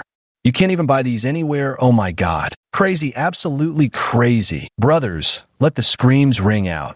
A group of young people, including those from the village who hadn't arrived yet, and those who had just been roused from bed to see the car, had almost all gathered on the scene. The sleepy-eyed youths were instantly wide awake. "Cousin, tell me, this is a Jeep?" Jiqiang asked, his voice trembling with indignation. "Pretty sure that wasn't me. Wasn't it your dad who said that?" Li Xin replied, amused. "What else could it be but a Jeep?" Lin Zurong said, "Just look at its size, its model. Clearly it's a Jeep." This remark left Jiqiang utterly speechless. As for his classmates, each and every one of them could only marvel at how incredibly amazing Li Xin was, while Mingjie was left completely silenced. If that sports car earlier represented wealth, then this Dongfeng warrior stand for connections. Oh my god, comparing his family to others, Mingjie desperately wanted to fade into the background, not daring to make another sound. A crowd of young people packed the warriors so tightly that not a drop could trickle through. Some who couldn't squeeze and were cursing bitterly. Before they could recover from the excitement, another elongated Rolls-Royce approached the village from the mountain's base. "Bro, my dear brother, don't tell me this is also something you borrowed." Jiqiang's voice trembled so much he could barely speak, his little heart practically leaping out of his chest as his legs shook uncontrollably. Not from fear, but from exhilaration. Terrified excitement, because he just heard his classmate whisper, "The Flying Goddess Collector's Edition, over 10 million. "Probably," Li Xin answered uncertainly. "What do you mean, probably? Stop pretending, bro. I swear I'm not showing off. I really didn't know what car my friend would drive today." Li Xin was speechless. He'd genuinely never seen what kind of car Yixiangxian drove before. Now, this one, if it's the one, then it must be Aunt Yixiangxian's car they'd seen before. It really was. The Rolls-Royce parked in front of Jiqiang's house, and when the door opened to reveal an incredibly beautiful, elegant young woman stepping out, all the youths froze in place, suddenly feeling somewhat ashamed of themselves. Top-tier, rich beauty, indeed, they felt just looking at her for more than a second brought an uncomfortable pressure they couldn't bear. Xiaoxin, upon seeing Li Xin, Yixiangxian skipped and ran over to him. "Thank you," Li Xin nodded in response. "I actually wanted to come anyway. Then you said you needed to borrow the car, so I could come openly. Hee, she said with a chuckle, glancing somewhat shyly at the elders present. "Which ones are Xiaoxin's parents? I wonder if they'll notice me. What should I do if they come over to talk to me?" Yixiangxian thought to herself, her heart fluttering like a startled deer. But then, something else occurred to her. Honestly, why'd I even think of that? Xianxian, oh Xianxian, you've got no shame, have you? Li Xion's parents had indeed noticed Yixiangxian, and even if they hadn't, someone would have eagerly pointed her out. With a tone dripping with envy, they'd say, "Li Wenbin, your son brought a girl along. So pretty, like she stepped out of a fairy tale. Go take a look." Li Wenbin had seen her already, but he figured, what's a grown man doing crowding around? Wasn't that just plain embarrassing? Li Xian's mother couldn't hold back any longer and rushed over. Son, is this your friend? Li Xian inwardly groaned when he saw his mother approaching. Sure enough, she barged in with her usual blunt force. Why, yes, that's right, Annie, I'm Xiaoxin's friend. Yi Xianxian stammered, her body stiffening as an uncontrollable guilt washed over her. She wondered why she was suddenly so nervous, her face burning as if she were an ugly daughter-in-law meeting her husband's parents, or worse, caught red-handed in bed. Wang Han, seeing their predicament, stepped in to defuse the tension. Hello, Auntie. They're all Xiaoxin's friends, except me. I'm just his classmate. All right, thank you all so much. I've really troubled you. No need to be so polite, Auntie. No young people gathered around when the Rolls-Royce arrived. They were all admiring the Dongfeng Mengshi. Actually, it's not that the Rolls-Royce isn't stylish. It's mainly because nobody dares to get too close to it. Even a minor scratch could cost you years' worth of wages, and that simply isn't worth the risk. Thus, it's truly something to be admired from afar rather than handled carelessly. Wang Han felt the same way. He didn't dare get too close either. At heart, he was simply timid, afraid of accidentally bumping or scraping against it. Just like today, when he drove the Mengshi over, it was actually Li Xian who had a last-minute change of heart and asked him to come. Li Xian even said that if there were any bumps or scratches, he'd take responsibility. That's why he dared to drive it over. When decorating the wedding car, the large group of hired girls also handled everything with extreme care. In the end, due to local customs that prohibit women from driving the lead car, they had to rearrange the lineup. Li Xian drove the Rolls-Royce as the lead car. Lin Zirong followed second in the Mengshi, Xianxian drove the Bentley third, and Wang Han brought up the rear in the Lyceum. No choice. A Rolls-Royce makes for a much better wedding car. Big is impressive. Add to that Jiqiang's relatives and friends, making a total of 10 cars. Though mismatched, the extravagance easily outshone a uniform line of Mercedes. Just as the wedding convoy was setting off to fetch the bride, at the sight of the flying goddess hood ornament of the Rolls-Royce, Jiqiang's brother-in-law nearly dropped to his knees. Seriously, brother-in-law, you made my sister borrow this car? Are you kidding me? He scrambled frantically into his sister's room, determined to warn her not to push their luck. If they offended the owner of that car, things would go downhill fast. Some people just aren't to be trifled with. What are you talking about? How can we not make it hard for them?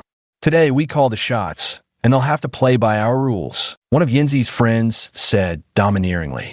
Hey, let's show them what us bridesmaids are capable of. We even prepared sticks to whack them with. Another friend proudly lifted her chin and waved the wooden baton wrapped in red cloth.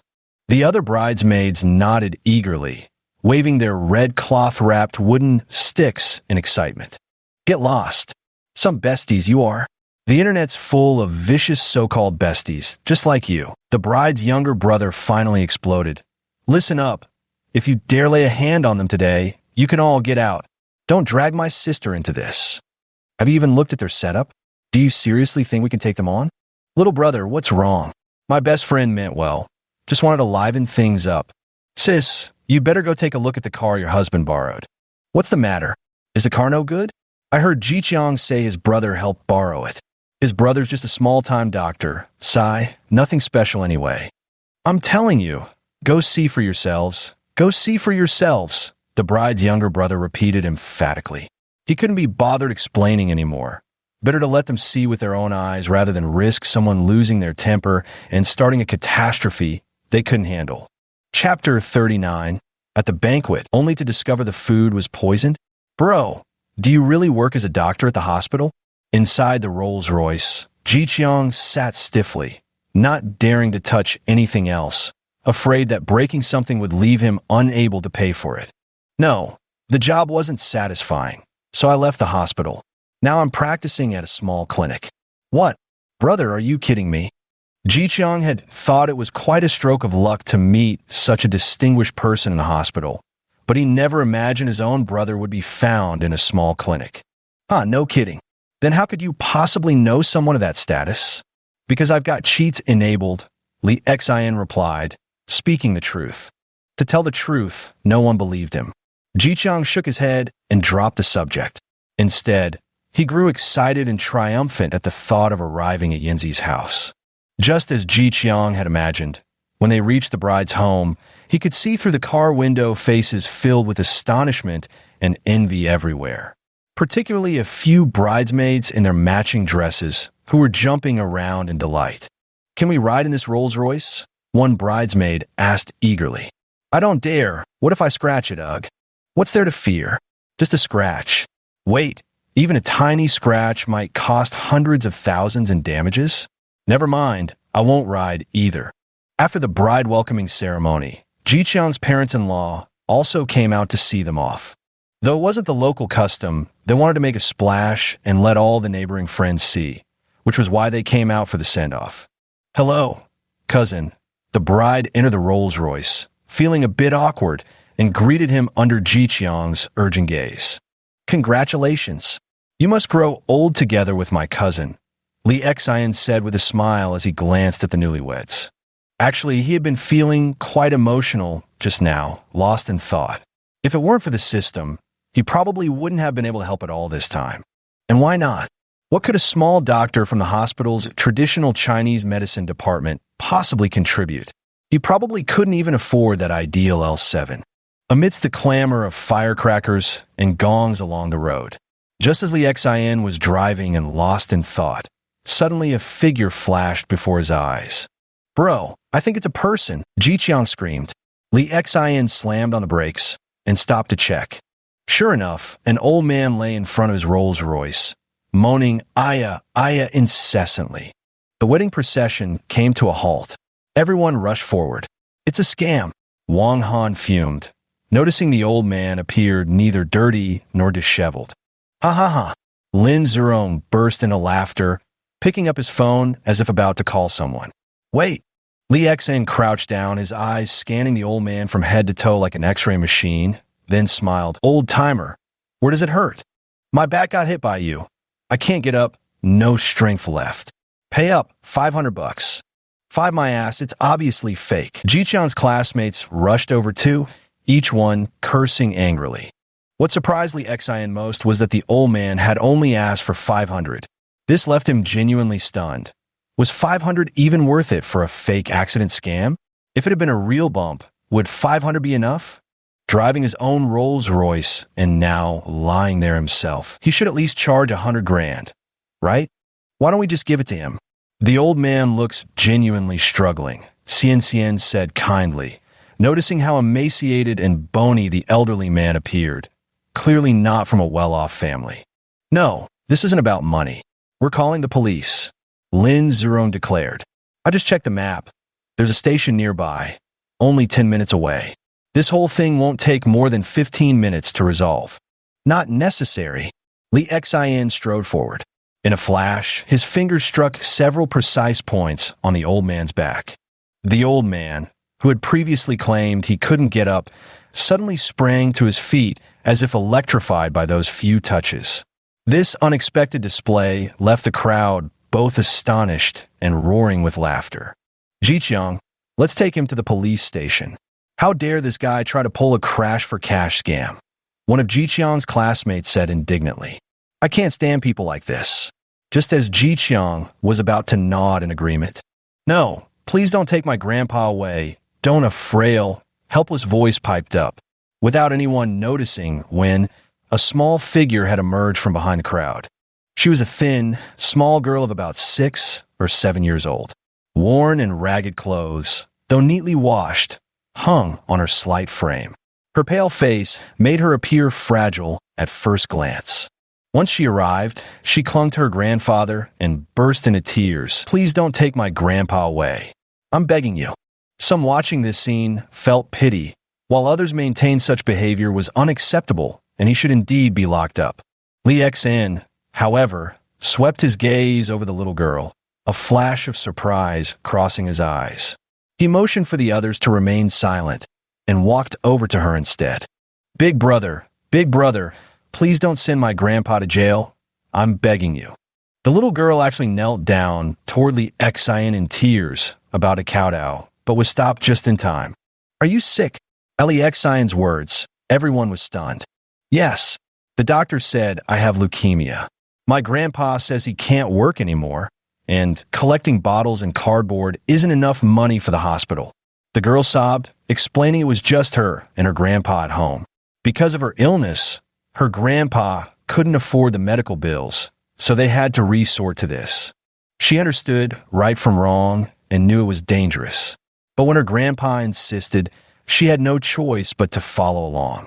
Only when she saw they were about to be arrested did she rush out in desperation.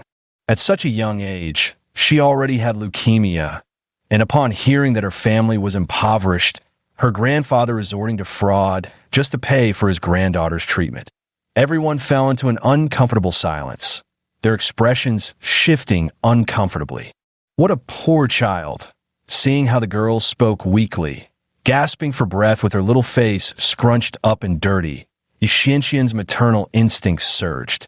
She grabbed some tissues and wiped the girl's face. "Where are your parents?" Xianxian asked gently. "Daddy's dead. Mommy's gone. It's just me and Grandpa." The little girl sobbed, her crying so intense she could barely catch her breath. Hearing the girl's heartbreaking story, the crowd grew even more subdued. The old man, listening to his granddaughter's words, first turned red with tears, apologizing to the bride and groom. Then, as if unable to hold back any longer, he covered his face with his weathered, wrinkled hands and burst into loud, choking sobs. "Forget it, let's go." Li Xian spoke up, and this time no one suggested taking the old man to the police station. Why did the old man ask for 500 yuan? Perhaps it wasn't that he didn't understand the car's value, but that he felt awkward demanding too high a price. Yes, truly good people, even when they turn bad, find it hard to be thoroughly rotten. After a moment's thought, Li Xian still wrote a note and handed it to the old man, saying he was a doctor and the old man could come find him tomorrow. "Let's help where we can, all right? Not for the sake of the elderly, but for this child barely a few years old, fighting leukemia." Just like in hospitals, he seldom pities the elderly. There's an old saying, pity often masks contempt. Not all who grow old deserve sympathy. This society has no shortage of wicked elders. But children, innocent, guileless children, are blameless. They alone can touch the softest corners of his heart.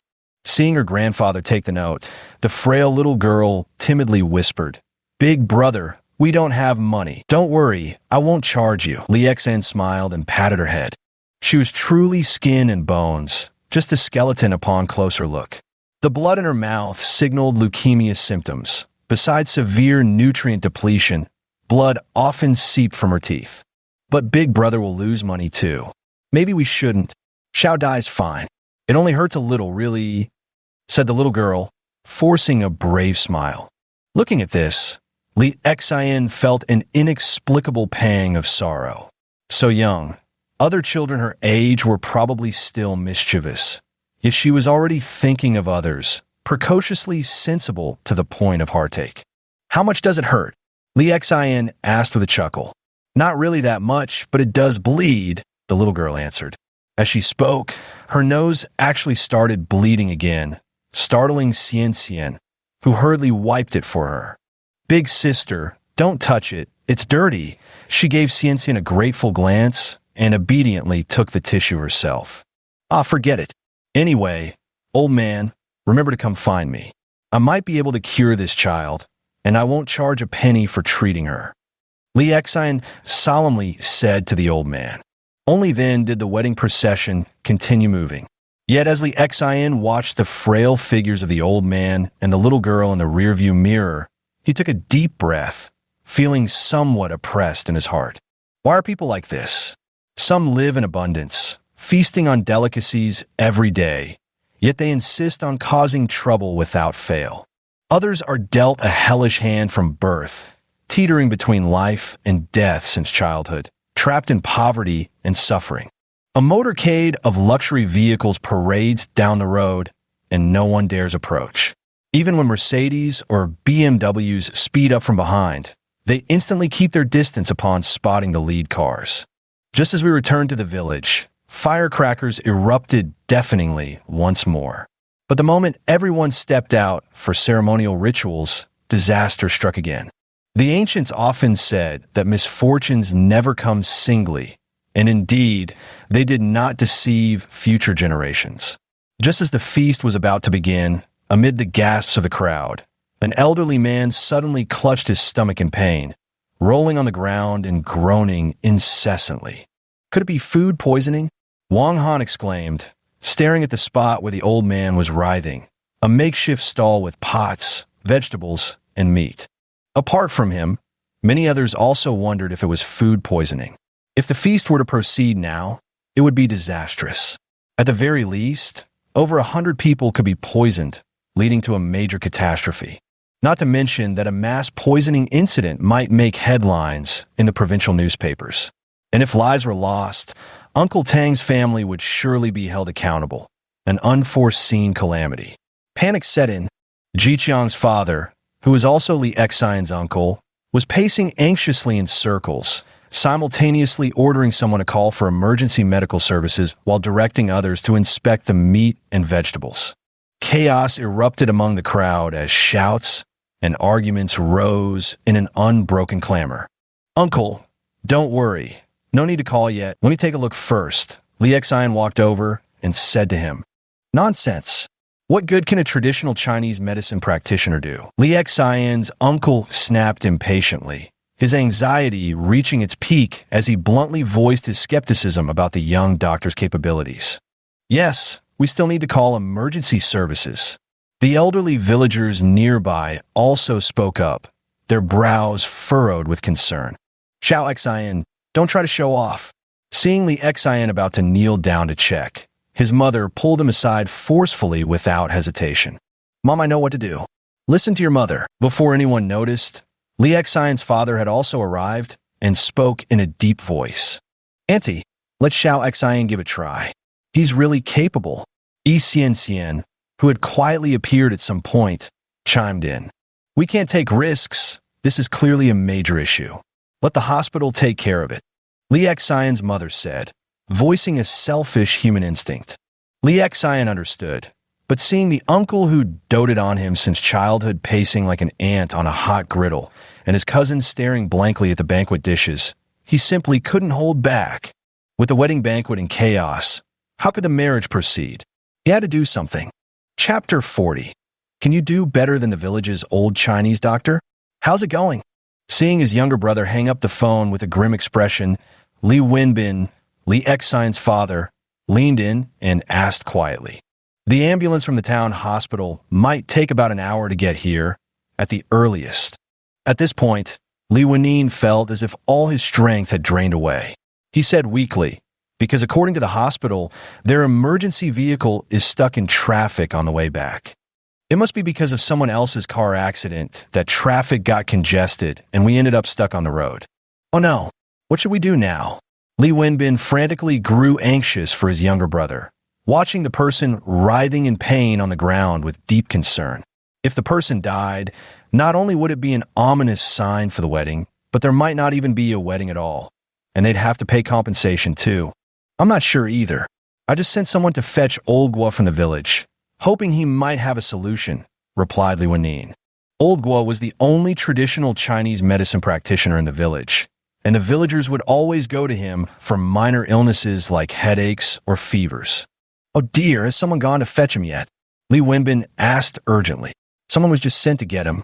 The motorcycle is fast, so they should be able to bring him back soon, Li Wenin replied. As the two brothers spoke, they could think of nothing else to do and could only pace anxiously. They dared not approach, helplessly watching the man continue to writhe in pain on the ground. Li Xian stepped forward again to try to reason with his grandfather and father. Yet, all of his elders disagreed with letting Li Xian intervene. They even said, "What could a junior doctor like you, who just started at the hospital, possibly do to help? Step aside." In truth, they were just worried that Li Xian might bear responsibility. If Li Xian stepped in to treat the patient and the person suddenly died, not only would Li Xian likely lose their job, but they might also have to compensate the family with a life. Yet Li Xian kept thinking, letting the person die here wasn't an option either. Ji Qiang, After a moment's hesitation, they turned and walked toward their cousin. Brother Jiqiang, on the verge of tears, felt completely devastated by the incident, as though he had plummeted from heaven straight into hell. Indeed, this was supposed to be a wedding, a joyous occasion. If this person dies, how can the wedding proceed? Let alone his family coming after us for compensation. Where will we get that kind of money? I know how to save this man, but your dad, my dad, and your aunt won't let me. Go talk to them for me. Li Exen urged, but each time he rushed forward, his mother yanked him back. Even now, she was glaring at him with fierce intensity. What's there to say, bro? Jiqiang's voice trembled with tears. You've barely started at the hospital. I can't let you take such a risk. If Uncle Chen really dies here, then I'll just have to accept my bad luck. You don't believe me either?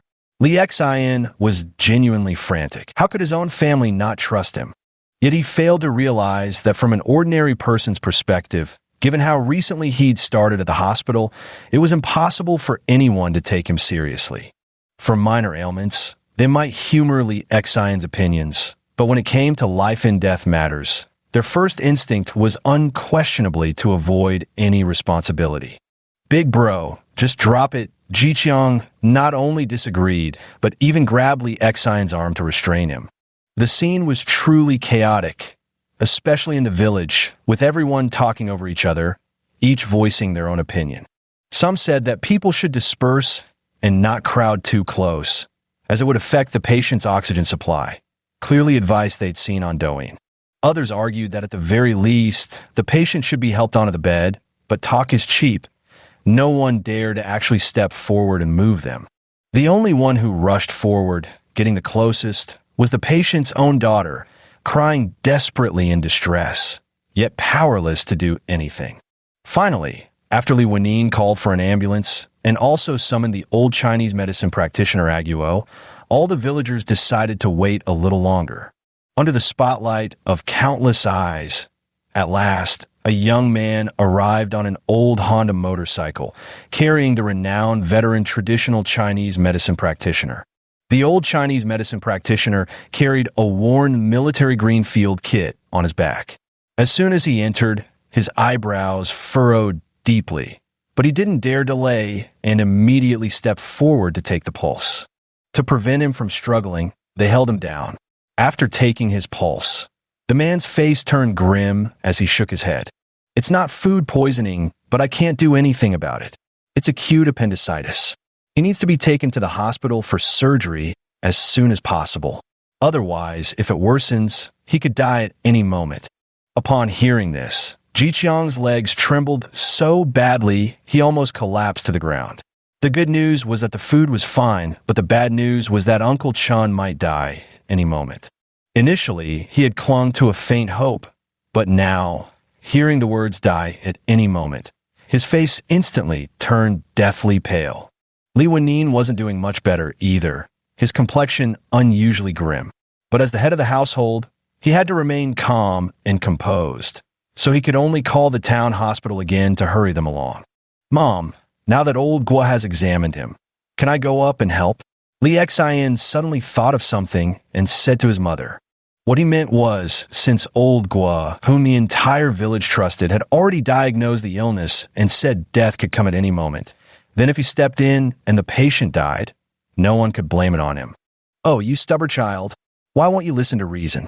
Li Xian's mother still didn't want her son to go upstairs. She couldn't believe her son's medical skills were any better than old Guo's.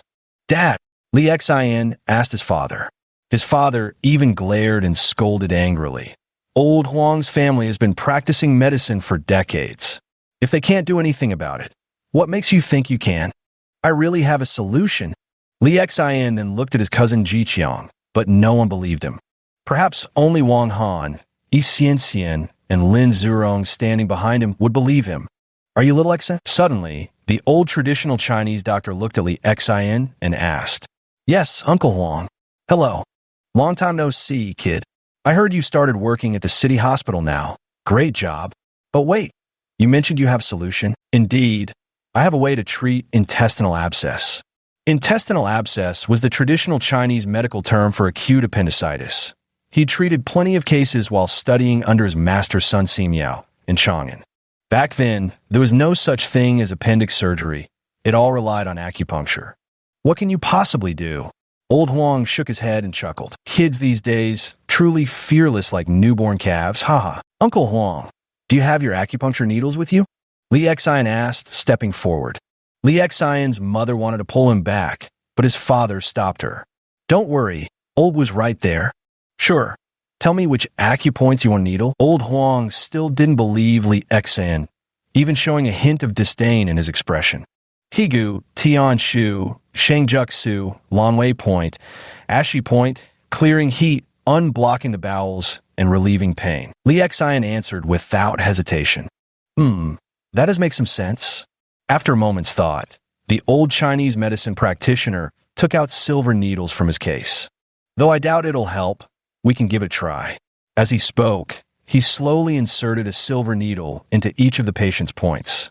Yet still, it was no use. The patient continued moaning and writhing in pain. At this point, the old Chinese physician turned to Li Xian with an almost mocking half-smile. Seeing that expression, Li Xian burned with fury deep in his bones. Why? Because this is the most typical and prevalent example of Chinese medicine today. If they deem a treatment ineffective, they won't bother brainstorming alternatives. They'll just pass the problem along to Western medicine. Yeah, just like lying flat, not getting worked up over patients either. Let me handle it, all right? Li Xian spoke again. This time, his mother tried to stop him once more, but Li Xian instead seized her outstretched hand. Mom, trust your son just this once, okay? I wouldn't joke with people's lives. You've said yourself that Uncle has been good to me, and my cousin's wedding needs to go smoothly. His expression was earnest, his eyes brimming with confidence, and his tone was steadfast. As if compelled by some unseen force, Li Xian's mother actually released her grip. Only after letting go did she regret in secret. But by then her husband had already pulled her back. Give him this one chance. That's right, Annie. I believe he can do it. Wang Han chimed in, his face serious. Annie, when my grandmother was seriously ill before, the kind even hospitals couldn't cure, it was Xiao Xian who saved her. Yi Xianxian also came forward and said, Auntie, please believe him, we're begging you. Lin Zurong added, though his words sounded ridiculously naive.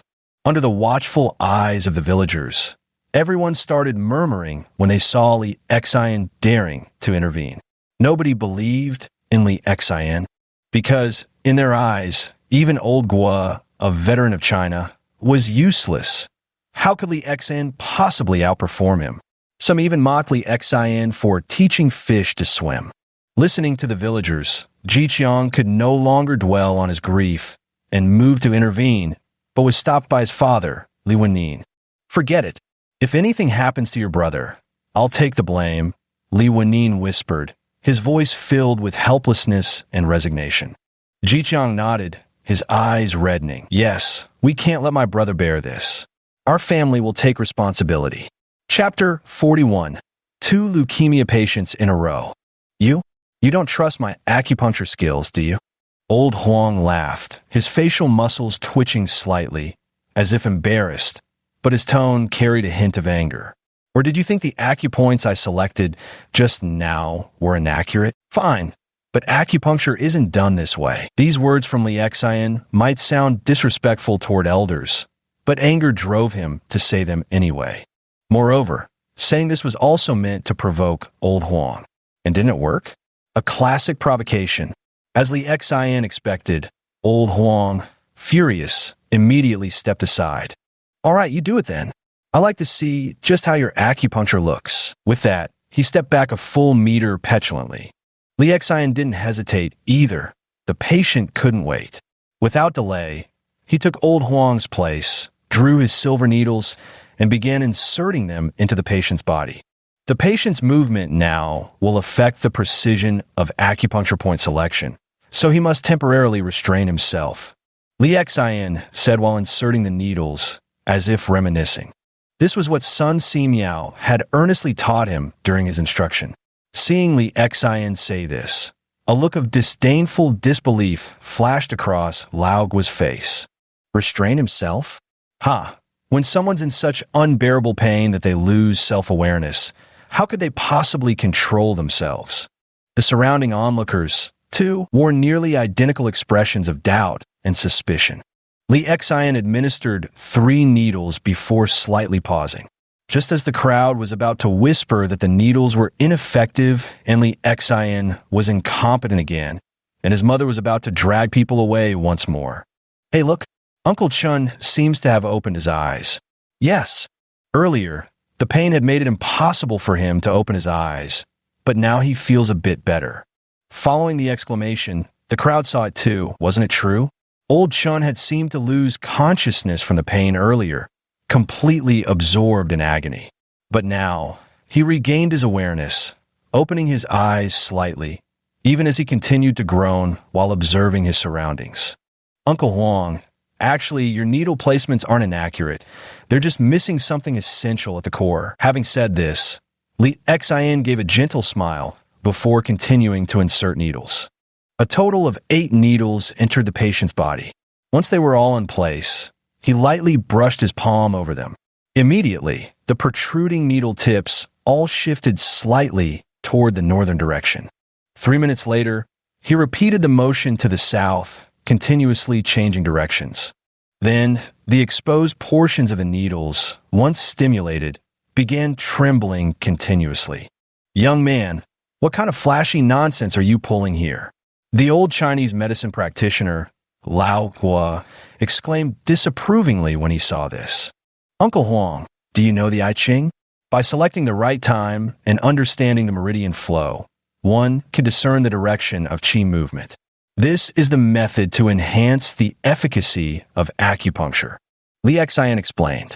I know, this is the multitude needle left behind by the Tang dynasty's medicine king, Master Sun Simiao. Wang Han leaped out excitedly, shouting loudly. He loved this feeling of being the center of attention, basking in the spotlight. The multitude needle. Olgua furrowed his brows. I know the Book of Changes. Every skilled TCM practitioner understands it to some extent. What you're saying, I somewhat understand too. But aren't you just fooling around here? He was about to voice more doubts when another gasp rose from the crowd.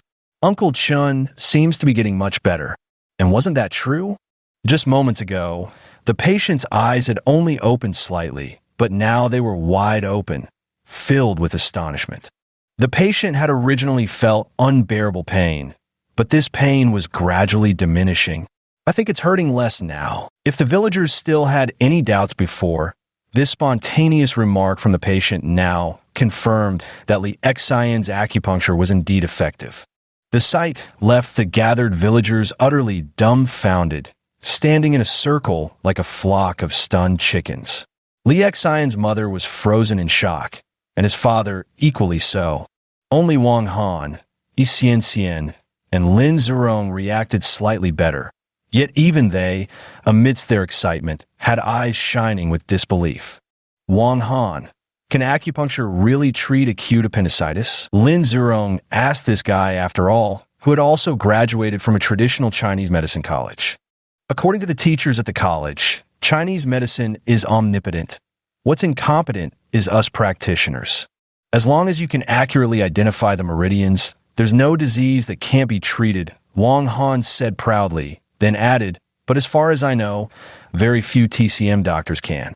At least, those who can are all very old. Oh, I get it. Nowadays, when people get appendicitis, they don't even consider seeing a traditional Chinese medicine doctor.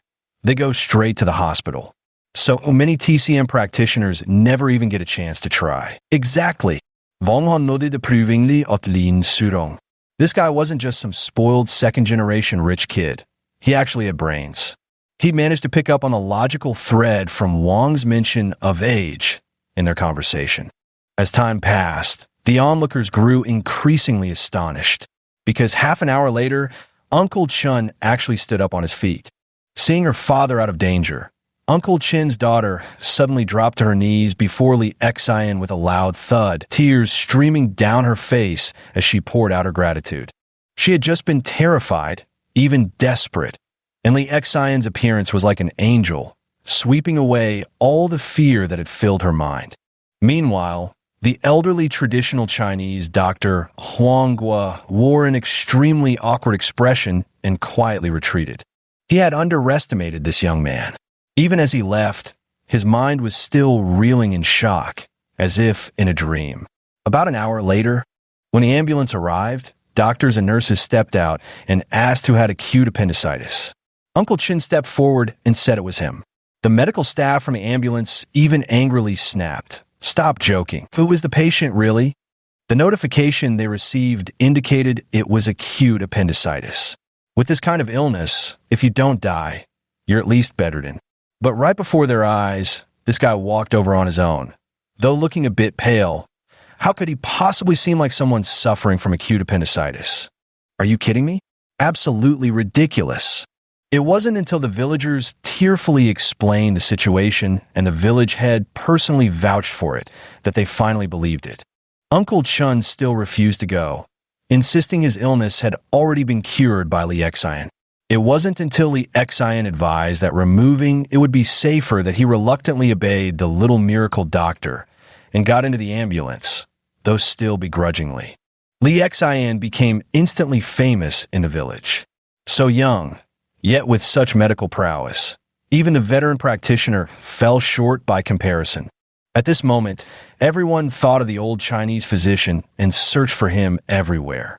But how could they have guessed the elder had already slunk away, feeling utterly humiliated?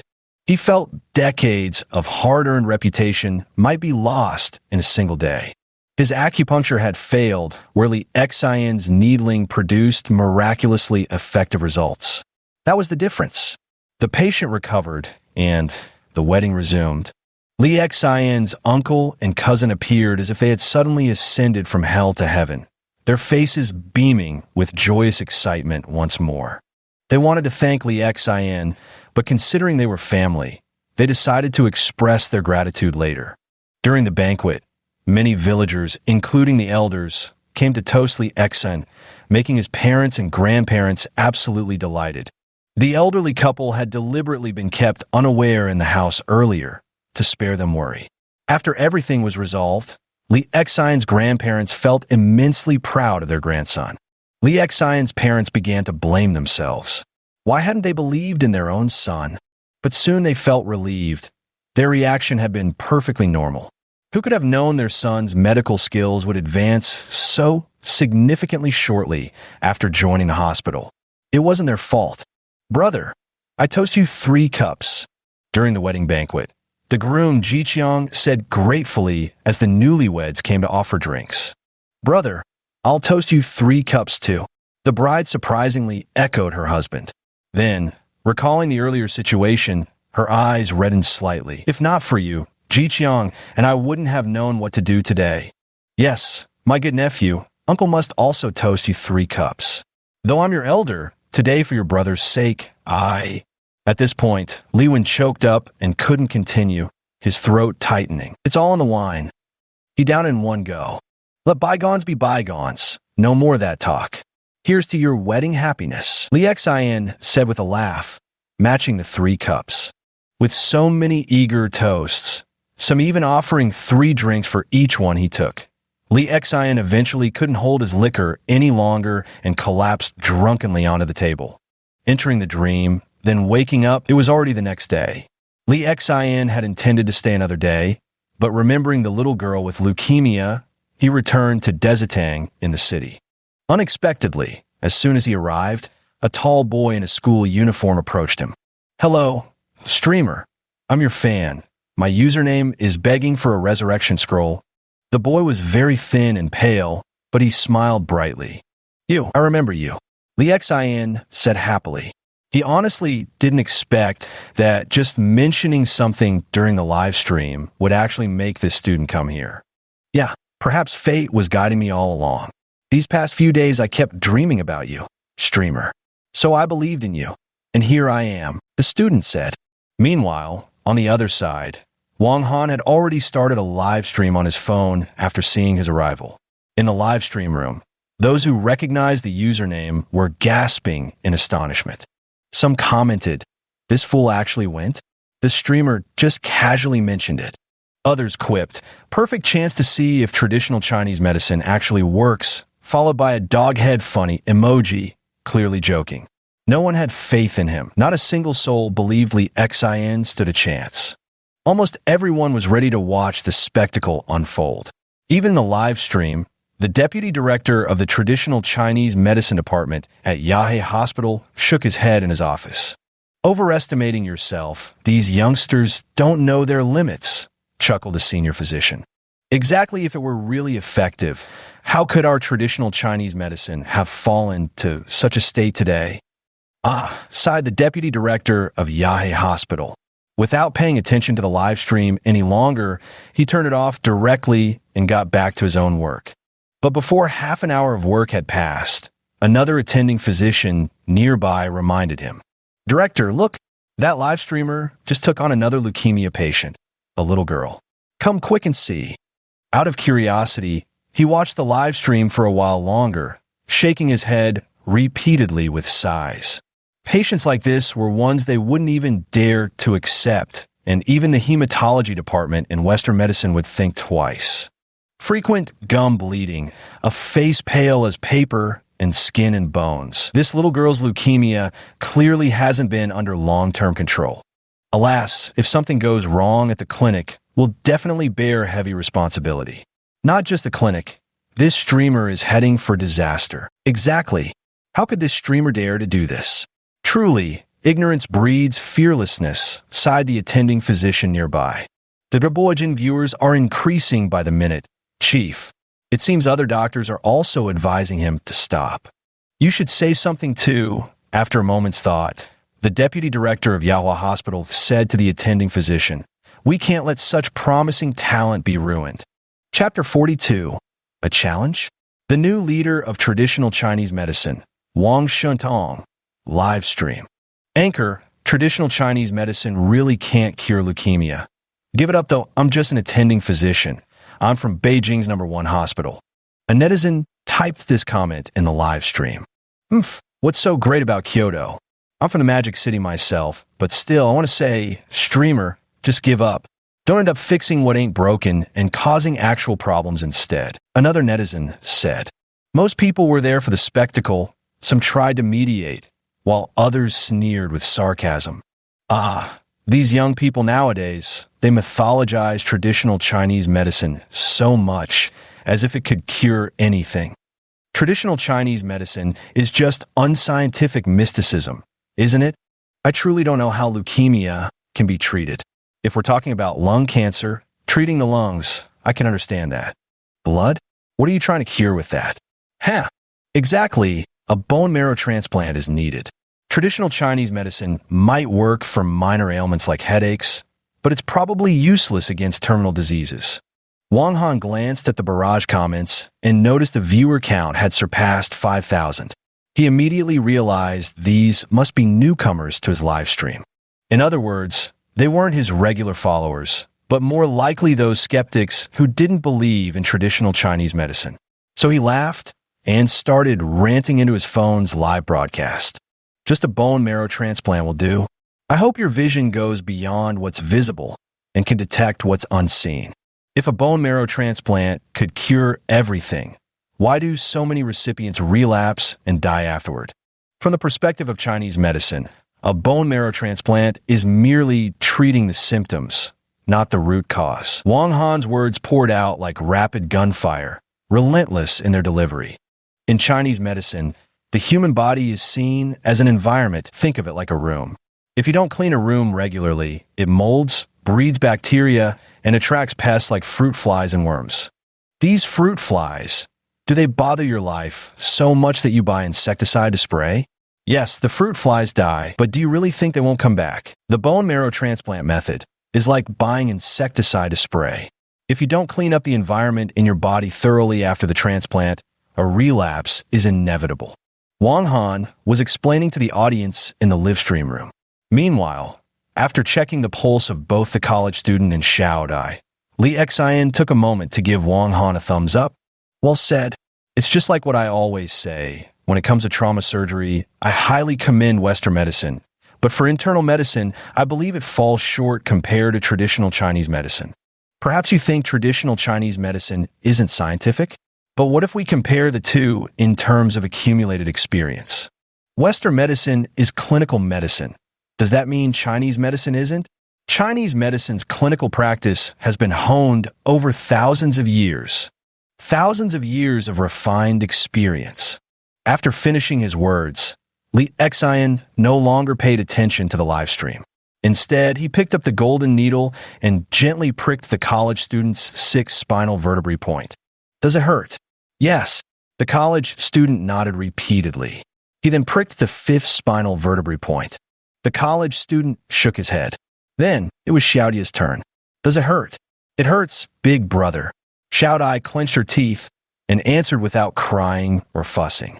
This brave little girl, it was said, had come from the village to the city early in the morning, all because she was afraid she wouldn't find Digi Clinic. That's true. Children don't have phones, and the elderly only have basic senior phones. They probably don't even know how to use navigation. At this thought, Li Xian's heart ached with sorrow. Just 6 years old. Yet this little girl had endured poverty, orphanhood, and a terminal illness. Li Xian couldn't even imagine if he, as a child, could have been as strong as she was. Brother, it doesn't hurt much. Don't worry about me. Seeing Li Xian slightly absent-minded, Xiaodai actually comforted him in return. Li Xian took a deep breath to suppress his heartache before turning his gaze toward her grandfather. Old sir, are you planning to go back to the village tonight?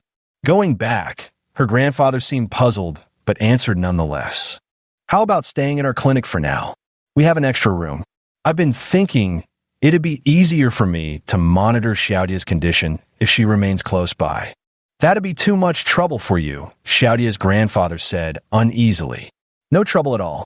It's all for the child's sake. What if Xiaodai stays here? I'll go stay with an old friend of mine nearby. I can come check in from time to time, her grandfather suggested. Actually, he didn't have any old brothers, just that the old man had already thought this through before coming. He knew an elderly man who ran a scrap collection station in the city, and he planned to go straight to the old man's place to sleep on the floor. Well, that could work, Li Xian said after a moment's thought, then turned to Xiaodai and asked, would you be afraid staying here alone with me?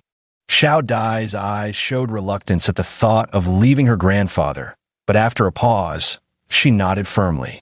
Brother, I'm not afraid. I can take care of myself and definitely won't hold you back. Seeing Xiaodia's grown-up expression as she made her promise, Li Xian laughed, and so did everyone else, including the college student. All right, it's decided then. Today, Xiaodai stays. Xiaokai, you have a place to stay, so come back tomorrow. I'll study your medical cases carefully tonight. Okay. The college student nodded. He was staying at a hotel. By the way, should I bring all my previous hospital checkup reports tomorrow? Actually, I just came today to take a look and didn't think about bringing them. Ha. A good thing you didn't bring them. It would have only made me angry. The college student looked utterly bewildered. Everyone in the live stream was equally puzzled. What kind of doctor diagnoses without reviewing previous cases? Even Wang Han was dumbfounded. Xian, what are you talking about? I said no review. Friends in the live stream might find my approach confusing, but through this very question, I want to tell you something important. Li Xian's expression grew solemn and serious. Now, let me ask you a question, Xiaokai. Did the hospital cure your illness? No. Xiaokai, the college student, shook his head. If your illness isn't cured, what's the use of all that data?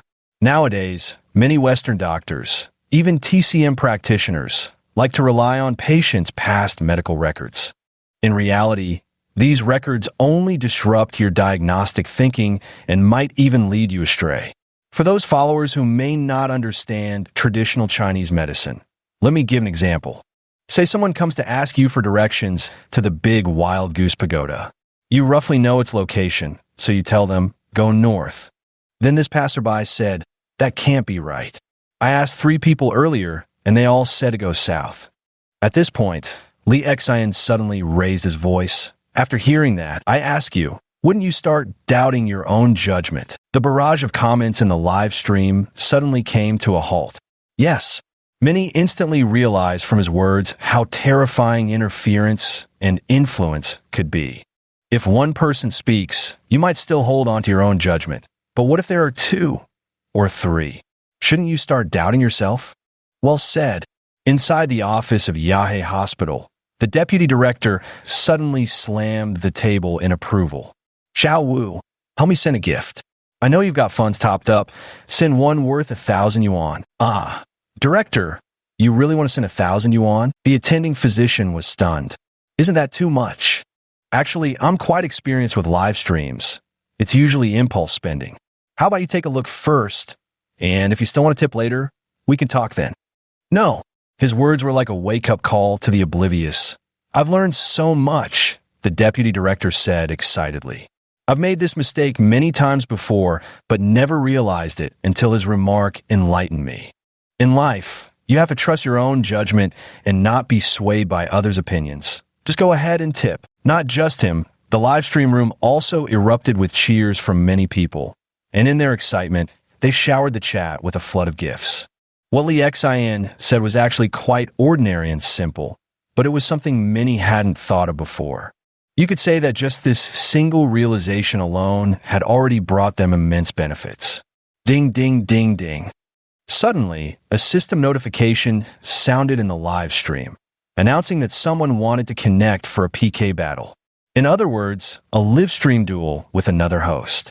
At Wang Shantong, Wang Han was about to decline since they weren't entertainment streamers, but the name gave him pause.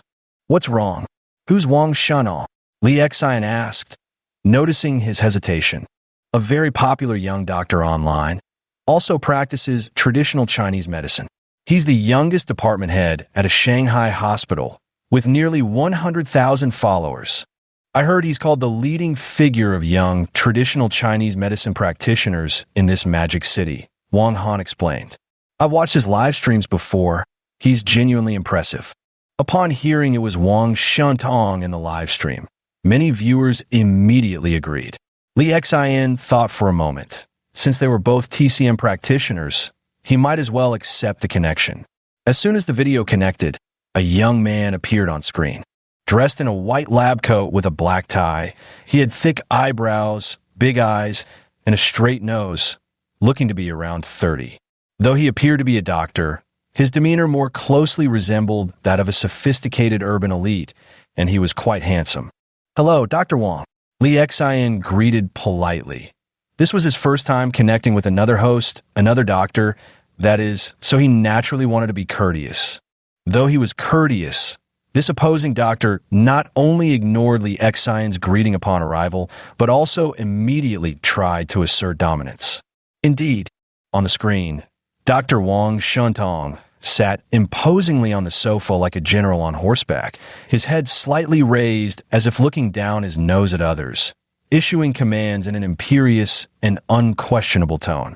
My fans say you can cure leukemia? Well, I'm here to give you a piece of advice. Don't deceive others. And yourself. Confidence is good, but I hope you have more self-awareness. As a traditional Chinese medicine practitioner, I don't want you to tarnish its reputation. As a human being, I even more so don't want to see that poor little girl's life ruined by your hands. In an instant, Li Xian felt as if a bomb had ignited in his chest, burning with rage, his fury reaching a boiling point. Who the hell are you? How dare you speak to us like that? Wang Han leaned in furiously, his voice thundering with anger. Just because I, Wang Shantong, am the new generation leader of the Beichuan traditional Chinese medicine family, with my grandfather Wang Boqing being a national master of Chinese medicine. Though untalented, I've studied Chinese medicine under my grandfather since childhood, later attended the Magic City University of Traditional Chinese Medicine, and now serve as the director of the Chinese Medicine Department at Magic City Hospital. While you're just a small, nameless clinic, he announced his prestigious background, listing a series of impressive credentials. In Li Xian's live stream, most viewers seemed to recognize Wang Shantong, enthusiastically flooding the chat with his name.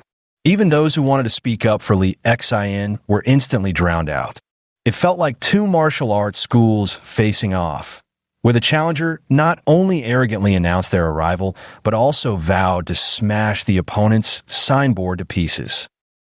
Rage, fury, wrath. Wang Han was so furious, he nearly smashed his phone with a single slap.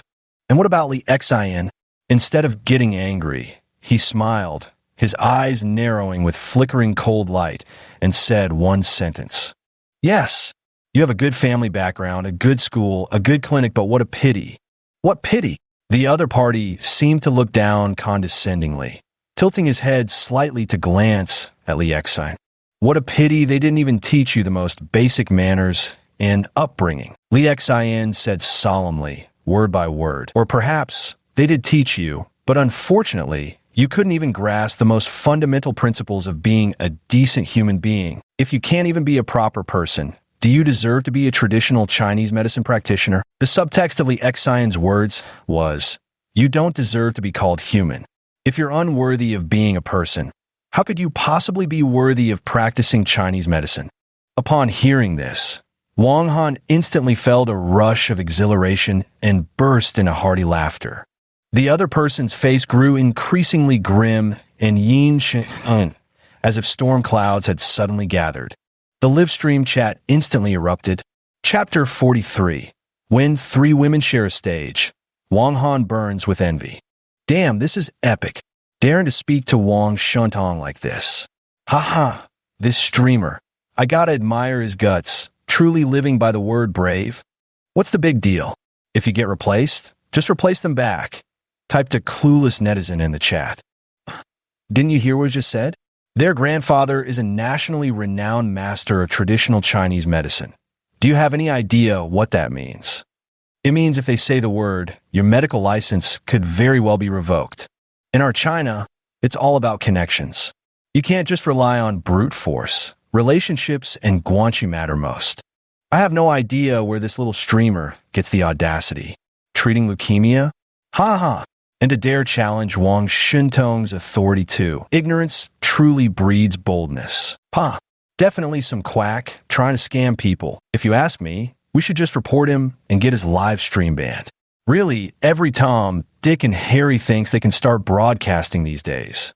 We should report him as a harmful quack.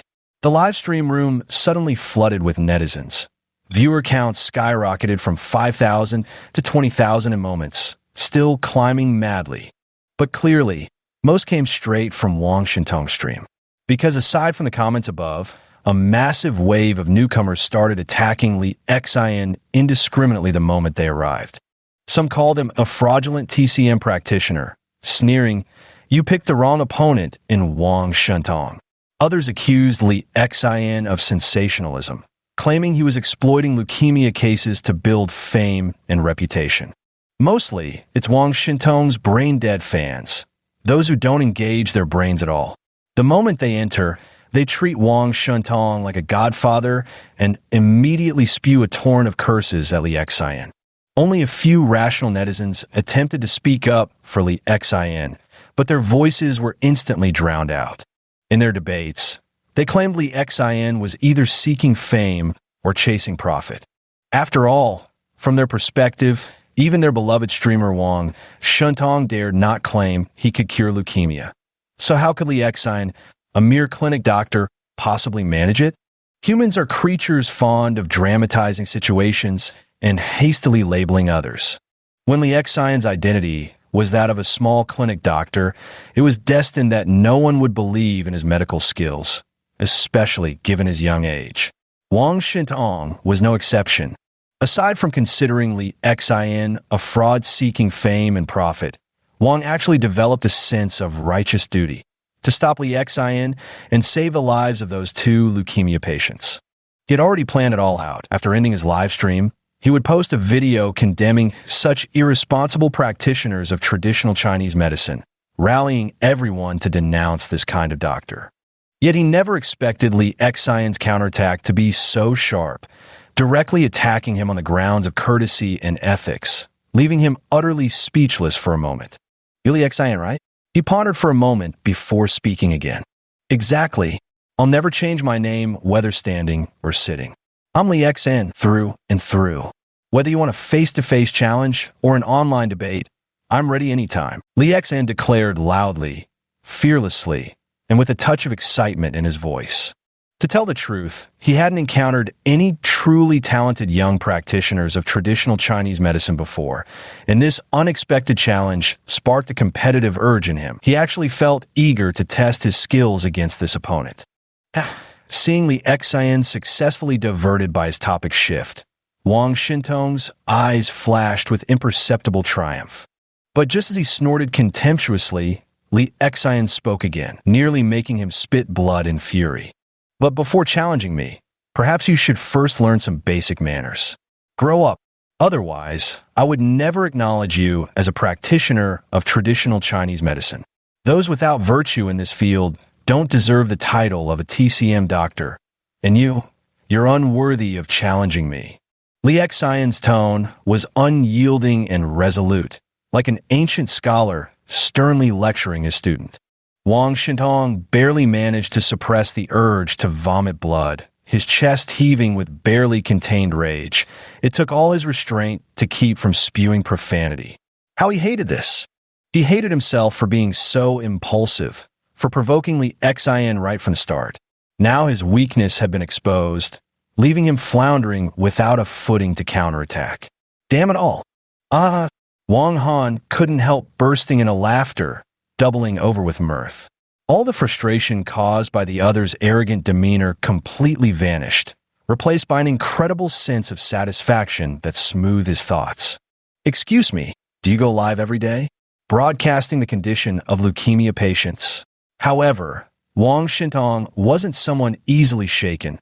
Otherwise, he wouldn't have achieved the position of department chief at such a young age. Regaining his composure, he asked, I'm pleased you've learned to say excuse me. Hence, I've decided to answer your question, yes. Li Xian said with a straight face. Wang Han burst into laughter again. Good. The live stream feed vanished from the other end, not just disconnecting, but entirely ending the broadcast. In Shanghai's most renowned and technologically advanced hospital, within the office of the traditional Chinese medicine department director, a handsome young man turned off his phone, abruptly stood up, grabbed a medical case from beside him, and hurled it to the ground fiercely, as if confronting an enemy lying there. The violent act still unsatisfying, he then stamped his leather shoes on the floor repeatedly, stomping, grinding, kicking, as if gone mad. Quack! Fraud! Who do you think you are? You're just some lowly doctor from a run-down clinic. Damn country bumpkin, barefoot physician. His eyes blazed with fury, his hair practically standing on end.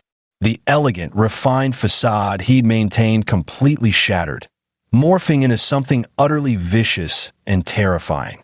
He grabbed his phone, searching for something before making a call. Hey, investigate that streamer called Li Xian, the Chinese medicine practitioner, for me. Background check.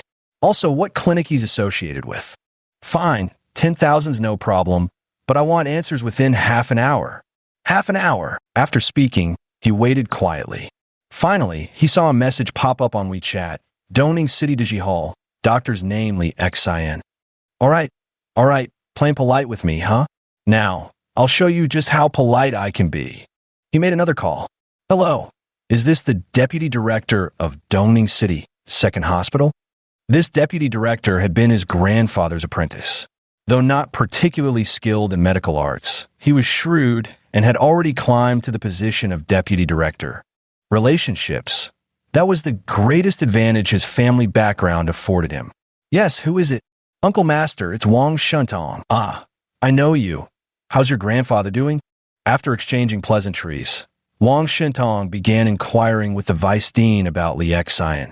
Upon learning that Li Xian had actually worked at their hospital before being driven out, a cold glint of amusement flickered in his eyes. Yet shortly after, he seemed momentarily stunned.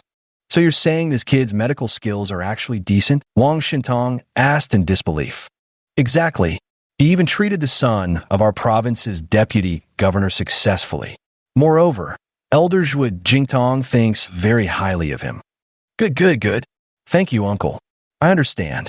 After hanging up, Wang Shintong's expression changed several times as he alternately scribbled and drew on the paper atop his desk.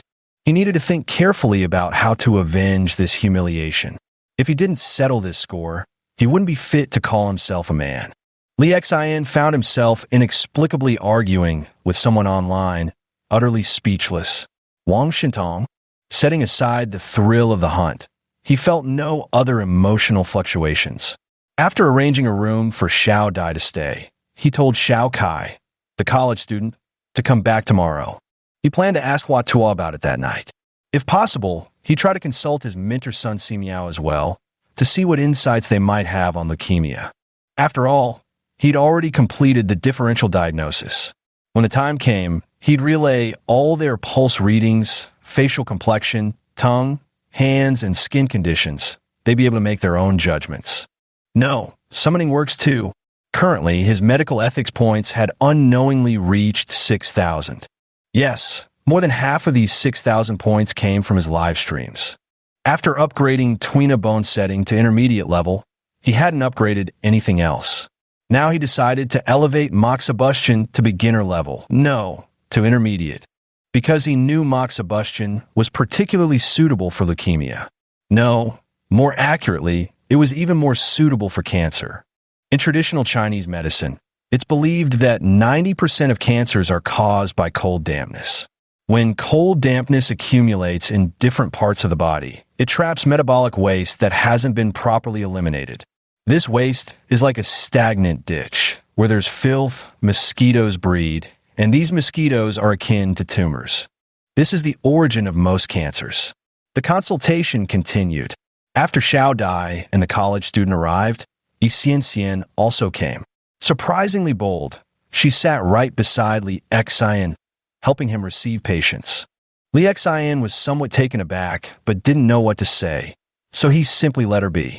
Wang Han, however, was practically green with envy, desperately wishing he too had a woman by his side, accompanying him while he prepared the herbal medicines. It must have been a heavenly life, right? Wang Han nearly drooled at the thought. He temporarily turned off the live stream because of the chaotic noise. There were too many mindless fans online, those devoid of independent judgment, which he couldn't stand. He just restarted tomorrow. Tonight, I'll go find my Lingling. Humph, Wang Han said, his voice thick with jealousy. But what fueled his envy wasn't just Yi Xian. Soon enough, another young nurse arrived, Luo Mengjie. She had come to show Li Xian the changes in her condition after taking the medicine yesterday. Seeing others already in line, she casually sat farther away, unconcerned about waiting. It was fine. She could take this chance to admire the handsome guy in peace. Yi Xian had noticed her too. In the darkness, their gazes met with sparks flying between them, silently clashing. I asked Wang Han, "This woman isn't Dr. Li's girlfriend. Humph, why shouldn't I come?" She thought to herself, simultaneously trying to muster courage while giving herself an internal pep talk. She'd spent yesterday diligently studying Douyin tutorials on how to pursue boys. After all, you gotta be bold, meticulous, and shameless. Well, I mean, not shy. She needed to be more courageous. Luo Mengjie, you're not on duty today? That's right. No shift today, Luo Mengjie replied to Wang Han with a smile. Though in truth, she had pulled an all-nighter on duty the previous evening. But she didn't feel sleepy at all. Just seeing Dr. Li filled her with joy and boundless energy. The covert rivalry between the two women had Wang Han scratching his head in both frustration and admiration. To everyone's surprise, his cousin Yin Rumeng showed up that afternoon. She explained that Wang Han's grandmother had gone to the hospital where she was being cared for, so she decided to come check on things here. Almost immediately after noticing something amiss with the two women in the clinic, Yin Rumeng began questioning her cousin Wang Han. Upon learning that they all seemed to have come for Li Xian's sake, Yin Rumeng's cherry lips gaped open in utter astonishment. Then, she felt a flicker of irritation, because she realized that this guy Li Xian seemed to have become way more handsome. No way. She couldn't let someone snatch him away like this in her own territory. No, her turf.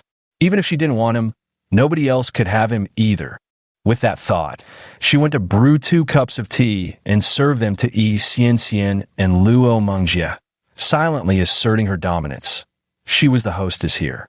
Oh my God, is this going to be three women making a scene? Seeing this, how could Wang Han not notice something was off? I'm so furious. No, wait, my cousin's here to handle the medicine counter now. I'm going to find Ling Ling right this instant. In his anger, he abruptly skipped work and drove Li Xian's car to seek comfort from a pretty girl. Chapter 44. Summoning the Master Physician, Sun Simiao. Humans are truly peculiar creatures. Normally, people might lose interest in something or grow tired of playing with it. Then they just toss it aside without a second thought. But when others take an interest in things you've disregarded, you suddenly feel anxious and irritable, realizing how valuable they actually are. Yin Ruming found herself experiencing just this sentiment.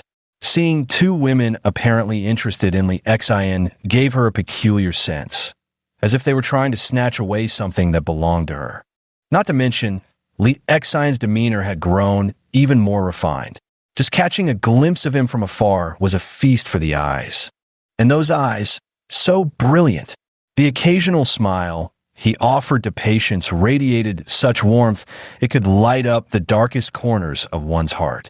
Even when not smiling, he was pleasing to look at, exuding an intangible, ethereal quality of nature that made people unconsciously want to draw nearer. To simply be by his side in quiet companionship would suffice. It wasn't until evening, under Yin Ruming's triumphant gaze, Yi Xianxian and Luo Mingjie had no choice but to leave reluctantly. Yin Rui had originally planned to return her cousin's home, that is, Wang Han's house, to sleep. But she changed her mind. Feeling somewhat weary today, she decided to rest in the loft above the shop instead. She would never admit that she just wanted to spend more time with Li Xian. Xiao Dai, after closing the shop and finishing his work, Li Xian went up to the loft, only to find Xiao Dai in the storage room, having laid out a makeshift bed on the floor, ready to sleep. Ah, brother, I've already taken a bath, and I can take care of myself. The little girl, seeing Li Xian's surprised gaze, grew slightly flustered and spoke timidly. No, why are you sleeping here? And did you clean this floor and tidy up the storage room? The attic had 3 rooms. One was a storage space. The second was originally where Yin Ruming lived, but later given to Wang Han after she left. And the third was where he stayed himself. Li Xian suspected whether Yin Ruming had driven the girl out. It wasn't me. Fortunately, Yin Ruming overheard from behind and quickly clarified. We were busy earlier. By the time I came up, this little girl had already tidied up a storage room and even mopped the floor. I told her to share my room, but who knew she insisted on sleeping on the storage room floor? I was still trying to persuade her just now. You don't need to do such chores. You're a patient, understand? Li Xian said with a pang of heartache. Big brother, you never accept money from me, so I thought I should help with some work. When I grow up and can earn money, I'll definitely pay you back. Xiao Dai spoke earnestly, but the more she spoke, the lower her head drooped and the softer her voice became. Because the thought of her illness crossed her mind. What if she died before repaying the debt? Ah, you silly child, you're the patient, meaning you have to listen to me. Li Xian stroked the girl's hair affectionately. Don't worry, Big Brother will definitely cure you. I believe in you, brother, she said, lifting her head to meet his gaze with feigned confidence. Really just trying to comfort Li Xian. Earlier downstairs, your sister Ruming already offered to let you sleep with her. Be good and go with her, okay? Li Xian coaxed with a chuckle. I'm afraid I might disturb you, sister. She whispered timidly. Actually, staying in this room is really good for me. Honestly, brother, my home is even dirtier and messier than here. Listen to me, sleeping on the floor isn't good for your condition, understand? Li Xian emphasized again. So, Yin Ruming simply picked Xiao Dai up in her arms. Come on, let's go take a bath. Li Xian shook his head and, seeing Ru Meng like this, finally let go of his worries and entered the room. At this very moment, inside a garbage station 3 kilometers away from Dija Hall, little Butterfly's grandfather lay on a tattered straw mat, gazing worriedly in that direction, unable to sleep for the longest time. This time, Li Xian didn't go straight to sleep to enter his dreams. He wanted to investigate whether he could find his mentor son Simiao again. After some experimentation, He discovered that whenever he clicked on Sun Simiao's avatar, a wave of drowsiness would wash over him. Sure enough, when I woke up, I found myself back in Luoyang City during the early Tang dynasty. After explaining the symptoms and causes of leukemia to the teacher, Sun Simiao fell silent for a long time. Your illness is no ordinary matter. Oh, how so? I suspect this illness is something the body should naturally eliminate, but failed to release, becoming blocked beneath the heart. This is how the disease formed. Western medicine's explanation is also correct, that there arises some peculiar harmful substance in human blood, which is precisely formed by those things that should have been excreted. Master, what kind of waste are you referring to? Li Xian asked in astonishment, having never considered this possibility. If it's a woman, it should be breast milk. Even after childbirth, breast milk may still appear. For men, it should be the essence of primordial yang. As for children, as you've told me, it's likely hereditary. Li Xian was shocked by this answer, his eyes widening in astonishment. Yet he couldn't deny it. Xiao Dai was 90% likely a case of heredity, since her mother only fled after her father died of leukemia too. Master, how could you know such things? I'm not sure, but I believe it's better to see her in person once more to confirm. Can you still send me into the future now? Yes, I can. All right, then when the time comes, find the right moment to switch me over. There's so much I want to learn. How to increase grain production is the top priority, my disciple. You must promise me this. Sun Simiao gazed into the distance with a benevolent look that seemed to embrace all living beings. There was a crowd of refugees outside Luoyang, numbering in the thousands. Who knows what disaster had befallen them, or how they'd wandered there. All right, Li Xian had never really thought about that question. Perhaps he had always treated it as just a dream. But was it really a dream? If it were truly a dream, one wouldn't wake up from it, nor would there suddenly be an extra jade pendant. After some more discussion, regarding Li Xian's use of moxibustion, Sun Simiao remarked that it was an excellent approach. Only yang energy could expel filthy evils, making it the best possible treatment. In a dream world, another dozen or so days passed. Upon awakening, it was already 7 in the morning.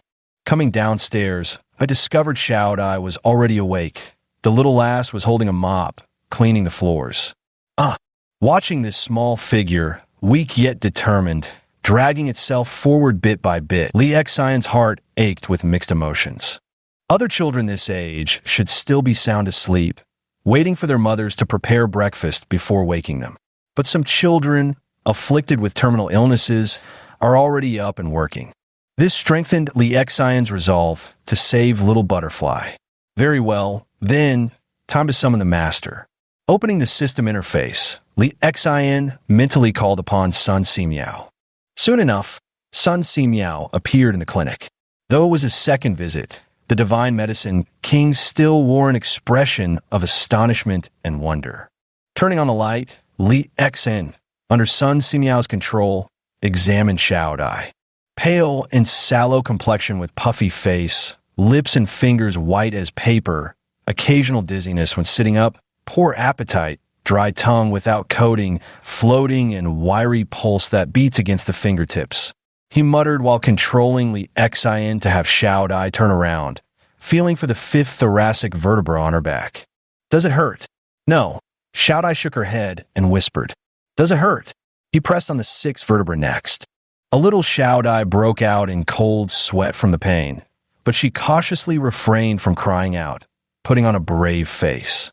Li Xian found it both amusing and heartbreaking as Master Sun Simiao explained that these were the accumulations of filth and pathogenic factors in her body, located directly beneath her heart as well. Master, what do you think? Moxibustion, direct moxibustion. Start with 1 hour to observe her reaction, then gradually increase the duration. Sun Simiao said before prescribing the herbal formula. To replenish blood, use the Shengmai powder combined formula, with heavy additions of ginseng, astragalus, dried ginger. With that, Li Xian went to prepare the medicines. Fortunately, Yin Rumeng had also regained consciousness by then, allowing her to arrange the moxibustion treatment for Xiao Dai. All right, start the live stream. Li Xian took out his phone and turned on the live broadcast. Originally, when starting the live stream, there were only around 1 to 200 viewers. But this time, within less than 10 minutes, the number surged past 500. As soon as the audience noticed Xiao Dai was already receiving moxibustion treatment, some began hurling insults in the chat.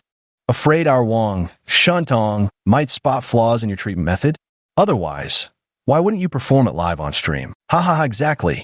Must be scared our Wang Shintong would notice something. Didn't you promise our streamer Wang Shuntong yesterday that today's treatment session would be live streamed continuously? Almost all the viewers in the stream were anti-fans there to confront Li Xian.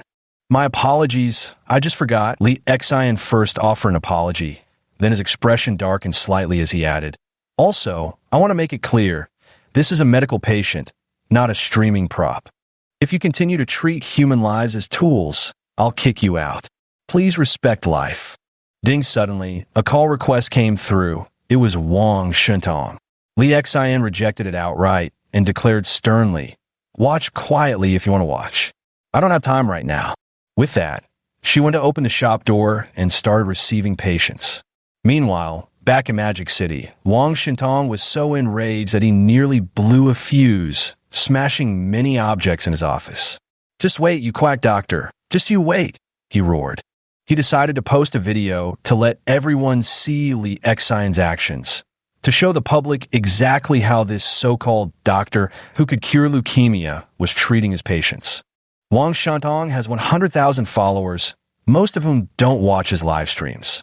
Instead, his videos have garnered significant attention after being uploaded, especially within the medical community. Chapter 45. Can Western medicine treat leukemia? It just prolongs suffering. Today's influx of patients remains substantial. After arranging for Xiao Dai to receive moxibustion treatment in the back and ensuring she drank a bowl of herbal medicine, Li Xian began seeing patients. Sun Simiao noticed that all the cases were minor ailments like headaches and colds.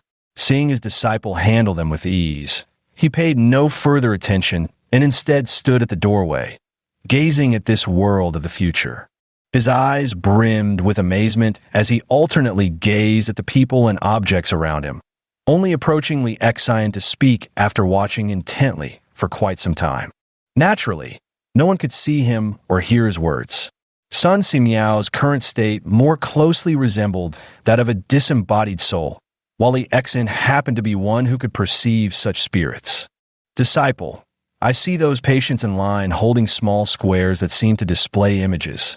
Could you get one for me to look at too? As expected of a divine physician, his mind works wonders. He actually thought of using this device to freely watch whatever he desires. Li Xian glanced at the bored patients in line, scrolling through their phones, and his eyes suddenly lit up with inspiration. Sister Rumeng, he smiled thoughtfully, calling out to Yin Rumeng, who stood blankly behind the counter. Oh, what's wrong? Interrupted from her thoughts, Yin Rumeng parted her cherry lips cutely and tilted her head to ask, isn't there a place around here selling phones? Could you trouble yourself to buy one for me? Any brand will do, as long as it can browse videos.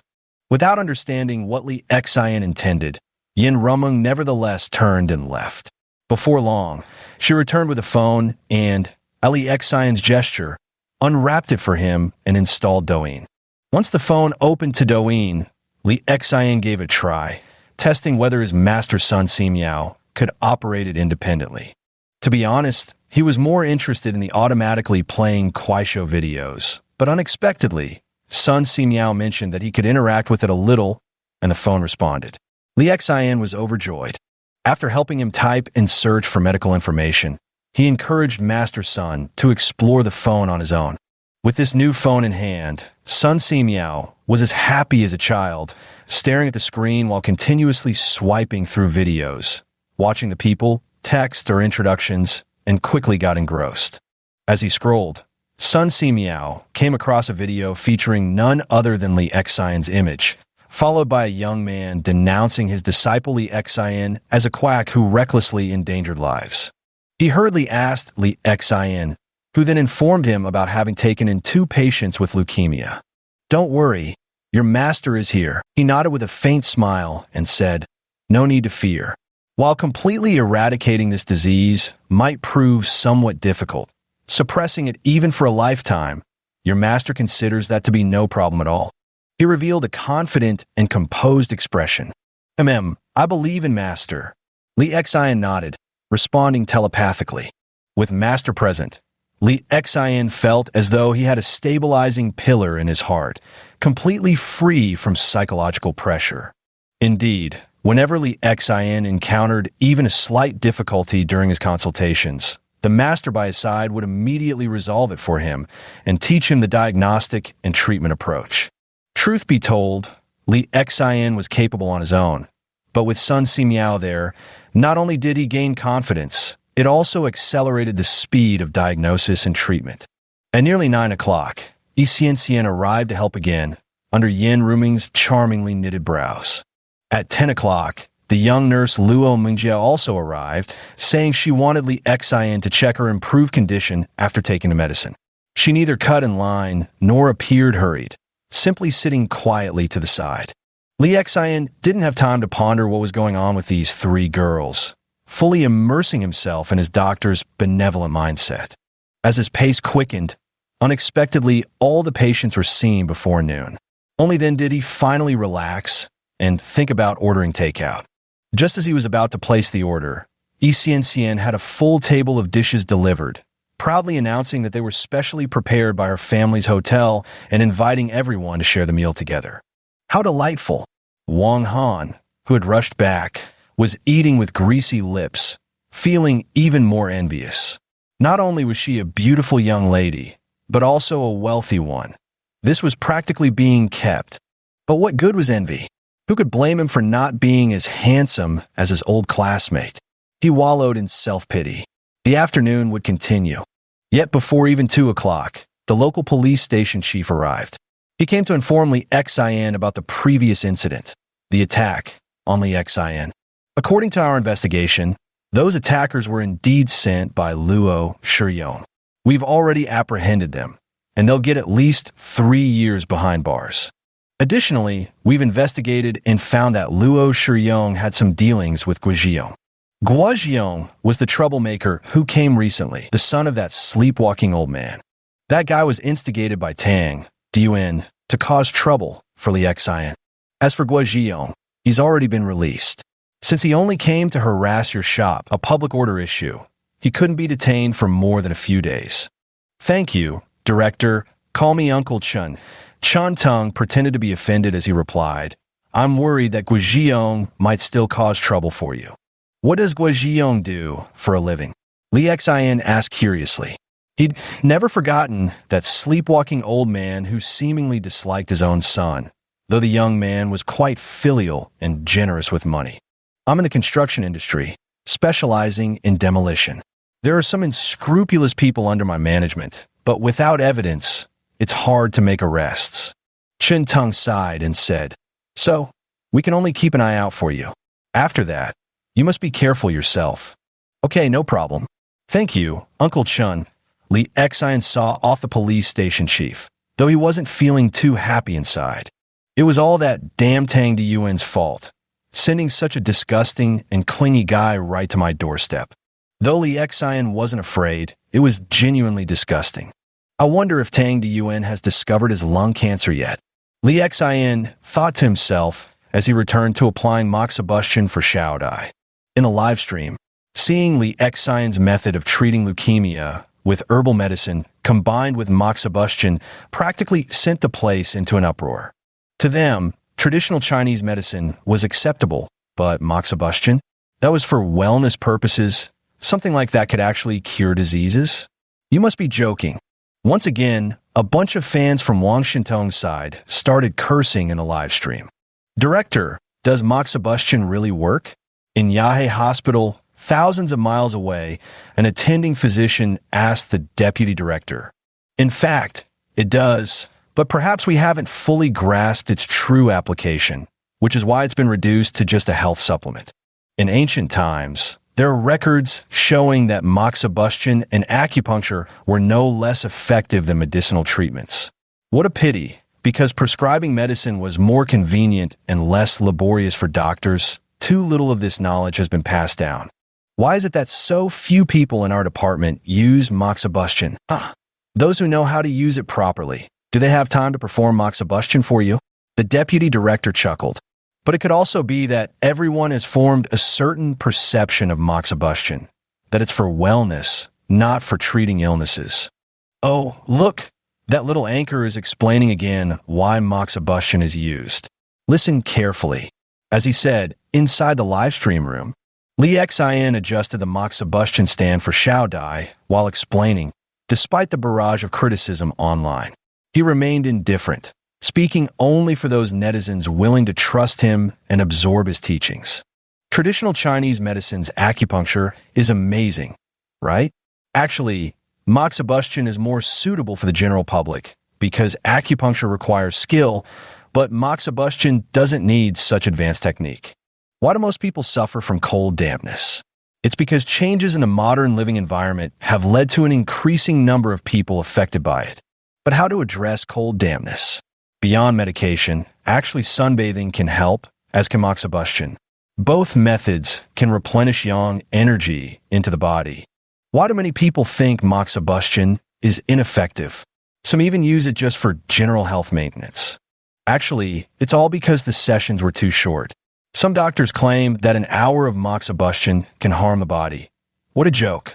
Among the patients I've treated with moxibustion before, even 5 or 6 hours caused no issues. In fact, their health only improved. If you're worried about moxibustion taking too long, you could just sunbathe. As Li Xian said this, someone immediately agreed. That's right, sunbathing really works. I've got an uncle who had cancer, and the hospital even declared chemotherapy ineffective, telling him to go home. But in his anger, he went back to farming, working under the sun while staying active. Even when he wasn't in the fields, he'd exercise under the sun himself. And hey, guess what? The cancer just disappeared, and now he's still alive over 10 years later. I think I've seen this on Douyin. Indeed, sunbathing is really good for people. Why were people in the past physically so much healthier? Was it because farming kept them active? No, it was the sunlight. Facing the soil with backs to the sky. This ancient saying passed down through generations actually speaks volumes. Humans truly need sunlight. I refuse to believe that a few hours of sun exposure daily could leave anyone with cold dampness, as long as they don't get heat stroke. People nowadays love drinking cold beverages, blasting air conditioning, and avoiding sunlight. That's like adding 1 + 1, directly reaching the extreme of cold dampness. I've read related books too. This is precisely how cancer develops. Can moxibustion really be performed for so long without harming the body? Actually, I believe everything should be tested personally rather than following hearsay. What others say isn't necessarily true. Truth always lies in your own hands. Li Xian smiled with relief when he saw people in the live stream acknowledging his viewpoint. Although most were just mindless fans, there were still those who genuinely believed in him and shared his perspective. That's why hosting live streams was worthwhile. It allowed these people to learn something meaningful. Not to mention, yesterday's live stream had earned him over 2,000 medical virtue points. Right? He even felt a bit grateful to Wang Shentong. Though the man was arrogant, domineering, and full of himself, he'd at least done something beneficial. Thinking of Wang Shentong, someone in the live stream requested to connect. Xiao Xin, there's a call request. Seems like a Western doctor from the northern province. Should we take it? Might as well. After all, it would boost viewership, and it was the polite thing to do. So Li Xian decided to answer. As for those who are rude, well, Li Xian also has her ways to deal with them. Hello, is this Dr. Li Xian? The slightly overweight middle-aged man wearing glasses had a receding hairline and was dressed in a white coat. Truly a doctor. Yes, hello. Can I help you with something? Li Xian responded while still busy. At that moment, university student Xiao Kai also arrived and underwent moxibustion along with herbal medication. with the assistance of his mentor Sun Miao. After an hour of moxibustion with no adverse reactions, they continued extending the treatment time. I heard you've taken in 2 leukemia patients. Yes.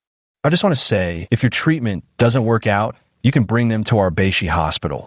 Our hematology department is definitely among the top 3 nationwide. As he said this, the doctor's face was brimming with pride. Damn, just here to ride the hype train? Wang Han fumed silently. Don't worry, that won't be necessary. Li Xin stepped in front of the screen with unwavering confidence. Traditional Chinese medicine can really cure leukemia? Ha ha ha, don't make me laugh. If it's serious, you must bring them to us. When he laughed, it was full of contempt, as if Li Xin's words were truly ridiculous. In that case, Li Xin didn't hold back either. Let me ask you this. Is it enough to just go to your hematology department? How many patients in your hematology department die without being cured in a year? In an instant, the doctor froze. These readings were alarmingly high. It's incurable. There's nothing we can do. We can only try our best. Huh. Incurable.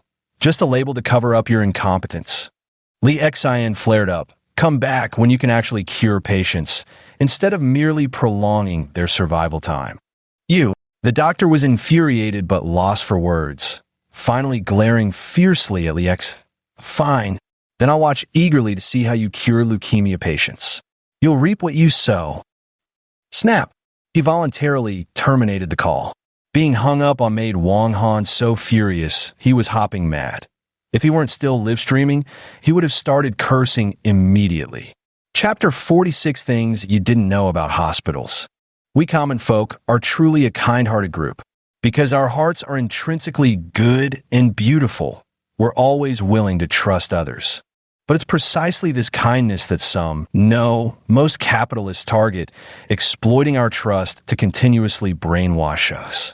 Li Xin was also furious, speaking with impassioned fervor. I remember 10 years ago, when Western medicine caused a death in oncology, there'd still be medical disputes, right? And now, simply because they've instilled in the people the notion that tumors mean certain death, to the extent that when our loved ones pass away, we actually entertain the thought that it's only natural. How ironic, truly. Could it be possible that the deceased relative was actually killed by a quack doctor? Originally, could our own family members have lived longer? Yes, some Western doctors do their best, but what about others? They're quacks, they're irresponsible, they even prescribe the wrong medication. So what if they've killed patients? Never having to bear any responsibility. Li Xin's eyes were filled with anguish as he spoke. Suppose a relative of ours had a tumor and could have survived 10 years, but ends up dying because of a quack's wrong prescription. Would we ever know? Li Xinyue grew more agitated as she spoke. That's why I've always despised nothing more than doctors without ethics and capitalism. Quack doctors harm people, while capitalism not only harms, but devours them. Wake up. Stop always saying Western medicine is superior. Western medicine excels in surgery, but for internal medicine, what our ancestors passed down remains unparalleled. Even though many of our great predecessors have stressed the importance of preserving and carrying forward this Chinese tradition, how many people are actually aware of this? Originally, I worked in a hospital and have seen far too many doctors who prescribe medication recklessly, some even downright irresponsible. Nowadays, isn't it true that some hospitals have medical teams due to the large number of patients?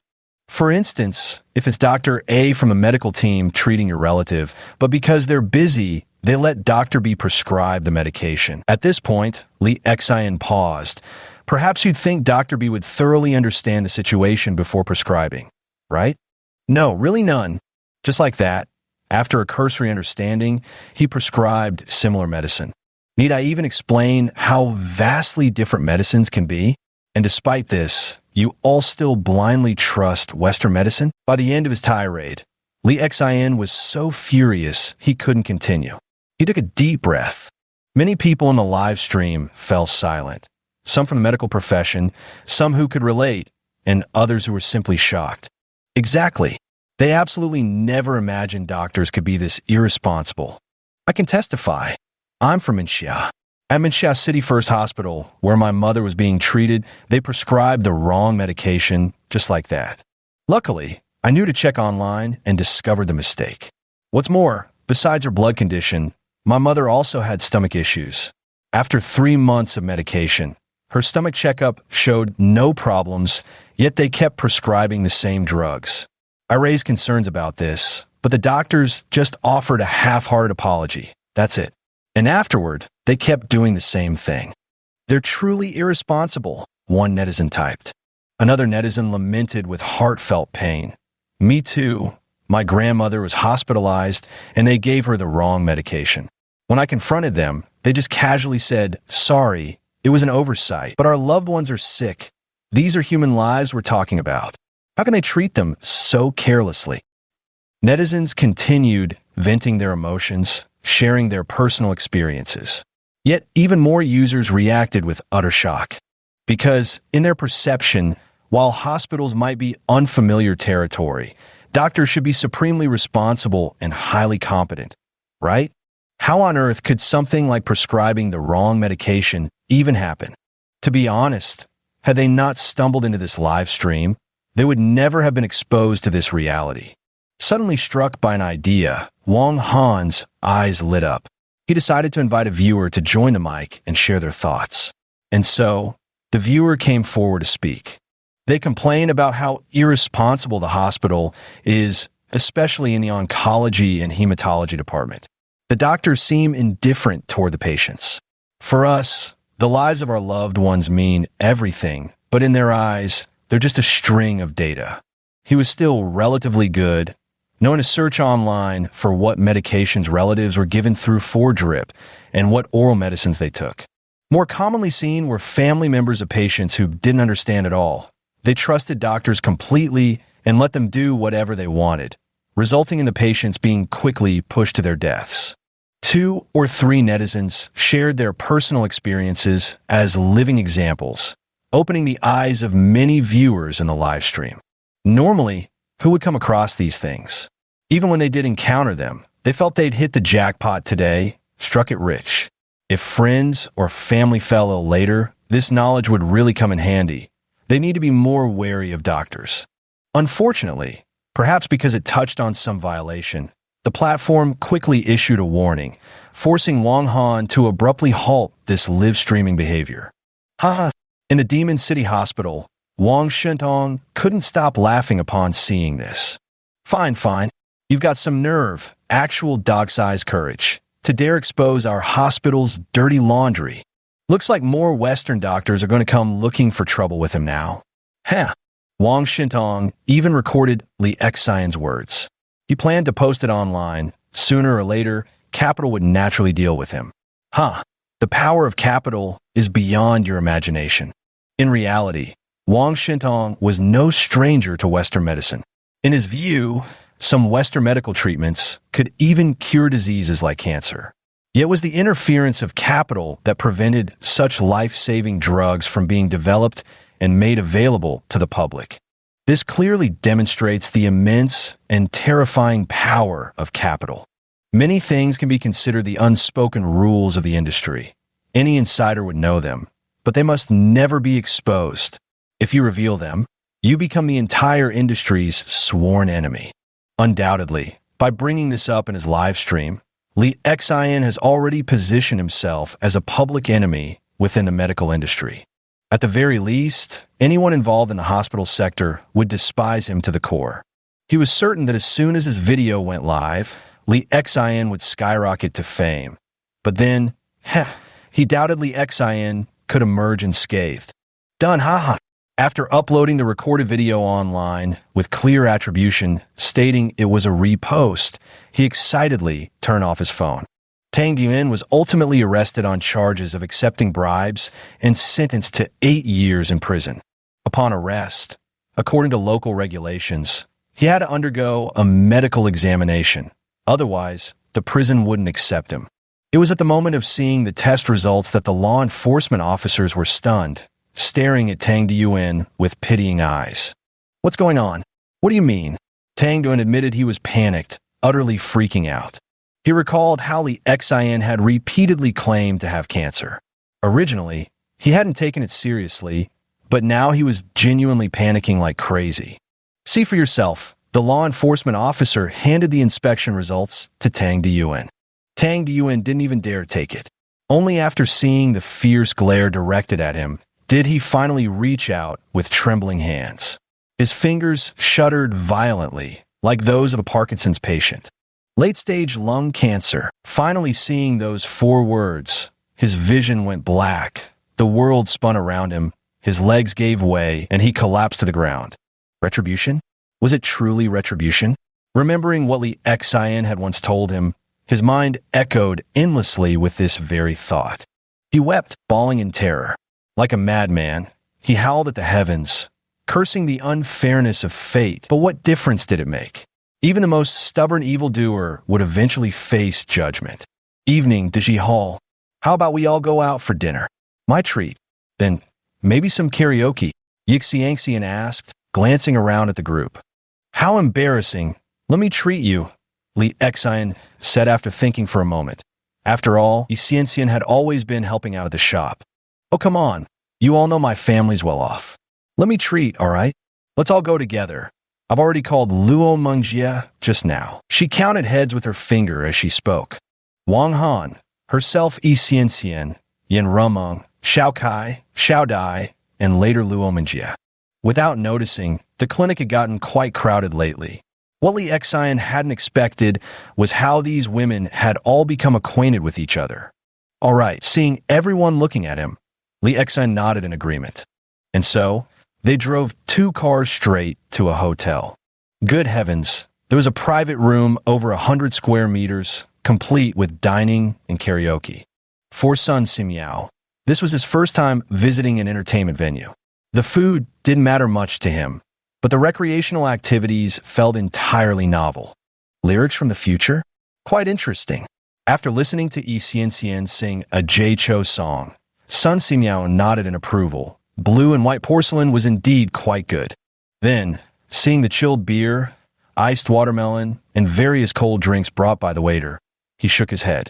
The old Taoist master was right. No wonder most people in the future suffer from cold dampness. 9 out of 10 cases are like this. So this is where the problem lies.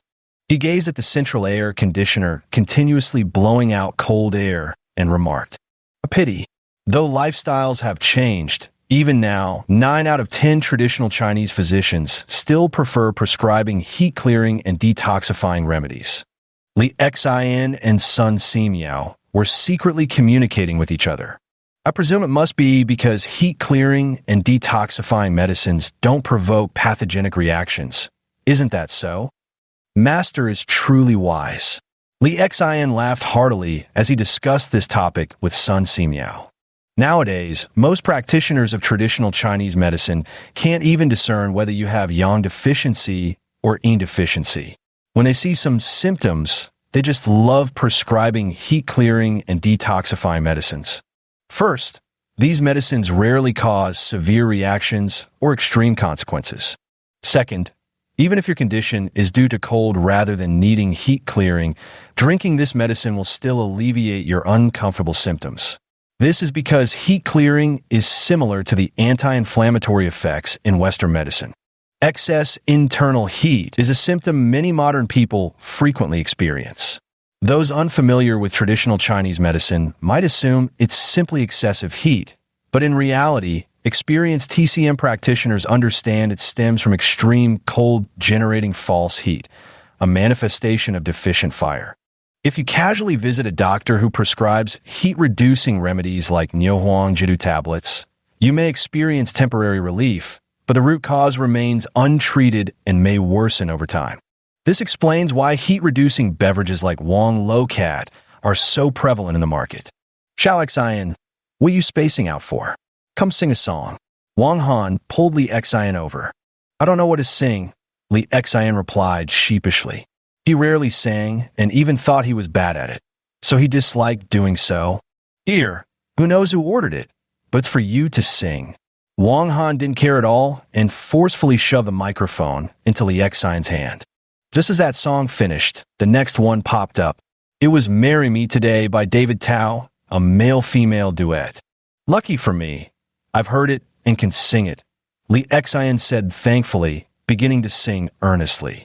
What he didn't know was that in that instant, the three girls in the private room all simultaneously turned their attention to the other microphone, each with a look in their eyes that could only be described as determined to win, burning with fervent intensity. Oh, this ought to be good.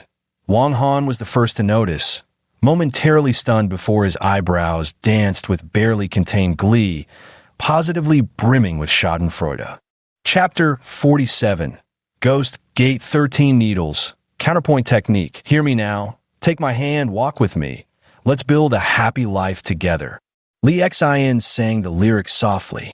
Truth be told, he wasn't much of a singer, but under the dim ambient lighting, his presence somehow elevated the performance, making several girls in the private room flutter their hearts despite themselves. People often say women can't resist men who sing. Damn right. Not to mention, this was a duet for couples. Yixiangxian rushed over first, clutching the microphone head with her delicate little hands. Just as she was about to pull it away, she realized the microphone's body was tightly gripped by Luo Mengjie. Let me sing, I'm good at this. Yixiangxian forced a smile and said politely. I requested it. The first song I asked for tonight, Luo Mengjie replied with a pitiful expression, yet her tone was firm. Shall I sing instead? Yin Rumheng eagerly volunteered from the side. She was met with fierce glares from the two young ladies. Really, I sing exceptionally well. If you don't believe me, just listen. At our class reunion, everyone applauded after hearing me sing. Yin Rumheng boasted with a cluelessly adorable expression. Uffed. The two young ladies didn't believe her at all, still locked in their standoff, neither willing to yield to the other. My disciple seems quite popular with the ladies. Seeing this scene, Sun Simiao stroked his white beard contentedly and remarked. Finally, they actually played rock, paper, scissors behind Lee Xian's back. Yin Rumheng won and was so excited, as if she had hit the jackpot, jumping up and down several times before joining Lee Xian in singing. Wang Han shook his head, yet another day to envy. He decided not to watch anymore, figuring out of sight, out of mind, and went to drink with Xiao Kai. Xiao Dai quietly sipped her juice. It was her first time in such a high-end place, enjoying such delicious food. She couldn't help but think how nice it would be if her grandfather were here too. It was a delightful evening until the door suddenly swung open and a man walked in, leaving everyone stunned. No one recognized this guy. My apologies. Wrong private room, the man said sheepishly after glancing around. No one made a big deal about it. These things happen. But moments later, the door opened again, and 5 men entered. The first appeared to be around 30, with the other 4 clearly following his lead as they awkwardly eyed the 3 young women in the room. One of them was the same guy who'd claimed he'd entered the wrong room earlier. That's really beautiful. There are actually 3 at once, huh? You're absolutely right. The leading young man looked like a rich second-generation heir, sporting an exaggerated pompadour hairstyle and dressed in a white suit. To be honest, he resembled the most stereotypical playboy villain from brainless dramas. See, young Master Chun, I wasn't lying to you, said the person who had just entered the wrong room in an ingratiating tone. Li Xinsai had no intention of showing off his skills or playing the hero to save the beauty. Without hesitation, he pulled out his phone and made a show of dialing 110. Hey, kid, we just came to invite you for a drink. No need to go that far, right? Seeing Li Xinsai's move, the leader of the rich kids sounded almost drunk as he slurred his words and yelled, Get out of here. You're not welcome. To be honest, Li Xinsai didn't even want to waste more words on them. No, we just came to offer a toast and make friends. That's not against the law, is it? The rich kid said. First, I haven't insulted anyone. Second, I haven't laid a hand on anyone. What law have I broken? Lee Xin couldn't be bothered to argue with him. After a moment's thought, he turned the camera back on and pointed it at the guy. Get out. Come on. Give me some face, the rich kid pleaded. Get out. Lee Xin repeated firmly, sticking to his 3-word response. Hey, listen, you're really asking for trouble, aren't you? Trying to piss me off on purpose.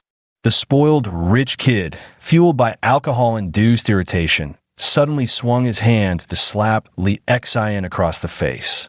At that very moment, a terrifying bloodlust flashed in Li Xian's eyes as he kicked the entitled brat with full force.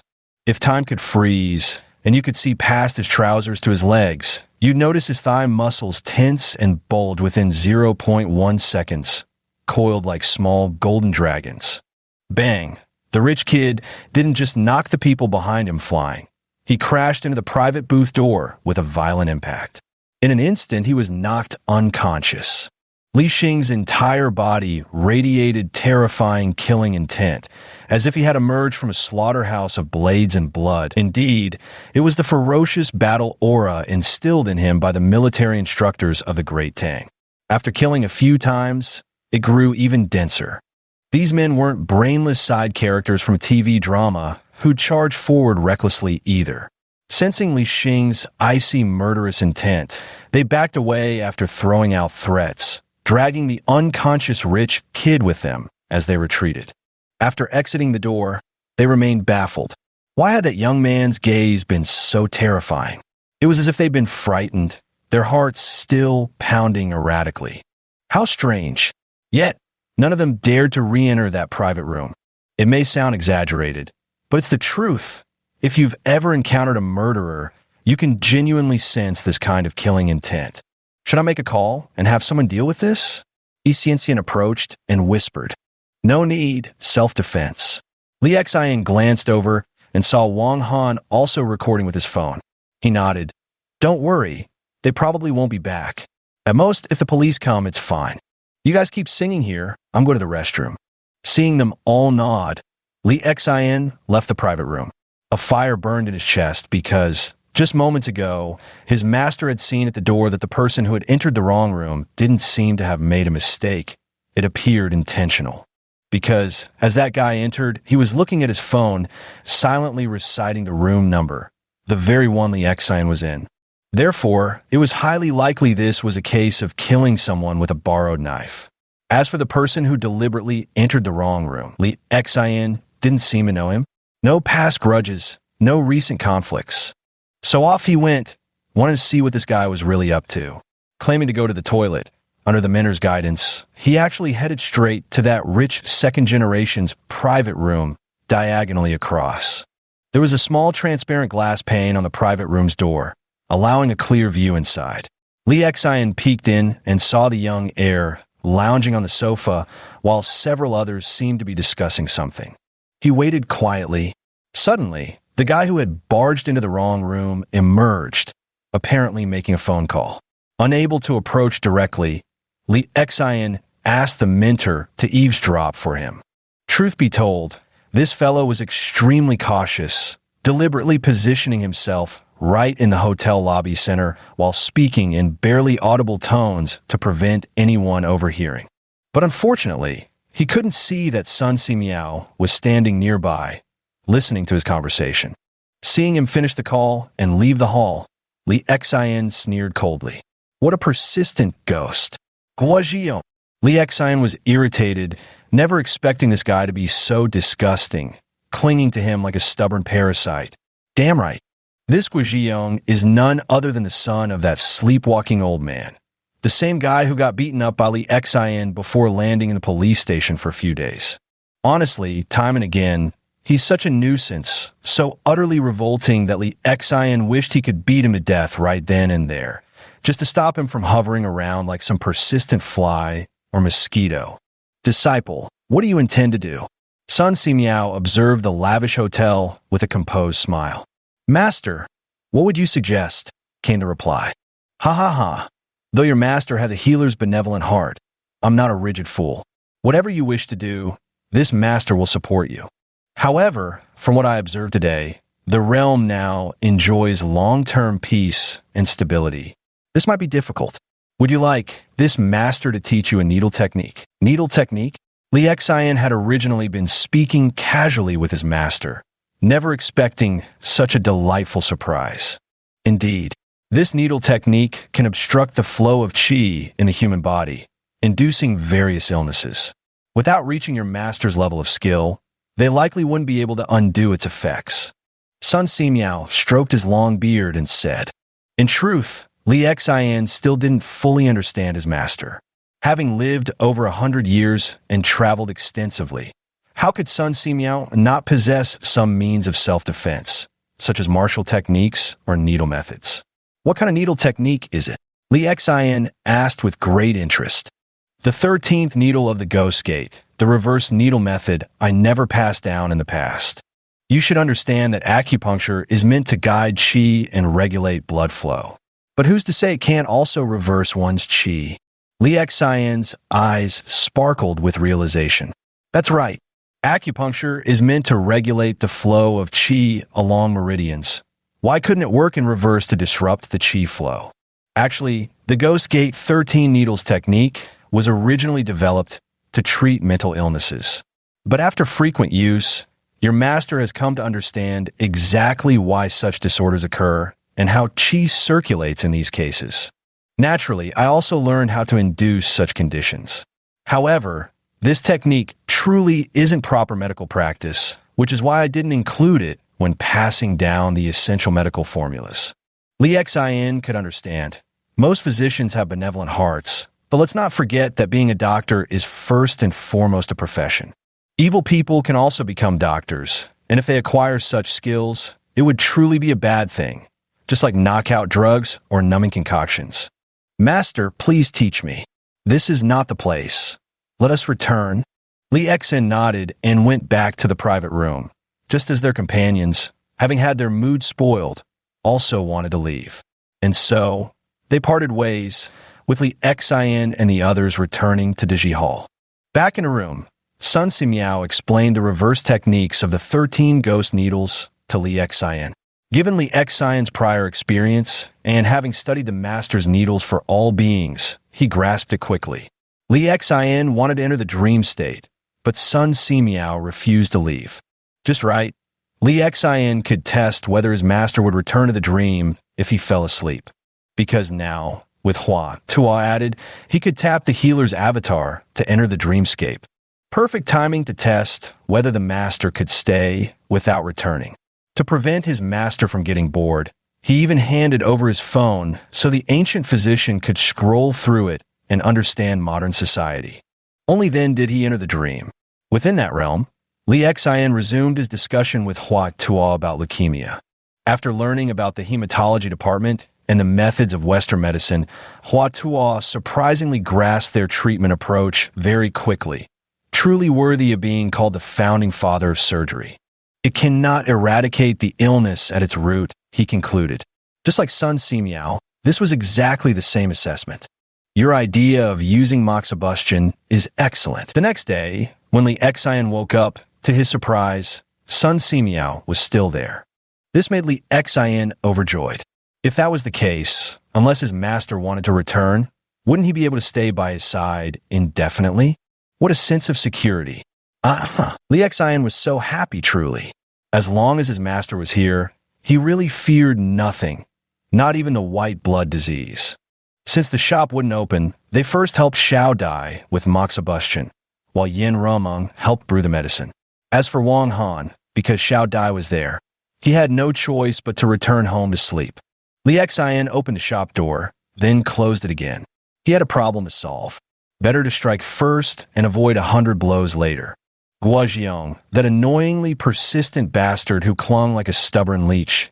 Li Xian decided to deal with him once and for all, ensuring this disgusting creep would never bother him again. Chapter 48. Quite popular? A construction site of Guangda architecture. Li Xian parked his car outside the construction site's gate, eyeing the rows of white temporary iron sheds within the fenced enclosure, each still equipped with air conditioning units. This was where Guojiong worked. A piece of information police station chief Chen Teng had casually mentioned to Li Xian during their last conversation. Though it seemed insignificant at the time, Li Xian had memorized it. And now, it proved unexpectedly useful. Those sheet metal houses must be for the workers, right? He probably wouldn't be willing to live in that sort of place. Li Xian sat in the car, waiting. It was nearly 9 o'clock when a black Audi drove in through the open gate in the sheet metal wall. Only then did Li Xian open the car door and step inside. The construction inside the site was nearly complete, with only the wall tiles left to be installed. With an indifferent expression, Li Xian picked up a safety helmet from the side and wandered around casually. Surprisingly, no one seemed to mind his presence. If he were a normal person his age, well, without acquiring a system, he absolutely wouldn't dare to enter like this. But in the dreamscape of early Tang Dynasty, he had witnessed too much, no longer the inexperienced rookie he once was. Thus, his mood remained utterly calm, with nothing but the thought of swatting a fly. Damn you bloody hell, didn't I say to deliver the adhesive to me today? If you Nippon Paint folks don't want the job, then I'll just go to Davco. Suddenly, Li Xian heard a somewhat familiar voice, and following the sound, it turned out to be Guizhou. He stood alone under a building, cursing loudly into his phone. Only occasionally, when mentioning something about kickbacks, would his voice drop slightly as he carefully glanced around to see if anyone was nearby. He looked around, spotted Li Xian, and actually smiled, laughed even. Hanging up the phone, he walked straight toward Li Xian. "What's a quack like you doing here?" The tone of his voice, along with that mocking smirk on his face, only strengthened Li Xian's resolve. He was determined to swat this fly dead. "I came looking for you." "Looking for me? Ha. So you discovered what happened last night? Well played, very well played. Not bad for a brain. No wonder you could be a quack." He only showed a flash of surprise before bursting into laughter, not an ounce of shame in sight. "You're the one with tricks up your sleeve. Don't misuse words if you're illiterate." Li Xian strode toward him. "Oh, what? Here to beat me up? Just know, if I yell, 20 or 30 brothers will come running. Let's see how much fight you've got then." He remained utterly fearless and arrogantly declared, "Believe it or not, I could bury you in concrete or dump you in the dirt, and no one would ever find out. No, I just came to ask, why you keep bothering me? You know very well your father's illness has almost completely recovered, right?" Li Xian paused thoughtfully before adding, "And how did you know about that day we went out for dinner and karaoke? Why bother you? Ha. If everything in this world had a simple why, we wouldn't need police at all. 10,000 taels couldn't buy what this lord desires, get it? As for how I knew you were dining with some chick, it's because this master's had people tailing you all along." Raising his face with inflated pride, his mouth twisted insolently as he sneered. "A mere quack like you dare strike me? If I don't take revenge and have you killed, could I still call myself Guizhou? Let me tell you, anyone who's ever crossed me, unless there's someone I can't afford to mess with, will at the very least lose both hands. So he's been having someone watch me all along." Li Xian's killing intent surged uncontrollably, at best losing both hands, and at worst, family destroyed, life ruined, he hissed viciously. "All right, then I'll show you what it means to suffer the agony of a ruined home." As he spoke, Li Xian closed in with the swiftness of a hunting leopard. Guizhou clearly hadn't expected Li Xian to actually make a move. He hastily raised his voice and roared, "Brothers, we've got troublemakers here." But even as he shouted, Li Xian struck like lightning, already planting 2 needles in his body, one in the neck, the other at the base of the skull. Instantly, Guizhou's entire body went numb, as if shocked by electricity, rendering him temporarily immobile. Li Xian continued inserting needles into his body. 13 needles, precisely, the reverse technique of the Ghost Gate 13 needles, also the most advanced level of the 13 needles. The Ghost Gate 13 needles treat mental illnesses, but when reversed, they can cause mental disorders. Just wait and see. Li Xian withdrew the needles, patted his shoulder, and walked away. Seeing someone approaching, Li Xian broke into a run and, with a nimble flip, scaled the tin wall effortlessly before vaulting over it. "What's taking you so long? God damn it! Actually running away in fear, bloody cowards." Guizhou cursed angrily a couple of times, then spat out a thick glob of yellow phlegm. In the past, he never used a spit, but now it became an involuntary reflex. Only after spitting would the numbness throughout his body fade away, returning him to normal. Only now he had returned to normal, yet his frigid eyes rolled suspiciously, as if something fell amiss. Were they truly scared away? He's fine. Why'd he suddenly dash over as if injecting me with something? What was that about? His mind was sharp and calculating indeed. Otherwise, how could he have repeatedly schemed, both overtly and covertly, to manipulate Li Xian into acting for him? Even the local police station couldn't touch him. After giving a few instructions, he rushed straight to the hospital for a full-body checkup. Everything's fine. Looking at the examination report, he quietly breathed a sigh of relief and, without doing any more work, headed directly back to his mistress's house. Digi Hall. After Li Xian began seeing patients, the live broadcast room buzzed with activity once more. It seems that Li Xian accepting a leukemia patient truly stirred everyone's curiosity and desire to explore. Perhaps some were just there for the spectacle? Within just 3 short minutes, the number of online viewers had already surpassed 10,000. Most of them were anti-fans. Every now and then, someone would comment with subtitles like "Quack's kill," while others simply summed it up with "Streamer's an idiot, case closed." Furious, Wang Han muted them one by one, but there were just too many to silence. Li Xian, however, remained unfazed, diligently diagnosing each patient who came for treatment, only occasionally glancing at the live stream. After all, streaming was just a means for him to accumulate medical karma and promote traditional Chinese medicine. During this time, many people requested to connect, but Wang Han rejected them all. This infuriated Wang Shuntong. Without a live connection, how could he expose this little doctor's true colors on the spot? Damn it, he had tried multiple times to report it, but none of his attempts succeeded. Some doctors also noticed Li Xian. When they saw him performing moxibustion on leukemia patients, they would shake their heads and sigh softly. Quackery harms people. Every doctor believes their own treatment approach is correct. Almost all do, which is why such thoughts emerge. Yi Xianxian also arrived. As soon as she came, she asked Li Xian to accompany her to the hospital to see her grandmother. It turned out today was Yi Xianxian's grandmother being discharged from the hospital, and it seemed she had recovered quite well. Remembering he hadn't visited in quite some time himself, Li Xian nodded in agreement. Should I come along? We have a car anyway. I can just follow you while live streaming, Wang Han suggested. Sure. Li Xian had no objections either, so they left Yin Rumeng in charge of the clinic, and the 3 of them drove to City First Hospital. Didn't expect this young doctor to go to the hospital. Anyone know what happened? I just got here. Not sure either. Let's just watch. I know. I'm from City First Hospital's traditional Chinese medicine department. Li Xian treated a patient there that even the ICU had given up on. A barrage comment replied, but there were too many people, and soon the comment was drowned out. Hey, I heard he was kicked out by a hospital. Could be this very one. Go back and beg to keep his job? Ha ha. Just watch and see what he's really up to. Streamer, drive faster. Can't wait to see what happens. Got stuff to do later. Seeing so many people asking, Wang Han explained into his phone about how a patient had been given up on by First Hospital's ICU, but was saved by Li Xian. However, most people in the live stream didn't believe it.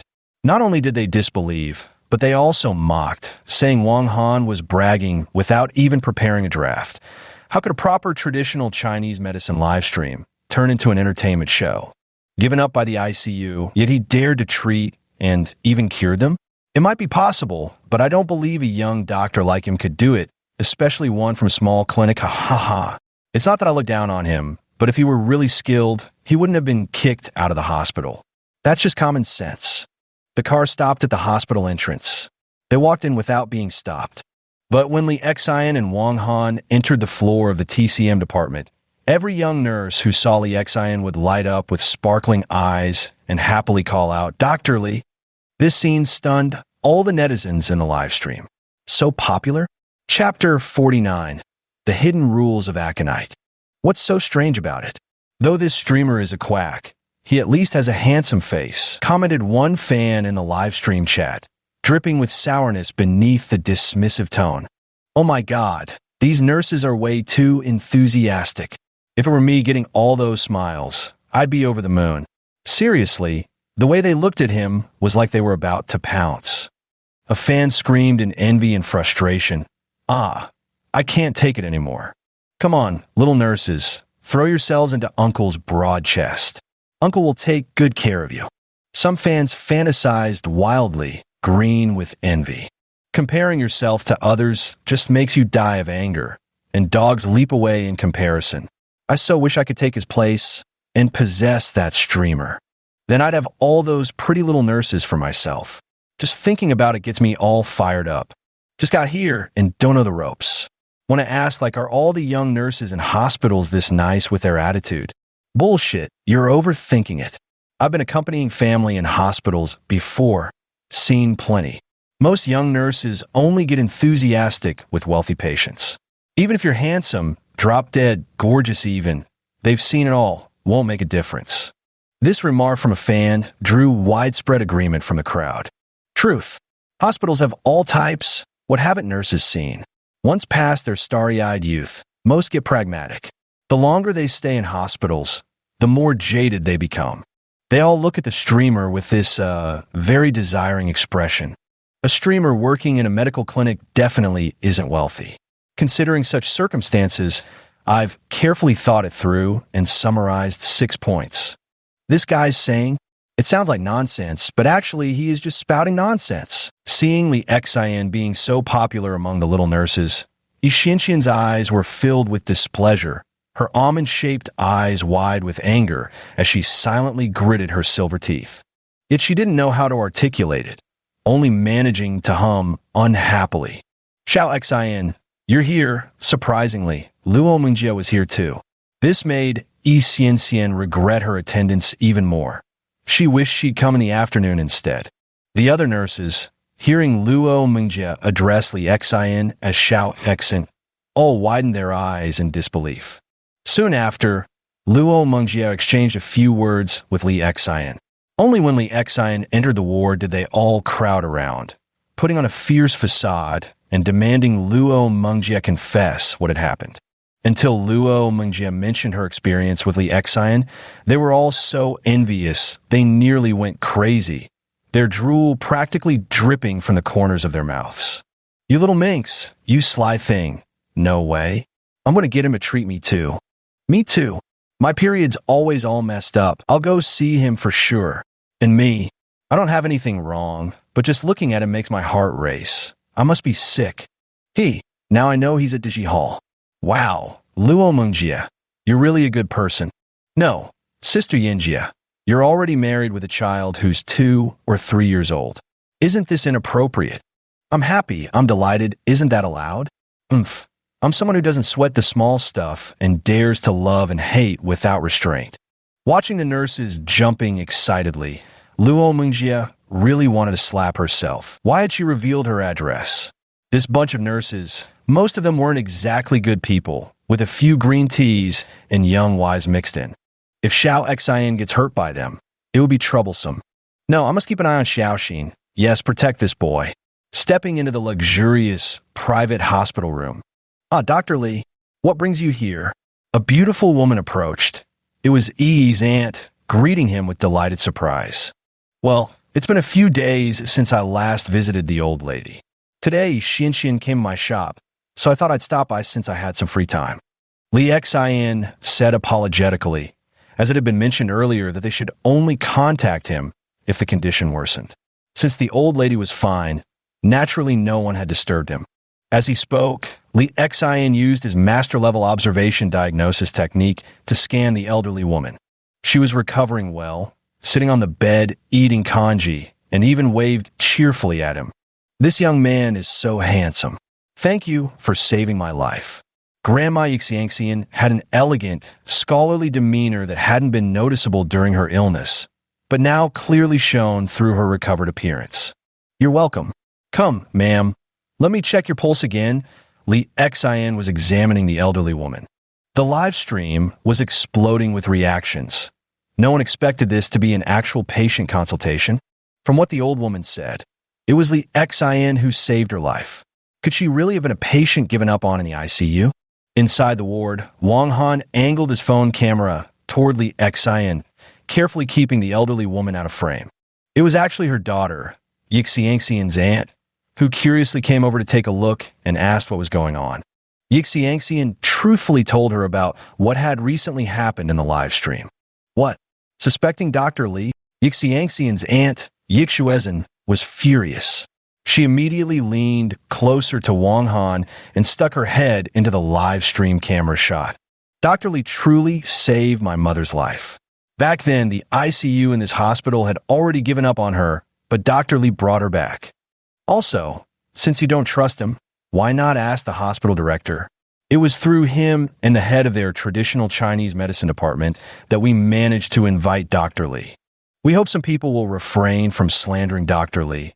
Otherwise, we will definitely pursue legal action. There will be no leniency. As soon as these words were spoken, the live stream first fell silent, then erupted into a tidal wave of reactions. To prove credibility, Yixuezhen even specifically brought the hospital's examination reports and ICU notification slips in front of the phone camera for everyone to see. Quiet. The live stream remained silent for a good while, with only sparse comments trickling in. Many netizens had realized something and were too stunned to type, collectively gasping in shock. Truly extraordinary. Patients abandoned by the ICU. They'd rarely heard of anyone being brought back from that. Impossible. In Shanghai, Wang Shuntong angrily kicked over the chair in front of him, nearly leaping to his feet as he roared. In many places, the doctors staying in the live stream, both Chinese and Western medicine practitioners, were so shocked that they stood up. These doctors had been drawn by Wang Shintong's video, originally intending to criticize Li Xian. But now, each of them felt uneasy and fell into deep thought. Could you show me the prescription? Wang Shintong's expression was complicated before a glint of cunning flashed in his eyes as he typed the message. Yeah, show us the prescription, otherwise I won't believe it. Who knows if it's just a staged act with the hospital? I don't buy it either. Look at the prescription, look at the prescription, look at the prescription. Wang Shintong's mindless fanboys all chimed in. Don't believe me? As everyone knows, hospital prescriptions are taken away, but I took a photo, Yixuezhen said, waving her phone in front of the camera and reading 150 grams of raw aconite. Hey, what are you doing? She was about to continue when Wang Han interrupted her and abruptly into the live stream. A sudden realization hit Wang Han, and cold sweat instantly broke out on his forehead as he was startled by the mention of the raw aconite dosage. Only because he was a medical student did he know that such a large amount of raw aconite was prohibited. It was strictly contraindicated. How should he put it? The pharmacopoeia sets strict limits. The dosage of aconite must not exceed 15 grams. Even if prescribed at this maximum amount, some pharmacies refuse to dispense it, hospitals included. Of course, prescribing excessive aconite isn't technically illegal, but if complications arise, the authorities will trace responsibility back to you, conducting thorough investigations. They'll scrutinize your entire medical history, and if they find anything questionable, you'll certainly face consequences. Aconite is universally recognized as highly toxic. Some local clinics even impose unofficial bans on its use. Should you employ it regardless and upset higher-ups, expect repercussions. In many medical circles, raw aconite is regarded like venomous snakes or scorpions. Excellent, huh? On the other side, Wang Shuntong in the Demon City clapped his hands and laughed heartily. Finally, there's a way to deal with Li Xian directly, isn't there? Damn it. He refused to connect with any doctor trying to reach him. What an absolute jerk. Now, let's see how you can hide from this.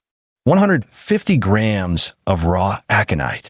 He would check right away whether Dongning City had any underground regulations prohibiting the use of raw aconite. If such a rule existed, then Li Xian would surely catch the attention of the Health Bureau, and when that happened, he wouldn't get off easy. Quickly, he made a call to the vice president of a second hospital in Dongning City. From what he said, the Health Bureau of Dongning City does not advocate prescribing such large doses of aconite medicine, and if any are prescribed, they would thoroughly investigate it. What does the leader think? Keep this between you and me. No more than 3 people should know. Of course, you're my teacher uncle, after all. Ah, of course, the leader wouldn't like it either. After all, if doctors under his jurisdiction prescribe raw aconite and cause a patient to die of poisoning, making it to the news, it would be troublesome. Generally, if someone is caught, they might be privately warned or possibly directly arranged out of the hospital in various ways.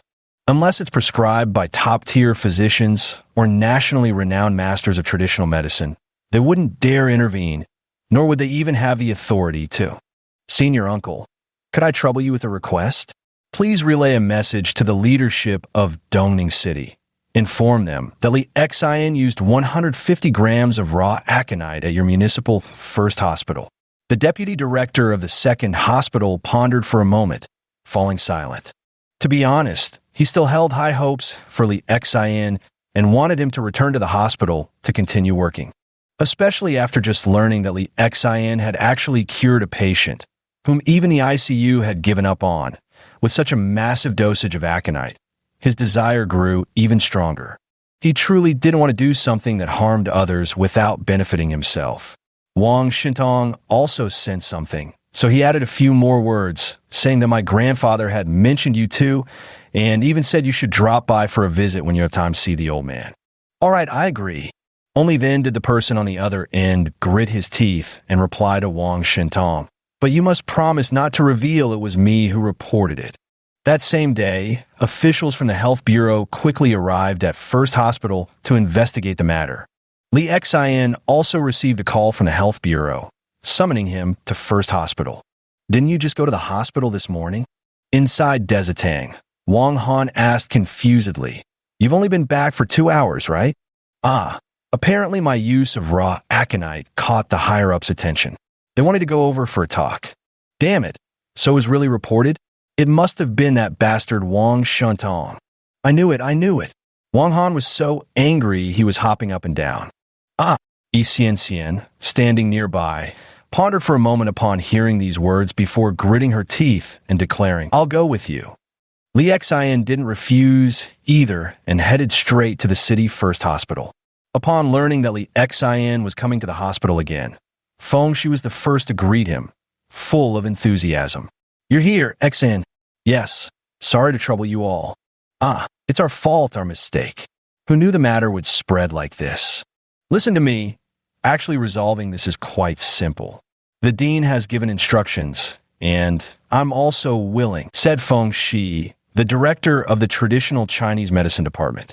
Hearing these words, the nearby Yi Xian felt so embarrassed her face burned. It's all that wretched aunt's fault. Why did she have to show off her prescription for no reason? What a nuisance. Chapter 50. What is there to fear? Director Feng, what do you mean by that? Li Xian was somewhat bewildered, not understanding the implications of the TCM department head's words. What did he mean about the dean's instructions and his willingness? The Health Bureau has come down to investigate, hasn't it? They're saying you used an excessive dose of aconite. The higher-ups don't want troublemakers like that, so the dean and I have discussed it. We'll take the fall for this matter. Feng-Shi thumped his chest and declared righteously, after all, we're the ones who invited you here. Of course we can't just stand by and do nothing. Is this really appropriate? Realizing the implications of his words, Li Xian felt genuinely moved. For First Hospital to go this far was genuinely unexpected. Don't worry. At worst, I'll get a disciplinary mark on my record. Besides, the hospital director's got my back. It's nothing, ha ha ha. Feng-Shi kept staring intently at Li Xian, and noticing the flicker of gratitude in his eyes, he laughed heartily, satisfied that he'd achieved his goal. Yes, besides not wanting to attract trouble from higher-ups by asking Li Xian for help, which wouldn't sound good if it got out, as people might say it's unethical, they also wanted to build goodwill with Li Xian. If someday Li Xian decides to leave the medical clinic, then perhaps they could come to First Hospital. Great, then I'll trouble you with this. Li Xian also held considerable goodwill toward them. Don't worry, we've modified the prescription records, deleted yours, and replaced them with prescriptions issued under my name. Feng-Shi laughed. Thus, Li Xian entered the dean's office to face the officials from the Health Bureau. Li Xian The hospital and the health bureau held a small meeting, had a discussion, and resolved everything perfectly. Because now it had become a matter of Li Xian drafting the prescription, and only then would Feng-Shi approve it before it could be dispensed. If those above really wanted to target someone, it wouldn't actually involve Li Xian anymore. Not to mention, in private, Li Xian also made a phone call. This call was directed to her aunt, who then called her second uncle, who in turn reached out to a certain level of connections, which eventually made its way to the leadership of the health bureau. It's safe to say she had no worries left at this point. In the city of Modu, Wang Shentong and many other doctors were eagerly anticipating the live broadcast. They wanted to see what punishment Li Xian would face, and at the very least, expected that his mood wouldn't be too pleasant after returning from the hospital. But something disappointing happened. When Li Xian returned and started the live stream, there wasn't the slightest trace of anger or depression to be seen. He remained exactly as before, as if nothing had happened at all. "Anchor, why did you suddenly end the live stream this morning?" Wang Shentong typed directly in the stream's chat. He couldn't hold back any longer. Could it be that his martial uncle hadn't communicated properly with the local health bureau officials? That shouldn't be the case. After finishing the negotiations, he'd even called to say everything was settled. Li Xian and Wang Han completely ignored his chat message. Was he being ignored? Wang Shentong gritted his teeth in frustration again. Thankfully, his diehard fans immediately followed up with the same question. "What's going on? Why did the streamer suddenly end the broadcast?" "Yeah, did something happen to the streamer?" Wang Han saw Li Xian diagnosing patients at the clinic while carefully reading through the bullet comments. He had already made up his mind. It was definitely Wang Shentong's doing. So he stepped forward with a grin and said, "Nothing much, just got bitten by a dog out of nowhere and accidentally turned off my phone." In the live stream, all the netizens were utterly confused. What kind of explanation was that? Why did it sound so off? A hospital? Where did a dog come from?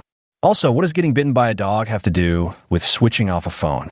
Only Wang Shentong caught the underlying meaning of those words. It was painfully clear Wang Han was mocking him through veiled sarcasm, and doing so with brutal, straightforward cruelty. The insult was so effortlessly composed, likening him to a dog without a second thought. It was utterly infuriating. But what could he do? Frustration burning inside. He called his master uncle again. What? The president and department heads of First Hospital are backing him up? What virtues or abilities does he possess? Even if he could save an old woman, shouldn't they have stopped him from doing so? He was utterly perplexed and roared into the phone. "I think it's still possible to do this," said the deputy director of Dongning City's second hospital. His frustration with this apprentice nephew grew deeper by the minute. He really wanted to say, "What the hell do you know?" After all, this young man has won the approval of the esteemed elder Zhuo Jingtong. Not to mention, he managed to revive a patient even the ICU had given up on. It's no surprise the first hospital would go to such lengths to protect him. If it were you, could you handle encountering patients abandoned in the ICU? The deputy director of Dongning Second Hospital really wanted to scold this junior colleague. Yet, remembering his own mentor, he forcibly swallowed his anger and didn't want to argue further with Wang Shentong, hanging up the phone directly. "He actually hung up on me without a word. How dare you?" This behavior of his once again sent Wang Shentong into a furious rage. But what could he do? Only vent his helpless fury in the empty office. Recently, many colleagues in the traditional Chinese medicine department of Magic City Hospital noticed that Wang Shentong, who used to be quite gentlemanly and refined, seemed changed. How to put it, gloomy and sullen, wearing a perpetually grim-faced day after day as if someone owed him tens of millions. The most obvious change was that he hadn't seemed to be live-streaming these past few days. "Here we go again. Sigh. These people are really annoying. What's wrong?" Just as he finished prescribing medicine for a patient and saw them out, Li Xian asked the irritated Wang Han. Every now and then, someone would connect claiming, "I'm Director so-and-so from XXX Hospital. I'm Expert Wang from XXX Hospital. I'm Dr. Wang from XXX Clinic." Some of them are quite famous online, while others seem like they're just trying to ride our coattails. This can't go on like this. Li Xian thought for a moment and grumbled impatiently. Let's just connect with one. Pick randomly. I'll find time to talk to them and shut them up once and for all. Exactly. These people are too annoying. Li Xian had to take action. Otherwise, even if he started a live stream to earn some medical ethics points, being pestered like this wasn't a solution. It's all Wang Shintong's fault for attracting so many flies. All I wanted was to cure leukemia. What's wrong with that? Fine, then I'll just randomly pick one to connect with. Traditional Chinese medicine it is. It's not like we have much to say to Western medicine anyway. Wang Han suggested, glancing at his phone filled with a flood of connection requests. Let's do it, Li Xian replied with a confident grin. How could he not be confident? Anyone else facing all the nation's various heroes would surely feel some trepidation. But Li Xian? Now, standing behind him was none other than the Medicine King's son Simiao. Dare he ask, which hero across the land could challenge him? Who could possibly rival him? So what was there to fear?